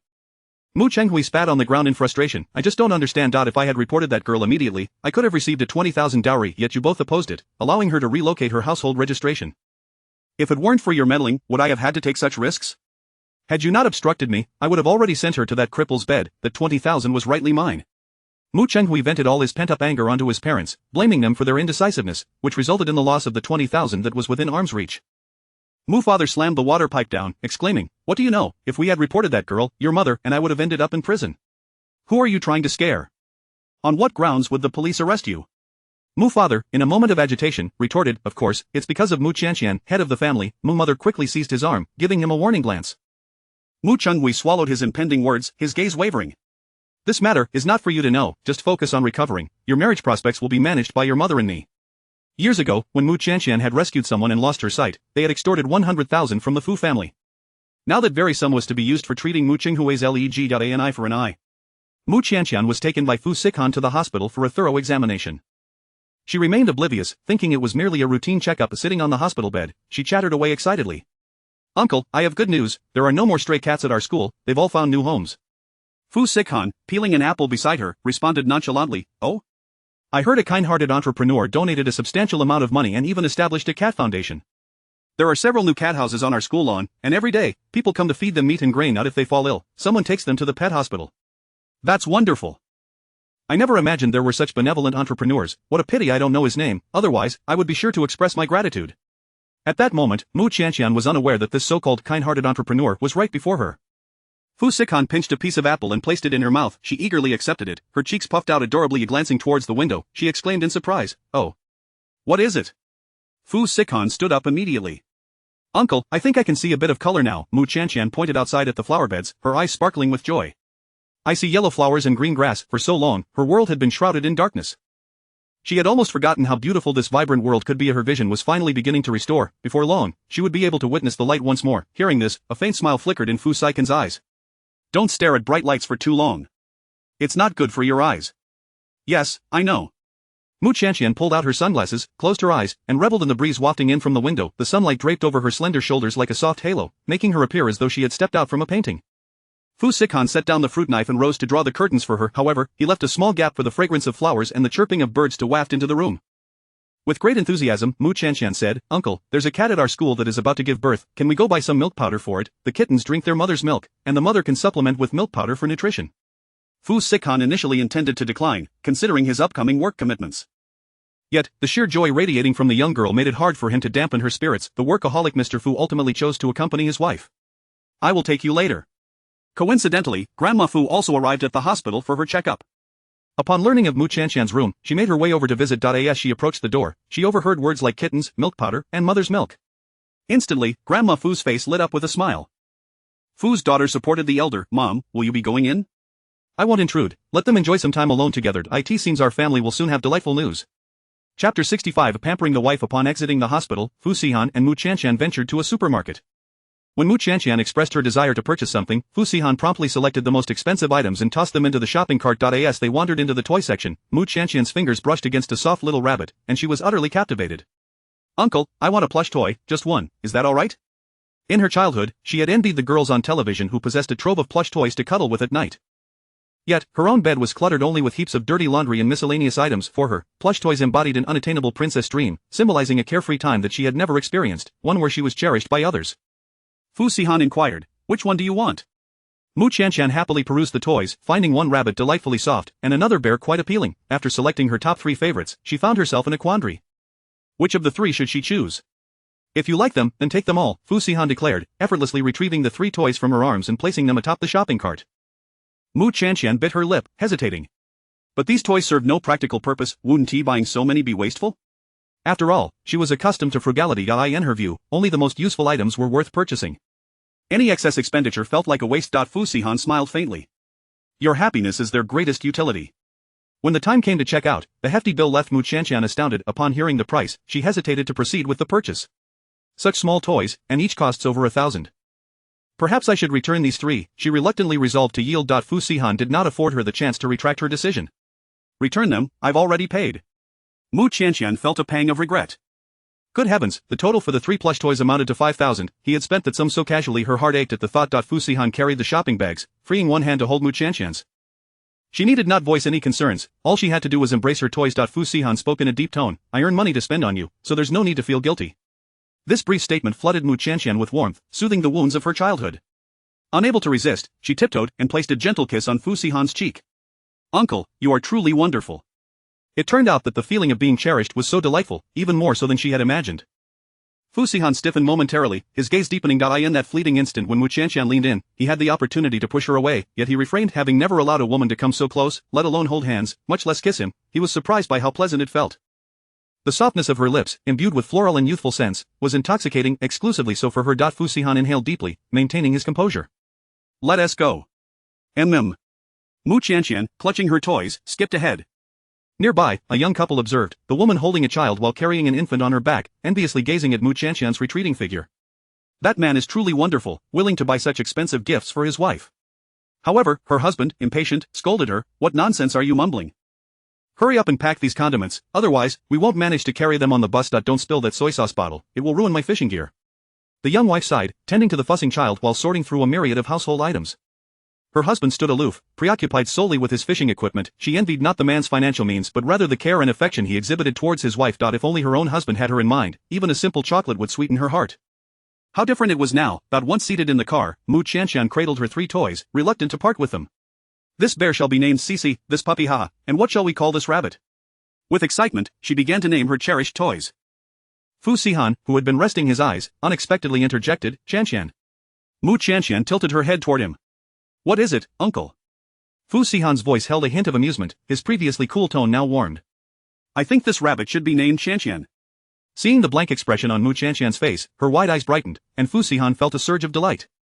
The little girl was soft and adorable, both obedient and gentle, akin to a little rabbit. Additionally, like a rabbit, she enjoyed hopping about. Mu Chanchan's cheeks flushed, aware that Fu Sihan was teasing her. In a playful huff, she declared, "No way, from now on, this rabbit shall be named, Uncle." How amusing that he had named the toy after her. She would let this plush be called Uncle. Fu Sihan chuckled. "Are you certain you wish to name such a cute rabbit that?" Mu Chanchan's face turned crimson, yet she resolutely replied, "I am certain." Thus, the unfortunate pink plush rabbit was ultimately bestowed the name Uncle. After dropping Mu Chanchan off at school, Fu Sihan returned to his company. With such a vast family business, as the sole heir, the weight of responsibility upon him was immense, leaving little room for relaxation. Mu Chanchan, alongside Li Siyu, tended to a mother cat who had just given birth. "Chanchan, I'll prepare the formula for you. Just be careful not to burn yourself with the hot water." "Alright, thank you, Siyu." "What are we thanking each other for?" Under their attentive care, the mother cat successfully delivered, and the cozy nest was soon filled with several tiny kittens, their eyes still tightly shut. Li Siyu attempted to pick up one of the kittens but was stopped by Mu Chanchan. "Siyu, wait. It's best not to touch the kittens right now." "Why not?" Mu Chanchan explained, "If the kittens carry our scent, the mother cat might think they aren't hers and could abandon them." Li Siyu quickly withdrew her hand, retreating to a safe distance. "Good thing I didn't touch them. If they were abandoned because of me, that would be quite the sin." Li Siyu praised, "Chanchan, you're so attentive. I believe you will be a wonderful mother someday. Your child will be incredibly fortunate." Mu Chanchan's cheeks flushed slightly. "You're thinking too far ahead. It's still early." "That may be true, but considering you're already married, who knows, you might soon have a little life growing inside you." Mu Chanchan gently caressed her abdomen, a smile curving her lips as a sense of anticipation blossomed within her. With a mature and responsible man like Uncle as a father, her child would surely be happy. Chapter 66, Touching Faces. In the evening, Mu Chanchan sat at her desk, meticulously recording her expenses. Today, she had spent a considerable sum at the supermarket, not to mention the plush toy that the older gentleman had purchased for her, costing over 5,000 yuan. After finishing her accounts, Mu Chanchan turned on her beige desk lamp and lay on her bed, lost in thought. Earlier today, in a moment of exhilaration, she had boldly kissed the side of the older man's face. Goodness, she had never even dared to imagine such an audacious act, and yet she had taken the initiative to kiss a man. However, the older man's skin was remarkably smooth and delicate, far from the surface of the moon as he had jokingly claimed. Mu Chanchan. There was a knock at the bedroom door. Slipping into her plush slippers, she hurried to open it. A tall and handsome man stood at the door of the guest room, extending a glass towards her. "You haven't finished your milk." "Oh, I forgot." Mu Chanchan accepted the glass and took small sips of the milk. When she reached the ginger and red date mixture, her eyes widened slightly, taken aback by the older man's thoughtfulness. She had just started her period today, and he had thoughtfully added nourishing ingredients to her milk. "After you finish, place the glass in the sink. You need not wash it." Fu Sihan had unfinished work, so he turned and returned to the living room to continue his tasks. After finishing her milk, Mu Chanchan was about to rinse the glass when her hand slipped, and the glass clattered to the floor, shattering into a myriad of pieces. Fu Sihan immediately appeared at the kitchen doorway. "What happened? Are you hurt?" Mu Chanchan's face turned pale with fright as she apologetically replied, "I accidentally broke the glass." She felt clumsy, managing to break a glass merely while washing it. She bent down to pick up the shards but was firmly grasped by Fu Sihan's hand. "Don't move, wait outside." As soon as Fu Sihan's words fell, Mu Chanchan found herself swept off her feet in a horizontal embrace. Her body suddenly lifted, and instinctively, she wrapped her arms around his neck, hanging onto him. Resting her head on his shoulder, she secretly inhaled the pleasant scent emanating from him. Fu Sihan carried her, skillfully navigating around the scattered glass fragments, and exited the kitchen. He called Aunt Lu, requesting her to come and clean up the broken glass. "Didn't I tell you? You need not wash the glass. Why did you still touch cold water?" Setting her down, Fu Sihan's tone was stern, sounding somewhat fierce. Mu Chanchan lowered her head, meekly responding, I won't touch it next time." She merely wanted to rinse the glass to prevent the milk from drying on it, making it harder to clean. Yet, her vision was impaired, and her clumsiness had led to this mishap. With her head bowed, Fu Sihan could only see the fluffy top of her head. Coupled with her sweet, soft voice, it was difficult to remain angry. Fu Sihan coldly stated, "This should not happen again." "All right." Just as Mu Chanchan was about to return to her room, Fu Sihan noticed a streak of red on her finger. "Did you cut your finger?" He grasped her wrist and turned it over. Mu Chanchan felt the stickiness and let out a small hiss. "Does it hurt?" With a pitiful tone, she replied, "A little." The cut from the glass was so fine that she had initially overlooked it, but now the pain began to register. Fu Sihan pressed her down onto the sofa, fetched the first aid kit, and began to disinfect her wound. Ever since they started living together, the frequency of using the first aid kit had noticeably increased. As he applied a bandage, Mu Chanchan gazed attentively at him, desperately trying to discern his features, yet, the contours of his face remained elusive, no matter how hard she tried to see clearly. Unconsciously, she extended her other hand and lightly touched his jawline. Fu Sihan froze. "Uncle, may I touch your face?" Fu Sihan pressed his lips together, remaining silent. A flicker of anticipation surged within Mu Chanchan, her heartbeat quickening. Cautiously, her slender fingers traced the edge of his jaw, gliding along the smoothness of his cheek. The sensation beneath her fingertips was silky, even more delicate than her own skin. As her hand approached his straight nose, Fu Xihan's cold voice interrupted, "No touching." He turned his head slightly, evading her hand just as Mu Qianqian had begun to visualize a portion of his face. The remaining details were once again obscured. Suppressing her disappointment, she let her hand drop. Then, "All right. Are you that concerned about your husband's appearance?" Fu Xihan asked ambiguously. Mu Qianqian nodded, then shook her head. Fu Xihan appeared intrigued. "What do you mean by that? Were you concerned or indifferent?" Mu Qianqian puffed her cheeks, her face flushing slightly. "I'm not concerned about your looks, I'm just curious about what you actually look like." She yearned to know the appearance of the man who accompanied and doted on her every day. This way, when she imagined him in the future, she wouldn't be left in the dark. "When your eyes recover, you will naturally be able to see." Mu Qianqian sulked, "But I want to know now." "Take good care of your eyes. Strive to restore your vision soon, and you will see me earlier." Fu Xihan's words were shrouded in mystery. A fervent expectation ignited within Mu Qianqian, and she clenched her fists, resolutely stating, "I will take good care of my eyes." Even if it were merely to see the older gentleman sooner, she must protect her eyes and refrain from shedding tears so easily. Fu Xihan smiled with satisfaction. "Go back to sleep." As Mu Qianqian returned to her room, Fu Xihan loosened his tie and downed a large glass of cold water. The little girl truly treated him as an insentient statue, carelessly touching his face. She had no idea how difficult it had been for him just moments ago, nearly losing his composure. At the cafeteria, Mu Qianqian found herself pursued by a male student. "Hey, miss, can we exchange contact information?" the boy said nonchalantly. Mu Qianqian declined. "I'm sorry, my phone is out of battery." The boy blocked her path, continuing unabashedly, "Just give me your number, I'll save it." Fang Yanran recognized the boy and whispered to Mu Qianqian, "He is just like Yao Zuner. He is here because of family connections. I've heard he changes girlfriends quite frequently. Qianqian, it's best we avoid him." Around them, whispers ensued. "Isn't this Feng Xiao, who is he targeting now? Didn't he just break up with the literature department spell a couple of days ago? Isn't that the genius Mu Qianqian? She seems to have some vision issues, but her looks are absolutely stunning, 100 times more beautiful than in photos. She is so beautiful. I think she surpasses Feng Xiao's ex-girlfriend by far. Forget it, now that she has caught Feng Xiao, she is probably in for a tough time. TSK, our school is about to gain another lovesick girl." Feng Xiao, known as Feng Song, was a notorious playboy from the finance university, changing girlfriends more frequently than he changed clothes. The girls he set his sights on were generally captured without fail, tall and handsome. With a wealthy family background, it was difficult for any girl to resist the persistent advances of such a wealthy and attractive young man. However, Feng Song's relationships were fleeting, often lasting only a few days before he grew bored. At that point, Mu Qianqian would likely find herself in the same predicament as his previous girlfriends, clinging to him desperately. Chapter 67 Escaping Harassment. Mu Qianqian furrowed her delicate brows and said, "I've forgotten my number, I'm sorry, could you please step aside?" Her refusal, however, only sent Feng Song into fits of laughter. "No way, a brilliant student like you can't even remember your own phone number? Mu, you're quite aloof." Faced with the woman's icy demeanor, Feng Song felt no hint of defeat. Rather, it ignited a sense of challenge within him. He believed that no matter how distant a woman might initially appear, they would eventually lower their guard and become entangled with him, reluctant to part ways. After all, when confronted with a handsome and wealthy man, women often found it hard to resist. With a little more expenditure, any woman could be won over. "I'm going to eat now, please don't disturb us," Mu Qianqian said, pulling Fang Yanran with her as they maneuvered through Feng Song's encirclement. Feng Song stroked his chin, leering at her graceful silhouette. Mu Qianqian's legs were longer and more shapely than those of any dancer, straight and fair, truly a sight to behold. Once he succeeded, he intended to indulge himself thoroughly. "Qianqian, are you really going to eat just this little bit?" Fang Yanran inquired with concern. Mu Qianqian pouted, "I lost my appetite after being provoked by that person." Fang Yanran urged, "You should eat a bit more. It is not worth getting angry over someone like that." Remembering the uncle's admonitions, Mu Qianqian lowered her head to pick at her food. If he found out she wasn't eating properly, she would surely receive another lecture. Fang Yanran scrolled through her phone and discovered that the earlier incident had already been embellished and posted on the forum. Some even openly wagered on how long it would take for Feng Song to win Mu Qianqian over. "I bet a week." Feng has top-notch skills in winning over girls. It only took him 3 or 4 days to capture the class beauty, one comment read. Mu Qianqian looks like the kind of obedient girl who wouldn't be able to resist a bad boy like Feng. I estimate they'll be together in less than a week. What a pity, such a pure and beautiful girl has encountered a seasoned player like Feng. When Feng tires of her and breaks up, I can't imagine the blow it will deal to Mu Qianqian. A top student heartbroken is likely to spend her days in tears. Seeing these dark speculations, Fang Yanran was immediately filled with indignation.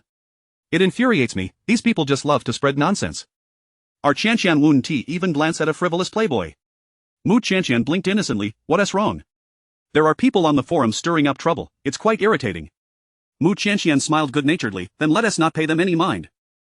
They can say whatever they wish, it doesn't concern me. Feng has commendable qualities and knows how to charm girls. Honestly, I'm a bit worried that you might waver, Qianqian. Mu Qianqian shook her head firmly. I won tea. Why not? Mu Qianqian blinked her lustrous almond eyes, simply because she was already married, after all. However, she refrained from stating this outright, merely offering a mysterious smile. I'll tell you later. In the ensuing time, Feng Song intensified his pursuit of Mu Qianqian from dawn till dusk. He made his presence known, whether by delivering flowers or breakfast, or gifting bags and lipsticks. Yet, Mu Qianqian rejected every single offering. Many watched Feng Song's antics with amusement, but he remained supremely confident. Rest assured, there is no woman in this world I cannot win over. The harder she is to chase, the more it fuels my determination. He had encountered women who played hard to get before, but he knew that a slight withdrawal on his part would send them scrambling. No matter how beautiful Mu Qianqian was, she was merely a naive country girl. How could she withstand his fervent pursuit? Just as Mu Qianqian exited her class, she found herself surrounded by a throng of people. Before she could grasp the situation, a cacophony of cheers erupted. Get together, say yes to him. It turned out Feng Song had laid out numerous heart-shaped balloons on the grass, strewn with rose petals, creating a scene reminiscent of a wedding. Dressed in a suit and holding a microphone, he sauntered towards her amidst the music. Mu Qianqian, my feelings for you are sincere. Could you grant me a chance? He presented her with a large bouquet. This romantic tableau left many girls at the school envious, wishing they could take Mu Qianqian's place. After all, with Feng Song's looks and background, despite his flirtatious nature, who hadn't dreamed of reforming a wayward son? Feng is quite the charmer. If I were Mu Qianqian, I'd surely be unable to resist. It seems they're destined to be together now. It's a shame for the beauty from the neighboring department, who has been crying in her dorm for several days. Get together, Mu Qianqian, just agree to him. Yet, amidst the throng of supporters, Mu Qianqian remained unmoved. Her delicate features hardened as she coldly replied, Feng, please do not disturb my studies, I have no interest in you. Never had she encountered someone so narcissistic and obstinate. She had explicitly expressed her disinterest. Why did he persist in his pursuit? It was proving to be quite a nuisance. The atmosphere became palpably awkward. Feng Song, who had been brimming with confidence, suddenly wore a glum expression, feeling as though he had been made a fool of. Mu Qianqian, my pursuit of you is out of respect. Don't take it for granted, there is a limit to playing hard to get. Once crossed, it becomes unappealing. Even now, he remained convinced that Mu Qianqian was merely toying with him. He could not fathom that she genuinely found him unappealing. Please do not harass me any further, otherwise, I will report you to the teacher. With that, Mu Qianqian turned on her heel and departed without a backward glance. The speakers continued to play love songs, and in a fit of rage, Feng Song kicked the speaker, shattering it to pieces. Damn it, who does she think she is? How dare she challenge me? A woman like her is a dime a dozen at nightclubs. His followers chimed in, this woman truly doesn't know what's good for her. Feng, cool off, don't waste your time on her. Feng sneered, what's with the act of innocence? One day, she'll be begging me, and I won't even bother with her. I'm merely toying with her. She really thinks she is a princess. Even if she were a princess, she'd be a nightclub princess. I heard this woman has some ambiguous ties with Fu Qianqing. She probably has her sights set on the Fu family, hoping to marry into wealth. Pfft, her, does she think she can even approach the Fu family's door? They wouldn't let her in. Who doesn't know the Fu family's status in this circle? It would be a miracle if they even noticed her. If that day ever comes, I'd rather live stream myself running naked. Ha ha ha. Having finally rid herself of Feng Song's harassment, Mu Qianqian felt as though the air had become significantly clearer. As soon as her uncle finished work, he came to pick her up. Fu Sihan inquired in a deep voice, why is your face so flushed? Who upset you? It's nothing, just an inconsequential person, Mu Qianqian replied, tugging at Fu Sihan's arm excitedly. Uncle, let me take you to see the kittens. They're absolutely adorable, you'll definitely love them.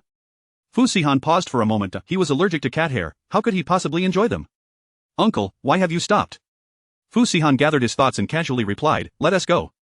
Chapter 68. The unenlightened Xuanxuan shook, Uncle, please tread lightly. A mama cat has just given birth and is quite easily startled. Mu Xuanxuan cautiously approached the cat nest, crouching beside it, listening to the soft sounds of the kittens nursing and the occasional meow from the mother cat. Fu Sihan stood at a distance, observing her. As Mu Xuanxuan fed the kittens, she stealthily reached in to stroke the mother cat's soft fur. Meow, the mother cat, familiar with her, affectionately nuzzled against her arm.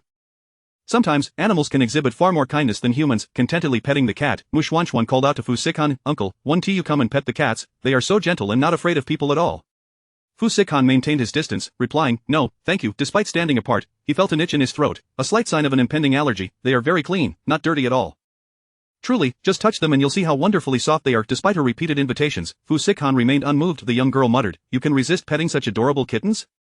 Uncle, have you ever been addicted to something? With a resigned expression, Fu Sihan stepped closer and ruffled her hair. Let us go, it will be dark soon. He felt no particular affection for the cats, yet he often found himself wanting to reach out to the delightful Mu Xuanxuan. Alright, I won't disturb them any longer. Just as Mu Xuanxuan was about to leave, a plump girl rushed over. Your Mu Xuanxuan, RNTU, my friend wishes to meet you. Who is your friend, Lucy? You must have heard of her. Mu Xuanchuan pondered for a moment before shaking her head. I haven't heard of her. The girl, believing Mu Xuanchuan was feigning ignorance, stomped her foot in frustration. She is the belle of our department, Feng Song's ex-girlfriend. How could you not know of her? I don't know her. I need to go home. Lucy hasn't eaten for several days. Can you bear to see her in such a state? She only wants to talk to you for a moment. Why do you have to be so proud? As a fellow woman, don't you have any compassion? Mu Xuanchuan was inexplicably scolded. I don't know her, so what is there to discuss? Fu Sikan, noticing she was being cornered, furrowed his brow and approached. What is the matter? There is someone who wants to talk to me, but I don't know her at all, and there is nothing to say. Fu Sikan took hold of her hand. If you don't want to go, then Don Tia Mu Xuanchuan had several cat hairs on her hand, and as Fu Sikan grasped it, he felt an uncomfortable itch and sting. He pressed his lips together but did not release her, adopting a protective stance beside her. His tone was cold and forbidding. Didn't she hear that you don't want to go? The plump girl felt a chill beneath her feet and dared not meet his gaze, redirecting her ire towards the seemingly easy target. The young girl. Mu Xuanchuan, you are truly too much. I never expected you to be such a cold-hearted person. If anything were to happen to Lucy, it would be your fault. With that, the unfamiliar girl stormed away in a fit of anger. Mu Xuanchuan was left bewildered. What does that have to do with me? It was also nonsensical. Fu Sikan inquired. Is someone causing you trouble at school? There is someone who likes me. It is all his fault. Fu Sikan paused, a hint of danger flickering in his eyes. Someone likes you. The words seemed to freeze the air, chilling to the bone, oblivious to the underlying tension. Mu Xuanchuan continued. Yes, I've hardly seen him, yet he is making a grand display of pursuing me. I don't like such superficial people. He even confessed in front of so many people, making it so embarrassing for me. It's starting to affect my studies. Her tone bore no trace of excitement at being pursued, only frustration. Fu Sikan raised an eyebrow, suddenly finding the situation amusing. His little girl was still quite naive. If it were any other girl, she would likely be swept away by romance and hastily agree. Yet Mu Xuanchuan, disliking the limelight, was solely focused on her studies. This boyish antics only irritated her. What is his name? I'll handle it for you. Mu Xuanchuan's eyes brightened, and she sweetly replied, no need, uncle. He probably won't bother me anymore. If he dares to disturb you again, inform me immediately. Mu Xuanchuan couldn't help but laugh, her smile bright and revealing her pearly teeth. Uncle, you sound like a concerned elder. It was as if an elder were anxiously advising a child, fearful of her being bullied at school. Fu Sikan was momentarily taken aback. His concern for his wife had somehow been perceived as that of a doting elder? Wasn't he that a bit inappropriate? He pinched her cheek lightly and said solemnly, focus on your studies at school and steer clear of those immature boys, they will only hinder your progress. Do you understand? Let it be an age difference. He still felt compelled to impart such words of wisdom, lest one day the little girl be led astray, and he would regret it too late. Mu Xuanchuan obediently nodded. I understand, uncle. She too felt that those boys consumed by love were terribly immature, not at all her type. Upon returning home, Aunt Lu had prepared dinner and was about to remove her apron. She looked up and exclaimed, Mr. Fu, why is your neck so red? Are you feeling unwell? There was a patch of crimson on Fu Sikan's neck, reminiscent of someone who had consumed too much alcohol, and it looked rather alarming. I am fine. You should go ahead. Do you need me to call a doctor? No, it's unnecessary. Aunt Lu dared not press further, closing the door and heading next door. Mu Xuanchuan's small face turned worried. Uncle, what is wrong? Are you feeling unwell? She grasped his arm, instinctively rising on her toes to peer closer at his neck, trying to discern the issue, yet her eyes betrayed her, seeing nothing at all. Where do you feel unwell? Mu Xuanchuan's warm breath brushed against Fu Sikan's neck, like soft feathers gliding across his skin. Fu Sikan, already itching from his allergy, found her breath unbearable. A surge of heat coursed through him, and his gaze deepened with inscrutable intensity. Taking a deep breath, Fu Sikan pushed her away. Uncle, why aren't you speaking? Let me take you to the hospital. Mu Xuanchuan's voice was laced with urgency, her concern palpable. Fu Sikan felt a wave of helplessness wash over him. This little girl, whose vision was impaired, was insisting on taking a grown man to the hospital. If this got out, where would his dignity stand? Don't worry, I'm fine. I'll just have Dr. Song come over to prescribe some medication. Mu Xuanchuan, anxious, attempted to tug at his collar. Fu Sikan quickly grasped her wrist. Go wash your hands. Her concern was becoming overwhelming for him. I'll do that right away. Fu Sikan dialed the family doctor, requesting him to bring over some allergy medication. Chapter 69. Applying medicine for Uncle. Dr. Song arrived swiftly and immediately discerned that Mr. Fu was experiencing an allergic reaction. Mr. Fu, have you perhaps encountered a cat? Before Dr. Song could finish his sentence, he was silenced by a glance from Fu Sikan. Understanding the unspoken cue, he promptly closed his mouth. However, he couldn't help but wonder internally why Mr. Fu, fully aware of his allergy to cat fur, would choose to approach a cat. It hadn't been mentioned before that Mr. Fu had a fondness for cats. Could this be a newfound hobby? Unbeknownst to the two men engaged in their silent exchange, Mu Qianqian expressed her concern, asking, Doctor, what is wrong with Uncle?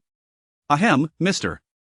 Fu is fine, he merely requires some medicine, Dr. Song replied, prescribing 2 types of medication, one for internal use to suppress the allergic reaction, and another topical ointment for application on the neck. This medicine is entrusted to Miss Mu. Please assist Mr. Fu in applying it shortly. Certainly, leave it to me, she responded. After completing his tasks, Dr. Song exited with his medical kit, pondering the bonus he would soon receive, envisioning a new bag for his wife and Lego for his child. He hummed cheerfully as he entered the elevator. Mu Qianqian squeezed the ointment into her palm, saying, Uncle, let me help you with the medicine. Fu Sikan replied, sitting comfortably on the sofa. The young girl, her cheeks flushed, gradually leaned closer. Her fingertips, coated in the soothing ointment, made contact with his inflamed skin, bringing a refreshing coolness. However, as she drew near, the subtle fragrance of youth wafted into Fu Saikon's nostrils, a delicate floral aroma tinged with an addictive sweetness. Compelled by an inexplicable urge, Fu Sikon asked, "What shower gel do you use?" Mu Qianqian blinked in surprise. "It's the one you bought for me, have you forgotten?" It was indeed the shower gel he had gifted her, so why was he inquiring? Fu Saikon's expression stiffened, a hint of embarrassment flashing across his face, yet, his discomfort quickly dissipated as Mu Qianqian's delicate fingers began to swirl around his neck, igniting sparks wherever they touched. Fu Saikon's body instinctively tensed. He suddenly grasped her wrist, his palm radiating warmth. "Uncle, what's wrong?" Fu Sikon took a moment to compose himself, quickly fabricating an excuse. "I'll fetch a mirror." "Okay." Not seeing the reddened areas, Mu Qianqian relied on his guidance.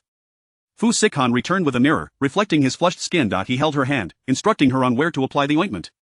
"Up a bit. To the left." Her fingers obediently followed his directions, gradually sliding down to his collarbone, and further down to his broad, muscular chest. Although the skin on Fu Saikon's chest was devoid of any redness, he maintained his gaze without flinching, deceitfully instructing, "A little lower." His voice was laced with an unusual huskiness, carrying a hint of seduction. Mu Qianqian's fingertips felt feverish as she shyly bit her lip. "Uncle, perhaps you should apply it yourself." Though she could not see, her sensitivity heightened, and the places her fingers touched vividly occupied her thoughts, stirring her imagination. Fu Sikon narrowed his eyes slightly, his tone cool and teasing. "Little girl, are you truly so heartless as to leave a patient to tend to himself?" His words made Mu Qianqian feel guilty. Mr. Fu had treated her so well, how could she refuse to assist him with something so simple? I will help you," Mu Qianqian resolved, her small hand subtly slipping into his collar, venturing slightly lower. The man's skin was smooth and delicate, yet his muscles were taut with strength. Her cheeks burned like ripe persimmons, her fingers trembling as she managed to apply the ointment. "All right, it's done," she whispered. Just as she was about to lift her gaze, Fu Sikon turned to look at her, his lips brushing against her cheek. This unexpected contact left both of them momentarily stunned. Fu Sikon's deep-set eyes held her gaze, resembling a wolf poised to pounce. Meanwhile, Mu Qianqian, overwhelmed with nervousness, found herself breathless, her face aflame, her heart raced, thumping wildly as if it might leap from her throat. "Uncle, I still have homework to finish. I'll head back to my room." She hastily concocted an excuse and dashed away. She was so swift that she accidentally bumped her forehead against the door of the guest room with a loud thud. "Are you all right?" Fu Sikon's concerned voice called out from behind. Mu Qianqian felt a wave of embarrassment wash over her, wishing she could vanish into the ground. Rubbing her forehead, she hurried into her room and slammed the door shut. Leaning against the door, her rapid heartbeat and breath remained unsteady. Though her forehead wasn't particularly sore, her face felt as though it were on fire. Mu Qianqian touched the spot that had brushed against Mr. Fu's lips. It felt as if it were ablaze. The sensation replayed in her mind relentlessly, impossible to shake off. Oh dear, had she transformed into a lovesick girl? It was merely an accidental brush, not even a kiss, yet why could she not stop reminiscing about it? She found herself unable to control her racing thoughts. Embarrassed, Mu Qianqian leapt onto her bed, burying herself beneath the covers. In the darkness, the sound of her heartbeat echoed loudly. The following day, as Mu Qianqian entered the school, she was quickly surrounded by Lu Shi and several other girls, including the chubby girl who had confronted her yesterday. The chubby girl pointed at her, declaring, "She is Mu Qianqian." Lu Shi's eyes were swollen and red, her face so gaunt it seemed almost devoid of flesh. Leaning weakly against her friend, she pitifully questioned, "Mu Qianqian, I need to talk to you. Why didn't you come find me yesterday?" Mu Qianqian pursed her lips. "I don't know you, just say what you need to say." As people milled about the school entrance, many gathered to witness the unfolding scene. Whispers began circulating, drawing even more spectators. "The campus belle is looking to confront Mu Qianqian, this should be entertaining. Didn't Mu Qianqian turn down young Master Feng? Why is the campus belle seeking her out? Could it be that they have some secret connection?" Amidst the chatter, Lu Shi had yet to speak, but tears began to stream down her cheeks. "Mu Qianqian, I beg you, please return Songgo to me. I cannot live without him. He is the first boy I have ever liked, and I have never tasted the sweetness of love before. He is the most important person in my world. Mu Qianqian, you can simply wave your hand and a multitude of boys would flock to you. Why must you take away my Songgo? Are you trying to drive me to despair?" Mu Qianqian felt overwhelmed. "I don't understand what you're saying." Lu Shi's followers stepped in to defend her. "Sheer, why waste your breath on a green tea girl like her? She wouldn't listen even if you spoke. Women like her thrive on stealing others' partners to showcase their allure. She pretends to be innocent, feigning disinterest in men while secretly being quite the temptress. Perhaps she used some vile tactics to ensnare young Master Feng's affections." Chapter 70 of the Soy Milk Campus Belle. Mu Qianqian's delicate face turned pale with anger. "I don't even know you. On what grounds do you speak recklessly here?" The plump girl crossed her arms and sneered, "Hat, if it weren't for your disreputable private life, how could young Master Feng have been bewitched by you?" Mu Qianqian retorted, "What young Master Feng has to do with me is irrelevant. If you fancy him, go pursue him, do not come here to trouble me. Look at how frail Lu Shi has become, don't you feel a twinge of pity for her? You take another's man, and one day, your own will also be taken away." When that time comes, will you still hold your head high? Mu Qianqian felt her head buzzing. The thought processes of these individuals were utterly alien, venting their emotions without a care for others' explanations. I shall say this once more. I do not know Lu Shi, nor do I have any relation to young Master Feng. Your emotional troubles are not my concern. Lu Shi, weeping like a wilted flower, evoked much sympathy from the boys present. Through her tears, she exclaimed, "Who would believe that you have no ties to young Master Feng? If there were truly nothing between you, how could he possibly confess his feelings for you in front of everyone? When young Master Feng pursued her, he had never been so earnest. How could Lu Shi not feel envious?" As Mu Qianqian could not comprehend. "His confession to me has nothing to do with my feelings. It is not I who confessed to him." What is happening here? A mature female voice interjected. He Ting had just arrived at the school for work and was perplexed to see a group of students gathered. She approached with curiosity. Mu Qianqian, is that you? What is going on? Teacher He? Recognizing He Ting's voice, Mu Qianqian hurriedly recounted the events. I truly did not steal anyone's man. I have had no communication with that Feng Song. Teacher, you must believe me. He Ting tugged at the corners of her mouth, looking at Lu Shi and the others with a hint of exasperation. They likely had no idea that the young lady was already taken, and by a powerful figure in Bay City, no less, with Fu Sihan as a shining example, who could possibly still be enamored with these inept sons of privilege. Even if one were to compare looks and physique, or knowledge and refinement, the wealth of the Fu family dwarfed that of the Feng family. He Ting, wearing rimless glasses and sporting a neat bob, exuded a mature and intellectual charm. Lu Shi, did you not already break up with Feng Song? If you cannot bear to part with him, go pursue him. Why come here to trouble Mu Qianqian? Lu Shi's lips quivered. Teacher, Feng Song and I are still in contact, thus, Mu Qianqian's actions are tantamount to meddling in our relationship. Then let me ask you. Does Feng Song acknowledge you as his girlfriend? Lu Shi faltered, no. It was common knowledge that she had been rejected by Feng Song. Did Feng Song pursue Mu Qianqian, and did she accept?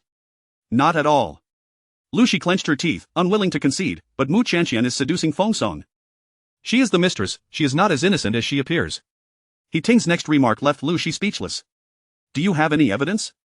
Lu Shi stammered, I may not have evidence at the moment, but, without evidence, do not speak carelessly. Otherwise, you are spreading rumors. He Ting's voice turned cold. Lu Shi, you are also a girl, do you not understand the harm that such slander can inflict on another girl? I simply adore Feng Song so much. Is it wrong to love someone? How you feel about him is your own affair, but you must not interfere with others. If not, do not blame me for reporting this to the school and suspending your classes.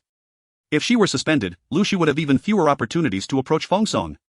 Reluctantly, she could only bow her head and apologize. I'm sorry, teacher, I will not do this again. You should not apologize to me, you ought to apologize to your peer, Mu Qianqian, whom you have wronged. Lu Shi's face fluctuated between shades of green and white, utterly humiliated. Having been pampered since childhood, she had never endured such an insult. She would remember this debt. With a sullen expression, Lu Shi reluctantly offered her apology to Mu Qianqian, her voice barely audible. I'm sorry. With the matter finally resolved, the onlookers dispersed. However, this incident was destined to become fodder for gossip, and Lu Shi, the lovesick belle, had lost face entirely. Mu Qianqian sighed in relief. Thank you, teacher He Ting smiled nonchalantly, no need for thanks. It is my duty now, go attend your class. Okay, goodbye, teacher. Mu Qianqian waved as she shouldered her little yellow duck backpack and made her way to class. Her every emotion was etched on her face, exuding a childlike innocence, reminiscent of a young girl yet to mature. He Ting had not anticipated that such a handsome and mature man as Fu would be attracted to someone like her. It seems that in matters of the heart, mutual complementarity is essential to spark a connection. As Mu Qianqian entered the classroom, she was immediately surrounded by Fang Yanran and Li Siyu. Qianqian, we just heard about what happened at the school gate. We were about to come find you. Are you all right? I'm fine, thanks to teacher He. She helped me resolve it. Fang Yanran remarked, teacher He is quite impressive. She specializes in research, not teaching. Her research level is among the best in our college, and her background is prestigious. Even the dean would not dare offend her. However, I hear she is deeply engrossed in academia and rarely involves herself in trivial matters. I never expected she would help you out twice. Mu Qianqian suddenly recalled that the last time, teacher He had mentioned helping her out because of a request. Who was this kind-hearted person silently aiding her? When had she made the acquaintance of such an influential figure? Li Siyu, with a look of intrigue, chimed in, let us not dwell on that. Have you seen the forum? Lu Shi has acquired a new nickname, Soy Milk Campus Belle. Why is she called that? Mu Qianqian inquired. Because Feng Song once bought her some soy milk for a few days, and that was enough to win her heart. A few cups of soy milk have left her utterly infatuated, her mind seemingly muddled by it. Mu Qianqian couldn't help but chuckle. She had thought Feng Song treated Lu Shi particularly well. Little did she know that it was merely a few cups of inexpensive soy milk that had ensnared Lu Shi's thoughts. Li Siyu added mischievously in the comments section, I heard the campus belle is on a hunger strike? Hurry and send her more soy milk. We can't let Lu, the grand campus belle, go hungry, or she'll skin you alive. Fang Yanran laughed uncontrollably. Siyu, you've consumed all the bamboo shoots from the mountain. As Mu Qianqian jotted down notes, a smile crept across her face. Alright, enough of the forum. Let us focus on studying together. Li Siyu, feigning surrender, laughed. Being smart is one thing, but working so hard too. Are you trying to make our lives miserable? Chapter 71 Prioritizing Romance Over Friendship. The events that transpired during the day at school had already reached Fu Sihan's ears. When he went to pick up Mu Qianqian, he found the young girl engaged in a game of string tricks with her friends, appearing quite cheerful. Qianqian. Upon hearing Fu Sihan's voice, Mu Qianqian promptly put away the string. Yanran, let us play again next time. Fang Yanran teased, Qianqian, you prioritize romance over friendship. However, it was hard to blame her. If she had such a handsome relative, she too would wish to cast aside her friends and spend every waking hour in the company of such a striking gentleman. Mu Qianqian blinked innocently and whispered, Uncle, there is nothing romantic about him. Yanran, don't bring up topics that might upset him. After all, her uncle was rather unattractive, so how could he possess any allure? It would be wise to avoid such discussions in his presence, lest she touch upon a sensitive subject. She felt the need to protect her uncle's dignity. Fang Yanran was left speechless by her friend's peculiar taste. Qianqian, once your eyesight improves, you should consider visiting another hospital. Fang Yanran advised earnestly. To have such an extraordinarily handsome man before her, and yet to dismiss him as unattractive was beyond her comprehension. Alright then, I'm off, see you tomorrow. Mu Qianqian waved goodbye to her friend. Fu Sihan held Mu Qianqian's hand with one hand while carrying her backpack with the other. The tall and handsome man exuded an air of aloofness, as if keeping the world at bay. Yet, he was seen carrying a small yellow duckling backpack, a scene that struck a dissonant chord. Many passers-by cast curious glances in their direction. Fu Sihan weighed the backpack. Why is it so heavy? There are more classes lately, Mu Qianqian explained. Are you facing difficulties in your studies? Just a little bit. A hint of amusement flickered in Fu Sihan's eyes. What subjects are giving you trouble? I can help you when we get home. Okay, thank you, uncle. Mu Qianqian cheerfully shook his arm. Has anyone troubled you today? After a moment's thought, Mu Qianqian replied, yes. Fu Sihan's expression immediately turned icy. What is his name? She blocked me today. Mu Qianqian recounted her encounter to her uncle. He was both a guardian and a friend to her, someone with whom she could share her troubles, no matter how daunting. Fortunately, teacher, he intervened, so I didn't miss my class. Fu Sihan's concern was palpable. If anyone bothers you again, be sure to tell me immediately. I know. However, Mu Qianqian felt these matters were trivial and did not warrant troubling her uncle, especially since he had a demanding job. Moreover, the petty squabbles among students were immature antics that she hardly regarded as significant. Speaking of which, I think Lu Shi is rather pitiable. Fu Sihan chuckled in disbelief. She bullies you, and yet you feel sorry for her? How could this girl be so naive as to defend her tormentor? Not in that sense. I merely believe that those who suffer often possess their own faults, and even those who are despicable have their moments of vulnerability. You make a valid point, do continue. Mu Qianqian declared with conviction. She always thinks that others are stealing her boyfriend, but in reality, any love that can be taken away is the most trivial of affections. I wouldn't want it even if offered to me. Genuine love is one that endures trials and resists temptation. If a man could be swayed so easily, he was not worth having. Fu Sihan regarded her with a deeper gaze, a newfound appreciation in his eyes. He affectionately ruffled her soft hair, an unconscious display of tenderness. I never imagined you to be a little philosopher. Mu Qianqian, taken aback by his praise, felt her cheeks flush. Uncle, please don't tease me. She was hardly a philosopher. At most, she had read a few romantic novels, not that she had experienced anything herself, but merely observed. As they passed a milk tea shop, the lively music from the speakers caught Mu Qianqian's attention, igniting her cravings. I love you, you love me. She tugged at Fu Sihan's sleeve and whispered, Uncle, I'd like a cup of milk tea. Fu Sihan had little fondness for sweet treats, let alone these nutritionally void indulgences. He frowned. Let us stick to nutritional supplements. Given that the young girl was already in poor health, consuming such unhealthy beverages would hardly aid her recovery. Mu Qianqian pouted, her fair cheeks falling in disappointment. Although nutritional drinks now came in various flavors such as strawberry, banana, and chocolate, she still craved something less wholesome on occasion. Uncle, I've never had milk tea before, please let me have just one cup. Mu Qianqian pleaded, her eyes sparkling with longing. She had only tasted it a couple of times, courtesy of her good friend Li Siyu. The more she was denied, the more she yearned for it. Seeing her pitiful expression, Fu Sihan's resolve softened, and he felt a twinge of guilt. Had he been too strict? Ultimately, Fu Sihan relented, setting a compromise. You can have it once every 2 weeks. Mu Qianqian's face brightened instantly, her smile radiant. Great. Fu Sihan suddenly felt as though he had been outmaneuvered. Mu family. Mu mother's sharp voice pierced the air. What did you say? That wretched girl Mu Qianqian has truly latched onto a wealthy man. Mu Chenghui lay in bed, gnawing on a piece of fatty meat, his mouth greasy as he scoffed. Isn't that the case? That girl has transformed from an ugly duckling into a beautiful swan. How could she possibly remember her impoverished parents? She has completely disregarded any familial ties, indulging herself while forgetting us. And she is just a blind girl? Don't forget her looks.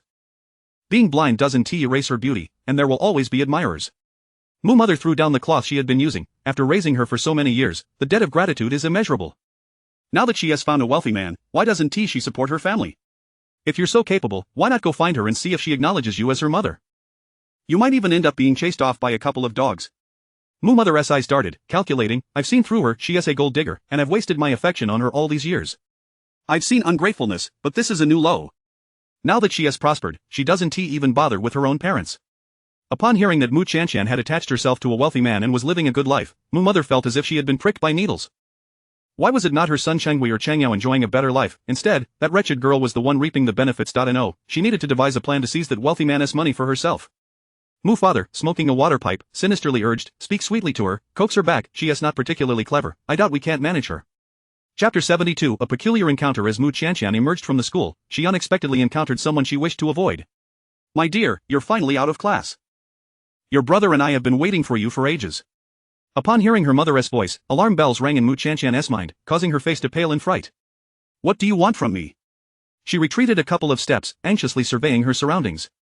Her hand slipped into her pocket, clutching her phone, poised to call her uncle at any moment. The shadow cast by her family was simply too daunting. Noticing her defensive demeanor, Mu's mother's expression soured, and she instinctively launched into a reprimand. Oh, look at you, so frightened. I am your mother, how could I possibly harm you? Your brother has a sports event today and ISNT in class, so I brought him to find you. Is it too much to ask for a meal together? Have you become so successful that you look down on your impoverished parents? She recalled her husband's admonition, wary of expressing harsh words. It was imperative to placate this girl, to coax her into parting with some money for the family. I didn't mean it that way, Mu Chanshan stammered, at a loss for words. Enough with the futile chatter. Let us hurry and dine together, your brother has been running all morning and is nearly starving. Mu Changyao interjected impatiently, I'm on the verge of starvation here, why are you two still talking? Let us get some food already. After a moment's hesitation, Mu Chanshan nodded, all right. Her vision blurred, she often relied on a cane to navigate. Mu Changyao noticed and stifled a laugh, covering his mouth. Mom, look at her. It is laughable, she was once fine, but now she has turned into a blind person while trying to save someone. Talk about a foolish decision. Mu's mother shot him a warning glance, keep it down. Don't let her hear you. Though he remained silent, a sardonic smile lingered on his face, his gaze dripping with disdain. He recorded a video of Mu Chanshan walking away and shared it in their class group chat to mock her. Absolutely hilarious. Let me show you all my blind sister. Mu Changyao, your sister is studying at a prestigious university, right? Impressive. Pfft, what is so impressive? She is blind now, that's just how it is for her. Mu Changyao replied venomously. What use was it for a woman to be formidable? Ultimately, she would still have to marry and bear children. She was destined to be discarded like spilled water. He and his brother were truly the backbone of the family. Upon arriving at a nearby shopping mall, Mu's mother's eyes darted around, finally settling on the most upscale restaurant. Let us go here, it's rare to see you, so let us indulge a bit. Normally, the Mu family wouldn't dare step foot in such an establishment. Mu Chanshan dumbly nodded in agreement. The three entered the high-end restaurant, and when presented with the menu, Mu's mother unceremoniously ordered the most expensive dishes. Handing the menu to her younger son, she urged, take a look and order whatever you fancy. Don't worry about saving money for your sister. Mu Changyao's eyes gleamed with greed as he promptly ordered over a dozen dishes, this one, and all of this page everything. Let us start with these, then, Mu's mother declared, satisfied. The server stood awkwardly by. Ma'am, aren't you ordering anything? The Mu family was accustomed to overlooking Mu Chanshan, always relegating her to leftovers at home. How could she possibly be allowed to order? Did she deserve it? Mu's mother rolled her eyes and sharply retorted, just bring her a bowl of rice. The server, taken aback, forced a smile, understood. She had never encountered such a bizarre family before. The parents and son ordered lavishly, while the daughter received merely a bowl of rice. The disparity was glaring. Soon, the array of dishes began arriving at their table. Mu Changyao devoured the steak as if he had never tasted meat before. This restaurant truly lives up to its reputation.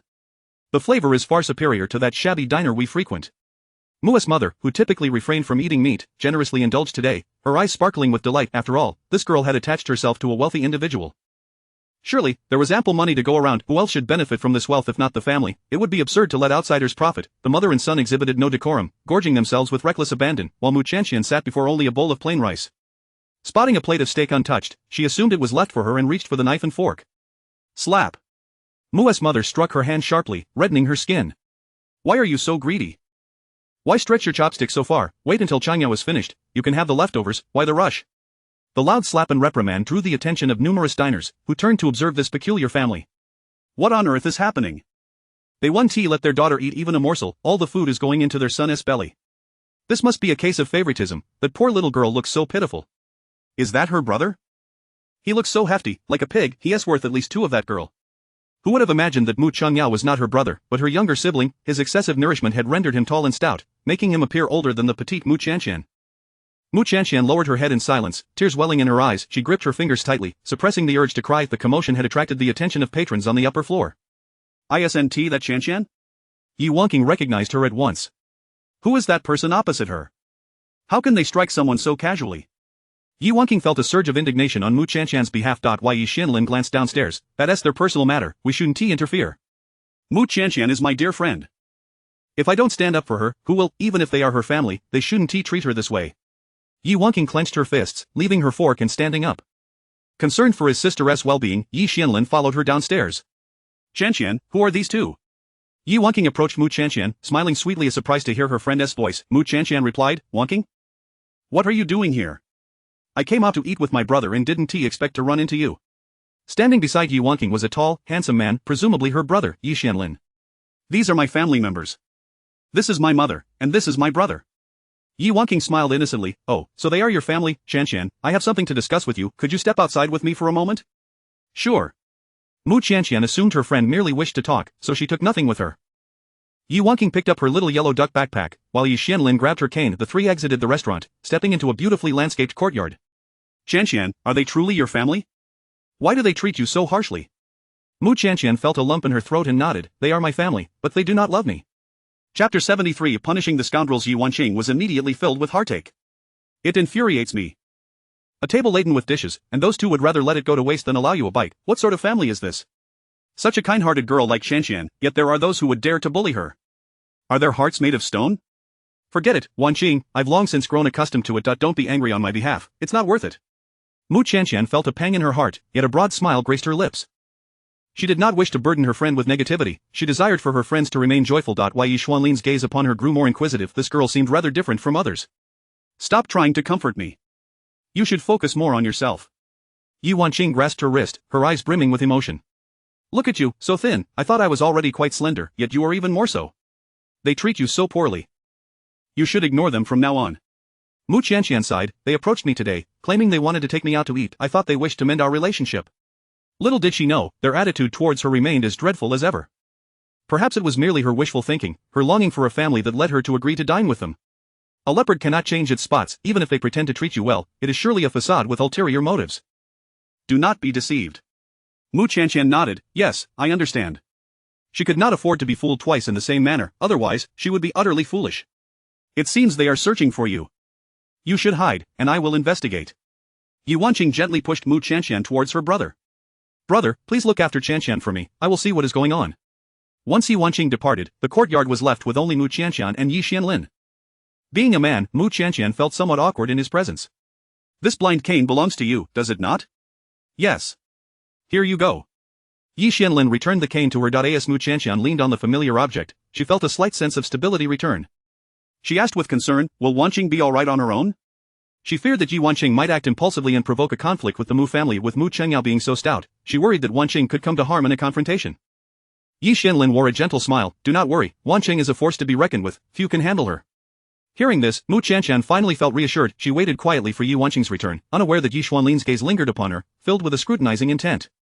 Yi Wangqing returned in a huff, filled with righteous indignation. I thought they had a change of heart and were concerned for you, but it turns out, they merely wanted you to foot the bill. What sort of people are they? Were it not for her friendship with Mu Chanxian, she would have relished the opportunity to teach that shameless mother and son a lesson. One slap for each.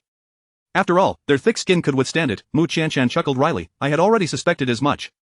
Following the earlier incident in the restaurant, she had relinquished all hope of any goodwill from Mu mother. Chanxian, do not let them make you pay. Otherwise, you will become a scapegoat. Yi Wangqing warned urgently. Mu Chanxian's expression grew dim. I do not wish to return and face them. That is more like it. Yi Wangqing grinned mischievously. I ordered a few extra dishes for them.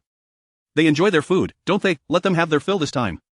If they sought to exploit her friend, they would find no such luck. If they wish to take advantage, let their own wallets suffer the consequences. Mu Chanxian could not help but smile. Wangqing, thank you. We are friends, there is no need for such formalities. Come, let my brother drive you home. Yi Xianlin hardly had the chance to refuse before he was assigned the task by his sister. Ultimately, he personally drove, escorting his sister and Mu Chanxian back. The siblings first ensured Mu Chanxian's safe arrival at Mingyuan Community before returning to Yunshan Hotel. After Mu Chanxian's departure, Mu mother and Mu Chengyao stared at the exorbitant bill, utterly dumbfounded. Mu mother's voice rose sharply. How can it be so expensive, a meal costing tens of thousands? Are you robbing us? Madam, our menu is clearly priced. I did remind you that you were ordering too much, yet you insisted. Mu Mother's face turned a deep shade of purple, nearly grinding her teeth in frustration. She had ordered so liberally, expecting Mu Qianqian to cover the expenses, yet that wretched girl had the audacity to sneak away with her friend to escape the bill. That ungrateful girl dares to dine for free. What kind of education is she receiving at school? Mu Mother fumed. If I see her again, I will give her a good lesson. That wretched girl, 3 days without a beating and she thinks she can act up. Mu Chengyao urged, Mom, when can we leave? I have to return to school this afternoon. The waiter pressed, Madam, when will you settle the bill? What are you rushing for? We are not trying to skip out on the payment. Mu Mother shouted. Lacking funds, she had no choice but to call Mu Father. Dear, that girl Mu Qianqian ran off without paying. It's just me and Changyao left here. You need to come up with a solution and pay the bill. How much? Mu Father asked, his voice trembling. Mu Mother relayed an astronomical figure. Mu Father was immediately infuriated. Are you all insane, spending that much on a single meal? Are you pigs? Work it out yourselves and stop bothering me. He hung up the phone and, when he tried to call back, there was no answer. Ultimately, Mu Mother and Mu Chengyao attempted to sneak out without paying, only to be apprehended by the staff after the police were called. It was only after Mu Father brought the money that he was able to bail them out. Just after exiting the police station, Mu Father struck Mu Mother across the face. Wretched woman, how could I have married such a fool? I told you countless times to build a good relationship with Mu Qianqian and coax her into parting with her money so we could buy a house for Chenghui and find him a wife. Yet you managed to ruin such a simple matter. Mu Mother, publicly humiliated, felt a mix of anger and shame. How was I to know that girl had grown so proud? A few words of reproach and she becomes displeased. Is she so precious now that she is close with the wealthy, she can't even take a scolding from her mother? Previously, Mu Qianqian had endured beatings and insults at home. Mu Mother had long since grown accustomed to bullying her, harboring disdain in her heart. How could she possibly stoop to appease Mu Qianqian? The sight of Mu Father pulling out such a large sum of money made him feel as if he were dying of pain. You disgraceful creature, hurry home and get to work. You just spent tens of thousands on a meal. From now on, you can survive on air. Chapter 74. Jealousy and favoritism. In the evening, Fu Sihan returned home from the office. Did I not inform you that I would be late today? I expected you to eat first, he remarked. Mu Qianqian, perched on the sofa listening to music, recognized his familiar footsteps and promptly removed her headphones to greet him. I wasn't hungry, I wanted to wait for you to eat together. The dishes on the table had long since grown cold. Fu Sihan instructed, next time, you need not wait for me, eat when you're hungry. Okay. Mu Qianqian always agreed readily, yet she invariably chose to wait for him before dining. At tea times, her stubbornness left Fu Sihan at a loss. Allow me to reheat the dishes. You sit tight for a moment. Fu Sihan warmed the food and brought it back to the table, placing all of Mu Qianqian's favorite dishes before her: sweet and sour ribs, cola chicken wings, and her beloved prawns. As the tantalizing aroma wafted towards her, Mu Qianqian knew that all the delectable dishes had been laid out before her. The elder gentleman had an uncanny ability to touch her heart through such small gestures. As she reached for a piece of fish, Fu Sihan caught sight of her. Do you wish to eat fish? Mu Qianqian licked her lips and replied, yes. You resemble a little kitten, Fu Sihan said, a smile gracing his lips, the icy demeanor on his face melting into warmth. Having lived together for some time, Fu Sihan gradually discerned Mu Qianqian's preferences. She enjoyed sweet flavors, could hardly tolerate spicy food, and had a particular fondness for fish. Do not move your chopsticks. Mu Qianqian obediently set her utensils down. Fu Sihan then brought the fish before him and meticulously removed the bones with his chopsticks. You may eat now, be cautious. The deboned fish was placed in front of Mu Qianqian. As she savored the tender morsel, an overwhelming urge to cry surged within her. Her family only provided her with plain rice and leftovers, whereas the elder gentleman ensured that all the delightful dishes were presented before her. This was the favoritism she had longed for, no desire for wealth or grandeur, just a wish for eternal preference. Noticing Mu Qianqian's furrowed brow and silent demeanor, Fu Sihan's expression shifted to one of concern. What is it? Is there a fish bone? He extended his hand toward her. Quickly spit it out. A man with a penchant for cleanliness was allowing someone to spit into his hand. Mu Qianqian shook her head, no. Spit it out now. Fu Sihan's voice grew urgent, tinged with a hint of severity. He pinched her cheeks, compelling her to open her mouth. Startled by his intensity, Mu Qianqian reluctantly expelled the fish from her mouth into his hand. Is it better now? Are there any bones left? Mu Qianqian timidly replied, none. In truth, there had never been any bones. Fu Sihan had already removed them with utmost care. Relieved, he discarded the contents of his hand into the trash and rose to wash up, scrubbing his hands repeatedly at the sink. He could hardly fathom how he had allowed that girl to spit into his hand. Had he lost his senses? After much contemplation, Fu Sihan arrived at a single rationale: should Mu Qianqian choke on a fish bone, he would have to take her to the hospital, and then his grandmother would berate him for not taking proper care of his wife. His actions had spared him a considerable amount of trouble and saved him from his grandmother's incessant nagging. Once dinner concluded, Mu Qianqian wrestled with her thoughts and ultimately decided to confide in Fu Sihan about the events of the day. She recognized that her limited experience and maturity necessitated his guidance, believing it beneficial to share her concerns with him. They came looking for you? Fu Sihan's expression darkened at the mention of her family. He was acutely aware of how they had tormented Mu Qianqian. Yes, I went with them to the mall for a meal, and afterward, I returned with Wanqing. Fu Sihan nodded approvingly, well done. Biting her lower lip, Mu Qianqian hesitated before speaking, Uncle, I feel a bit guilty. She was uncertain whether her actions had been too extreme. It is entirely normal to feel this way. The pressures from your family of origin are not easily shed, your awareness of their harm and your desire to resist is already a significant improvement. The old Mu Qianqian would never have dared to oppose her family. This time, her courage to deny them the opportunity to exploit her was commendable. Timidly, Mu Qianqian asked, Uncle, do you think I acted correctly? She feared he might deem her too cold-hearted. However, unbeknownst to her, such concerns were entirely unfounded. To Fu Sihan, the level of retribution she displayed was hardly more than a gentle tickle. His methods for dealing with adversaries were far colder and more ruthless than this. If you are uncertain about how to treat others, envision yourself as a mirror. Treat them as they treat you. Fu Sihan's words prompted Mu Qianqian to ponder deeply. After a moment of reflection, clarity washed over her, and the turmoil in her heart dissipated. Thank you, Uncle. I now understand what I should do. Fu Sihan casually inquired, how did you return? Young Master Yi drove me home. Fu Sihan's movements faltered, and an icy aura enveloped him in an instant. His gaze darkened, his voice low and sultry, Young Master Yi, Yi Xianlin? Mu Qianqian, oblivious to the peril lurking in his eyes, nodded honestly. Yes. However, she soon felt a twinge of guilt. After all, she had previously promised Fu Sihan to keep her distance from young Master Yi. Yet, she had not intentionally sought his company, she merely crossed paths with him due to her friendship with Wanqing. What could she do about that? Mu Qianqian hastily assured him, Uncle, if I encounter such a situation again, I will decline young Master Yi's kindness and take a cab home. Fu Sihan pinched her cheek gently. Next time, if such a situation arises, call me, and I will arrange for someone to pick you up. Okay, I will remember. Mu Qianqian naively believed that the matter had been settled. However, she underestimated the pettiness of certain men that night. Fu Sihan tutored Mu Qianqian in her studies. He presented her with several problems to solve. Upon hearing the questions, Mu Qianqian felt a sense of foreboding and spent a considerable time attempting to decipher them, yet to no avail. Uncle, today's questions are quite difficult, could you possibly give me a hint? Fu Sihan replied coldly, no. All right then. Mu Qianqian had no choice but to think for herself. Today's questions were not only challenging but also voluminous. She tugged at Fu Sihan's arm, pouting, Uncle, may I do these questions tomorrow? This tactic had often worked in the past, a little playful coaxing would lead him to acquiesce to her requests. Yet today, her charm failed her. No, tomorrow has its own questions. Mu Qianqian scratched her head in frustration, spending the entire evening grappling with the difficult problems. She had no mind to dwell on the likes of young Master Yi or young Master Hua. Even in her dreams, she found herself pinned to the desk by Fu Sihan, relentlessly tackling the assignments. Chapter 75 of The Wealthiest in Bay City. As Mu Qianqian made her way to class, she once again encountered members of the Mu family. This time, it was her father, Mu Chenggong. Armed with the experience from the previous day, Mu Qianqian had no expectations of the Mu family. Her father feigned a warm and amiable demeanor, saying, Qianqian, your mother visited you yesterday and mentioned that you've been feeling overwhelmed with your studies. I've brought you some boiled eggs from home, eat them when you're hungry to nourish your body. Mu Qianqian pressed her lips together and replied, I don't want them, please take them back. In the past, she might have been swayed by such small gestures of kindness, but now she was no longer that naive girl. She could see through the ulterior motives of those who pretended to care for her. Unyielding, her father persisted, we were wrong in the past, we thought you were the most sensible and obedient, that you would understand your mother and my good intentions. It seems we have inadvertently caused you to misunderstand us. Your mother and I do love you, it's just that your brother and younger sibling are less understanding, which is why we pay more attention to them. Just keep the eggs. You must be hungry since you arrived at school early and likely didn't have breakfast. Hurry, eat an egg so that your mother and I won't worry about you. Mu Qianqian resolutely shook her head.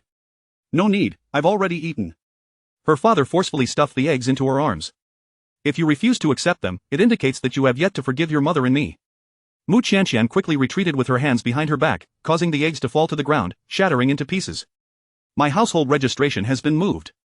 From now on, I have no relationship with you, please do not come looking for me again. With those words, Mu Qianqian circumvented her father and strode directly into the school. Mu Chenggong glared at her departing figure, cursing under his breath. That ungrateful girl, still pretending with me? He picked up the broken eggs from the ground, peeled one, and shoved it into his mouth. In his eyes, Mu Qianqian had never received love from her family, and he believed she was starved for affection, easily swayed by mere flattery. He thought that with a bit more persuasion, she would surely relent. However, for several consecutive days, despite his humble attempts at appeasement, he received no response from Mu Qianqian. Eventually, she changed her route to school, entering through another gate, leaving him without a glimpse of her. Furious, Mu Chenggong erupted in expletives, heartless little wretch, you can't even appreciate kindness, you must be born with a lowly disposition, dreaming of cozying up to the wealthy, I spit on that. Just wait until someone new comes along and casts you aside, then we'll see if you have the face to return home. Students passing by cast curious glances, who was this madman scaring people at the school gate? Someone reported the incident to the security guards, who promptly arrived and expelled Mu Qinggong, advising him to seek treatment for his apparent insanity rather than cause a scene at the school. Unbeknownst to Mu Qianqian, the commotion at the school gate had occurred, but she relished the newfound tranquility without the interference of her family that day. She went to work at Yuncheng Hotel. Yi Wanning eagerly pulled her aside. Qianqian, I attended a banquet yesterday, and guess who I saw? Mu Qianqian shook her head. I don't know. Who? I encountered the legendary figure. Mu Qianqian remained perplexed. However, this did not dampen Yi Wanning's excitement as she chattered on. You must not know, but he is a significant person in the capital, the wealthiest in Bay City. Several buildings at your school were donated by him. Yuncheng Hotel is also one of his family's properties, yet, he is quite low-key, rarely appearing in financial magazines or attending such banquets. The wealthiest in Bay City, how impressive. Mu Qianqian marveled. However, this seemed far removed from her ordinary life. She was just an average person, and the affairs of the rich and powerful had no bearing on her existence. Nevertheless, it was nice to indulge in some gossip. But it's not just impressive. I always thought he was an ordinary man, but when I caught a glimpse of him yesterday, I nearly fainted from his good looks. Yi Wanning clutched her racing heart, nearly swooning. Is he really that handsome? Mu Qianqian questioned, skeptical. Absolutely.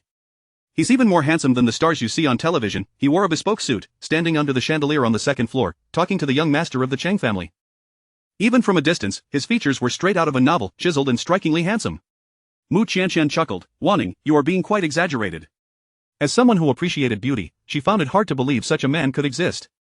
Surely, Yi Wanning had watched too many novels and was lost in a fantasy. I'm not exaggerating. If you were to see him in person, you'd realize I'm speaking the truth. Yi Wanning insisted eagerly. Qianqian, when will your eyes be better? I must take you to see this handsome man. It should be soon. The doctor said my recovery is progressing quickly. I truly hope you regain your sight soon. Mu Qianqian smiled gently. I hope so too. Yi Wanning, resting her chin on her hand, appeared troubled. However, it seems he and my brother have some unresolved issues. Why is that? I don't know.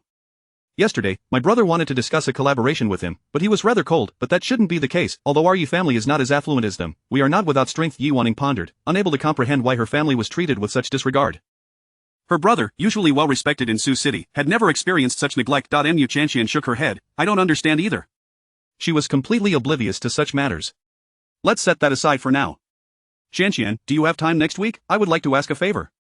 I should be free, just let me know what you need. Yi Wanning nervously rubbed her hands together. I heard that Mrs. Lu's health has improved lately, so my brother has arranged for us to visit the Lu family next week, but I'm so nervous. Could you accompany me? It would be her first meeting with her fiancé, and she was anxious. Having a good friend by her side would ease her nerves. Ah, but I've never been to such an occasion. Don't worry, just accompany me as my friend. You don't have to do anything. With you there, I will feel at ease. Mu Qianqian hesitated for a few seconds before agreeing. All right, I'll go with you. Thank you, Qianqian, you are truly kind. Mu Qianqian smiled playfully, winking. You've helped me plenty before. If I don't assist with this small favor, wouldn't I be heartless? Great, it's settled then. My brother will come to your neighborhood to pick you up next week. However, Mu Qianqian's expression turned troubled. Could we not trouble young Master Yi? Why not? Mu Qianqian certainly couldn't reveal that her family was quite strict. After stammering for a while, she concocted a flimsy excuse. Young Master Yi drives too fast. I'm not accustomed to it. Chapter 76, The Unremarkable Fu Sihan. Is it really just such a trivial matter? Don't worry, my brother has a driver. I can ask him to drive a bit slower. Mu Qianqian grasped Yi Wanqing's arm. Let's go together. With your brother present, I feel a bit pressured. All right, we'll do as you say. Yi Wanqing secretly harbored her own scheming thoughts. She wished to bring her brother and Qianqian together. One was her closest brother, and the other was a good friend she had just met. If they could become a couple, it would indeed be a wonderful thing. Her brother was not young anymore, yet there was not a woman by his side, causing her, as his sister, to feel anxious for him. However, it seemed that Qianqian held no interest in her brother, and it appeared he was facing a dilemma this time. After parting ways with Yi Wanqing, Mu Qianqian returned to the hotel lobby. Yi Wanyanru approached, swaying her hips. Are you good friends with Miss Yi? Yes. Mu Qianqian responded with indifference. I never expected that a seemingly innocent girl like you would actually be quite scheming. You know how to approach someone close to young Master Yi to achieve your own ends. Mu Qianqian's face stiffened as she earnestly retorted, I am friends with Wanqing not because of her status, nor because of her brother. Wang Yanru sneered, Humph, who would believe that? It's just the two of us here. You don't need to put on an act. I'm not as hypocritical as you. I can say whatever I want openly. I don't care whether you believe it or not. As soon as Mu Qianqian uttered these words, Wang Yanru was left dumbfounded. This young girl usually resembled a soft little bun, never retorting when mocked. What was happening today? Had the sun risen from the west? Mu Qianqian herself was taken aback by her own words. Then she realized that this feeling of standing up for herself was quite exhilarating. Don't think that just because you are close to Miss Yi, you can latch onto young Master Yi. Let me tell you, that's not going to happen. Mu Qianqian initially had no interest in young Master Yi. However, Wang Yanru's attitude stirred her rebellious spirit. Thus, she deliberately remarked, whether it happens or not is not for you to decide. I find young Master Yi quite easy to get along with, at least he wouldn't toss me out like he did to someone last time. You. Wang Yanru's expression changed dramatically as she extended her long, manicured finger, pointing accusingly at Mu Qianqian. Her face turned purple with suppressed rage, yet she could not utter a single word. In that moment, Mu Qianqian felt an immense sense of satisfaction. The methods the elder had taught her were indeed effective. She would no longer be weak as she had been in the past. From now on, whatever others did to her, she would respond in kind. If they mocked her, she would return the favor. Step aside, I have work to do. Mu Qianqian opened the lounge door, only to find a tall man standing outside. As she pondered who it might be, she heard Wang Yanru exclaim behind her, young Master Yi. Now she understood, the person at the door was Yi Xianlin. Mu Qianqian recalled her previous remarks and immediately began to feel anxious.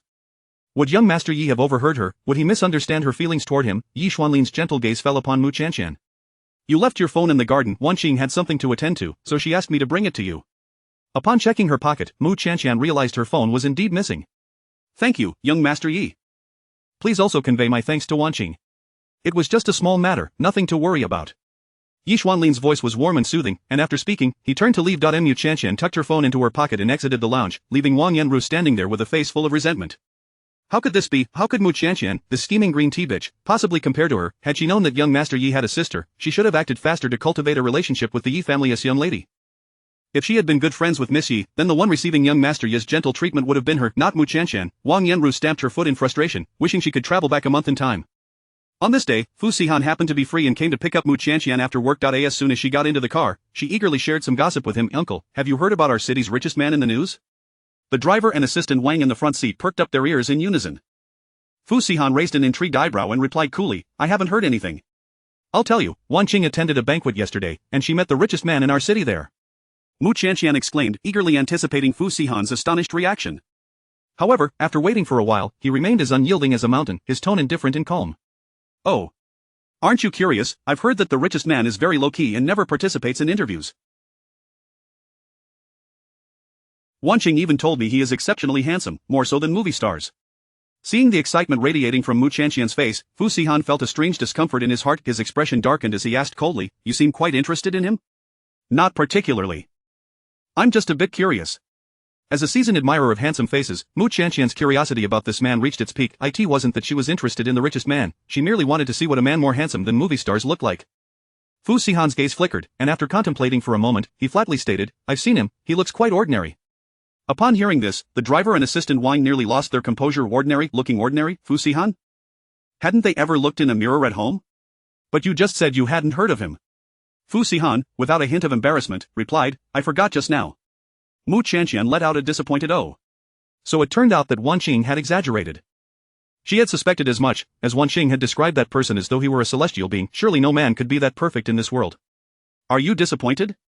Fu Sihan felt an even greater unease in his heart. Not really. Whether he is handsome or ugly has nothing to do with me, so why would I be disappointed? After saying this, Mu Qianqian slowly began to realize, was uncle feeling a bit jealous? Recognizing this, she couldn't suppress the smile on her face, her eyes sparkling like stars. She quickly wrapped her arms around Fu Sihan's, repeatedly assuring him, I have no interest in that richest man. I just wanted to share this gossip with you. After all, if he has become the richest man, he probably isn't that good looking and must be in his 40s or 50s by now. He could almost be my father, how could I possibly be interested in him? The car fell into a silence as thick as death. Assistant Wang, gathering his courage, dared to glance at his boss's expression in the rearview mirror. At that moment, Fu Sihan's face was a masterpiece of mixed emotions. He was neither happy nor unhappy. After all, who made him shoot himself in the foot? Uncle, why are you silent? Mu Qianqian innocently shook his arm. Unbeknownst to her, her previous words of comfort had not only failed to soothe but had instead plunged a knife into his heart. Chapter 77 of the fierce uncle. Fu Sihan inhaled deeply, the veins on his forehead pulsating with irritation. The young girl was blissfully oblivious to her exasperating demeanor, yet, he found himself unable to confront her, resigned to simmering in silent frustration. Fortunately, Assistant Wang, adept at reading the room, swiftly intervened to alleviate the awkward tension. Miss Mu, this chocolate was specially brought back from Switzerland by President Fu.Do. Have a taste. Mu Qianqian, a true connoisseur of sweets, immediately shifted her focus. She sampled a piece, savoring its silky richness far superior to what one could find in a supermarket. If only her eyesight were restored, she would see that each chocolate bore a unique code, making every piece distinctly one dash of dash a dash kind. It is so sweet. Thank you, uncle, she exclaimed, her eyes narrowing in delight as she relished the confection. After indulging in 2 pieces, Fu Sihan grasped her hand, reclaiming the remaining chocolates. That is enough, no more than 2 pieces a day. Upon hearing this, Mu Qianqian's brows knitted together in discontent. Her uncle could have easily conveyed the rules beforehand, allowing her to savor each bite more leisurely and prolong her enjoyment. Instead, he chose to reveal the restriction only after she had indulged, almost as if he were deliberately opposing her. However, she felt she had committed no wrongdoing nor uttered any inappropriate words. Uncle, may I have just one more piece, just one, she pleaded. Fu Sihan coldly refused. No, too much sweet food is detrimental. Be wary of cavities. Mu Qianqian huffed lightly, her tone petulant. Uncle, are you worried I'll gain weight from all this sugar? He couldn't help but chuckle. Not at all. The girl's fanciful thoughts often led her to surprising conclusions. She murmured softly, it must be. Pinching her soft belly, she noticed it had indeed gained some roundness compared to before. A deep sense of conflict washed over her. Could it be that her weight gain had prompted her uncle to take notice of her figure? Would this lead him to find her undesirable? Fu Sihan replied with a calm demeanor, your body has yet to catch up in terms of nourishment. It is far too early to fret over your figure. Yet, Mu Qianqian remained troubled. Uncle, do you prefer someone slimmer, or do you like them a bit plumper? This question left Fu Sihan momentarily flummoxed. He held no preference for either. He had little interest in women. However, with Mu Qianqian's persistent inquiries, he reluctantly returned a piece of chocolate to her. Here's one more for you, but starting tomorrow, you may only have 2 pieces a day, no more. Thank you, Uncle, she exclaimed, unwrapping a new piece of chocolate and savoring it slowly. After finishing one, she unwrapped another. Just as Fu Sihan prepared to admonish her, he found his mouth unexpectedly filled with a sweet morsel. The rich cocoa flavor melted on his tongue, mingling with a hint of bitterness, yet overwhelmingly sweet. I'm not overindulging. This piece is for you, Uncle. Mu Qianqian sat with her legs swinging, resembling an exuberant schoolgirl. Assistant Wang, seated in front, gaped in disbelief. Their President Fu had always despised sweet foods, yet here was Miss Mu audaciously feeding him chocolate. This could only end in disaster. Surely he would spit it out. To avert impending embarrassment, Assistant Wang rapidly devised a plan in his mind. However, to his astonishment, aside from a brief frown, Fu Sihan exhibited no further reaction. He did not spit out the chocolate. Could it be that he had developed a taste for sweets? Yet, there had been no such reports from the secretary. Unbeknownst to Assistant Wang's inner turmoil, Fu Sihan grappled with the unfamiliar sweetness on his tongue, unable to chew or spit it out. As time passed, the chocolate melted increasingly faster, leaving him no chance to refuse, the sweetness seeping into his very heart. Is it delicious? Mu Qianqian inquired, her smile radiant as she sought his approval. Fu Sihan's expression darkened, and he playfully flicked her forehead, sternly admonishing, this shall not happen again. Do not feed me such frivolous things. Rubbing her forehead, Mu Qianqian pouted, her voice laced with feigned grievance, Uncle, you are quite fierce. Her eyes sparkled with unshed tears, resembling lustrous obsidian, bright and pure. When she acted all soft and spoiled, it evoked the image of a harmless little creature, compelling one's heart to soften. Even Fu Sihan was not immune to her charms. Today, I shall refrain from assigning you any extra tasks, allowing you to rest well. All right. Her expression shifted from gloom to radiant joy in an instant. She lowered the car window to feel the breeze and began to hum a cheerful tune. Fu Sihan couldn't help but smile faintly. The little girl was indeed easy to please. Li Si, you called, Qianqian. Do you remember that stunning girl from the neighboring department, Lu Shi? I recall her. What's the matter? Mu Qianqian replied, lounging on the sofa, clutching a pillow while watching television. Although she could not see the visuals, the voices provided a fair understanding of the storyline. It seems she has reconciled with Feng Song and has been posting a plethora of cryptic comments on her social media and forums. Mu Qianqian inquired, what kind of comments? I'll read them to you. Those who truly love each other will ultimately be together, even if some ill-intentioned individuals intervene. The outcome will always be favorable. And, Feng Song and I share a wonderful relationship. Thank you all for your concern. To those wishing to meddle, I advise you to maintain your dignity. Girls should have self-respect and self-love. Listening intently, Mu Qianqian felt a peculiar discomfort, though she could not quite articulate why this one is the most outrageous. Li Si's tone turned indignant. She actually posted a selfie wearing sunglasses, claiming her vision is impeccable and she wouldn't steal someone else's boyfriend, unlike certain individuals. It was clear to everyone who she was alluding to. The whole school knew that Mu Qianqian, the academic prodigy, had poor eyesight and often donned sunglasses. Finally grasping the implication, Mu Qianqian realized Lu Shi was subtly mocking her. Li Si scoffed, this person is truly ridiculous. I heard she wasn't wooed back by Feng Song with sweet words, but with half a bottle of mineral water. How does mineral water woo someone? She went to watch Feng Song play basketball, and he offered her a half-finished bottle of mineral water. She sweetly drank from it and promptly agreed to reconcile. Mu Qianqian couldn't help but cover her mouth, laughing uncontrollably. How amusing, this is even funnier than the dramas I watch. At least in those, their essay bowl of kanji made by the male lead. Licu was relentless in her teasing. Indeed, this love-struck brain can't even spare a moment to ridicule others? If she wants to witness a farce, she should just look in the mirror. By the way, Qianqian, the school is holding a beauty contest. Are you considering participating? Chapter 78, Dancing. Mu Qianqian earnestly remarked, I think I will sit this one out. I am not particularly attractive. Her words nearly choked Li Siyu. Cough, cough, what did you just say? You believe you are not beautiful? Mu Qianqian smiled gently, indeed, I am just an ordinary person. Participating in the selection for the school beauty would merely be self-degradation, wouldn't it? Li Siyu, with heartfelt sincerity, urged, alas, Qianqian, you truly should take a good look in the mirror. I finally understand why Fong Yanran has always encouraged you to get your eyes checked. I now share the same sentiment. It was not that Mu Chanxian had poor vision, but rather that this young lady possessed an exceptionally unique sense of aesthetics. If her face, which seemed destined for first love, did not qualify as beautiful, then who could be deemed so?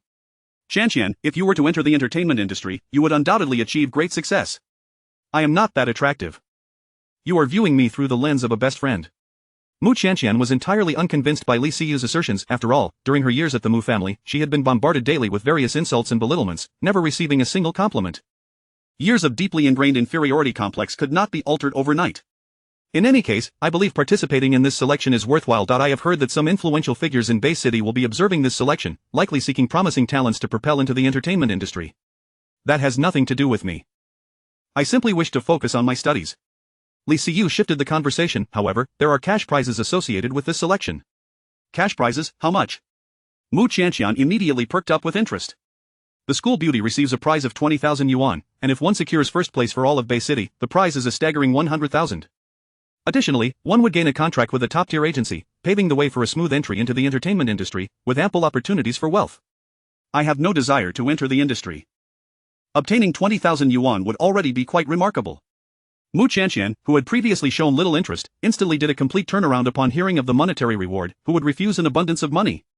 Moreover, she owed the uncle a substantial sum. She was in dire need of funds. All right, I will register for you. You will surely overcome all obstacles and seize the first place. A considerable number of participants registered this time. Not only was Mu Chanxian present, but also her rival, Yao Zuner, along with Lu Shi. The students from the finance university whispered among themselves, "Now, this is going to be entertaining. Who will outperform the other, Lu Shi or Mu Chanxian?" I believe it should be Mu Chanxian. Her face is simply stunning, pure and sweet, an absolute showstopper. However, the school beauty selection considers more than just looks. It also evaluates talent and popularity. Lu Shi has Feng Xiao backing her, so she might just get a boost. But doesn't Fu Qianqing fancy Mu Chanxian? The wealth of the Fu family far surpasses that of the Feng family. If it comes down to it, the Fu family is undoubtedly more formidable. You may not be aware, but Fu Qianqing has a powerful figure in the Fu family watching over him.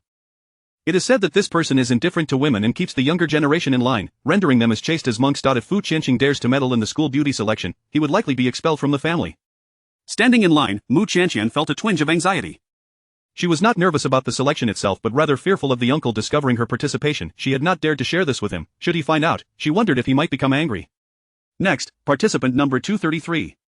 Coming. Just as Mu Chanxian was about to step forward to register, someone bumped into her shoulder from behind, causing her to sway to the side. Participant 233, Yao Zuner. Yao Zuner, chewing gum, brazenly cut in line and stood in front of Mu Chanxian. Rubbing her sore shoulder, Mu Chanxian frowned. "What are you standing there for? Hurry up and register." Yao Zuner barked. The senior responsible for registration did not dare to confront her and simply wrote down Yao Zuner's name. After Yao Zuner registered, she swaggered back towards Mu Chanxian. "You blind fool are here to register for the school beauty selection. What will you perform? A blind person trying to touch an elephant?" Yao Zuner's words elicited laughter from those around them. Mu Chanxian's delicate face turned cold. "What I choose to perform is none of your concern. You should focus on your own matters." "Oh, did you take some wrong medicine today? How dare you talk back to me?" Yao Zuner was taken aback. She had never expected Mu Chanxian, the typical pushover, to stand her ground, spitting her gum onto the ground. She maliciously inquired, "Do enlighten me, what should I be concerned about?" Mu Chanxian, with an innocent expression, retorted in a way that could infuriate anyone, "I just heard you plan to sing, but your voice sounds like a duck's quack. Can you really sing well?" Her tone was sincerely concerned, as though she genuinely worried for Yao Zuner. This only fueled Yao Zuner's rage, and she longed to slap this white lotus away. "Are you daring?" Yao Zuner glared at her departing figure, wishing she could burn her with her gaze. In the past, she would have undoubtedly led a gang of girls to teach Mu Chanxian a lesson. However, with Fu Qianqing's protection over her, she knew that in such a public setting, any aggression towards Mu Chanxian could result in her never stepping foot in the Fu family again. Yao Zuner simmered with pent-up anger. "We shall see." Her voice grew even more akin to a duck's quack in her fury. Laughter erupted from the crowd, and Yao Zuner left in a huff, her eyes blazing with indignation. "Chanxian, have you decided what talent you will perform?" Li Siyu inquired with concern. Mu Chanxian hesitated. "I haven't thought it through yet." "Your voice is so lovely. Choosing to sing would certainly be a wise choice. However, I recall that during high school, you also learned a bit of dancing, correct?" Mu Chanxian nodded. "Yes, that is why I am torn." But the Mu family had been so harsh on her. It was certainly not them who had sent her to learn dancing. It was merely that there was a well-off art examination student in her class, and Mu Chanxian would help her with her homework, run errands, and in return, she earned a bit of pocket money. While waiting outside the classroom, she would secretly follow along and learn to dance, until one day, a teacher saw her dancing and praised her profusely. The art examination student, feeling overshadowed by Mu Chanxian's sudden prominence, expelled her from the training base. "No worries, there is still time before the selection. You can take your time to ponder." Upon returning home, Mu Qianqian donned a pure white lace dress, her bare feet gliding across the floor as she danced to the music. She was so engrossed in her performance that she did not even hear the sound of the door opening. When Fu Sihan returned from work, what greeted his eyes was the enchanting sight of the young girl dancing gracefully. She stood on her tiptoes, her legs long and slender, her neck elegantly elongated, resembling a pure and immaculate white swan. Chapter 79. No dancing. Mu Qianqian was so engrossed in her dance that she only realized there was another person in the house after finishing a piece. Her cheeks flushed crimson, and her words stumbled out, "You uncle, you're back. Can you still dance?" Fu Sihan gazed deeply at her. "Why yes, I learned a little before," Mu Qianqian replied, turning off the music and walking towards him, her face still tinged with red. Recently, her nutrition had improved, and her figure was gradually becoming more graceful and curvaceous. The dress she wore today was rather fitted, accentuating her form perfectly with each dance move, all of which Fu Sihan took in. His throat tightened, and he poured himself a glass of cold water, struggling to quell the fire igniting within him. "What made you suddenly think of dancing?" As Fu Sihan spoke, his voice was laced with a seductive rasp that sent shivers through her. Mu Qianqian puffed up her cheeks. "I'll tell you later." She dared not directly mention the campus bell selection, fearing it would provoke his ire. "Then let us eat first." During the meal, Mu Qianqian was distracted, her seafood porridge untouched for quite some time. Fu Sihan longed to pull her into his embrace and feed her bite by bite. "What are you lost in thought about?" Mu Qianqian was taken aback. And nothing, I'll tell you later." After finishing their meal, Fu Sihan settled on the sofa to attend to company affairs. Mu Qianqian approached with a plate of fruit, placing it before him. "Uncle, I have something I'd like to discuss with you." Nervously fidgeting with her fingers, her small face reflected both anxiety and trepidation. Fu Sihan observed her with a calm demeanor. "Go ahead." "Uncle, our school is holding a campus bell selection, and the first prize is 20,000 yuan. Fu Sihan, ever perceptive, immediately grasped her intentions. "You want to participate?" Mu Qianqian cautiously nodded. So that's why you dressed like this and danced at home?" Mu Qianqian nodded again, her face unwittingly heating up. "Yes." Fu Sihan's gaze lingered on the hem of her dress, which barely covered her thighs, her long, slender legs on full display. A sense of displeasure welled up within him. In a cold tone that brooked no argument, Fu Sihan declared, "You are not allowed to participate." "Why not?" "Because I said so." "But the prize is 20,000 yuan. Mu Qianqian pouted, sitting beside Fu Sihan and pulling at his wrist in a playful manner, nearly yanking off his cufflink. She wished to join the competition to win the prize, unaware that the cufflink alone was worth over $2 million. Fu Sihan responded icily, "I do not lack money." He was not so impoverished as to require his wife to toil for their livelihood. As they sat on the sofa, Mu Qianqian unconsciously leaned closer, her long legs brushing against his. Fu Sihan felt a surge of tension as he grasped both of her hands, binding them with his tie. "Uncle?" Mu Qianqian, bewildered and confused, struggled against her restraints. Fu Sihan towered over her, his dark eyes unfathomable. Unfortunately, the oblivious girl before him failed to comprehend his restraint. She tugged at her bindings, showing no signs of release, her cheeks flushed as she looked at him with a plaintive expression.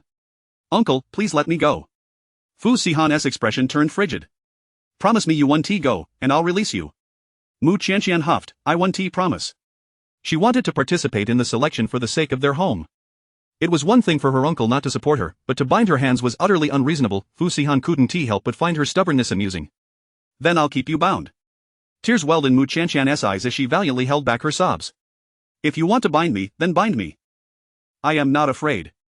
Yet, the quiver in her voice betrayed her. Fu Sihan glanced down at her wrists, which were faintly reddened from the bindings. Her delicate skin was likely suffering from the pressure.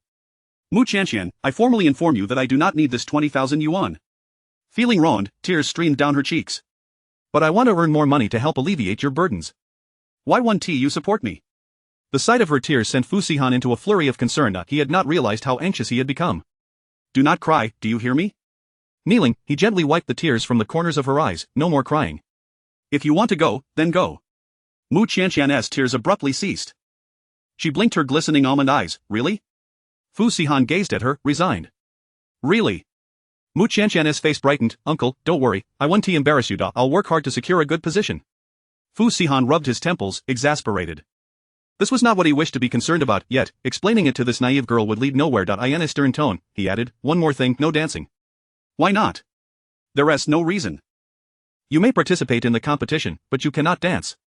"Fine, then I'll choose singing." Mu Qianqian decided to forego dancing during the competition. After all, she was only an amateur, and against the professionals, she would fare better by showcasing her vocal strengths instead. Upon hearing her agreement, Fu Sihan breathed a sigh of relief. The sight of her dancing was far too alluring. He did not wish for anyone but himself to witness it, not even other women. "I'll help you untie this." Kneeling before the sofa, Fu Sihan undid the knot of the tie. Seeing the glaring red marks on her wrists filled him with regret. "Does it hurt?" Mu Qianqian extended her wrist toward him, coyly saying, "Uncle, if you blow on it, it won't hurt anymore." Fu Xihan's brow furrowed in exasperation, but eventually, he relented and blew gently at her wrist. Mu Qianqian rubbed her wrist, feeling a sweetness in her heart. Fu Xihan was more anxious about her well-being than she was, fearing for her eyes. Thus, rules had to be established. Fu Xihan ominously warned, "If you dare cry again, I will." Mu Qianqian, emboldened, challenged him, "What will you do?" She did not believe he would actually harm her. No sooner had she spoken than the world spun around her. She found herself flipped over, lying across the sofa. Fu Xihan's voice was cold as ice. "Cry again, and I'll administer family discipline." Chapter 80 of The Mild Revenge of Xiao Xiao. Do you realize your mistake? A chilling, low voice emerged from behind Fu Xihan. Mu Xiaoxiao turned around, glaring at him indignantly, her cheeks flushed crimson as if they might bleed. "Horrid uncle, I shall ignore you." She stamped her foot and swiftly retreated to her room. How could she face her uncle after this? Left in the living room, Fu Xihan gazed in the direction she had fled, the corners of his mouth curling into a pleased smile. Let us see if she dares to shed tears again. The following morning, during breakfast, Mu Xiaoxiao kept her head bowed, as if she wished to bury it in her bowl. Aunt Lu, the housekeeper, inquired with concern, "Miss Mu, have you had a quarrel with Mr. Fu?" "No." Mu Xiaoxiao replied emphatically. "That's good to hear." Fu Xihan, noticing the defiance etched on the young girl's face, realized she was still miffed about yesterday's incident, and a smile involuntarily crept upon his lips. Upon hearing his soft chuckle, Mu Xiaoxiao felt even more irked. She slipped into the kitchen, secretly adding copious amounts of sugar to the seafood congee before presenting it to Fu Xihan. "Uncle, this bowl of congee is for you." Fu Xihan was taken aback. Upon tasting it, a rich sweetness instantly engulfed his palate, clashing with the savory essence of the seafood in a rather startling manner. Mu Xiaoxiao beamed, her smile reminiscent of a cunning little fox. "Uncle, is this congee sweet?" Fu Xihan's expression darkened as he enunciated each word slowly. "Mu, Xiao, Xiao. What is it, uncle?" Mu Xiaoxiao blinked innocently. This congee was simmered for quite a while by Aunt Lu, so please don't waste it. I'm off to school now. With that, Mu Xiaoxiao shouldered her little backpack and bounced out the door. Fu Xihan pressed his fingers to his temple in frustration. The little girl was becoming increasingly unruly. One could only wonder who had spoiled her so. In the Fu family mansion, old madam, I've heard that Madame Lu's health has improved significantly. We should invite her over to pay a visit, suggested a family member. Upon hearing this news, old Madame Fu nodded with a smile. Indeed, let us extend an invitation to her. After a long wait, they finally learned of Madame Lu's recovery. The questions lingering in her heart could only be answered upon meeting her. Thus, the Fu family sent an invitation to the Lu family. Madame Lu, not daring to neglect her elder, arrived the following day as a guest at the Fu residence. "Madame Lu, you appear to be in good spirits lately," old Madame Fu remarked warmly. Madame Lu touched her forehead lightly. "It's because Yunbai is about to get engaged. With such joyful tidings at home, my heart feels lighter, and I think less about my lost child." Yao Yao was the nickname of the daughter that the Lu family had lost, her given name being Lu Yunyao.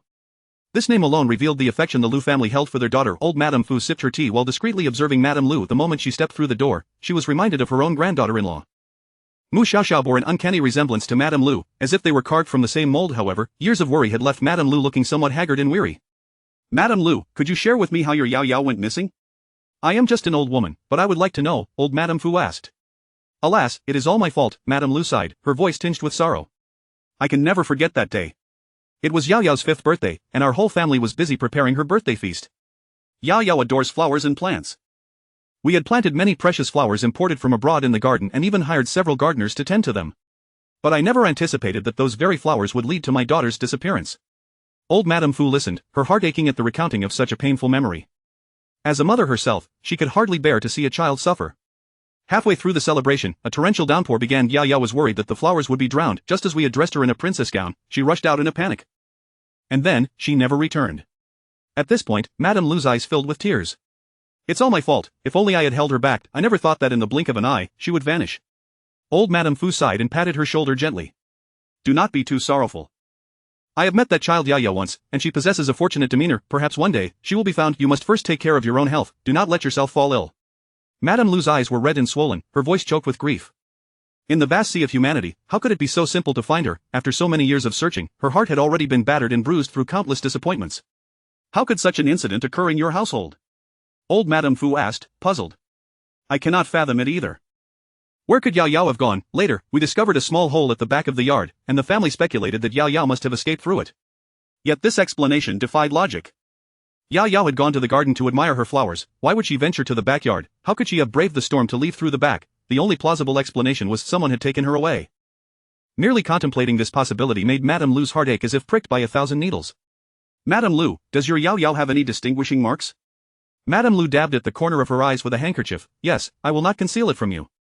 Yao Yao has a red birthmark shaped like a butterfly on her back. When she was little, we affectionately called her Little Butterfly Fairy, but their precious daughter, so adored, who could have been so cruel as to steal her away? Had it been anyone else, Madame Lu would never have easily divulged her daughter's information, yet sitting across from her was old Madame Fu. With the Fu family as standing, they had no need to play tricks against the Lu family. The butterfly birthmark, old Madame Fu pondered thoughtfully. By the way, Madame Lu, if you were to find Yao Yao, what would you intend to do? Without hesitation, Madame Lu replied, if heaven grants me the chance to bring my daughter back, I would rather she never marry, remaining in the Lu family forever, cherished by her father and brother for a lifetime, compensating her for all the hardships endured over the past decade. How could she part with the jewel she held so dear? This predicament left old Madame Fu in a quandary. Xiaoxiao still carried the bloodline of their Fu family. What if Madame Lu took her back, and the Lu family opposed the union? Would that not tear apart Xiaoxiao and Sihan? Once Madame Lu departed, the Fu family's daughter remained beside the old lady, engaging in conversation. Mother, should you inform Sihan about this matter? Chapter 81. A visit to the Lu family. Old Madame Fu sighed. It's a dilemma whether to speak or to remain silent. Have you already come to the conclusion that Mu Qianqian is the daughter of the Lu family? More or less. Do you truly believe such coincidences exist in this world, two individuals with no blood relation resembling each other more than a biological mother and daughter? Fu Saiken's aunt was giving the old lady a leg massage. Indeed. I have seen that girl Qianqian as well. She bears an uncanny resemblance to Madame Lu. If one were to assert that they shared no familial ties, she would find it hard to believe. Are you hesitating to disclose this matter because you're concerned that the Lu family may not consent to this marriage? Precisely. Although our family is not lacking in status, the Lu family is certainly not impoverished. Given their affection for their daughter, they might oppose her marrying at such a young age. Moreover, Sikan is nearly a decade older than Qianqian. The more old Madame Fu pondered, the more she felt that this situation was quite precarious. Then do you intend to keep this a secret for now? Her daughter asked while massaging her legs. Keeping it a secret is not a viable solution. After all, the mother and daughter have not seen each other in over a decade. I cannot possibly obstruct their reunion. Here is what we shall do at the next family gathering. I will find an opportunity to inquire if Qianqian bears that birthmark. If she is indeed a daughter of the Lu family, she should decide for herself whether to reclaim her heritage. Your plan is sound. After all, this matter concerns the Lu family. If Mu Qianqian truly is the lost Lu Yunyao, she should be free to return to her family whenever she pleases. As a grandmother, she would never interfere. As for whether Sikhan can keep his wife, that will depend on his own merits. Sigh, I fear that Qianqian's health is fragile. It took so long for her to conceive, and should she suffer any distress, it could endanger her condition. Mother, please do not fret, every generation has its own blessings. Sikhan will manage things well. Mu Qianqian took a day off and arrived at Yunqing Hotel, preparing to accompany Wanqing on a visit to the Lu family. Wanqing sat before the vanity, where a makeup artist was enhancing her appearance. Qianqian, would you like to have your makeup done as well? I think I'll pass. Come on, let us do it together. I've yet to see you made up. You're bound to dazzle everyone. Today is your visitation banquet, why should I outshine you? Mu Qianqian had no desire to steal her friend as thunder. You are my dear friend. If you dazzle the crowd, it only enhances my own reputation. It's fine, just come over, I don't want you to be bored waiting for me. Yi Wanqing, with her carefree demeanor, was unconcerned about her friend overshadowing her and felt no jealousy. Having such a stunning friend only reflected her good taste and amiable nature. There was nothing to envy. Under Yi Wanqing's enthusiastic invitation, Mu Qianqian settled in front of the mirror. Allow me to assist you in designing your look and makeup, another makeup artist offered. All right. Mu Qianqian's natural beauty was stunning. Her skin was flawless, and her almond-shaped eyes sparkled as if they could speak. Her lips were a delightful shade of pink, adorned with an adorable cupid's bow. With such a visage, she could pull off any style effortlessly. However, the makeup artist, with ulterior motives, intentionally applied a dark foundation, exaggerated her eyelashes to resemble fly legs, and used garish purple eyeshadow, even smearing lipstick beyond her lips.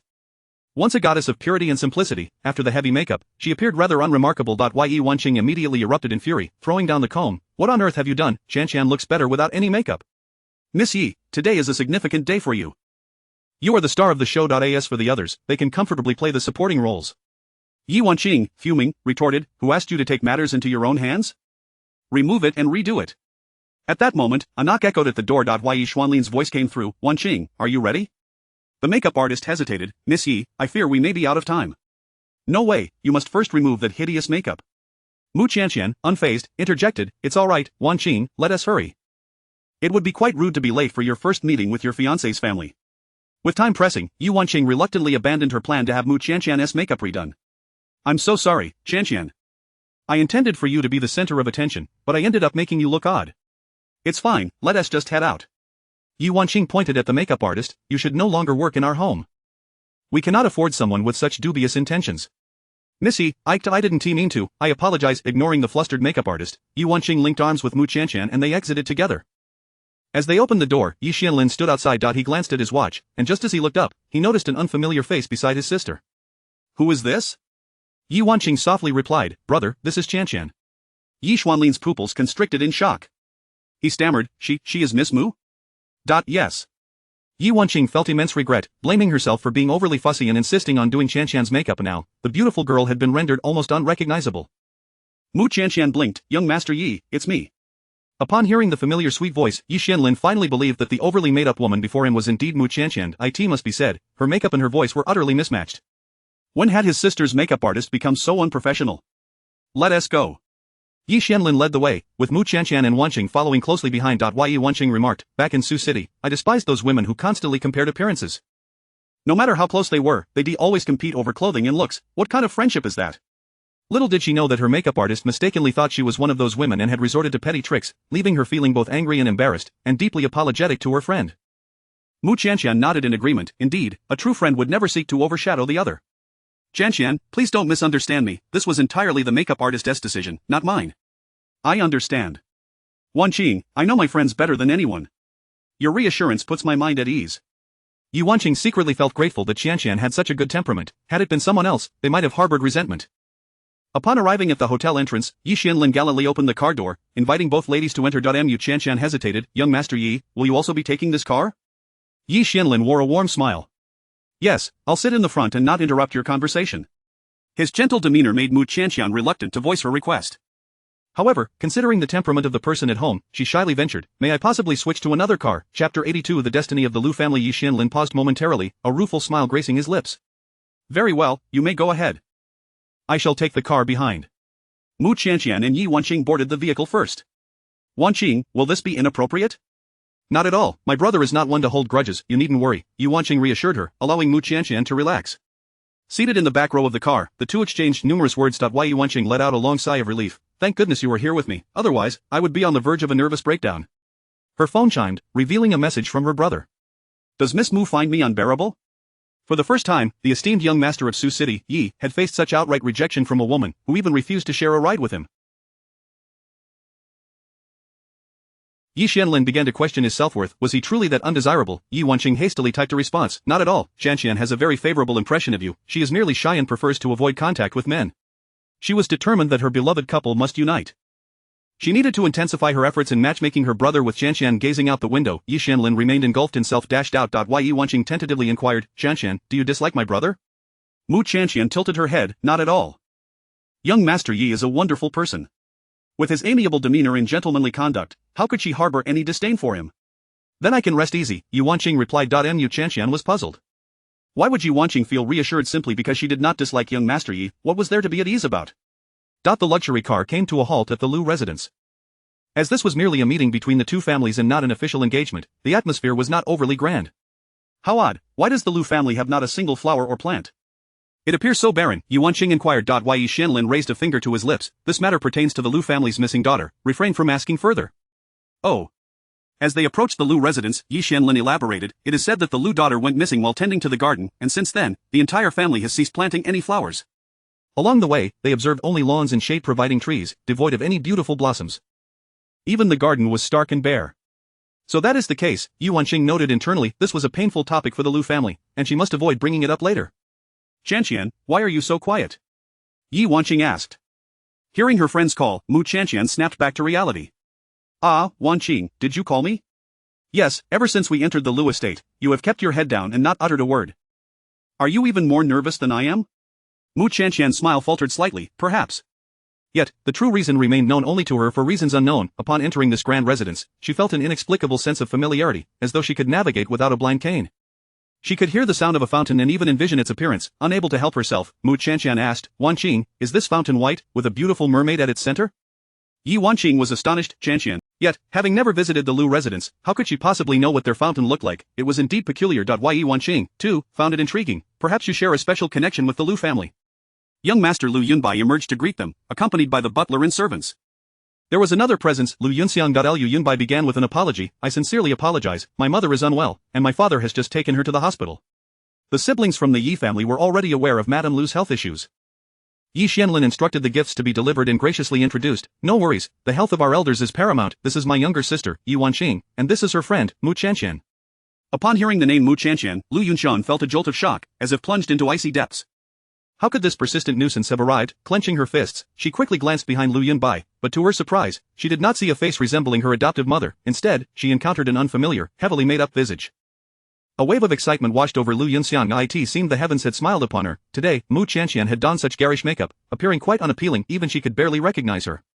Her brother would certainly be oblivious to any oddity. Lu Yunxian was nearly overcome with glee, almost laughing aloud. Miss Yi, Miss Mu, Lu Yunbai greeted warmly. Upon raising his gaze and spotting Mu Qianqian, he found himself momentarily taken aback, not due to her unsuitable makeup, but for reasons he could not articulate. Lu Yunbai stared at Mu Qianqian, lost in thought for an extended period. Alarm bells rang in Lu Yunxiang's mind. She hastily interjected, "Brother, why aren't you introducing me to young Master Yi? This is my sister, Lu Yunxiang." Once the introduction was made, Lu Yunbai's gaze returned to Mu Qianqian. "I apologize. I have been quite occupied with company matters lately, and my reactions may be a bit sluggish." He was undeniably handsome and robust, radiating a sunny disposition. However, recent fatigue had left him with faint dark circles under his eyes and bloodshot sclera. "Brother, let young Master Yi and Miss Yi come inside for a chat," Lu Yunxiang urged, eager to prevent her brother from noticing anything amiss. Lu Yunbai nodded slightly. "Xianlin, Miss Yi, and Miss Mu, please come in." After everyone was seated, the servants served tea. As Mu Qianqian sank into the plush sofa, a sense of disorientation washed over her. The calming incense wafting through the hall and the floral tea presented by the servants felt strangely familiar. Could it be that she truly had a unique connection with the Lu family? Lu Yunbai appeared somewhat distracted, frequently glancing toward Mu Qianqian. "Young Master Yi and Miss Yi have traveled far. Have you quickly made a new friend?" Yi Wanqing replied. "Qianqian is a student at the finance university. We hit it off and became friends."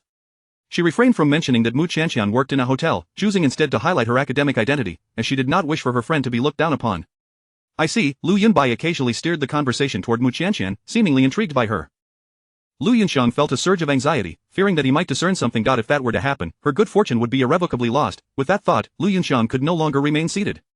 She abruptly stood, forcing a smile. "Brother, why not let Miss Mu accompany me upstairs for a chat? You can enjoy a lengthy conversation with Miss Yi and foster some rapport." Chapter 83. Removing makeup, Lu Yunbai pondered for a moment and said, "Very well, take her upstairs to sit." Thus, Mu Qianqian was ushered away by Lu Yunxiang and led to an upstairs room. Upon entering, Mu Qianqian was immediately enveloped by an overpowering floral fragrance, as if an abundance of perfume had been sprayed in the room. "My room smells delightful, doesn't it? This fragrance is from a luxurious French brand, with spices flown in from abroad. Oh, how foolish of me to share this with you," Lu Yunxiang remarked, covering her lips and chuckling lightly.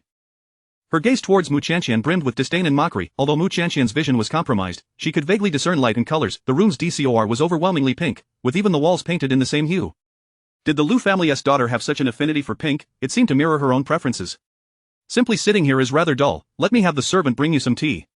When the tea was served, Mu Qianqian took a sip and found it excessively sweet. Lu Yunxiang wore a facade of false kindness. One might mistakenly believe she was a gentle and refined young lady. "I have always enjoyed sweet beverages since childhood. Is it to your liking?" Mu Qianqian nodded, "Yes." She merely felt a bit uncomfortable. Why did Lu Yunxiang's tastes overlap with hers so significantly?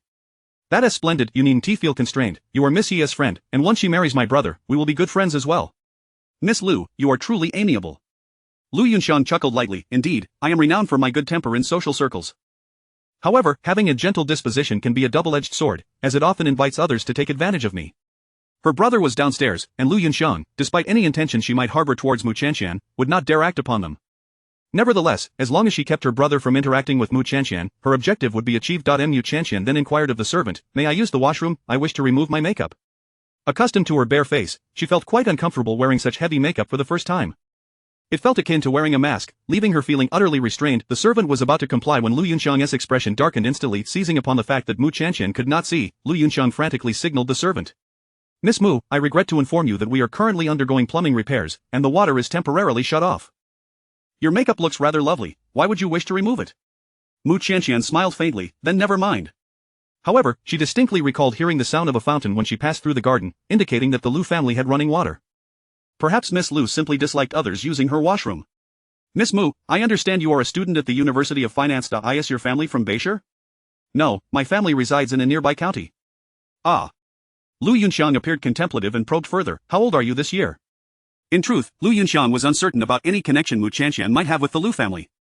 Regardless of whether she was the long-lost daughter of the Lu clan, Lu Yunxiang could not allow her to be seen by the family. With her striking resemblance to Madame Lu, Mu Qianqian could easily gain favor within the Lu household, potentially overshadowing Lu Yunxiang's position. I am 20. Lu Yunxiang's fingertips instinctively tightened. She was the same age as that short-lived member of the Lu family. Which month is your birthday? Lu Yunxiang inquired further. Mu Qianqian frowned, attempting to recall. She could not remember her birthday. No one had ever informed her. I can't seem to remember. I believe it is in summer. Lu Yunxiang's expression darkened as she scrutinized her, yet her smile remained intact. Summer, how fortuitous. I also celebrate my birthday in summer.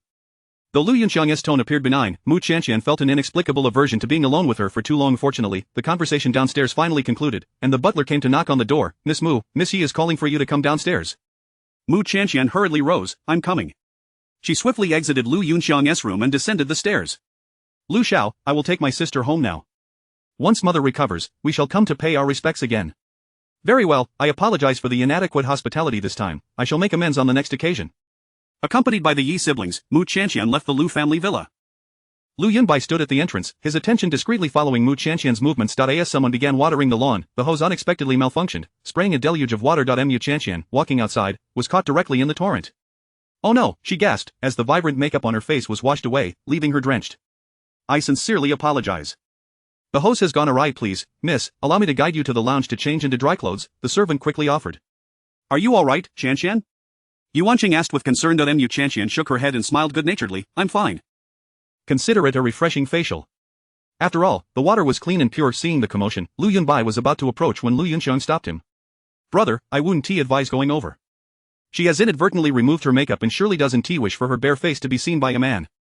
I will escort her upstairs to change. You should step aside. Upon her reminder, Lu Yunbai also felt it prudent to refrain from approaching. It wasn't merely about makeup, it was inappropriate for a man to see Miss Mu in damp clothing. Steward, instruct all male servants to vacate the area.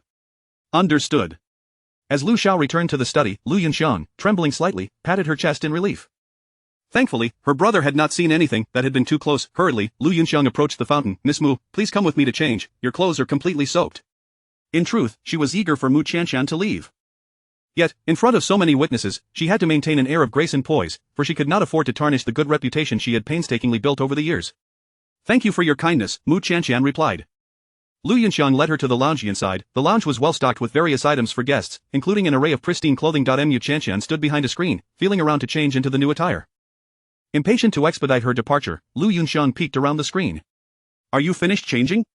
At that moment, she caught sight of the butterfly birthmark on Mu Qianqian's back. Lu Yunxiang's pupils constricted, her mind racing with countless thoughts. I'm ready, Mu Qianqian said as she stepped out from behind the screen. Having returned to her natural appearance, she donned a pristine white princess dress, resembling a character from a fairy tale. Just then, Lu Yunbai's voice echoed from outside. The hospital just called. I need to go check on something, please keep an eye on the house. Yes, young master. Lu Yunxiang's expression turned tense as she immediately grasped Mu Qianqian's arm. Do not go out just yet. In her haste, her nails inadvertently dug into Mu Qianqian's flesh. Chapter 84 Attracting Love. Mu Qianqian winced in pain, letting out a small hiss. Yet, at that moment, Lu Yunxiang's face was ashen, her entire focus consumed by the sounds from outside, leaving her oblivious to Mu Qianqian. It was only when Lu Yunbai drove away from the Lu family's villa that the tension in Lu Yunxiang's heart finally eased. She let out a long sigh, a layer of cold sweat forming on her back. Let us go. I shall escort you out, Lu Yunxiang said, placing a hat atop Mu Qianqian's head. The wide brim and the pearl lace veil below perfectly concealed her delicate features. If one were not close enough, they would hardly discern her beauty. This hat complements your dress splendidly, Lu Yunxiang explained. Mu Qianqian, without much thought, donned the hat and stepped out of the lounge. Wow, Qianqian, you look absolutely stunning in that outfit. You should wear skirts more often, especially in pink and white. They suit you beautifully. Yi Wanqing exclaimed, her eyes sparkling with admiration. Mu Qianqian offered a shy smile. Wanqing, please don't tease me. Tease you? Not at all, I speak nothing but the truth, Yi Wanqing replied, linking her arm with Mu Qianqian's. Let us be on our way. Miss Lu, farewell. A rigid smile lingered on Lu Yunxiang's lips as she responded, farewell. As soon as the Yi family's car drove away, Lu Yunxiang's legs buckled, and she nearly fell, but thankfully a servant caught her just in time. At last, Mu Qianqian had been sent away. Next time, she must ensure that the girl does not appear before the Lu family again. A flicker of malice swiftly crossed Lu Yunxiang's eyes. Yi Wanqing, linking arms with Mu Qianqian, insisted on taking a photograph together. Qianqian, you look so lovely in that dress, let us capture this moment for my social media. Mu Qianqian's cheeks flushed slightly. I don't think that's necessary, Wanqing. I feel a bit shy. Then let us take a picture just for ourselves, I promise not to share it, Yi Wangking persisted. Eventually, Mu Qianqian relented, and they snapped a selfie together. I shall set this photo as my screensaver. Sounds wonderful, Yi Wangking replied, turning her head suddenly. Oh, Qianqian, what happened to your arm? My goodness, it's all bruised. Who did this to you? Mu Qianqian's arm bore a patch of deep crimson and fingernail imprints, as if someone had gripped her fiercely. The sight alone was painful. She winced, clutching her arm. It was Miss Lu who accidentally pinched me when she pulled me. It wasn't intentional, she explained. Intentional or not, one should not grip you so harshly. It's utterly unacceptable, Yi Wangking retorted indignantly. Really, it's nothing, it doesn't bother me, Mu Qianqian replied with a nonchalant smile. After all, during her time at the Mu family, enduring a good deal of physical punishment was a common occurrence, and being pinched or twisted was merely part of her daily life. Yi Wangking, with a hint of suspicion, remarked, I have an odd feeling about this Miss Lu. She appeared to be of gentle disposition, yet behind the scenes, she was quite ruthless, leaving Qianqian's arm marked. Is Lu Yunxiang truly as gentle and kind as she seems, or is it all merely a facade? Let us not dwell on her any longer. Wangking, how did your conversation with young Master Lu go? Mu Qianqian shifted the topic. Yi Wangking's face turned crimson, and she cleared her throat awkwardly. It was rather pleasant. Young Master Lu was quite different from my expectations. How so? Mu Qianqian inquired with a teasing glint in her eye. Well, I initially thought he would be a frivolous young master, but he is quite knowledgeable, humble, and does not carry himself with any airs, she replied. From what you say, it seems you are quite pleased with your engagement? Yi Wangking's cheeks reddened even further. Not at all. Please don't make wild assumptions. We haven't even officially begun discussing it. I need more time to consider. Mu Qianqian stifled a giggle behind her hand. It appeared that Wangking's romantic prospects were blossoming. Lu Yunbai hurried to the hospital to keep vigil, relieved to find that Mrs. Lu had not sustained any serious injury and merely required some time to recuperate in bed. Your mother is suffering from a broken heart. There's little the doctors can do, he said. Father, I understand. I will continue to send people to search for my sister's whereabouts. Once we find her, my mother will surely recover, Lu Yunbai assured. In this vast sea of humanity, it is not so simple, the head of the Lu family replied, his gaze weary, a few strands of silver threading through his hair. How did your meeting with Miss Yi go today? Lu Yunbai pressed his lips together. There are numerous matters at the company. I do not currently have marriage on my mind. Lu Feng patted his shoulder. I understand your concern for your mother, but if you could settle down soon, it would fulfill your mother's wish. We shall take things one step at a time, Lu Yunbai replied coolly. Upon leaving the hospital, Lu Yunbai opened his phone to check for any updates from the company. To his surprise, he received a message from Yi Wangking. Young Master Lu, where did your family acquire the calming incense? I am asking for my brother. Lu Yunbai typed back, from a temple. Which temple? Is it in Bay City? If Lu Yunbai were inclined, he could use the opportunity to invite her to accompany him to the temple. However, he merely replied with the name of the temple, offering no further details. Yi Wangking clutched her phone, a frown knitting her brow. Such a wonderful opportunity, yet young Master Lu remained so indifferent to inviting her out. Did he truly hold no interest in her? As Lu Yunbai was about to exit the chat, he accidentally tapped on Yi Wangking's profile picture, revealing the latest photo in her album, seemingly taken in a car, with someone else beside her. He clicked to enlarge it, only to find that the picture captured only Yi Wangking's face, while the other figure wore a princess dress and lace hat, obscuring their identity entirely. A sense of unexplainable disappointment washed over Lu Yunbai, as if he had missed something profoundly significant. What could it be? Just drop me off here, I would like to get out and take a stroll, Mu Qianqian said. Very well, but do be careful, and call me when you arrive home, the driver replied. As Mu Qianqian disembarked from the car, she was anxious not to be spotted by the driver. Having returned in the Yi family's vehicle, before she could enter her neighborhood, a luxury car pulled up beside her. Miss Mu, came the voice of Assistant Wang from within the car. Mu Qianqian's heart leaped with joy as she approached the vehicle, leaning against the window. Uncle, have you finished work? Fu Sikan pinched her soft cheek. Where did you get that hideous hat? Mu Qianqian's attire was all chosen by him. He was well aware of what she owned. He could not recall having purchased this unsightly hat for her. Pouting, she replied, Uncle, perhaps your taste is rather outdated. This hat is not ugly at all. Wangking and Yi both complimented it. Fu Sikan's eyes narrowed dangerously. Yi who? Mu Qianqian blinked her large, glistening eyes. Knowing better than to speak the truth, she scratched her cheek, hastily changing her tune. I misspoke. It is not young Master Yi, but young Master Lu. Mu Qianqian thought to herself, since Uncle did not have a favorable impression of young Master Yi, perhaps he would not mind if she referred to someone else. However, to her dismay, upon hearing the name Lu, the chill radiating from Fu Sikan intensified. Fu Sikan's expression turned icy, his teeth clenched as he seated. Where did this young Master Lu spring from? How many suitors has my little girl attracted? Chapter 85 of The Uncle's Heart contradicts his words. Mu Qianqian elucidated, it is Master Lu Yunbai. He is Wangqing's fiancé, and today I accompanied her to the Lu family.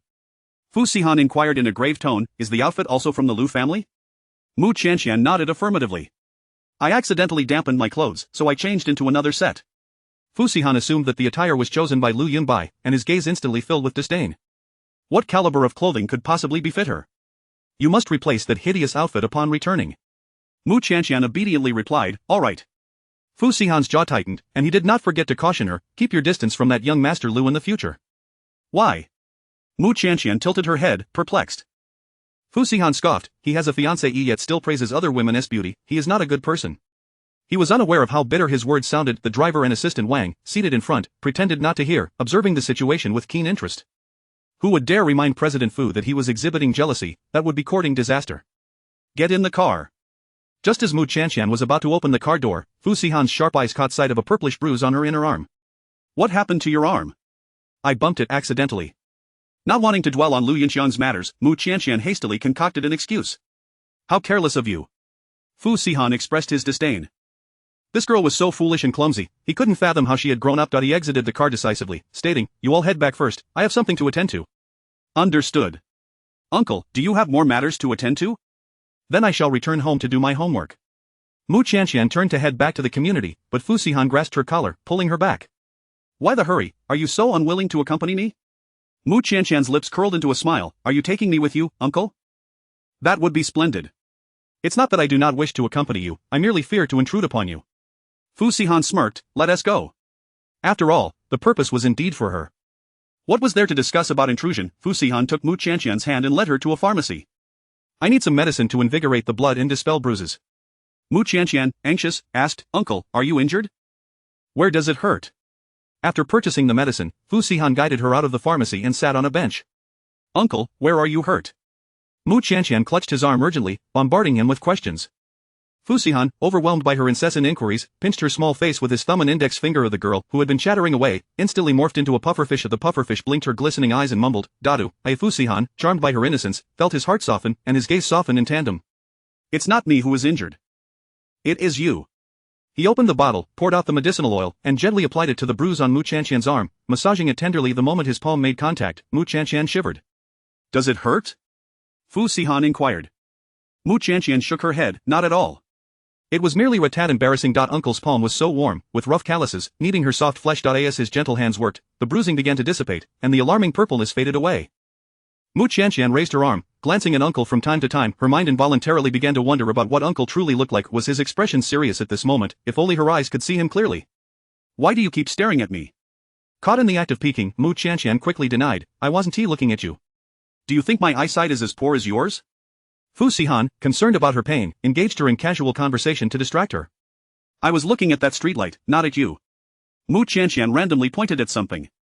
Fu Xihan turned to look, a wider smile gracing his lips. That's a motorcycle light, not a streetlight. Mu Qianqian's cheeks flushed crimson, and she lightly knocked her head in annoyance. Oh. Fu Xihan freed one hand to grasp her wrist. Stop knocking. Be careful not to make yourself even more foolish.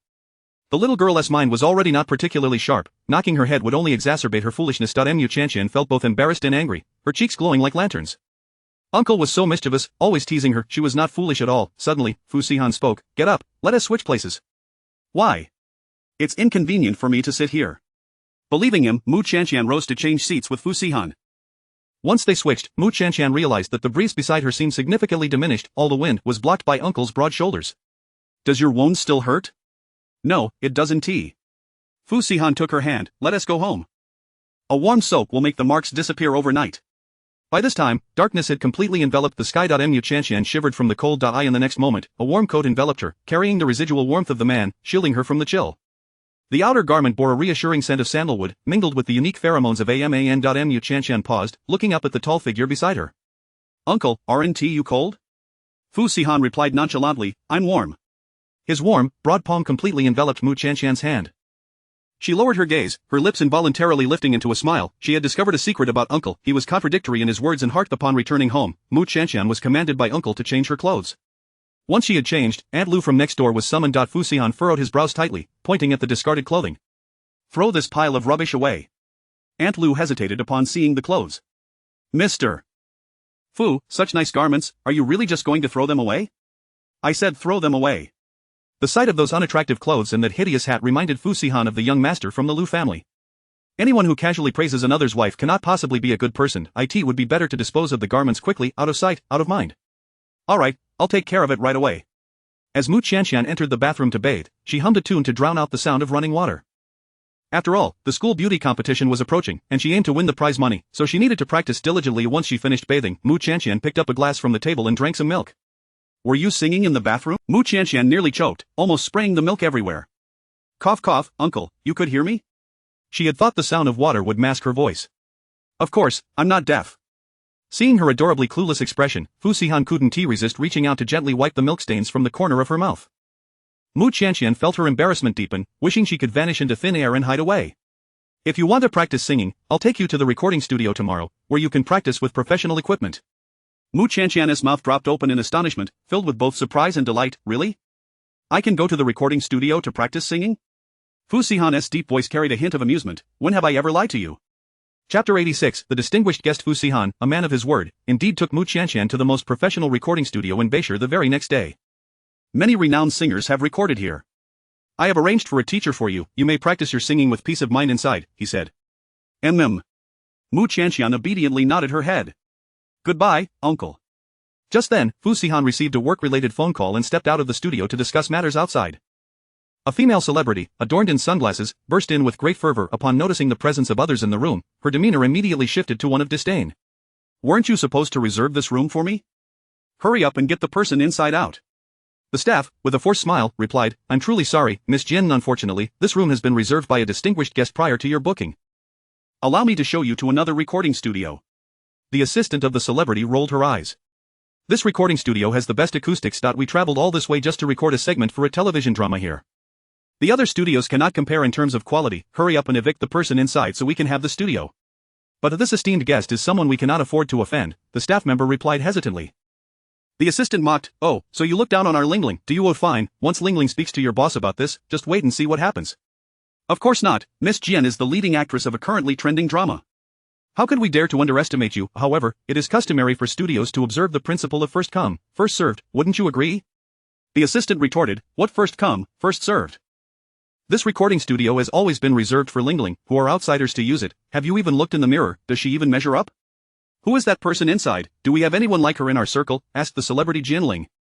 Through the glass partition, upon catching a glimpse of Mu Qianqian's appearance, a flicker of jealousy swiftly crossed Jinling's eyes. Who is this woman, so strikingly beautiful? Why have I never heard of her before? Could she be a newcomer? The assistant glanced inside, disdainfully commenting, she's probably just some insignificant figure. I mean, her style seems to mimic yours, doesn't it? Jinling has always portrayed the innocent and naive girl next door, having starred in numerous leading roles, each more gullible than the last. Yet, her true personality is far from that. It is all a facade crafted to establish her public image of the woman in the recording studio. Not only was she more exquisitely beautiful, but her entire aura was so pure, resembling a fawn untouched by the world. Jinling could never replicate such an effect. No matter how hard she tried, the difference between feigned innocence and genuine sweetness was starkly evident, inciting a profound sense of crisis within Jinling. Find out who she is, the assistant commanded. I'll ask around. The assistant posted Mu Qianqian's photo in a group chat, inquiring various agents if they recognized this budding star. However, no one stepped forward to claim her. Who is she under? That face was born to thrive in the entertainment industry. If she's not signed yet, I would snatch her up for our agency immediately, securing the best fashion and film resources for her. Is this a pure no-makeup photo? Are we sure there's no editing? Signing her would be like signing a cash cow.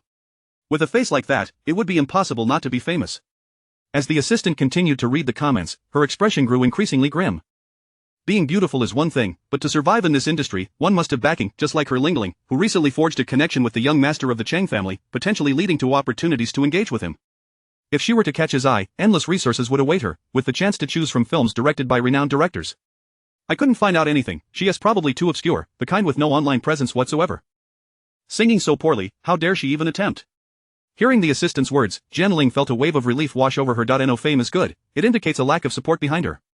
Such an unremarkable newcomer, she could crush with a mere finger. After standing for a while, Jinling felt her legs grow weary. How much longer must I wait? I have another appointment to attend to. If this delays my schedule, will you be able to compensate for the loss?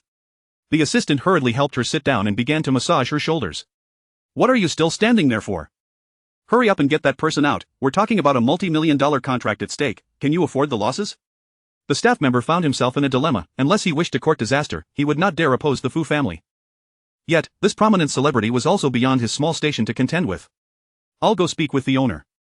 Before long, the studio owner arrived. Jinling held her head high, exuding an air of superiority. Your staff seems utterly ignorant of the rules. I won't hold this against them this time, as I am pressed for time. Quickly clear the studio for me.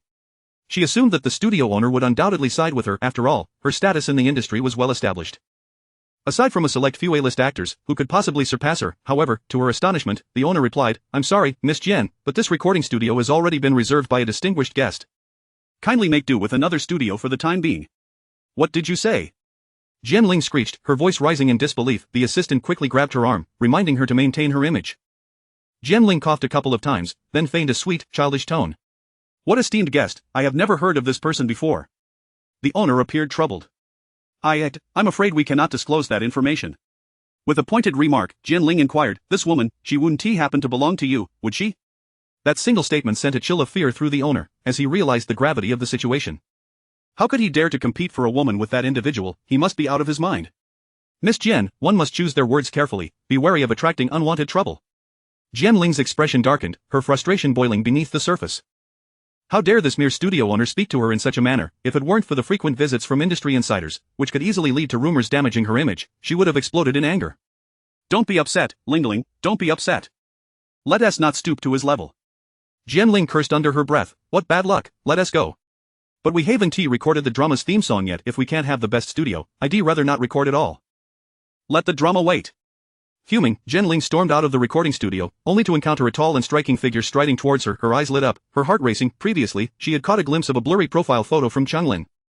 Although the clarity was poor, it was enough to discern the man as extraordinary looks. It was said that he was the current head of the Fu family. With just one glance, Jen Ling was captivated by his nobility and aura.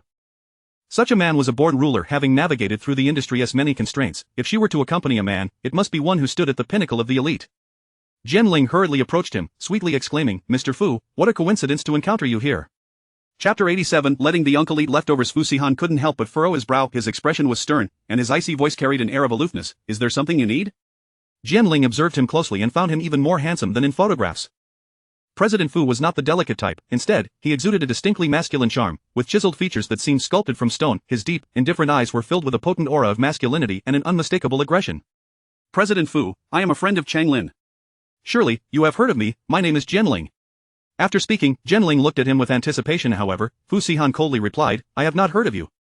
With so many female companions around Changlin, he could hardly recall their names. Fu Sihan was equally indifferent to women, so naturally, he had no knowledge of her existence. "I am an artist under Fomin Media, currently considered the leading actress there." Jen Ling thought to herself, knowing that Fomin Media's largest shares were held by the Fu family. Surely, President Fu would afford her some courtesy due to their connection. In reality, however, the Fu family's investments in the cultural sector were abundant. Fomin Media was merely a mid-sized company. Although it enjoyed a respectable reputation in the industry, the Fu family had no shortage of profitable ventures, thus Fu Sihan was unlikely to take much interest. Fu Sihan glanced at his watch. Calculating the time, he realized that the young girl should be finishing her class soon. Without sparing Jen Ling a glance, he walked past her, his gaze fixed ahead. Jen Ling hurriedly caught up. "Mr. Fu, the viewership for the fantasy drama I recently participated in has been quite impressive. You must have heard of it. If possible, may I add you to my contacts? I would love to be invited to warm up the audience at future events." Her voice was strained, as if she were on the verge of breathlessness. Fu Sihan felt a headache coming on and coldly replied, "Leave." He detested such pretentious individuals. They were incomparable to the innocence and kindness of a genuine girl. The sound of her voice felt like a pollution to his ears. This was Jen Ling's first experience being so summarily rejected by a man. With her assistant and a crowd behind her, she felt the heat rising to her face, embarrassed and at a loss. Her assistant consoled her, Ling, do not be too disheartened. He is notoriously indifferent to women and is known to be difficult to approach. If he is uninterested in you, I doubt there is any woman in the world who could capture his heart." Jen Ling considered this and nodded thoughtfully. "Indeed. If I cannot win him over, the others stand even less of a chance. At the very least, I have a good relationship with the Cheng family's young master, which gives me a better opportunity than others." With a bit more effort, she could forge a connection with the Fu family. Emerging from the recording studio, Mu Qianshan's cheeks were flushed with excitement. "Uncle, I learned so much today. The teacher praised my vocal talent." Fu Sihan ruffled her hair. Well done." The young girl, "I am determined to win the 2,000 yuan prize." 2,000 yuan just renting the recording studio for a day costs more than that. However, as long as the girl was happy, that was what mattered. "When is the competition?" Fu Sihan inquired. "Next Tuesday." "Uncle, will you be coming?" Fu Sihan declined. "I have a business trip next week, so I won't have time." "All right." Mu Qianshan lowered her head in disappointment. Seeing the light in her eyes dim, Fu Sihan felt an unexpected pang of sympathy. Yet, in his heart, work always took precedence over women. Thus, this time, she was destined to be disappointed. "Let us go. I'll take you to eat first." As the two exited the recording studio, Jinling and her assistant had just gotten into their car. Upon turning her head, Jinling caught sight of Fu Sihan and Mu Qianqian together. Her assistant exclaimed in surprise, "Isn't that the woman from the studio earlier? How did she end up with President Fu?" Jinling cast a glance, fire igniting with jealousy in her eyes. So, it was President Fu who brought her to the studio. No wonder the boss refused to make room for me. Before she could ingratiate herself with President Fu, how could this woman have the audacity to take her place? Her assistant, with a sharp tongue, remarked, "This woman certainly has some skills. Her face looks enhanced. I wonder which hospital she went to. The results are quite impressive." Leading the young girl beside him, Fu Sihan was likely unaware of how gentle his gaze had become. In stark contrast to the cold indifference he had displayed towards Jinling, he seemed like a different person. "Vixen, just wait." Jinling seethed, her animosity towards Mu Qianqian reaching its peak. Unbeknownst to Mu Qianqian, she was being mistaken for a star in the entertainment industry. The uncle took her to a high-end restaurant. Although she could not see, the soothing strains of the violin hinted that this establishment was certainly not inexpensive. Mu Qianqian, being considerate, said, "Uncle, please don't order too much. It would be wasteful if we can't finish it." Whether it was wasting food or money, both were unacceptable. Fu Sihan had already ordered sparingly for her, yet to his surprise, Mu Qianqian could not finish even such a small portion. "Do you not wish to gain some weight?" Fu Sihan remarked, observing her meager appetite, feeling a bit exasperated. Caring for a woman was indeed troublesome. When would she finally put on some flesh? Mu Qianqian rubbed her round belly, nearly in tears. "Uncle, I truly cannot eat anymore." Having grown accustomed to hunger from a young age, her small appetite was not something she could control.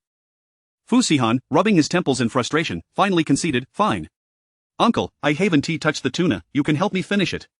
Fu Sihan's expression darkened. "Little girl, are you asking me to eat your leftovers? When had the esteemed President Fu ever needed to eat someone else's leftovers? Moreover, he had a severe cleanliness obsession. The thought of consuming another's remnants was utterly repugnant to him. Feeling embarrassed, Mu Qianqian's cheeks flushed as she mumbled, "No, I just think it's wasteful if we don't finish it." After all, the dishes here were so expensive that she rarely indulged in such luxuries. "Perhaps I'll eat more slowly?" Mu Qianqian suggested, rubbing her belly, deciding to wait until she felt less full before continuing. After a few minutes, she picked up her chopsticks to grab a piece of fish, but her stomach simply had no more room. "If you can't eat, then don't force yourself." "You don't want to overeat," Fu Sihan said, snatching the chopsticks from her. Mu Qianqian pouted, "But this meal is so expensive, it would be such a waste if I can't finish it." Fu Sihan realized that this little girl was quite the money-minded individual. Whenever money was involved, she tended to lose her clarity. Coldly, he replied, "I'll eat it for you." Since she was concerned about wasting food, he reluctantly obliged to finish her remaining fish. Fu Sihan elegantly lifted a piece of tuna and brought it to his mouth. Surprisingly, despite consuming her leftovers, he felt no aversion whatsoever. Chapter 88, A hint of enchantment. Mu Qianqian felt a warmth in her heart. She had merely made a casual remark earlier, not expecting that the uncle would genuinely be willing to consume her leftovers. Did this signify that in the uncle's heart, he had already regarded her as family? Unable to restrain her curiosity, Mu Qianqian inquired, "Uncle, do you find me bothersome?" Fu Sihan replied without hesitation, "Indeed." Although he feigned disdain, he did not discard her leftover tuna. Instead, he furrowed his brows and polished it off entirely. "Can we leave now?" Mu Qianqian nodded eagerly. Yes, uncle, let us go." Fu Sihan took her hand and they exited the restaurant together. During the journey back, Mu Qianqian felt so drowsy that her eyelids could hardly remain open, comfortably resting against the car window as she drifted into a deep slumber. Observing her restless sleep, Fu Sihan gently turned her head to rest against his shoulder. He playfully pinched her nose and remarked with a hint of exasperation, "You eat well and then sleep, little lazy pig." Mu Qianqian swatted his hand away, mumbling sleepily, "Don't bother me, I want to sleep." Fu Sihan was rendered speechless. Had he known this girl was so ungrateful, he would have let her lean against the window and pressed her forehead against it until it turned red. He then opened the car's onboard computer to attend to work matters. Occasionally, he would glance down at Mu Qianqian's serene sleeping face, adjusting her head's position to ensure she was more comfortable. That day, Mu Qianqian went to Yuncheng Hotel for her part-time job. When her break arrived, Yuanqing rushed to the lounge to find her, only to discover that Mu Qianqian was absent. Where did Qianqian go? Upon noticing Yuanqing, Wang Yanru approached her with enthusiasm, "Miss Yi, it's you. Qianqian was just here, I wonder where she has gone to slack off." Yuanqing held a poor impression of her and nodded coolly, intending to leave. "Miss Yi, have you been comfortable staying at Yuncheng recently? If you need anything, please feel free to let me know." Wang Yanru had set her sights on Yuanqing, hoping to get closer to young Master Yi. However, Yuanqing, having grown up in a wealthy family, was not naive and was well aware of her intentions. "There is no need," Yuanqing replied coolly, "I fear you might foolishly spread my name." Wang Yanru's expression shifted between shades of pale and flushed. This was something she had said herself, and there was no denying it.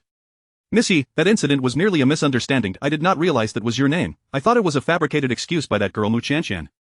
Whether it was a misunderstanding or not is inconsequential to me. I have no ties to you." With that, Yu Wanqing left the lounge in search of Mu Qianqian elsewhere. At that moment, Mu Qianqian was seated in the garden, engaged in a phone conversation with Elder Fu. Qianqian, how have you been lately? Mu Qianqian nodded. Thank you for your concern, Grandma. I am doing well. Have you been able to eat properly these past few days? Although puzzled as to why Elder Fu would ask such a question, Mu Qianqian obediently responded, yes, I have a good appetite. That's wonderful. You are fortunate, my dear, to have avoided much hardship. In the initial months, Sihane-san could not keep anything down, losing quite a bit of weight, which had me quite worried. Mu Qianqian scratched her head. She found herself increasingly perplexed by her grandmother's words. Has Sihan been treating you well lately? Without hesitation, Mu Qianqian replied, yes, uncle is very kind to me. Elder Fu's face brightened. That's good to hear. Sihan has been consumed by work for years, having little interaction with women. He is quite straightforward. Should he ever fall short in his treatment of you, do not hesitate to inform me, and I shall correct him. A smile danced in Mu Qianqian's eyes. You can rest easy, Grandma. Do not fret too much about school. Your health is of utmost importance. Whenever you and Sihan have the time, do come to the old residence for a meal with me. Mu Qianqian sweetly replied, of course, once uncle's work settles down, we will come to keep you company. After finishing her call with Mu Qianqian, Elder Fu felt elated for the entire day. Do you think Qianqian possesses some sort of magic? Whenever I converse with her, my spirit and energy seem to elevate dramatically. Mother, this indicates that Qianqian is quite likable to you. I too have grown fond of this little girl. She is innocent and kind-hearted. Such souls are rare in today's society. Indeed. To marry this girl would be Sihan's good fortune. In the realm of the affluent, marriages are approached with caution. One must avoid marrying someone troublesome who would constantly scheme. It is truly a stroke of luck for Fu Sihan to have encountered a naive and kind-hearted girl like Mu Qianqian in this day and age. Qianqian, there you are. I've been searching for you everywhere. Yu Wanqing finally found Mu Qianqian. Wanqing, what brings you here? Nothing much, just wanted to chat with you. Yu Wanqing hurried over and sat beside Mu Qianqian. Concerned, Mu Qianqian asked, how did your conversation with young Master Lu go? Yu Wanqing's cheeks flushed slightly. It went all right. When do you plan to discuss marriage? We'll wait a bit longer. We're not very familiar yet. Yu Wanqing, typically carefree, was now shy, indicating she had found someone she truly liked. Qianqian, I heard you're participating in the school beauty contest soon. What talent will you showcase? I'll be singing. Yu Wanqing praised, your vocal abilities are impressive, your singing will surely be delightful. I must come to support you. That would be great, with you there, I won't feel as anxious. Yu Wanqing's phone chimed, and she glanced at the screen. Oh, what a coincidence. Young Master Lu has just invited me to a concert next Tuesday. I think I'll skip the concert and come cheer for you instead. Mu Qianqian scrunched her face, hesitantly asking, is young Master Lu also coming? What's wrong, Qianqian? Are you not welcoming him? No, Mu Qianqian shook her head. It's just she was unsure how to explain to Wanqing the uncle did not hold a favorable impression of young Master Lu.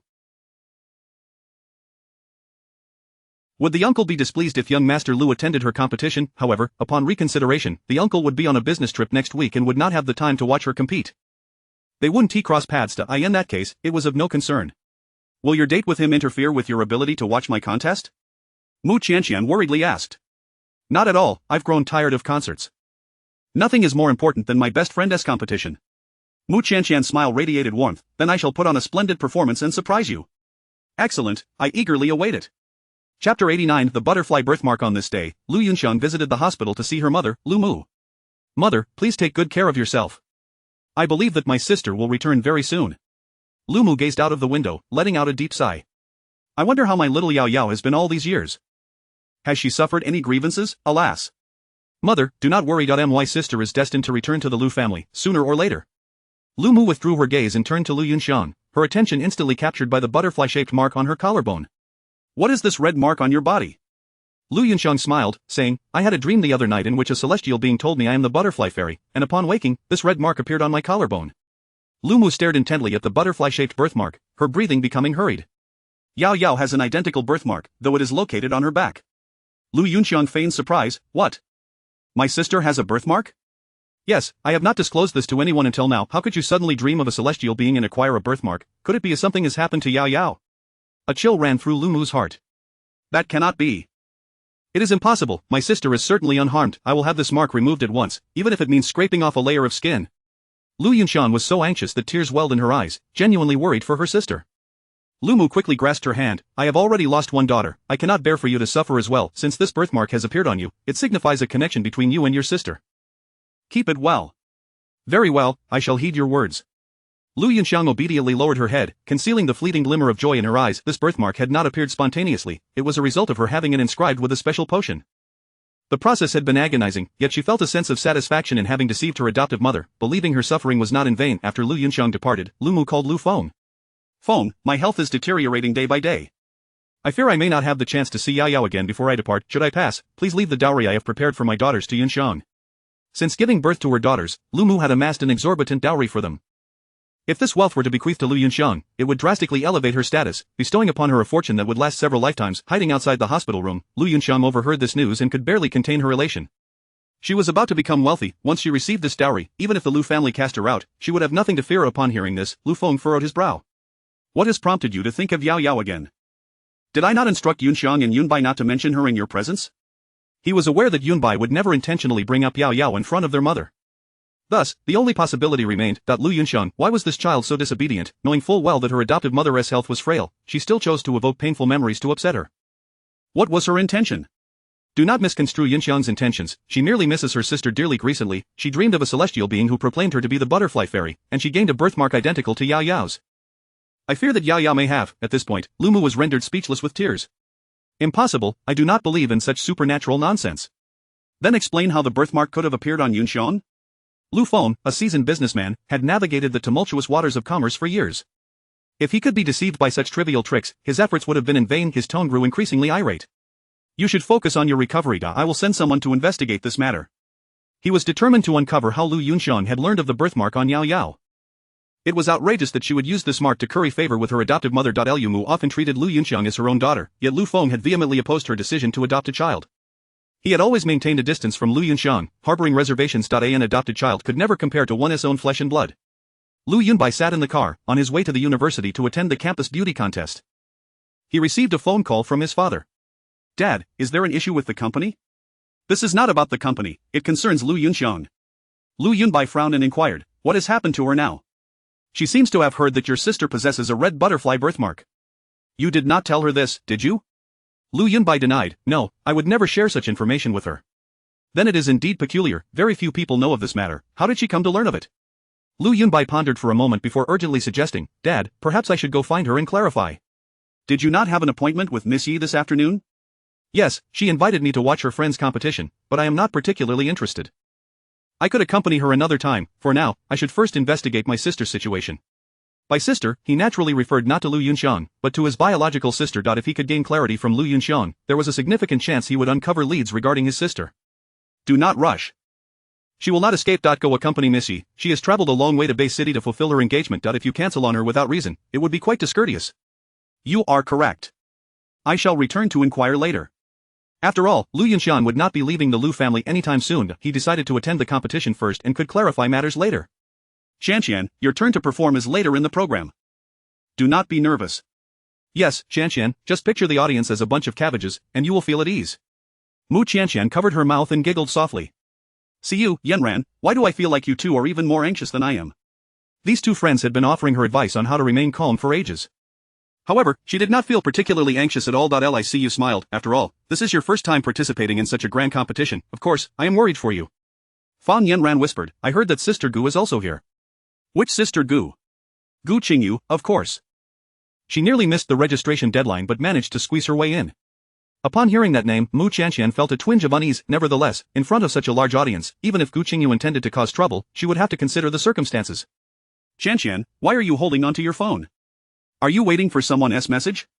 Oh, not at all. Mu Qianqian hesitated for a moment before putting her phone away. In truth, she had been waiting for news from the uncle. Yet, she had waited for so long without receiving anything. He must be out of town by now and likely unable to attend her competition. Chapter 90 Lu Yunbai comes to watch the competition. The backstage lounge grew increasingly crowded as more contestants entered the room. Shall we step outside for a moment? It's rather cramped in here, Li Siyu suggested. After all, Mu Qianqian's turn to perform was last, so there was no need to rush. A scoff came from the side. If you find it crowded, then perhaps you shouldn't have entered the competition. One might think she is some pampered heiress, unable to endure such minor discomforts. What a farce.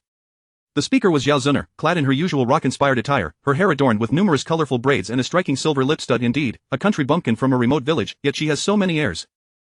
It is laughable. Another chimed in. Yao Zuner is the genuine aristocrat. She hasn't uttered a word of complaint, while this impoverished wretch is putting on a show. Isn't that Mu Qianqian over there? She is competing too. Wait until Lucy arrives. It'll be quite the spectacle. Just as Li Siyu was about to argue with them, Mu Qianqian tugged at her arm to stop her. Let us forget it, Siyu. Let us go outside for some fresh air. With her two friends, Mu Qianqian left the suffocating lounge. Upon stepping out, they unexpectedly encountered Fu Qianqing. Qianqian, here is a little something I got for you. Please don't be nervous later, Fu Qianqing said, presenting her with a bouquet of flowers along with an assortment of snacks and drinks to help her relax. Mu Qianqian chuckled helplessly.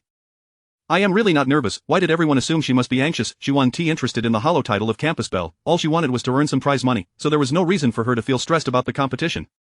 If you're not nervous, I am. Just take it, Fu Qianqing insisted, pressing the gifts into her hands. Qianqian still has to go on stage. I'll hold this for her, Fang Yanran interjected, taking the items and opening a bottle of water to hand to Mu Qianqian. Here, drink some water first. Okay, thank you, and thanks to you too, classmate Fu. Mu Qianqian rarely addressed Fu Qianqing by name, and saying it this time felt oddly serendipitous. Fu Qianqing's surname, Fu, sounded similar to her uncle's surname, Fu.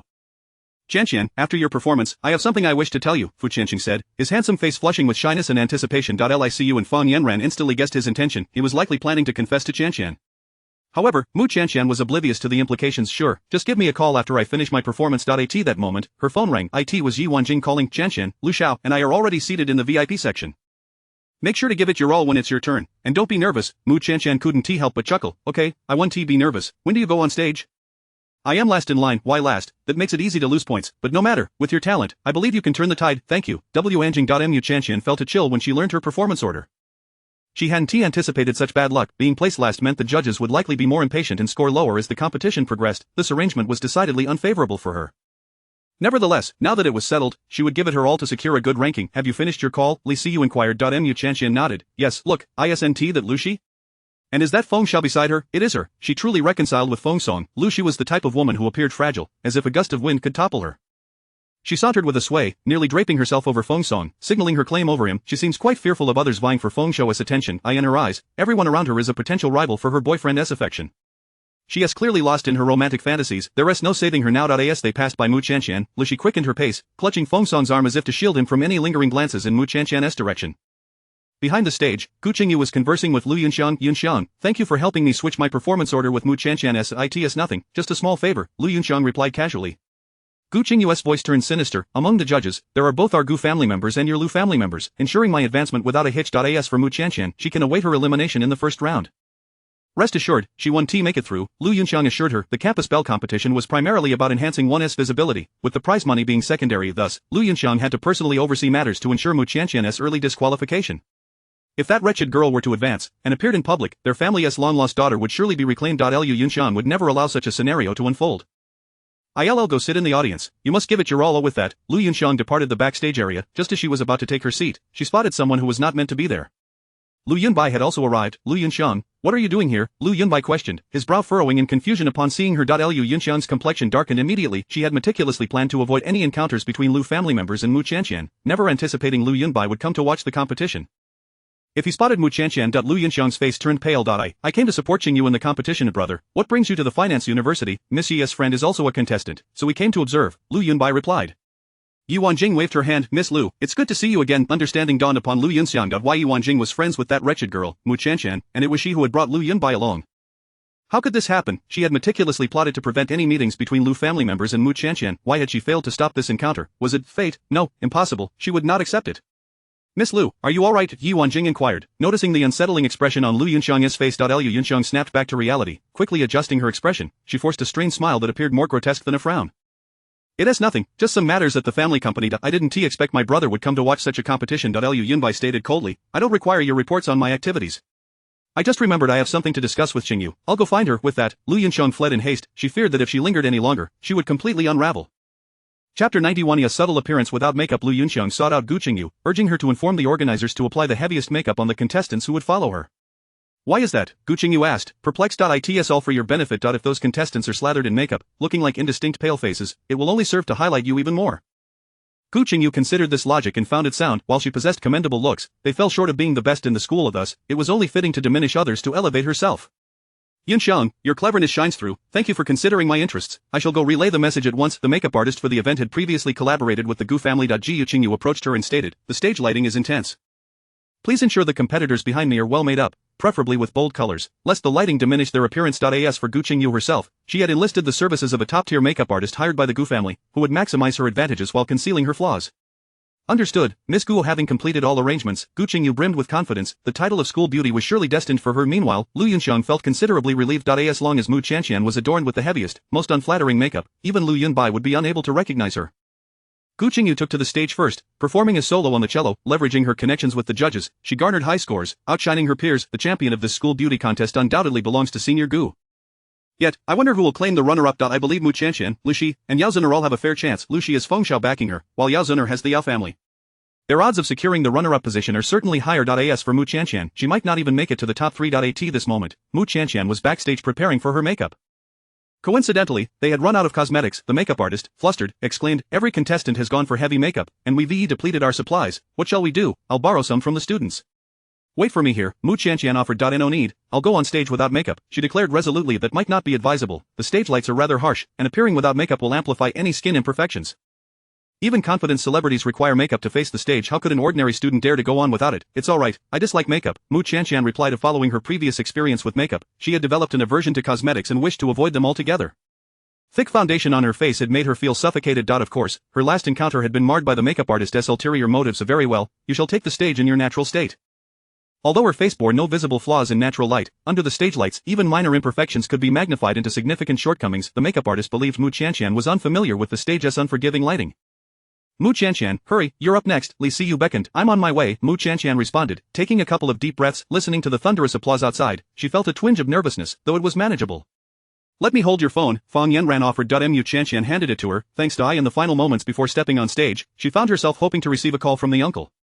Perhaps he would unexpectedly ring her up, saying he wouldn't be going on his business trip and would come to watch her compete instead. However, her phone remained silent, devoid of any messages or calls. Mu Chanxian couldn't help but smile wryly. Life, after all, was not a drama. Perhaps she had expected too much of next contestant. "Mu Chanxian, please take the stage," her friends cheered her on. "Chanxian, go for it." As Mu Chanxian stepped onto the stage, her petite figure was projected onto the large screen, magnified countless times. A chorus of screams erupted from the audience. "Oh my, is she not wearing makeup? She is actually going on stage barefaced. Her skin looks immaculate, smooth and flawless, no pores visible. It's no wonder she dares to appear this way. I bet even the judges didn't anticipate that someone would take the stage without makeup. This should earn her quite a few impression points." However, her later appearance order makes it difficult for her to turn the tide. In the audience, Yi Wanqing waved her arms, vociferously cheering for Mu Chanxian. Yet beside her, Lu Yunbai froze upon seeing Mu Chanxian's unadorned face. How could this be? This girl, how could she resemble his mother so closely? It was as if she had been carved from the same mold.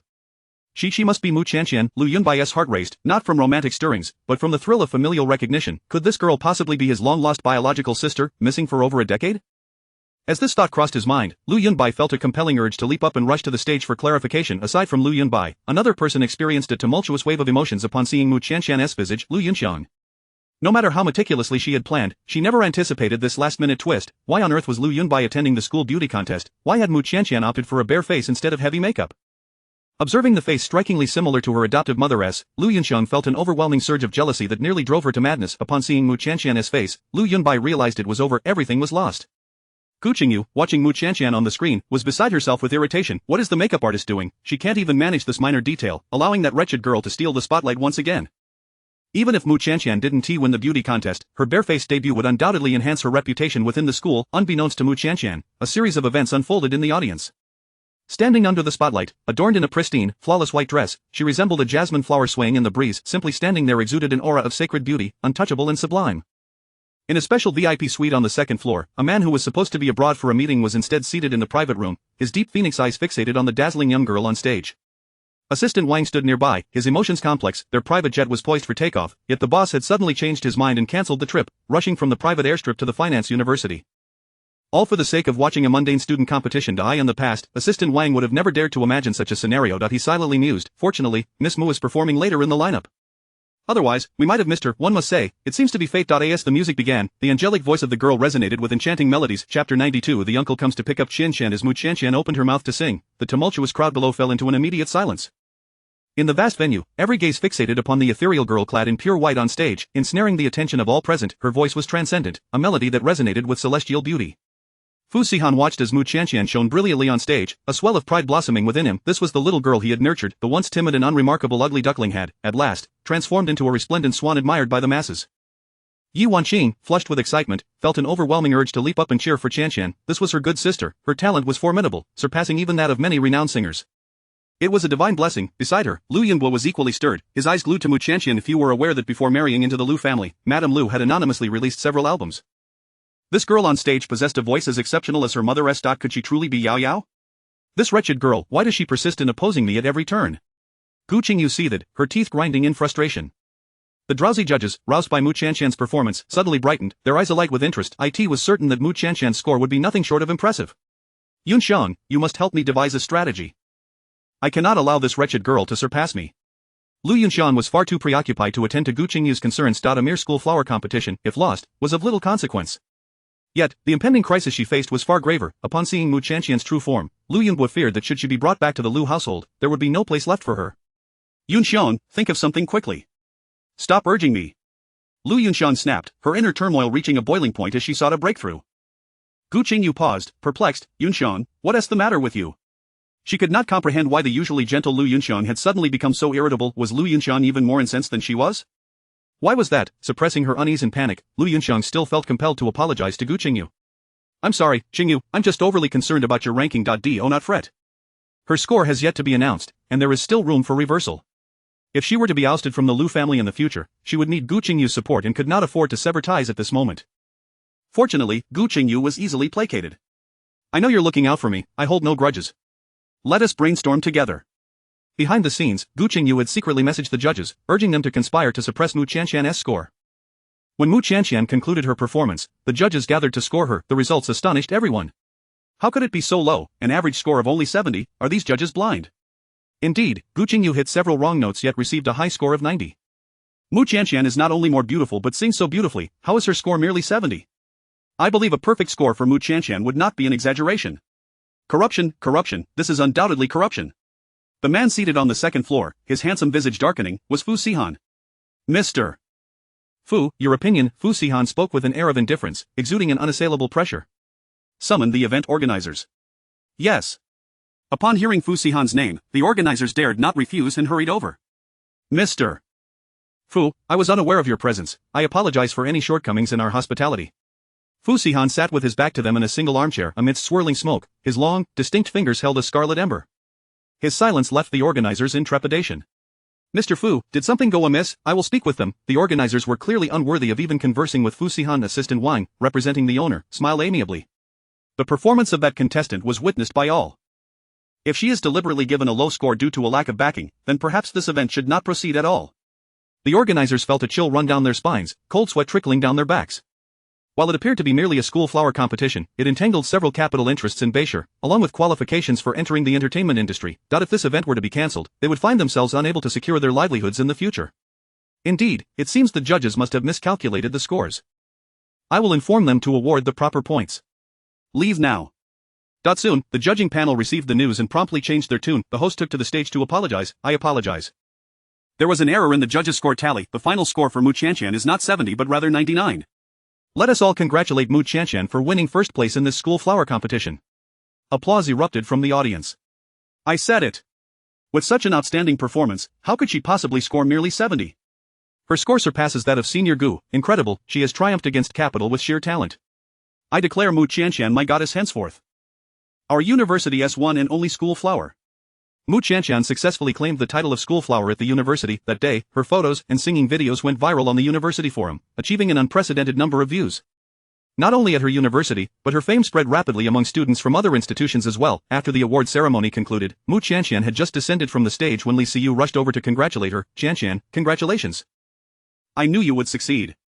A slight smile graced Mu Qianqian's lips, her spirits evidently high. I'm thrilled, I received a bonus of 20,000.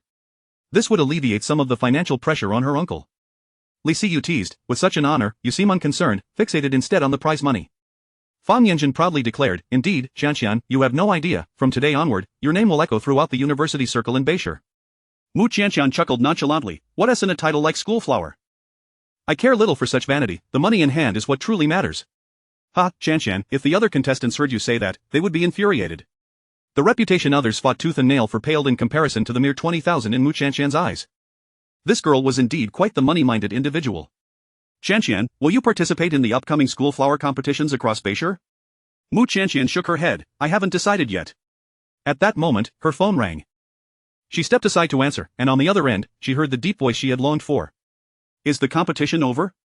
Mu Qianqian's eyes sparkled as she replied, yes, I just finished. Uncle, you called right after. Come to the school gate, I will take you home. Mu Qianqian paused for several seconds, then responded, Uncle, are you back from your business trip? That was fast. Hadn't he said he would be abroad for several days? She had not anticipated his return so soon until now. Mu Qianqian believed Fu Sihan had been away and had not attended her competition. Fu Sihan rubbed his temples in exasperation, finally clarifying, silly girl, I watched your performance. You sang wonderfully. Chapter 93 The woman of my cousin. Fu Sihan's words fell like a stone cast into a serene lake of emotions, sending ripples of surprise coursing through Mu Qianqian's heart. Her pulse quickened, and her cheeks flushed uncontrollably. Uncle, you didn't go on a business trip today? The meeting was unexpectedly cancelled, and I found myself with some free time, so I thought I would come to see you, he replied.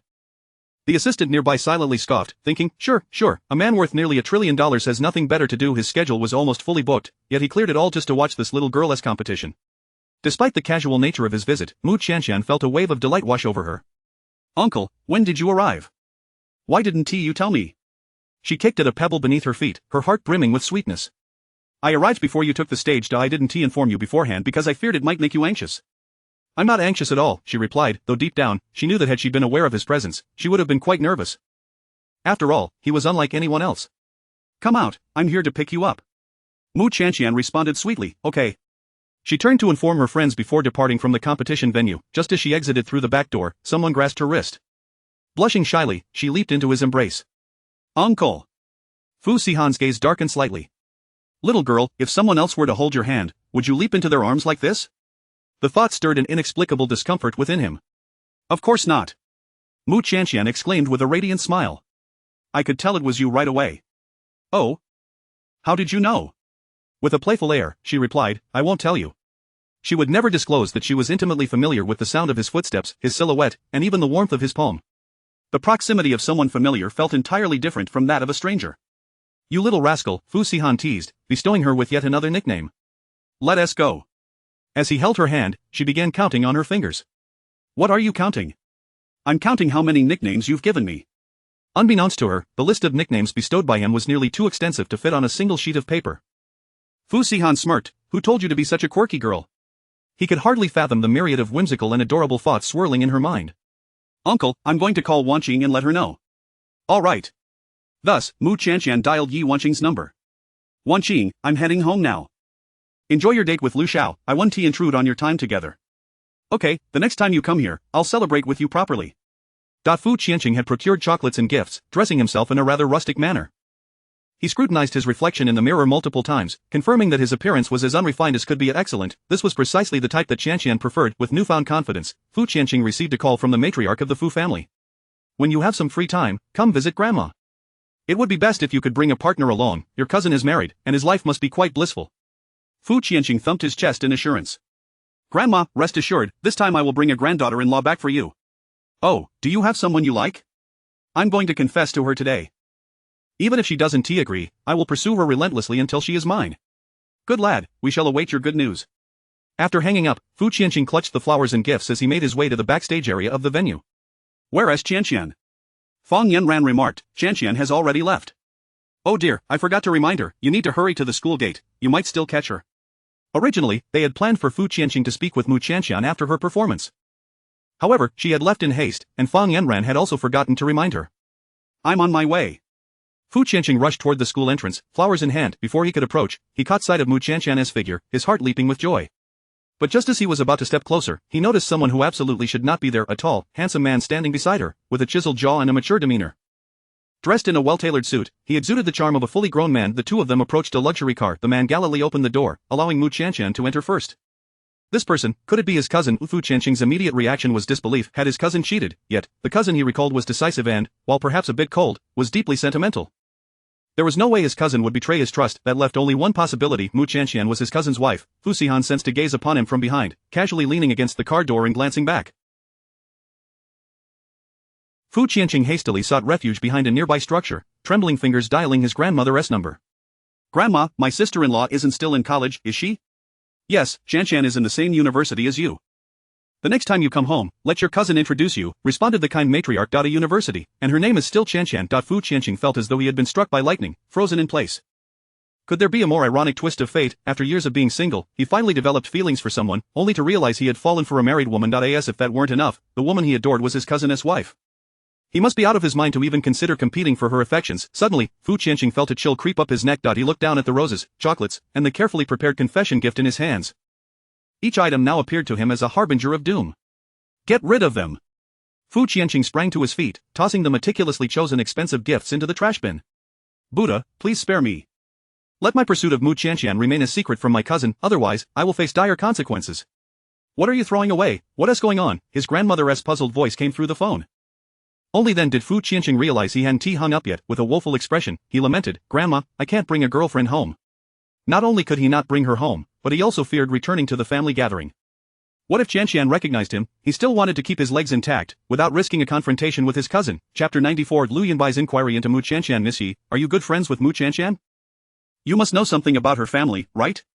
Lu Yunbai inquired with a hint of urgency. He needed to gather more information about Mu Qianqian to ascertain her true identity. Yi Wanqing pondered for a moment and replied, Qianqian seldom speaks of her family. All I know is that she has a younger brother and that her family does not treat her well.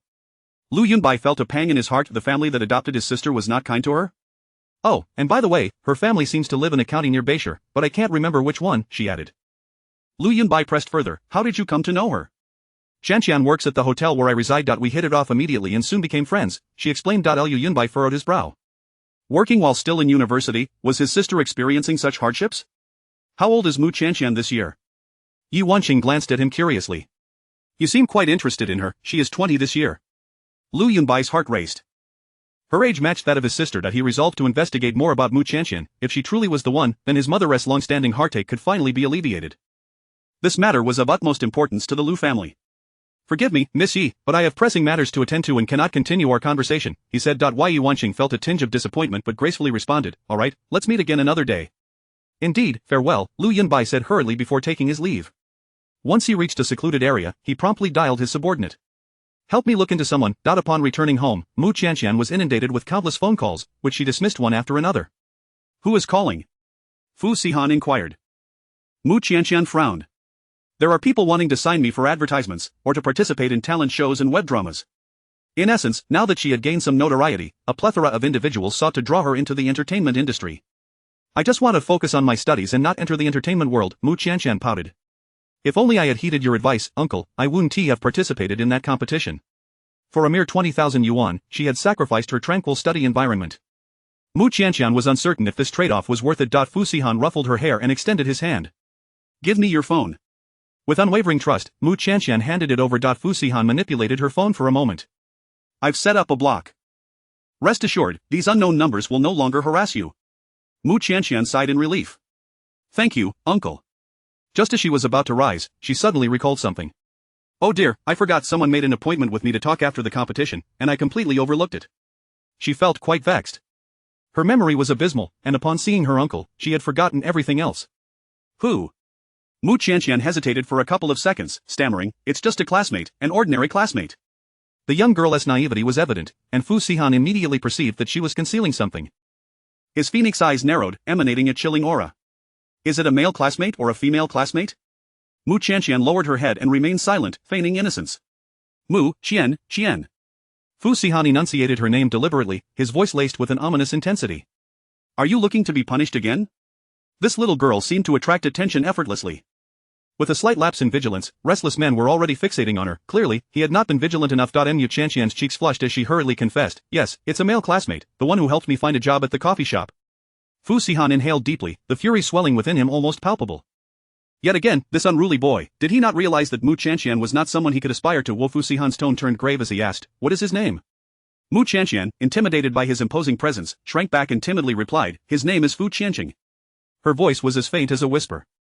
Fu Sihan strained to hear, frowning. What? Fu Qianqing. Mu Qianqian raised her voice, this time ensuring Fu Sihan heard her clearly. Fu Qianqing, the name was all too familiar to him. Fu Sihan's anger morphed into a sardonic smile, his expression dark as night.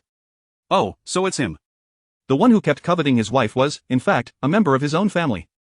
It seemed this boy was itching for a lesson. Mu Qianqian tugged at his sleeve, her eyes glistening with unshed tears. Uncle, please don't act impulsively. Fu Sihan's gaze was inscrutable. Oh, are you trying to protect him? Mu Qianqian shook her head vigorously, fearing a misunderstanding. No, it's not that. I just worry that you might get implicated. He is merely an ordinary classmate to me, but you are my husband. The word slipped from her lips, her cheeks flushing crimson. It must be said that the term husband wielded considerable power. Like a soothing balm, it quelled Fu Sihan's impending rage. Rest assured, I know how to handle this. Mu Qianqian bit her lip, unable to shake off her unease. Her uncle's possessiveness was overwhelming. Who could withstand such intensity? At that moment, far away in the villa, Fu Qianqing sneezed unexpectedly. Why did the air suddenly feel so chilly?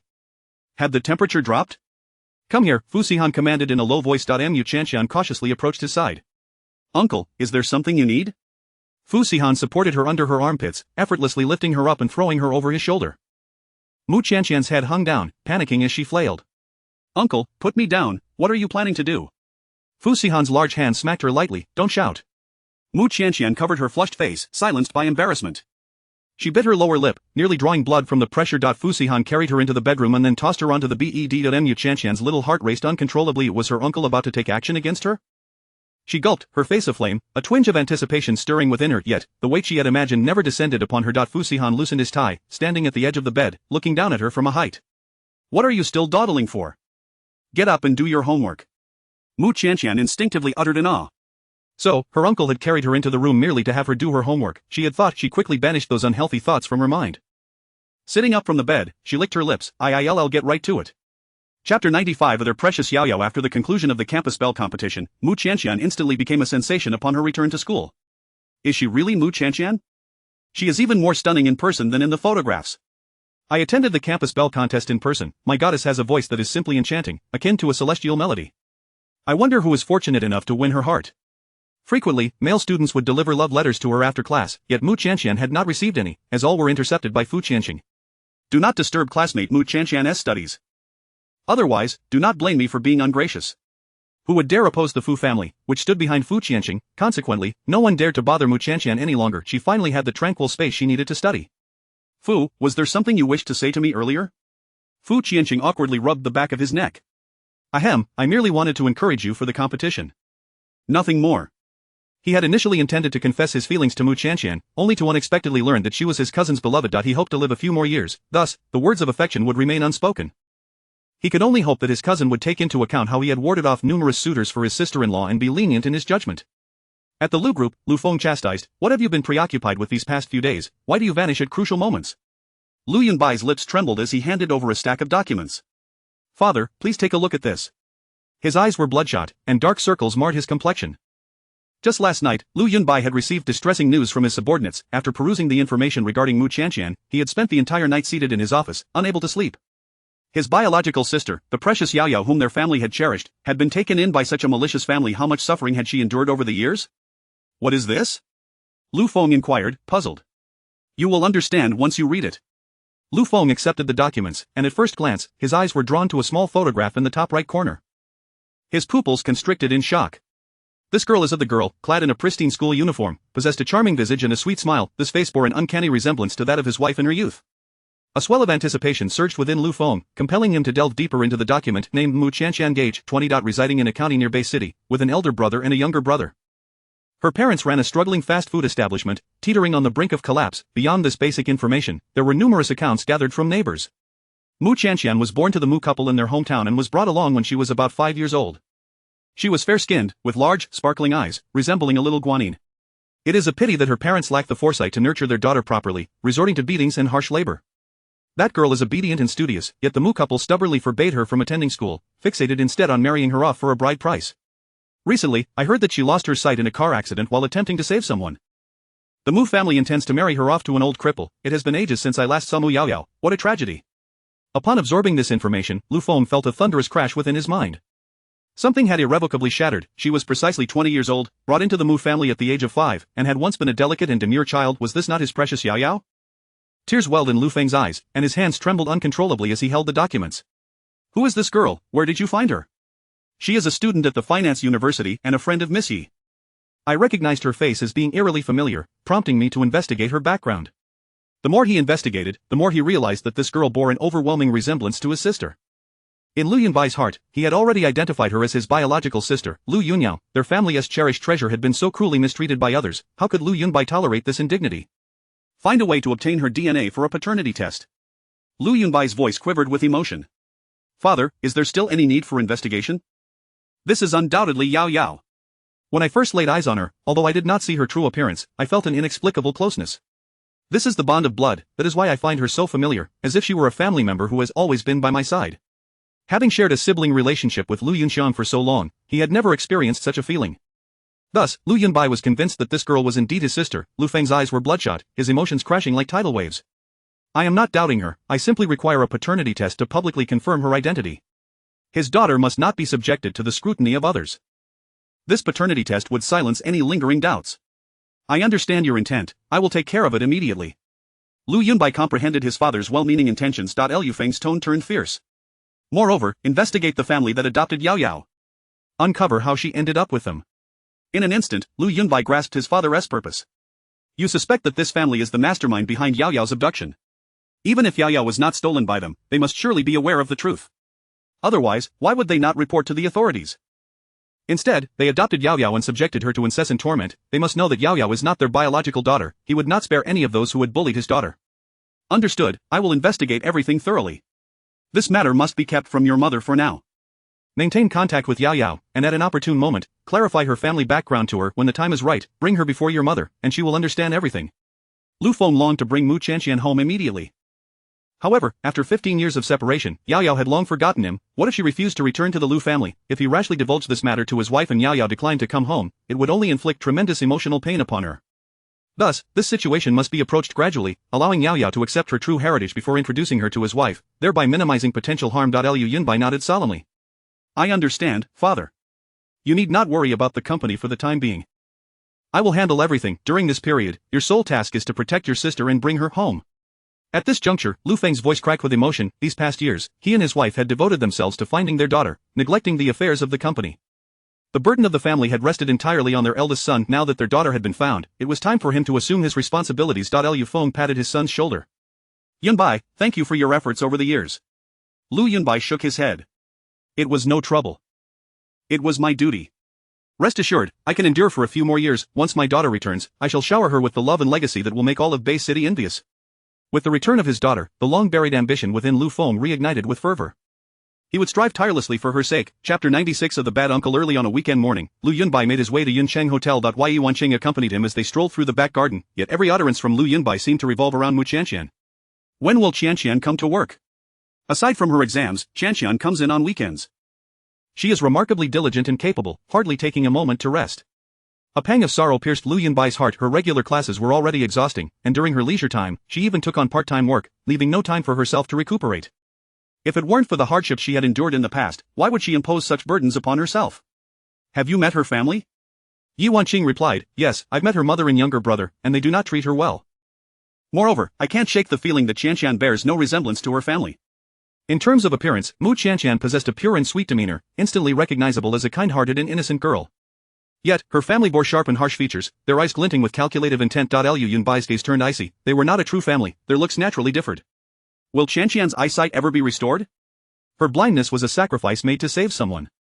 It seems a relative assisted her in undergoing surgery. Currently, she is in the recovery phase, able to perceive only faint shadows. With time, she should regain her vision. Lu Yunbai felt a significant sense of relief. Nevertheless, he knew he had to take Qianqian to a better hospital for a thorough examination. He could not allow any lasting repercussions on her eyesight. Miss Yi, I would like to get to know Mu Qianqian. Could you assist me in making an introduction? Yi Wanqing was taken aback. She mistakenly assumed that Lu Yunbai harbored romantic intentions towards Mu Qianqian. Lowering her head, she felt as if her heart had been squeezed, and her eyes grew slightly moist. After a brief pause, she composed herself and said, certainly, I will facilitate your meeting when she arrives. That having just risen in the morning, Mu Qianqian sneezed several times. Fu Sihan glanced at her attire, his brow furrowing like a little mountain. Why are you dressed so lightly? Mu Qianqian rubbed her reddened nose and replied, I still need to change into my work uniform later. It is inconvenient to wear too much. The weather is chilly, you need not wear your work uniform, put on something warmer at once. Mu Qianqian was momentarily taken aback. When did this happen? I wasn't aware. Fu Sihan's expression remained unchanged. I just received the message. Go change your clothes. To Mr. Fu, this was merely a trivial matter. A quick call to the assistant would suffice to notify the team at Yuncheng. As Mu Qianqian stood there, her mind slightly foggy from just waking up, Fu Sihan rose from the sofa, grasped her shoulders, and gently nudged her back toward the bedroom. He opened the wardrobe and began selecting a coat for her. Suddenly, Mu Qianqian remembered something, and she hurriedly clutched his arm. Her cheeks flushed crimson as she stammered, I can choose my clothes myself. Are you certain? Mu Qianqian nodded vigorously, absolutely, very certain. Fu Sihan was puzzled by the girl's sudden shyness. Just as he was about to step aside, his peripheral vision caught sight of a cartoonish garment hanging in the wardrobe, and he suddenly understood she was embarrassed about him seeing it. Mu Qianqian pushed Fu Sihan away and stood in front of the wardrobe, pretending to select clothes while frantically concealing her intimate apparel beneath other garments. Fu Sihan covered his mouth with his hand, a smirk dancing in his eyes. Do you like SpongeBob? He had noticed several items adorned with SpongeBob prints. Mu Qianqian's face turned beet red, her first instinct being to cover her chest, then it dawned on her that the uncle had indeed seen her wardrobe. In a flurry, she yanked down the clothes above to cover the small garments. Uncle, if you keep this up, I will be upset. She stomped her foot, her voice taking on a childish tone, devoid of any real threat. Fu Sihan's smile widened, leaning against the wardrobe door to prevent her from closing it. He playfully teased, "Oh, what will happen if you get upset?" To him, Mu Qianqian appeared like a harmless little kitten. Even if she swatted at him with her tiny paws, it would hardly frighten him. Mu Qianqian bit her lip, pondering for a moment. I will also discipline you. Fu Sihan's expression froze. He hadn't anticipated such a retort. With a darkened face, he spoke slowly. Little girl, are you attempting to rebel?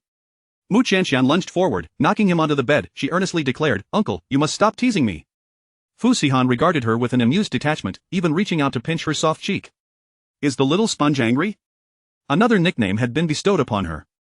Embarrassed and indignant, the thought of the uncle witnessing her petite clothing filled her with heat, causing every drop of blood to rush to her head. Perched atop him, Mu Qianqian began to scratch his chest playfully. Her nails were short and harmless, but allowing this little girl to exert her whims on him was a matter of pride for Fu Sihan. Moreover, the stirrings of desire within him had been ignited. If this continued, things could quickly spiral out of control. Fu Sihan seized her flailing hands, his gaze icy and foreboding.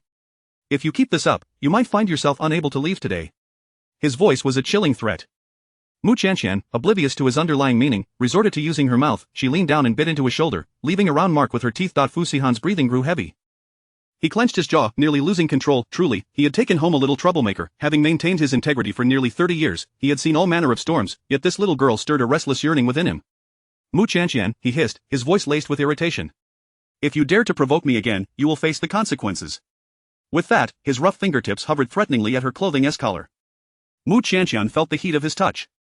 If you wish to avoid my seeing you in SpongeBob attire, you had better get off me right now. Mu Qianqian squeaked in surprise, hastily scrambling off him and tumbling down from the bed. Uncle, you are so naughty. Fu Sihan loosened his collar, his gaze upon her akin to that of a hungry wolf. Once this little girl's eyes recovered, he would no longer need to restrain himself. At that time, he would relish in how he would deal with her. Mu Qianqian threw on a random jacket and hurried out the door. Upon arriving at Yuncheng Hotel, she was greeted by the manager, who informed her that, due to the cold weather, uniforms were no longer required. To her astonishment, the uncle's news was remarkably swift. Just as she was about to head to the exhibition hall, Yu Wanqing called her over. Qianqian, young Master Lu wishes to befriend you. I will introduce you to him. Chapter 97. Mr. Lu's conversation with Qianqian. Mu Qianqian did not refuse. All right. He will be your husband in the future, so my relationship with him cannot be too strained. Yu Wanqing chuckled softly. Please, do not tease me. Yet, there was a hint of melancholy in her smile.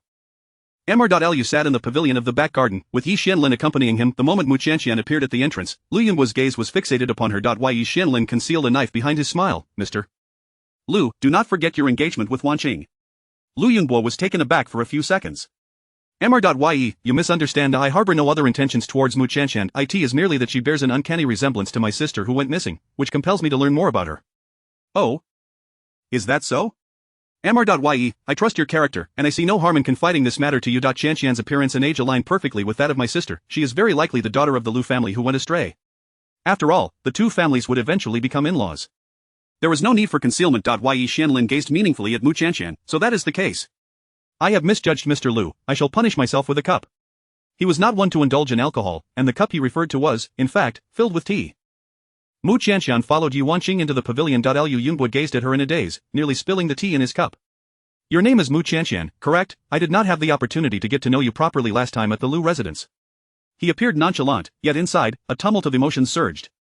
The sensation of their blood connection intensified with their close proximity. This was his sister, whom he had not seen for 15 years. Lu Yunbo's eyes turned red, and he quickly lowered his head to mask his emotions, finishing the tea in his cup. Yes, Mr. Lu, Wanqing and I are good friends. You need not call me Mr. Lu. If you wish, you may call me by my name, or brother. Lu Yunbo had not intended to voice this so soon. However, seeing his long-lost sister before him, he could not restrain his desire to hear her call him brother. Mu Qianqian hesitated. Wouldn't that be too abrupt? Lu Yunbo stood up eagerly. Not at all. As long as you are willing, you may call me whatever you like. In her heart, Mu Chanqian felt a voice urging her agree to him, call him brother. Yet, her nature, shaped over the years, made her hesitant to take such a bold step. She retreated behind Yi Wanqing. Lu Yunbo felt a sharp pang in his heart, forcing a wry smile. I apologize, I was too hasty. Mu Chanqian detected the disappointment in his tone, and for reasons unknown, her heart ached in response. She consoled him, Mr. Lu, you need not apologize, it is simply that I am not yet well acquainted with you, perhaps once we become more familiar, I shall call you that. Lu Yunbo gazed deeply at her and nodded. Truly, she was his sister, still as kind and considerate as ever.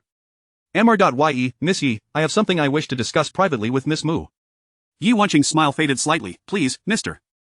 Lu, go ahead. Lu Yunbo led Mu Chanqian away from the pavilion. Yi Xianlin noticed his sister's downcast demeanor. Are you feeling jealous? Yi Wanqing, with a bitter heart, stubbornly denied, I am not. Should Chanqian and Mr. Lu share mutual feelings, she would never act to disrupt their affection or leverage the engagement to pressure Mr. Lu. Her pride as Yi Wanqing would not permit such behavior. Yi Xianlin sighed and offered guidance. Mr. Lu just mentioned to me that he does not harbor feelings for Miss Mu, he merely believes she resembles his sister. The daughter of the Lu family who went missing? Yi Wanqing inquired. Indeed. At that moment, Yi Xianlin recalled a supporting detail. Many years ago, I encountered Mrs. Lu once, however, it has been so long that my memory is hazy and now, having heard Mr. Lu's words, I vaguely recollect that Mrs. Lu bears many similarities to Miss Mu. Thus, Mr. Lu was not speaking untruths. His demeanor towards Mu Chanqian did not resemble that of a lover, but rather the warmth and closeness one would show to kin. So that is the case, I have misjudged him. Yi Wanqing felt somewhat embarrassed. However, if Chanqian truly is Mr. Lu's sister, how wonderful that would be. Her current family treats her poorly, she deserves a family that loves her dearly. With this thought, Yi Wanqing's heart began to hope. She wished that Chanqian truly was the daughter of the Lu family who had gone missing. Mr. Lu, please, if you have something to say, do so swiftly. Given Mr. Lu's engagement with Wanqing, Mu Chanqian did not wish for any misunderstandings to arise. Therefore, it was best to conclude their conversation quickly so she could return. Chanqian. I mean no harm, it was merely upon seeing you for the first time on stage that I felt you bore a striking resemblance to my sister. Mu Chanqian froze, lifting her head. Really? How could she possibly resemble Miss Lu? I have not seen my sister for 15 years. Ever since she went missing on her 5th birthday, our family has mobilized all connections to search for her, yet we have found no trace. My sister is the jewel of our family. Since her disappearance, I have been haunted by nightmares, envisioning her being taken by evildoers, wandering the streets, starving and shivering. I regret not caring for her properly. Had I stayed by her side, perhaps she would not have gone missing. Lu Yunbo's words were laden with profound sorrow. Mu Chanqian was deeply moved by his emotions, an overwhelming sadness rising within her. Do not be disheartened, I believe your sister will return. Lu Yunbo gazed at her unblinkingly, tears shimmering in his eyes. He nodded resolutely, yes, I believe she will return. Mr. Could you share with me how Miss Lu went missing? Of course. They settled by the flower bed as Lu Yunbo recounted the events of that fateful rainy night 15 years prior. That day was my sister's 5th birthday, and a torrential rain fell. She, fearing for the flowers in the garden, rushed downstairs to check on them, but she never returned. Upon hearing this tale, a chill swept over Mu Chanqian. She reached up to touch her face, only to realize she had been moved to tears. Mu Chanqian, with a hint of envy, remarked, so Miss Lu and I are the same age, both born in summer. What a coincidence indeed. However, she was merely the burden of the Mu family, raised in harshness, not the cherished youngest daughter of the Lu family. She envied Miss Lu for having such loving family members. Mr. Lu, if you miss your sister, you are always welcome to visit me. I will also explain this matter to Wanqing. Lu Yunbo nodded appreciatively, thank you. His sister remained as kind as ever, always considering others. Chapter 98 The overbearing brother protects his sister. Wang Yanru called Mu Chanqian. Where have you gone off to slack again? Hurry up and water the garden. Mu Chanqian frowned, but isn't it your turn to water today? What do you mean by yours and mine? We all share the workload, so stop being so calculative about it. Wang Yanru said imperiously, not wanting to argue with her. Mu Chanqian acquiesced. Lu Xiao, I'll go water the garden first. You can rest over by the pavilion. I'll accompany you. After a moment's thought, Mu Chanqian replied, all right. Perhaps Lu Xiao missed his sister too much. Even knowing she could never be the little sister of the Lu family, he still wanted to gaze upon her face a little longer. Upon arriving at the garden, Mu Chanqian intended to use the hose to water the plants, but despite twisting the nozzle for quite some time, not a single drop emerged. What is going on? Lu Yunbai inspected the situation. With a stern expression, he declared, the hose has been deliberately cut. With no hose available, Mu Chanqian had no choice but to fetch water from the front, a distance of several hundred meters back and forth. Given her petite frame, it would surely exhaust her. The person who cut the hose was truly malicious. Ah, I suppose I'll go fetch water then, Mu Chanqian muttered to herself. Just as she was about to leave, Lu Yunbai stopped her. Don't go. This matter requires clarification. Before Mu Qianqian could react, Lu Yunbai had already pulled her along. He led her straight to the general manager's office. Lu Xiao, what brings you here? The general manager didn't waste time with pleasantries and got straight to the point. Check the surveillance. What surveillance? Did something go missing of yours? That's none of your concern, simply pull up the garden's surveillance footage. I'll call the security room right away to have them send it over. Before long, the security room provided the footage from the past 7 days in the garden. Lu Yunbai scrolled through the video, spotting a suspicious figure. This morning, someone had deliberately cut the hose. She intended to push her work onto Mu Qianqian, making her suffer. Moreover, considering Mu Qianqian's impaired vision, fetching water was exceedingly dangerous. A moment's lapse could lead to a fall. The manager muttered to himself, isn't that Wang Yanru? What on earth is she doing? Why is she scattering so many sharp stones on the ground? Lu Yunbai's pupils constricted, a flash of anger crossing his eyes. She wants to make Qianqian fall, to have those stones mar her face, to leave her disfigured. What? She harbors such malevolent intentions? Upon hearing their conversation, Mu Qianqian felt as though she had plunged into an icy abyss. She had always known Wang Yanru held resentment against her, but she never imagined Wang Yanru could be so ruthless. She aimed to disfigure her, such a treacherous scheme, one that wouldn't leave a trace of blood. Even if Mu Qianqian were to injure her face, she would merely chalk it up to bad luck, never suspecting that it had all been meticulously orchestrated. Thankfully, Lu Yunbai had brought her to view the surveillance footage, otherwise, she would remain blissfully unaware of the venomous snake lurking beside her. With such a venomous and treacherous person, manager, do you still intend to keep her at the hotel? The manager seethed with fury. Rest assured, Lu Xiao, I will handle this matter properly. We will not show leniency towards such a person. Others may have been oblivious, but he understood all too well, this Miss Mu was someone personally sent over. If anything were to happen to her at the hotel, his managerial position would be at stake. Realizing this, the manager broke into a cold sweat and immediately rang for a meeting with a large group of people. Sister Li hurried over. Manager, what happened? Didn't you check the qualifications of the people you hired? Look at what kind of scum you've brought in. The screen displayed footage of Wang Yanru sneaking around, cutting the hose, and scattering sharp stones along the necessary path to the front yard. Ah. What is Wang Yanru doing? I don't know, but she looks suspicious. She definitely has ill intentions. Wang Yanru lowered her head, feeling guilty. However, she quickly regained her composure. So what if they had footage of her cutting the hose and scattering stones? Had she broken any laws? No, this was a plan she had meticulously devised over several days. The beauty of this scheme was no one could pin anything on her. Wang Yanru retorted, I just acted impulsively and made a joke. Is it really necessary to be so on edge? I can't even make a joke anymore. A joke? You deliberately made Qianqian go water the flowers, intending for her to traverse this path strewn with stones, merely to play a prank? Do you not understand? She cannot see clearly. If she were to fall, the consequences could be dire. Lu Yunbai, the refined and cultured young master, rarely displayed such anger, yet that did not imply he was a pushover. When he was enraged, he exuded an aura of authority that was intimidating. After hearing Lu Yunbai's words, everyone understood that Wang Yanru had orchestrated such a grand scheme to target Mu Qianqian. Previously, due to the incident with Yi Xiao, Wang Yanru had been harboring resentment against Mu Qianqian. Who would have thought she could be so cruel? She aimed to disfigure Mu Qianqian. Wang Yanru's complexion paled. I don't understand what you're saying. It was my turn to water today. Mu Qianqian took it upon herself to steal my task. Can this be considered scheming against her? She cast all the blame onto Mu Qianqian. Mu Qianqian countered, you were the one who called me to water for you. Ha, how could that be? When I called you, it was to tell you to stop slacking and return to work. It had nothing to do with watering. Wang Yanru crossed her arms, a smug expression on her face. She believed her justification was flawless. However, she had no idea that Mu Qianqian often recorded lessons on her phone, and her recording function had been running all along. She played back the recording, which captured Wang Yanru's commands. Where have you gone off to slack again? Hurry up and water the garden. What do you mean by yours and mine? We all share the workload, so stop being so calculative about it. Thus, the truth was unveiled. Wang Yanru had called Mu Qianqian to do her work, and should anything happen, everyone would simply think she deserved it. Who would suspect that this was all part of Wang Yanru's scheme? Oh my, I can't believe Wang Yanru is such a person. I used to consider her a good friend. I won't dare approach her again. What if she plots against me next? Qianqian is such a good person, with no enemies. Why would Wang Yanru want to harm her? Is it merely out of jealousy? Her heart is too narrow.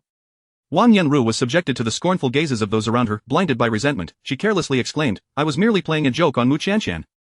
Besides, isn't she fine? It would be too late if something really happened, the manager replied. Lu Yunbai positioned himself protectively behind Mu Qianqian, his voice icy. If anything were to happen to her, do you think you could still stand here unscathed? A wave of indescribable warmth surged through Mu Qianqian's heart. In that moment, she felt a pang of envy for the young ladies of the Lu family. Not only did they have loving families, but they also had protective elder brothers. How she wished she had a brother like Lu Xiao. Chapter 99. Mr. Lu was anxious. Mu Qianqian believed that Mr. Lu's unwavering protection of her stemmed from the striking resemblance she bore to his sister. The manager issued a command, Wang Yanru, cease your futile attempts at denial. The evidence against you is sufficient to secure your imprisonment. Merely expelling you is already an act of exceptional leniency. Wang Yanru was profoundly reluctant. After all, her efforts to infiltrate the Yuncheng Hotel were aimed at ascending the social ladder and marrying into a wealthy family. If she were dismissed, all her endeavors would be in vain. Yenru, didn't you have a close relationship with young Master Yi? Perhaps you could plead with him, he might prevent your expulsion. Upon hearing this suggestion, a flicker of hope ignited within Wang Yenru. Young Master Yi was renowned for his gentle demeanor, surely, he would not turn a blind eye. Moreover, they shared a connection through a jacket. Wang Yenru inquired with the doorman and soon located Yi Xianlin. Young Master Yi, I have been wrongfully accused, I implore you to help me clear my name. She wept profusely, her chest trembling. This was the very figure she took pride in. She was confident it could ensnare the admiration of any man. Yi Xianlin scrutinized her face and asked his assistant, who is this? Accustomed to his employer's slight face blindness, the assistant explained, Sir, her name is Wang Yenru. Earlier, her clothes were soaked with wine, and you lent her a jacket. Later, in the pavilion, she mentioned. After a brief explanation, Yi Xianlin finally recalled her. You claim you have been wronged? Indeed, Wang Yenru replied, her voice laced with sorrow.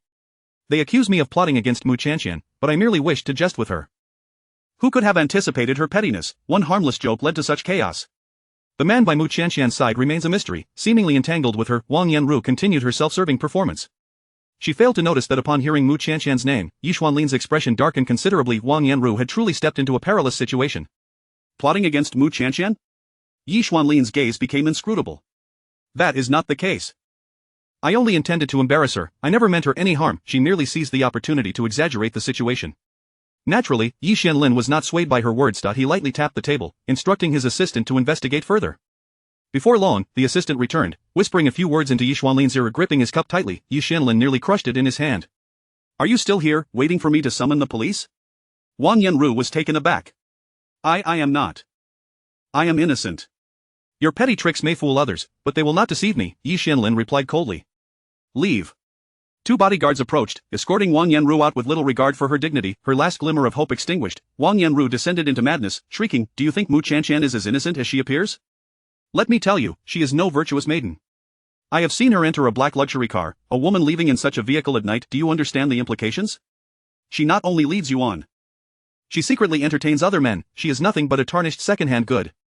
Yi Xuanlin's breath quickened, and he shattered the cup in his grip. Porcelain shards and tea scattered across the floor. Silence her. Yes. Thus, Wang Yenru was dragged away like a discarded rag, unceremoniously cast out of the hotel. She lay face down on the ground, her once proud figure now flattened. Thank you for your assistance, young Master Lu. Mu Chanxian expressed her gratitude. Thanks to him, she had narrowly escaped a dire situation. Who could have foreseen that Wang Yenru would descend to such madness? Lu Yunbo gazed at her gently.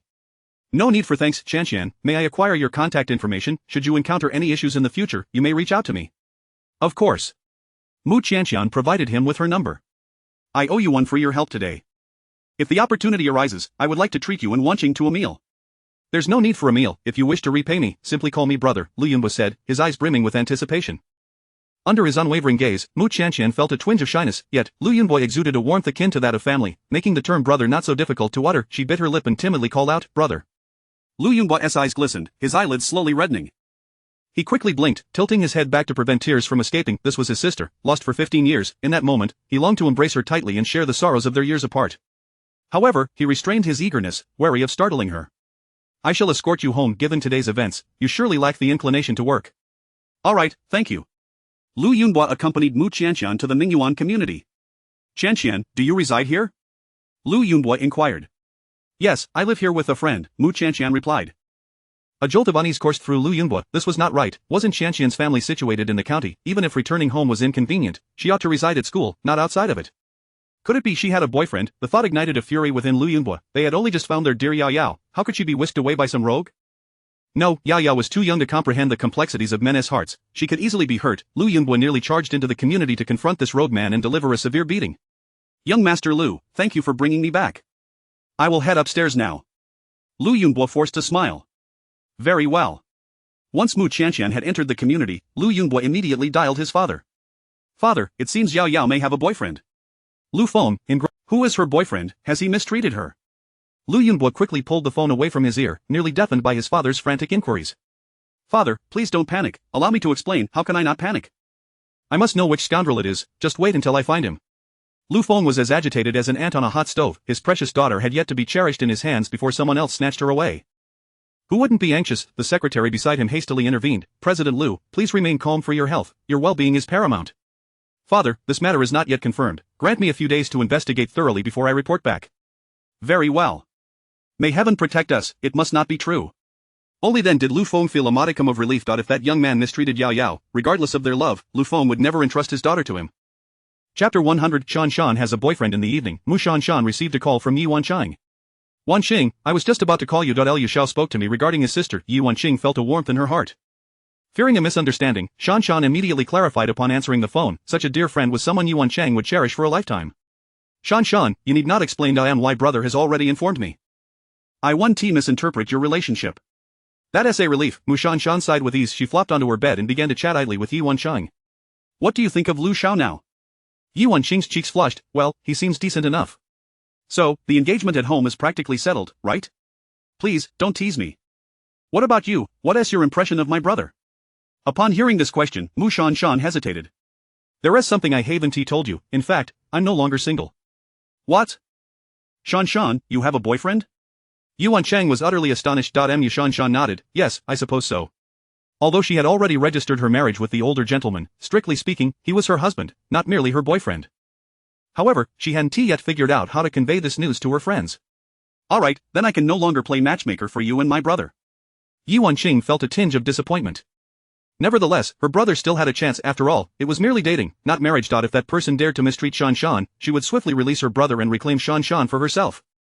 Lu Yunxiang had noticed that the Lu family had been preoccupied with something recently. Liu Yunbai was rarely seen, while Lu Feng shuttled between the company and the hospital, hardly returning to the Lu family villa.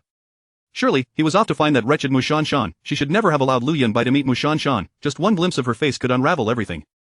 All her schemes had fallen apart. No, she had to take action. Liu Yunxiang spent the entire afternoon in her room devising a bold plan. She took the initiative to call Lu Yunbai. Brother, I have something to discuss with you. Lu Yunbai's voice was cold. What is it? Speak. Lu Yunxiang gripped her phone nervously. Have you noticed that Mu Shan Shan bears a striking resemblance to our mother? Lu Yunbai was taken aback that she would bring this up. So you've noticed as well? Yes, brother, our mother's health is deteriorating day by day. As her daughter, I feel truly distressed. Although the likelihood of Mu Shan Shan being a sister is slim, I wish to investigate. What if she truly is our sister? Lu Yunbai's tone softened considerably. How do you intend to investigate? I plan to obtain Mu Shan Shan's DNA, and then you and father can conduct a paternity test with it. If she is indeed our sister, we must bring her home promptly. Lu Yunxiang's words made Lu Yunbai regard her with newfound respect. He had always been indifferent towards her, but perhaps he had misjudged her. Deep down, Lu Yunxiang still cared for her family. Very well, I shall rely on you for this. Coincidentally, their father wished for Yao Yao to undergo a DNA test as well, which could quell the doubts of those who questioned them. Thus, the task was assigned to Lu Yunxiang. It's no trouble, I am also your sister, and naturally, I wish for our mother to recover swiftly. Lu Yunbai agreed. I will have someone return the card to you. Should you need to purchase anything, simply use it. Lu Yunxiang was overjoyed. She suppressed her excitement, striving to keep her tone steady. Thank you, brother. After hanging up, a glimmer of determination shone in Lu Yunxiang's eyes. That day, Yi Wanqing visited the financial university. Wanqing, what brings you here? Dressed stylishly, Yi Wanqing attracted the attention of numerous university students. She adjusted her sunglasses and cheerily replied, My brother has been busy with social engagements, and I was bored alone in the hotel, so I came to find you. Just in time, I just finished class. Let us head to a CAF. Sounds great. Mu Shan Shan and Yi Wanqing went to a nearby CAF. Before long, Li Siyu and Fang Yanran also arrived. Mu Shan Shan said, I wanted to introduce you all, and today provides the perfect opportunity. This is Yi Wanqing, a friend I met at the hotel. These two are Li Siyu and Fang Yanran. One is my high school best friend, and the other is my college roommate. We often hang out together. Hello, just call me Wanqing. Li Siyu seemed surprised. You can't possibly be the young lady from the Yi family in Sioux City? You needn't treat me as a young lady. Just consider me an ordinary person like you. I am merely a friend of Shan Shan. Li Siyu relaxed considerably. You are unlike any other young lady I've encountered. You have no airs about you. Shan Shan truly was remarkable, capable of befriending even the daughter of the Yi family in Sioux City, which spoke volumes about her magnetic charm. Oh, look over there. That handsome guy is truly striking. Yi Wanqing sighed. What a pity Shan Shan can't see once her vision is restored. I'll take her to a nightclub and let her enjoy the company of 18 male models. Li Siyu teased, be careful. The male models you choose might not meet Shan Shan's standards and could very well be deemed unattractive in her eyes. Why is that? Li Siyu explained, we cannot align with Shan Shan's taste in aesthetics. Fang Yanran laughed. Indeed, no matter how handsome a man is, he becomes unattractive in Shan Shan's view. Mu Shan Shan could only laugh and cry simultaneously. That's not true. You all exaggerating. Unfortunately, Li Siyu and Fang Yanran were resolute in their belief that her taste was flawed. Disregarding her protests, Fang Yanran had witnessed the man who picked Shan Shan up from school, whose looks surpassed even that of a deity, albeit with a somewhat stern demeanor. Yet, in Shan Shan's words, he was labeled unattractive. This hardly indicated that the girl's sense of aesthetics was perfectly normal, did it? Yi Wanqing suddenly understood, muttering under her breath, "No wonder Shan Shan is indifferent to my brother." Although she could not see him, she might have heard that he was handsome, which could lead her to maintain a respectful distance instead of showing interest. Everything made perfect sense. However, could it be that Shan Shan's boyfriend is an unattractive man? Given that her taste diverged from the norm, it was indeed plausible that she might end up with an unsightly partner. This matter needed to be communicated to Lu Xiao. She could not simply stand by and watch as Shan Shan was swept away by a veritable eyesore. Since then, Yi Wanqing frequently visited the financial university to share coffee with Mu Shan Shan. One day, they encountered a somewhat familiar face, Lu Yunxiang. "Miss Yi, Miss Mu, what a coincidence to find you here." Lu Yunxiang approached them with a smile. What a coincidence could this be? In truth, Lu Yunxiang had been discreetly monitoring Mu Shan Shan's movements, thus was well aware of her actions. Lu Yunxiang had come to the university with a specific purpose. "Miss Lu, what brings you here?" Lu Yunxiang replied gently, "I came to visit a friend." "Ah, I see. Please, have a seat with us." After all, she was Lu Xiao's sister, and who knows, they might become family in the future. Yi Wanqing invited Lu Yunxiang to join them. Everything seemed to align perfectly. However, could Xiao's boyfriend possibly be unattractive? Given her peculiar taste, it was quite plausible that she might have chosen a less appealing partner. This matter certainly warranted a discussion with young Master Lu. She couldn't just stand idly by while Xiao was swept away by an unsightly man. From that day forth, Yi Wanqing frequently visited the financial university, seeking Mu Xiao for coffee. One day, they encountered a somewhat familiar face, Lu Yunxiang. "Miss Yi, Miss Mu, what a coincidence to find you here." Lu Yunxiang approached them with a friendly demeanor. What a coincidence indeed. In truth, Lu Yunxiang had been discreetly monitoring Mu Xiao's movements, thus was well aware of her activities. This visit to the university was intentional. She had come specifically to see them. "Miss Lu, what brings you here?" Lu Yunxiang replied gently, "I'm here to see a friend." "Ah, I see. Then please, join us." After all, she was young Master Lu's sister, and they might very well become family in the future. Yi Wanqing invited Lu Yunxiang to join them at their table.